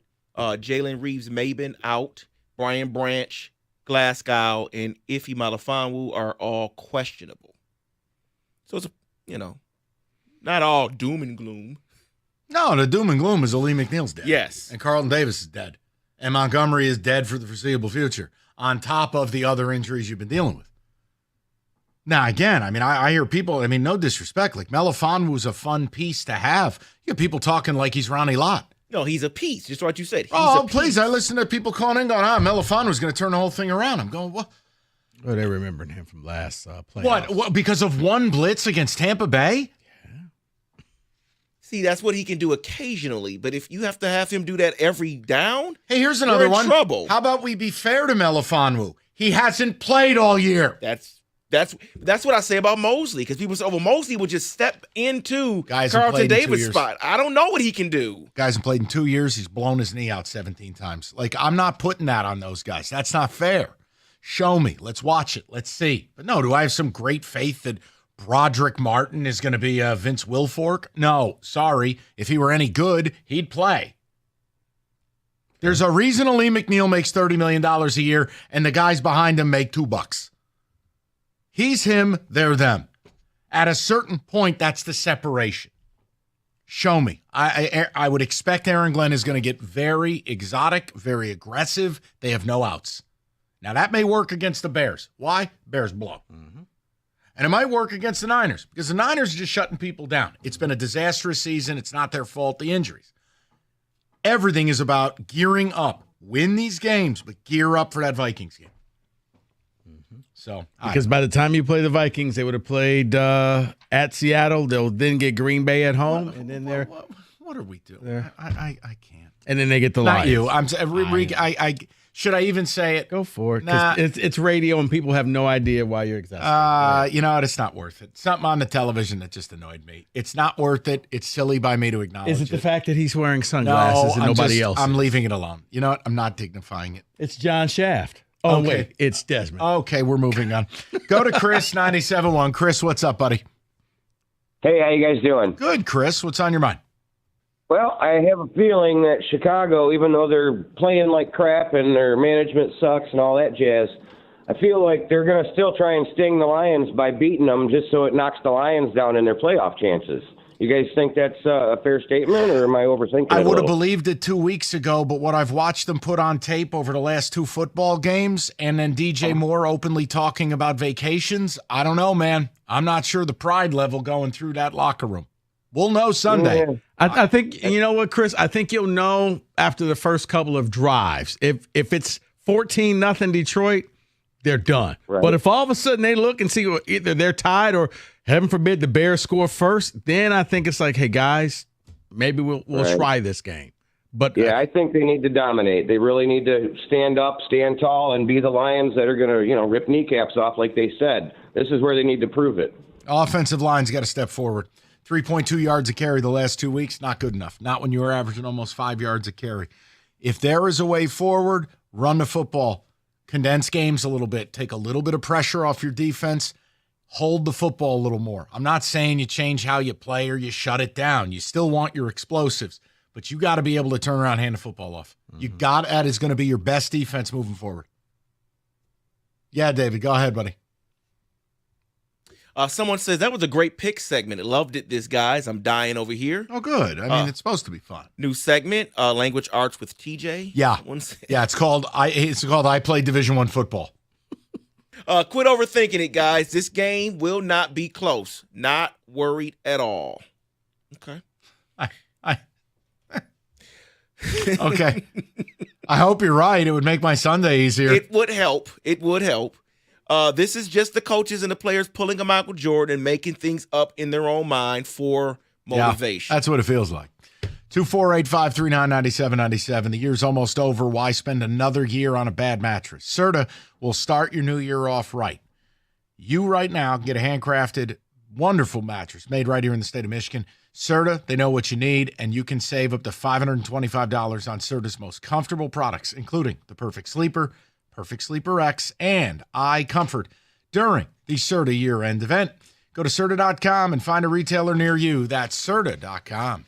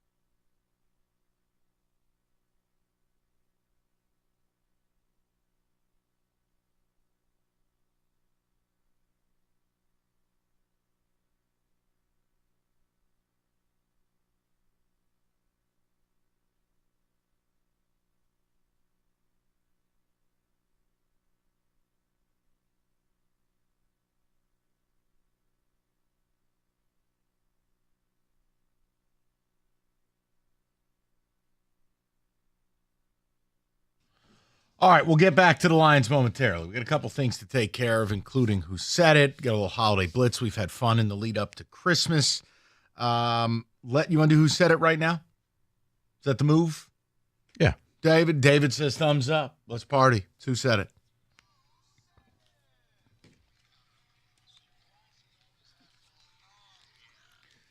All right, David takes things our coworkers have said. Now we have to guess. Kenny, Rico, myself. Now last week I was on fire, which means I'm probably going to go 0 for this week.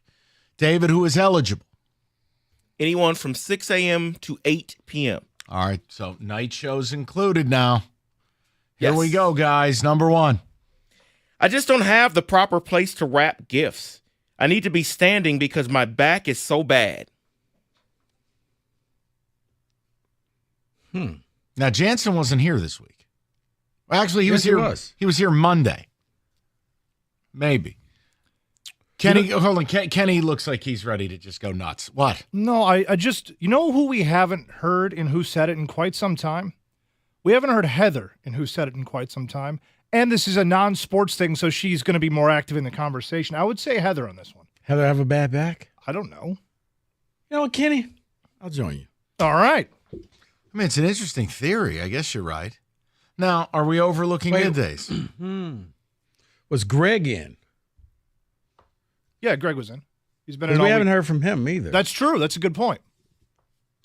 They hear from him all the time. He talks to himself. He does. He talks to himself. I know. You're like, what'd you say? And then he ignores you because He has a conversation with himself Right. every day. He hosts a show to himself. I'm going to go Greg. What the heck? If you're telling me it's not Jansen because he's an ex-lineman, Hey, no, Jansen. no, he barely was here. Wait. What about TJ? You think TJ wraps gifts? TJ doesn't even know what his own kids. Please, it's not. Hey, you, boy, come here. You wouldn't- and girl. I wouldn't Come over trust here. him with the scissors. No. No, exactly. He probably tried to eat him. I'll go. I'm gonna go Kenny. He had this like big theory, a whole presentation. I go with Kenny. I guess Heather. David, who said it? I hate you, Kenny. Way to go, Kenny. Unbelievable job by Kenny Codd. All right, I got my one. I'm done. Right, the pressure's off. Exactly. Right? All right, number 2. David is so angry that we got that. He is. I think there's a possibility that not read angrily. I'm sorry. I think there's a possibility that the thing has fed upon itself. Somebody made a big deal out of it, so more people said, well, let me do it. The hell does that even mean? You adjust your glasses all proud like you did something. You want a clue? You can ask for it. Could it be the portal? Hold on. Read it one more time before I beg for your help. I think there's a possibility that the thing has fed upon itself. Somebody made a big deal out of it, so more people said, well, let me do it. I definitely have nothing here. David, what do we pay for a clue? Do I send a check to the church? What do we do here? Yes, Kenny. At first, I thought Tom because he had a lot of impassioned opinions this week. I have no idea. I don't even know what that's in reference Yeah, to. well, David, what are we talking about? I will give you a clue. New Jersey. Oh, the drones. Okay, I don't think we said anything like that. Okay, Even one though, more time, David. Oh, boy. I think there's a possibility that the thing has fed upon itself. Somebody made a big deal out of it, so more people said, well, let me do it. Stoney brought it up when he filled in for Gator. Okay. Because he was very passionate about it at the MSU Oakland game. He just kept talking on and on. Was he talking to strangers about the drones in New Jersey? He was talking to me, but I'll trust you. Kenny, what do you make? You think Stoney would go this round? I think out of anybody besides this show that works at this station, I feel like he would be the next person in line to want to bring this story up. That's not a bad guess. All right. I'll trust Rico. I trusted you on the open. I'll trust Rico here. Who said it?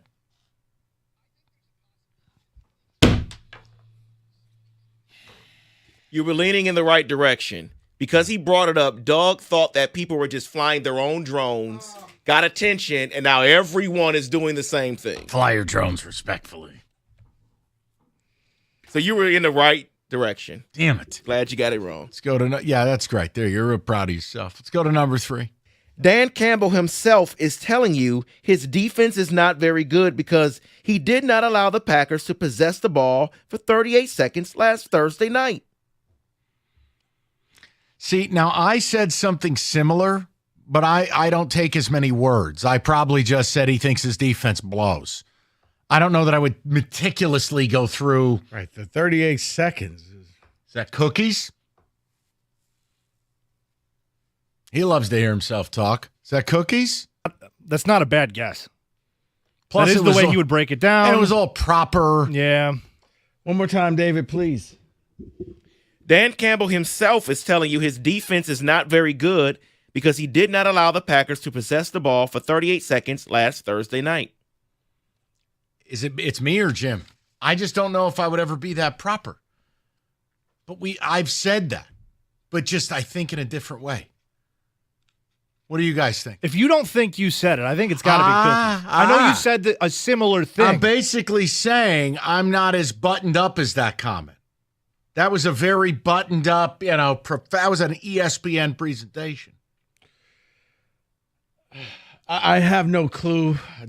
I'm going to take a chance because Stoney's filled in for so many shows. I'm just going to go Stoney. I don't think that was rambly enough for Stoney.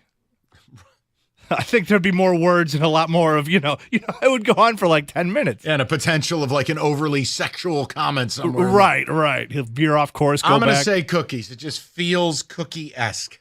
Yeah, I'll say cookies too. What do you want to do? I'll go Stoney. Stoney it is? Yeah. David, who said it? You all forgot about one more person that loves to hear from themselves, and I said till 8 p.m. Oh, no.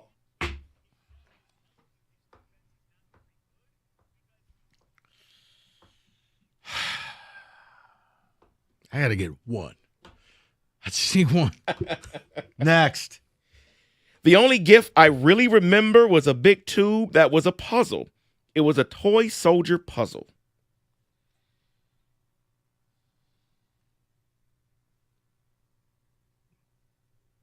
You're looking at me. I'm looking at you. It's the Spider-Man meme over here. What do you want me to do? This has to be morning show, right? It has to be. I think I would remember middays doing this. John? John was my initial. But he was here for 10 minutes. Right.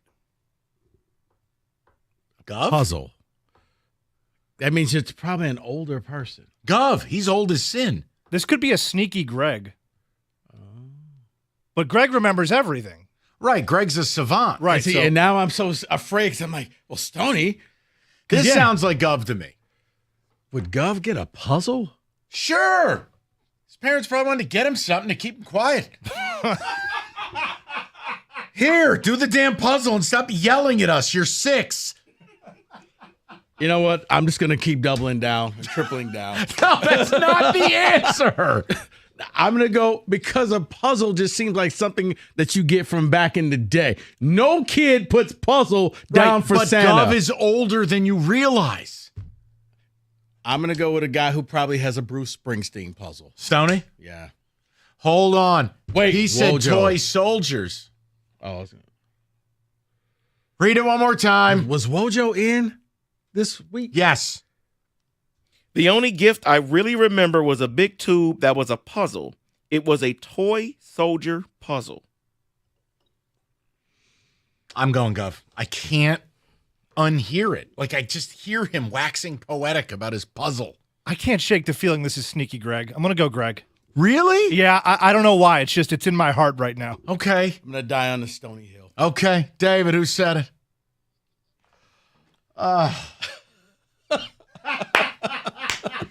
You almost went in the other direction. I I'm almost like, went Wojo. don't move. So I was like, no. It was because a puzzle. You're right. That's like a Depression era present. Up a next. puzzle and a bag of oranges. Yeah, like just here, your dad brought you home a rock. Newspapers. Merry Christmas. All right. Chewing gum. We each got one. I feel good enough. We'll take that. That is who said it. All right, this weekend it is Football-a-Palooza. Hungry Howie's has got deals for you, whether you're settling in Saturday, Sunday, or both. HungryHowies.com or download the app, and you can get free Howie bread with any online order of $25 or more. Nothing pairs better with a big game than pizza. Hungry Howie's, again, limited time only. You download the app or go to hungryhowies.com. You place an online order of over $25. You get the free Howie bread. Limited time only at Hungry Howie's.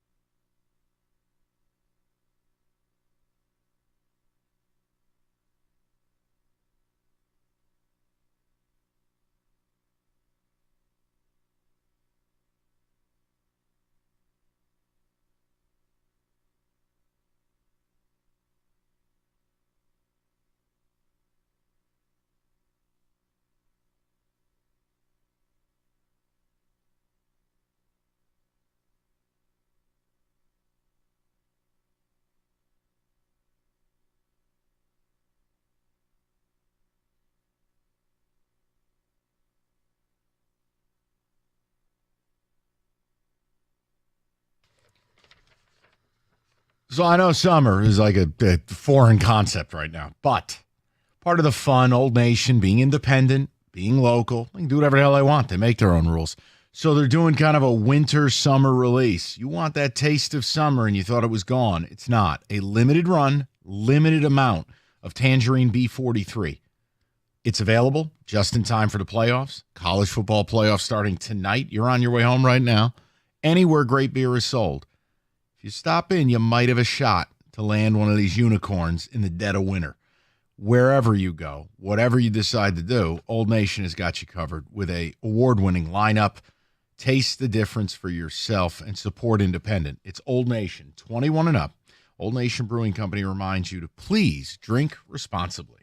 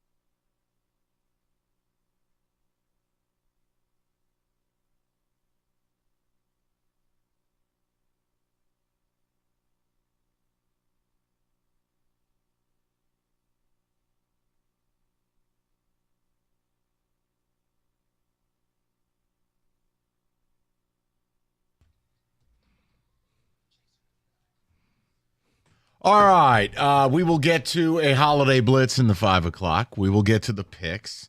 Lions conversation, it's been all week, and it'll continue. I mean, we've played the Aaron Glenn stuff. We've played the Penei Sewell stuff.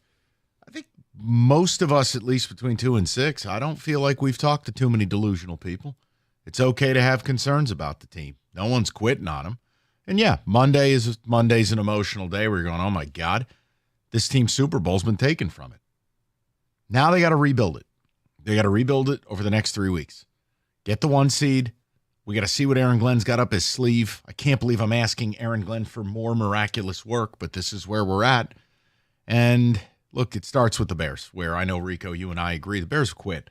So this is a game. It should be a good laboratory for you to do what you got to do. And I do believe you and I are on the same page. If this is some escape routine like it was Thanksgiving, I'm not going to have warm and fuzzies about it. So that's kind of where we're at today. We can get some of the people in the mix. We'll get a few ticket texts from David. We'll have a little fun in the 5 o'clock as well. Let's go to Rex, 97.1. Rex, what's going on, buddy? Hey, guys. Long-time listener, huge fan.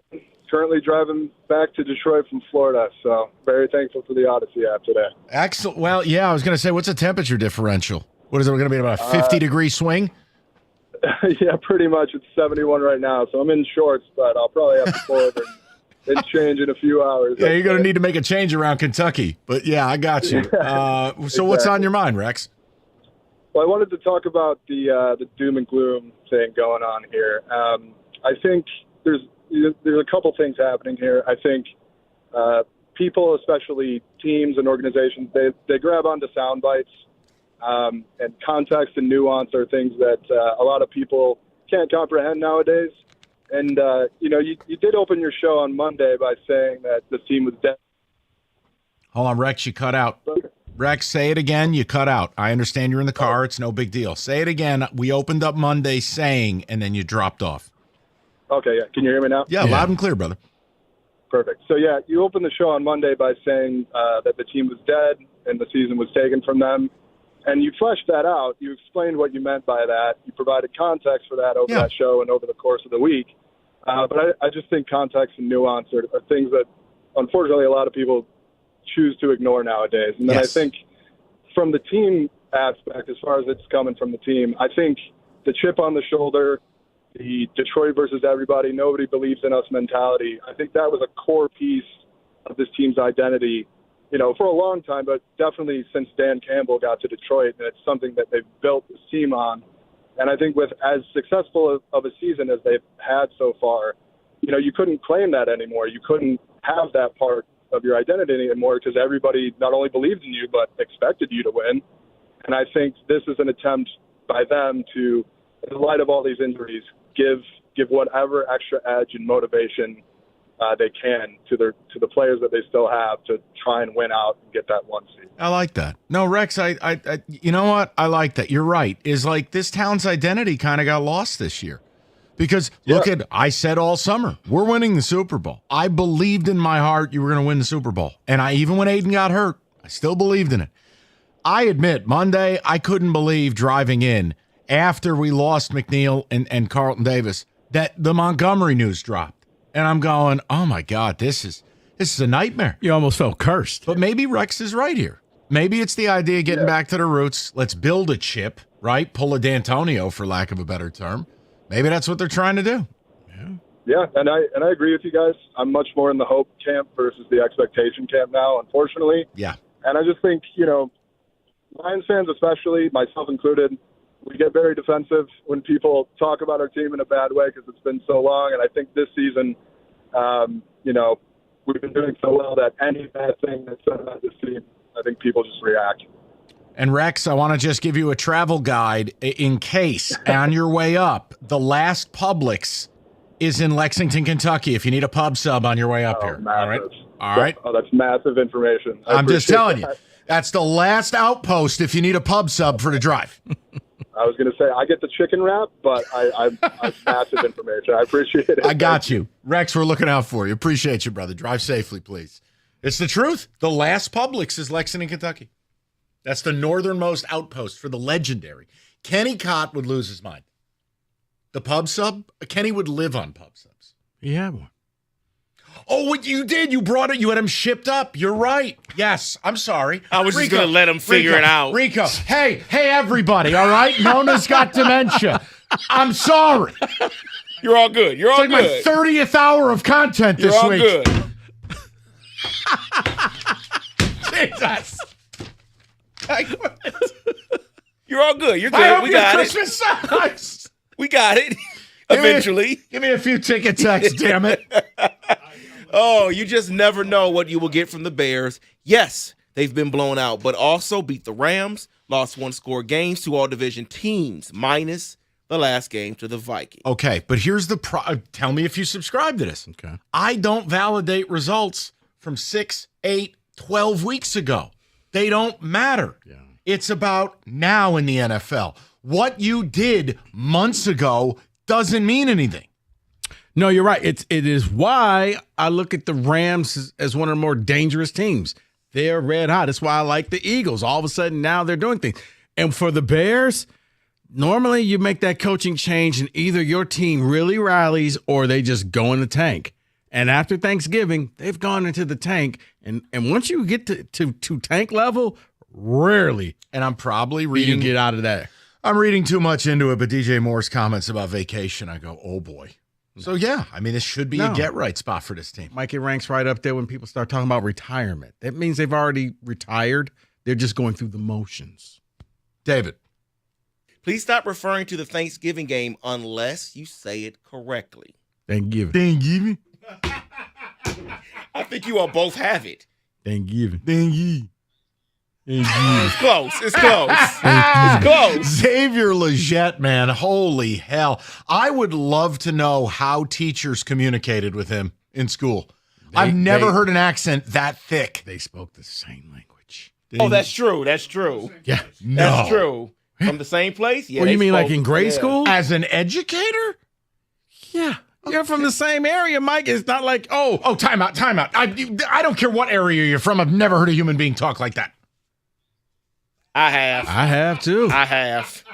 Right, because they're like, oh, here comes Mr. Guy from the North speaking all prim and proper. And then they try to imitate how I talk. So sorry I said hello. Right. Oh, look at me. I am talking like a guy. All right, and for people just joining, can you play the Amon-Ra St. Brown podcast clip where Xavier Legette became a legend on this show? People joining are going, why are they speaking this way?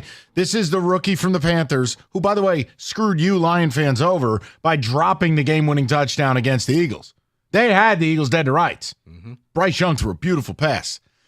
This is Xavier Legette admitting he enjoys raccoon and thingy. I think somebody got rid of it. No. Why would anyone touch our audio? Moving studios around. It's gone? I do not see it. Wow. Thank you. Wow. Unbelievable. All right, well, listen, guys, you'll have to go find it. But Amon-Ra has a podcast. They had Xavier Legette on. If you can understand a word he's saying, you should be a language expert for the FBI. Unbelievable. Yeah. Florida, Louisiana, I've been to all of these places. No. You go to the touristy spot. You go to did you stay in a hotel? Yeah. Okay. You went to the tourist All right. spots. So I'm supposed to go to Louisiana and go to Houma. You're supposed to go to places where there is literally a population of, You're 13. right. You know what? I'll skip Gulfstream Park and hang out at Lake Okeechobee. No, that's why you're like baffled. Like, no, that's not my experience down there. Fair. Okay, fair. I'm just, it was stunning. All right. Well, there's such town called Farmerville in Spearsville. Is where my people grew up. Okay, I gotta get Google Maps. You gotta give me a second on that. It may not even be on Google Maps. Okay, then. That guy ain't driving the car through there. Like, nope. Doesn't exist. The satellite said no. All right. We got a Thanksgiving Blitz. We're going to have some fun with you guys. We'll get to the Lions as well. We got the picks and the mystery of where our audio went. No one knows. 97.1.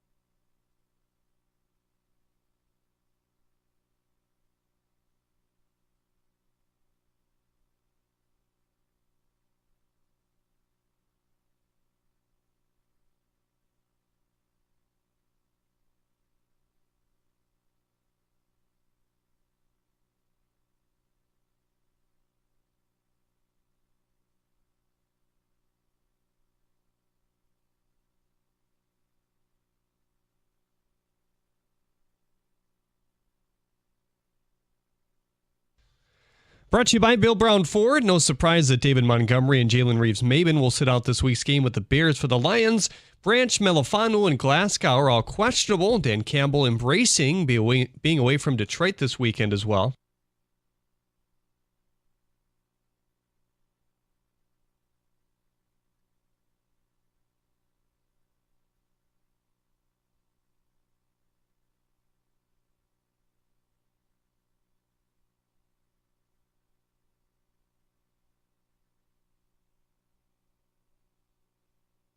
The Red Wings are looking to secure their second 3-game winning streak of the season with a victory over the Canadiens tonight. Their first came in late October. Montreal checks in with 27 points, just 3 behind the Red Wings in the Atlantic Division. Cam Talbot will make his return in net tonight. Simon Edvinsson may have to sit until Monday. William Lagesson has been called up from the AHL. Hear the game right here on 97.1 The Ticket, pregame at 6:45. Fangraphs released a preview of the Tigers as the roster stands now. Tarek Skubal metrically is projected as the best pitcher in the league. It also projects Jackson Jobe, Kader Montero, and Matt Manning, interestingly enough, as legitimate starters in MLB action. Right now, they're a .500 team. Receiver Deontay Johnson has been placed on waivers by the Ravens. Johnson was suspended 1 game for refusing to enter the team's game versus the Eagles earlier this year. At the Corwell Health Sports Desk, I'm Jeremy Otto. For more, go to 97.1 The Ticket or Odyssey.com.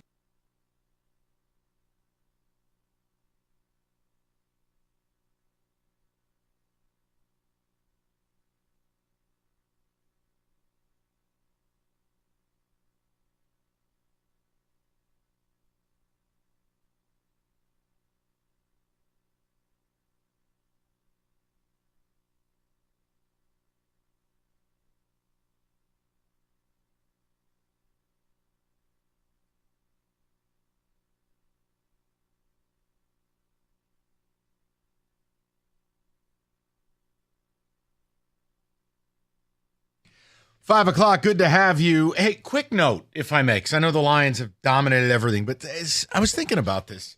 So you saw Christian Walker sign with the Astros, right? First of all, 3 at 60. That's not terrible.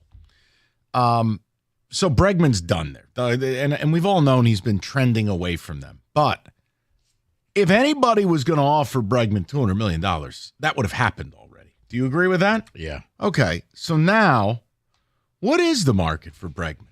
It's not the Yankees. The Tigers have been on the periphery. The Red Sox, there was a lot of discussion about a split in the organization as to whether they wanted to go there. Here's my question. Would there be any way you could get him on a 4-year deal with an opt-out after 2? Meaning, I got to spend more money AAV, but he's got the ability, if he has this renaissance, to get out. And 4 years isn't gross. It's not terrible. I wonder, now that it's official, the Astros are toast, and the Yankees made their Bellinger move, and the Sox haven't pounced. If this market is not robust for Bregman, do you think is this hopium that I'm thinking the Tigers could get involved, or no? I don't think it's hopium, Mike. I think that this is one where Bregman and his agent are probably having to reevaluate. Why does he have sunglasses on at 6 o'clock at night? I can't stand him. The lights are bright on the set. I don't care. Desmond Howard wearing sunglasses. It's dark in South Bend. I quit. Go ahead. What were you saying?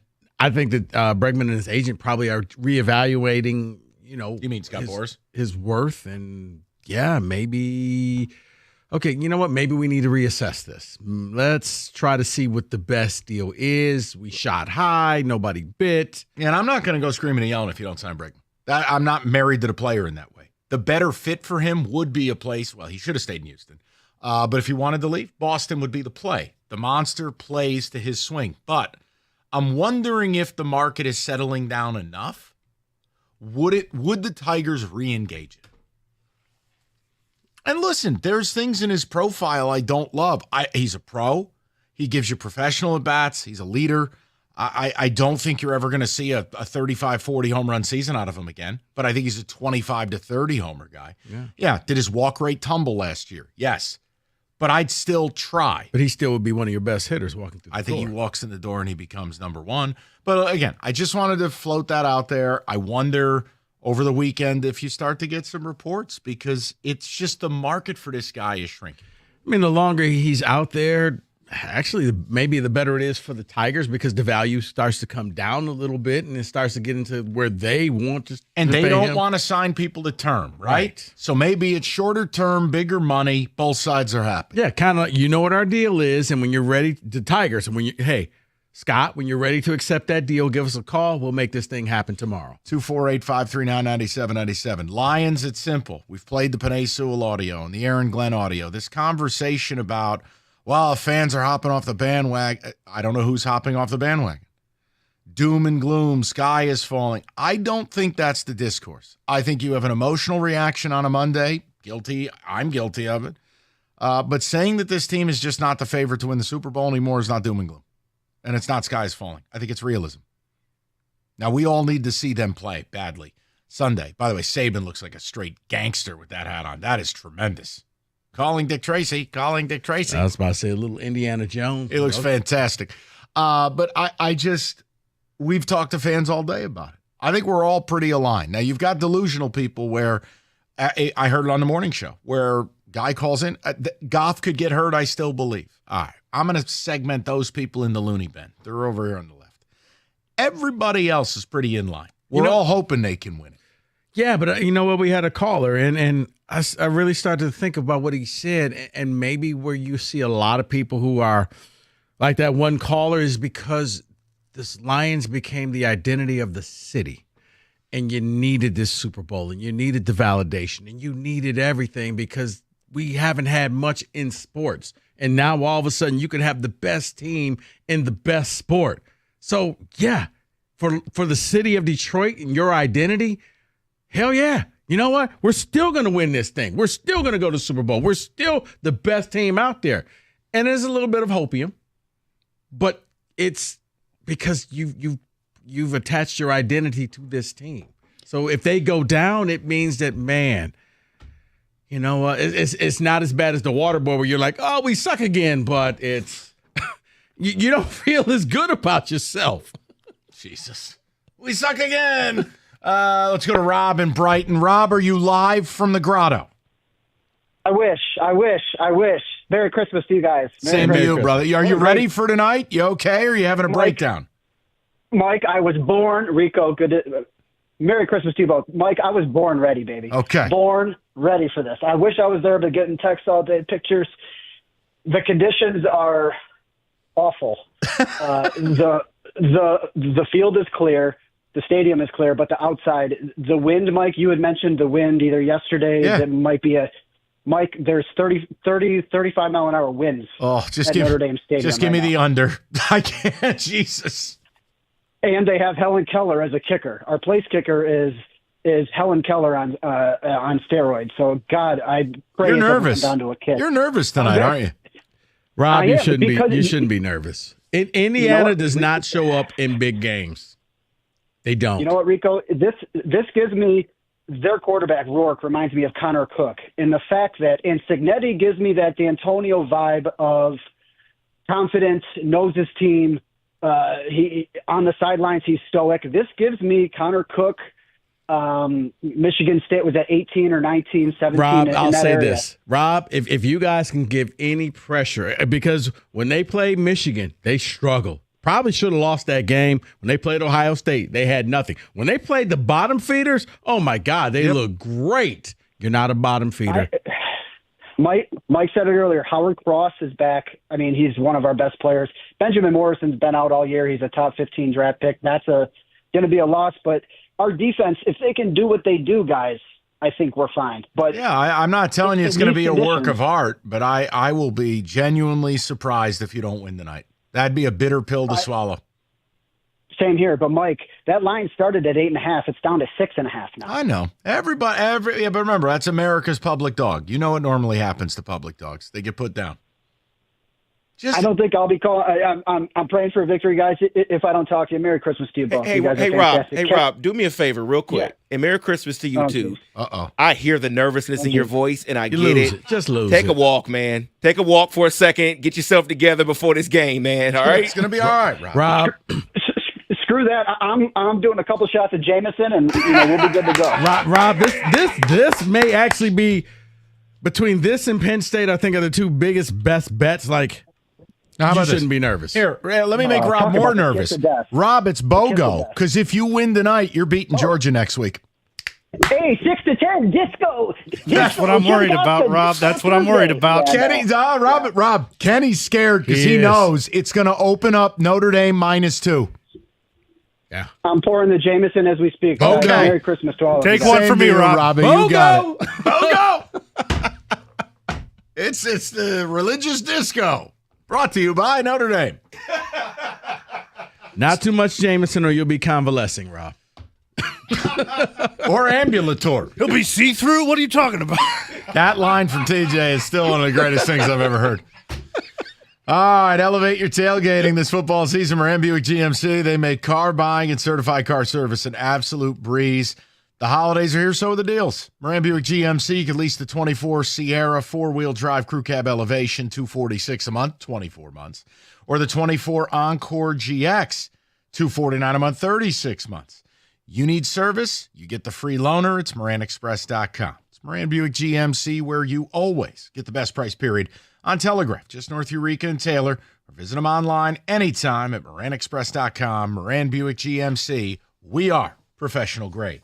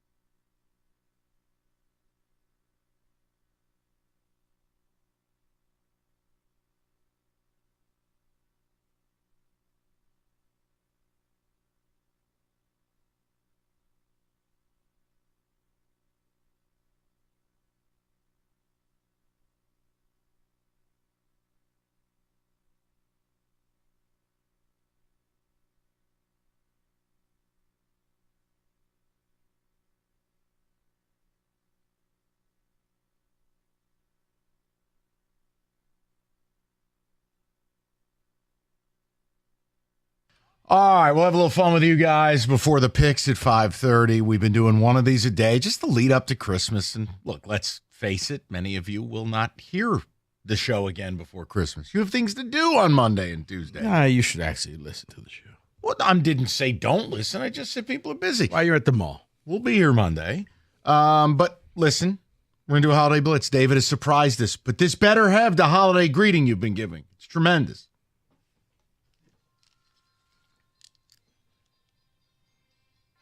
Ho, ho, ho! Yes! Merry Christmas! Oh, man. You almost didn't get it today, man. I'm telling you, this weather's beating my voice up. Okay. All right. All right.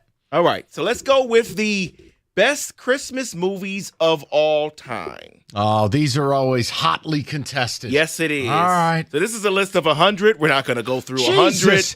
So I'm going to start at 25. And I don't understand. I've never seen number 25 or number 24. Okay, go ahead. 25 is The Shop Around the Corner. Never heard of it. And number 24 is 8-Bit Christmas. Never heard of it. How can it be in the top 25? David, I don't think 25 Christmas movies have ever been made. There's like 7. No, there's a lot. What? Okay, 8-Bit Christmas? That movie was made in 2021. What? It goes back to the 80s. A Chicago kid is looking for the greatest Christmas gift of his generation. Don't the video game 8-Bit. All right, video game next. system. Come on. David, you got to get to movies people know. Frosty the Snowman. That is number 23. What, the one with Jimmy Durante? Yes. That's 23, the animated special? Correct. That means it's 22 better than that. That's woefully low. But it is woefully low because, You wanna know why? Love Because- Actually, then The Family Man, then Silent Night. No. No, because because it looks bad, like the graphics and animation. It was the 60s. It looks amazing for the 60s. Right, but nowadays it's like, oh my goodness, is this what you guys watch? Well, I'm not going to slander the claymation CBS Christmas special, Rudolph, where Yukon Cornelius is a true hero. Right, but to some it's like, well, where's the graphics? Where's this? See, that's And what Costa would say. See, I'm going to tell you now. Jerry Bruckheimer. Okay, Rudolph is number 6. Okay. Since you mentioned it. All right, good. So I don't have to make fun of the list. No. Let's just keep going. Exactly. Charlie Brown, number 16.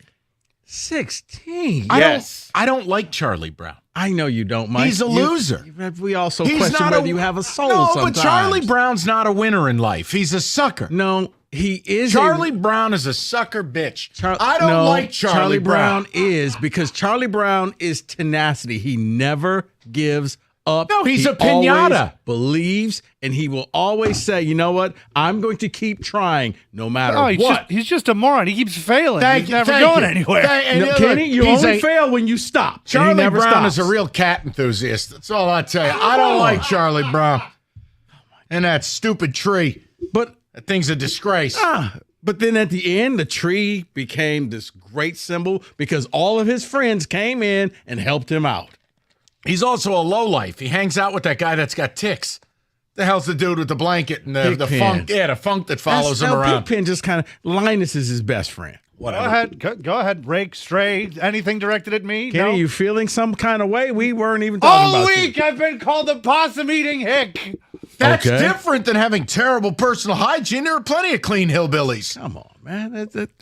I'm just saying Charlie Brown's a lowlife. No, he is not. That's All right, too low, David. Moving on. I don't know. I think he kind of is.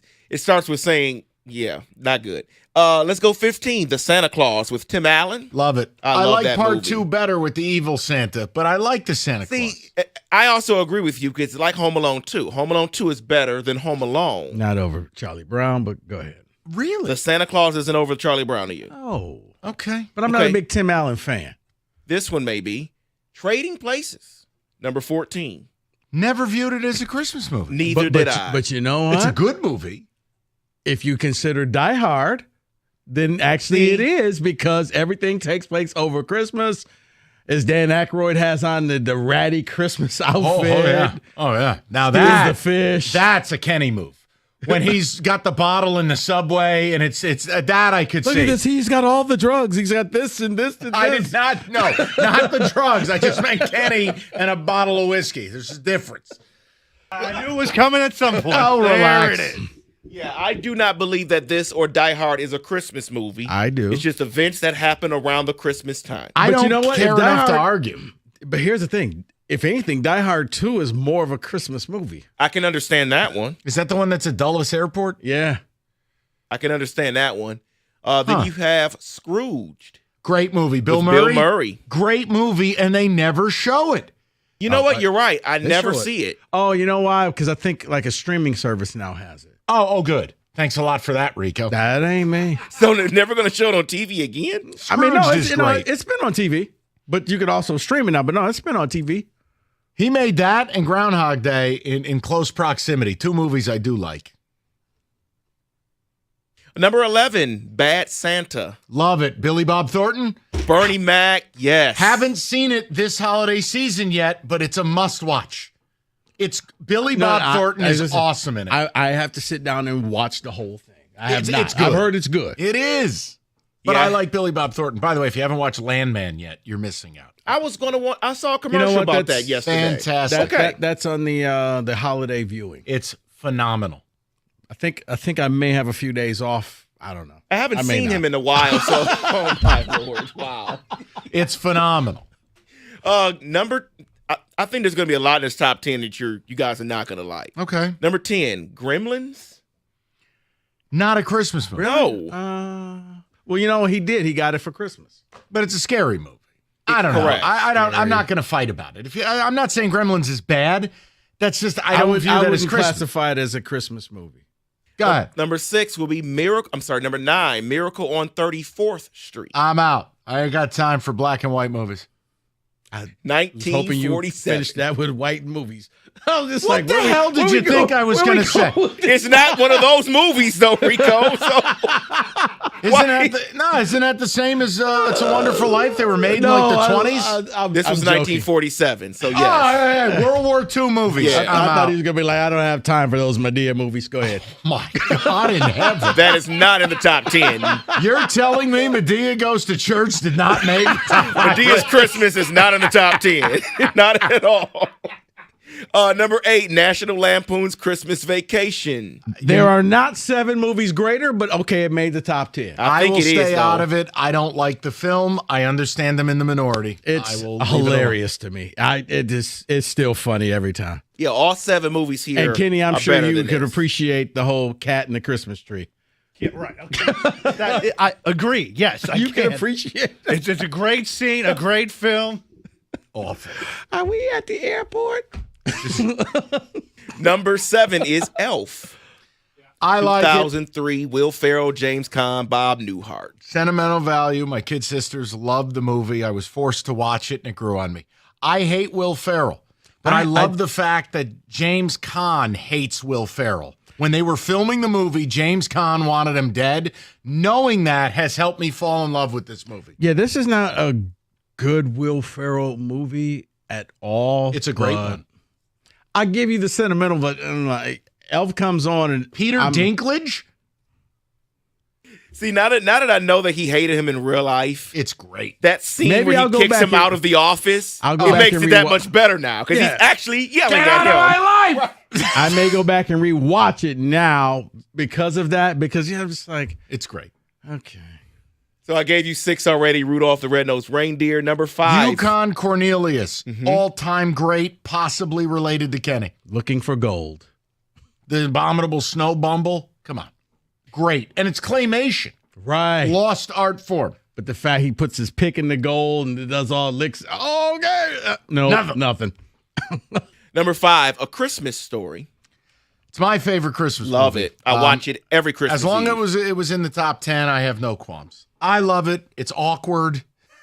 It's fantastic. Now that's, I think that may actually be on TV like They, all the time. They wait till Christmas It is. Day And then they Christmas do the, Eve, they they do it 24 hours. Yeah. Yeah. Yeah, that's on all the time. Yeah, I have it on everything, so I can watch it whenever I want. Number 4, A Christmas Carol. Never seen it. That's the older version of Scrooge. It is. Ebenezer Scrooge. Okay, where it looks like it was filmed. 1951. Yeah, I'm Yeah. out. I don't want to watch things that are 75 years old.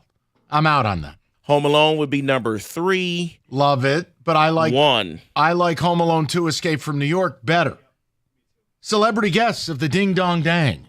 stay at the Plaza Yeah, Hotel. I don't know where Home Alone 2 is. They kept Home Alone 2 off the list? It's not. No, it is not on the list at all. Well, I'm done. This list is invalid. Oh, okay. I see what they did here. They put them together. I respect I see what they did here. They didn't want to separate them. I hate to break it to people. It's basically the same movie. It is. With a geographical twist. I mean, the fact that he's still allowed to live with his parents after they left him not once, but Social services, right. Bizarre Really? world. Must be nice to have money. Then you have Die Hard at 2 and It's a Wonderful Life at 1. Wait a minute.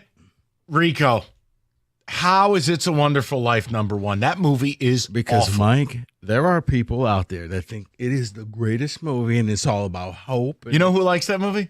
Doug Karsh. Oh, I thought you were I gonna say, can't prove no, that. I thought you were going to say Big G. I'm like, no, because seriously, I kind of like Bad Santa. I'm like, I need to see what this movie is all about. I'm George Bailey. And the whole time I'm sitting there, I hate it. Is this the real thing? That And I get why the does he bootleg talk gas that station way? version? Like everything about this movie is depressing. But at the very end, look at the hope. I'm like, everything about this movie is depressing. It's Like, are horrible. we just going to overlook the fact that he stole his best friend's girlfriend while he was at war? He's at war. It's almost like an NBA offseason. I'm just going to give away our family. We're going to go on a honeymoon. No, honey, let's just give away all of our money to these people and be poor. And just because people are asking on the ticket text, How the Grinch Stole Christmas is number 28. The one with Jim Carrey or Yes, the cartoon? Jim Carrey. The cartoon didn't make it. The cartoon did not make it. No. I like the cartoon. Oh well. Listen, I'm not offended by much on that list. I'm okay with it, but that whole It's a Wonderful Life just disqualified. Yeah, and that's terrible. You know, I tried. I'll tell you at the break. Okay. I saw something about the Grinch and I was just like, wow, I need to go to sleep. Okay, then. But it's related to green eggs and ham. Thank you, David. America's favorite place to watch football, Stadium Swim. Circa Resort and Casino, best games, biggest viewing experience, 6 pools, 3 levels, right in the heart of Las Vegas at Circa Resort and Casino. Book your spot today at circalasvegas.com.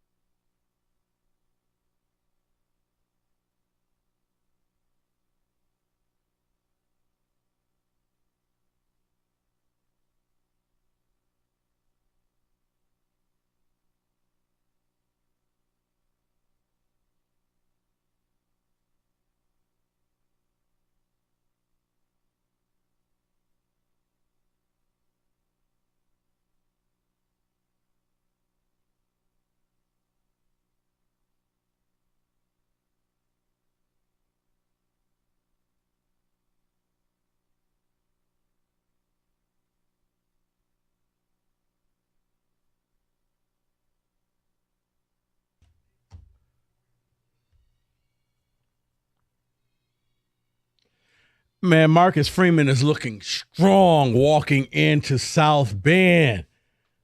Notre Dame's going to kill Indiana. Marcus Freeman's like, I don't care how cold it is. I'm G'd up. Merry Christmas. Ho, ho, ho. We got this. All right, Jeff Rieger coming up next. But you know what? He's been holding on for so long. Merry Christmas, Brett. You're on 97.1. I'm going to give you the last word on this Lions topic. Yeah, thanks, Rico. Hey. Can we say that this Dead Wings revival broke John Keating? I want to thank John Keating. If he's somehow listening, I want to thank him because he literally has been my childhood. I've been listening to him with the Tigers and the Wings my entire life, and I love that man. I'm just sorry he had to go out like this, but you know what? Happy retirement. And soon enough, at the end of the season, I'll come back with an even heartier, they say, I'm going to go ahead and retire. Yep. So the main thing I wanted to talk about was kind of with today, but also yesterday. I didn't get a chance to call in, but pretty much I guess there's really no in-between anymore, like you guys already said. You guys hit on it a lot today, what I was going to say. There's no in-between. Everyone's either like, man, we're dead, the chances are dead, everything, or it's like, man, you know what, Jared Goff, Hendon Hooker, they could both die, and we'll still get it done with Jake Fromm. So, I mean, either way you look at it, there's no middle ground, but I think there is, and I think the pathway is, of course, like you guys were talking about yesterday, we got to win out the rest of the way. For the Bears game, this is where I differ. I think that we are going to see a close game, and I think that's because this is one of the last chances that we can kind of take it easy and rest our guys as much as we can. So if we're looking at a close game going into the fourth quarter, then I think, we'll kick it into high gear and get the job done. But, yeah, if we don't win out the rest of the way, then my expectations will be lowered. We need to fight for the bye week, and then we just got to play like hell for the 2 games. And then, rest all we can during that bye week for the Pro Bowl games. I think we can get it done, but I'm not just going above and beyond thinking, there's not a chance that we don't. No, I got you, and I appreciate the phone call, Brett. I mean, this weekend, this Lions, this game, you have more to lose and less to win, meaning you're supposed to win. You're supposed to beat the Bears badly. If you win and you barely win, it's almost a loss. If you lose, it is a loss. If you get more people hurt, that is a loss. You have more to lose, less to gain, but you got to play this thing. And yes, Dan Campbell and the team, they'll win by 1. They'll win 21-20. They'll win 14-13, and they'll be okay with that. Fans, not so much. But I do believe a lot of this team, a lot of the identity of this city is attached to the team. And for once, Detroit was the biggest, baddest city in the nation. Everybody envied you. And now, not so much. When the Lions were sitting there at 11-1, you were the belle of the ball. And I think you attached your image to this Lions team. So we'll see. Jeff Rieger coming up next. Rieger? Rico, I have you gotten over the 4-point play? No, you know what? Jeremiah Fears. I was watching that game. I was so excited to tweet out that Michigan had eclipsed the win total from last season. It would have been 9 wins. They only won 8 all last year. I think they will. That's a good team. I agree. They can't finish, man. They can't finish. They turn over the rock too many times. Other than that, though, I mean, they could make the tournament.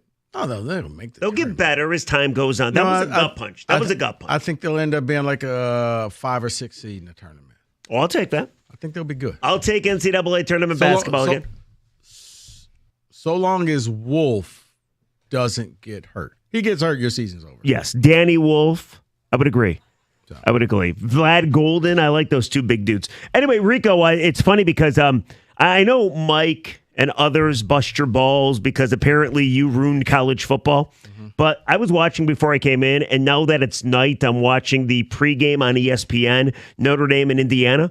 It looks freaking amazing out there. It is. It looks so cool. You want to know why everybody gets angry and I ruined the sport? Because it's different. It's not what you grew up with. It's awesome. But nobody embraces different. Everybody hates anything new. Oh, it's gonna suck. Oh, wait, did you try it yet? No, because I'm not gonna like it. Let's just wait to see how these games go. And I think that there's a lot of tweaking that needs to be done next year. No, I hear you, but with that being said, we're in the good spot. And I mentioned to you, imagine Michigan State fans. If our teams were good, right here, right now, game day could be at the Big House or Spartan Stadium, and we would be ready to play a playoff game in this weather. Maybe with a Southern team coming up to play them. Isn't that what everybody's been saying? They want it. And you finally have an opportunity to have that. So think about how it feels right now, except for you're at the Big House, drinking your hot cocoa and doing whatever. Or you're at Spartan Stadium with your getting coffee. there at noon and starting the tailgate. It'd be unbelievable. The other thing, too, is, like, we could talk about transfer portal, NIL, all these awful stories about kids leaving or getting paid too much or coaches leaving.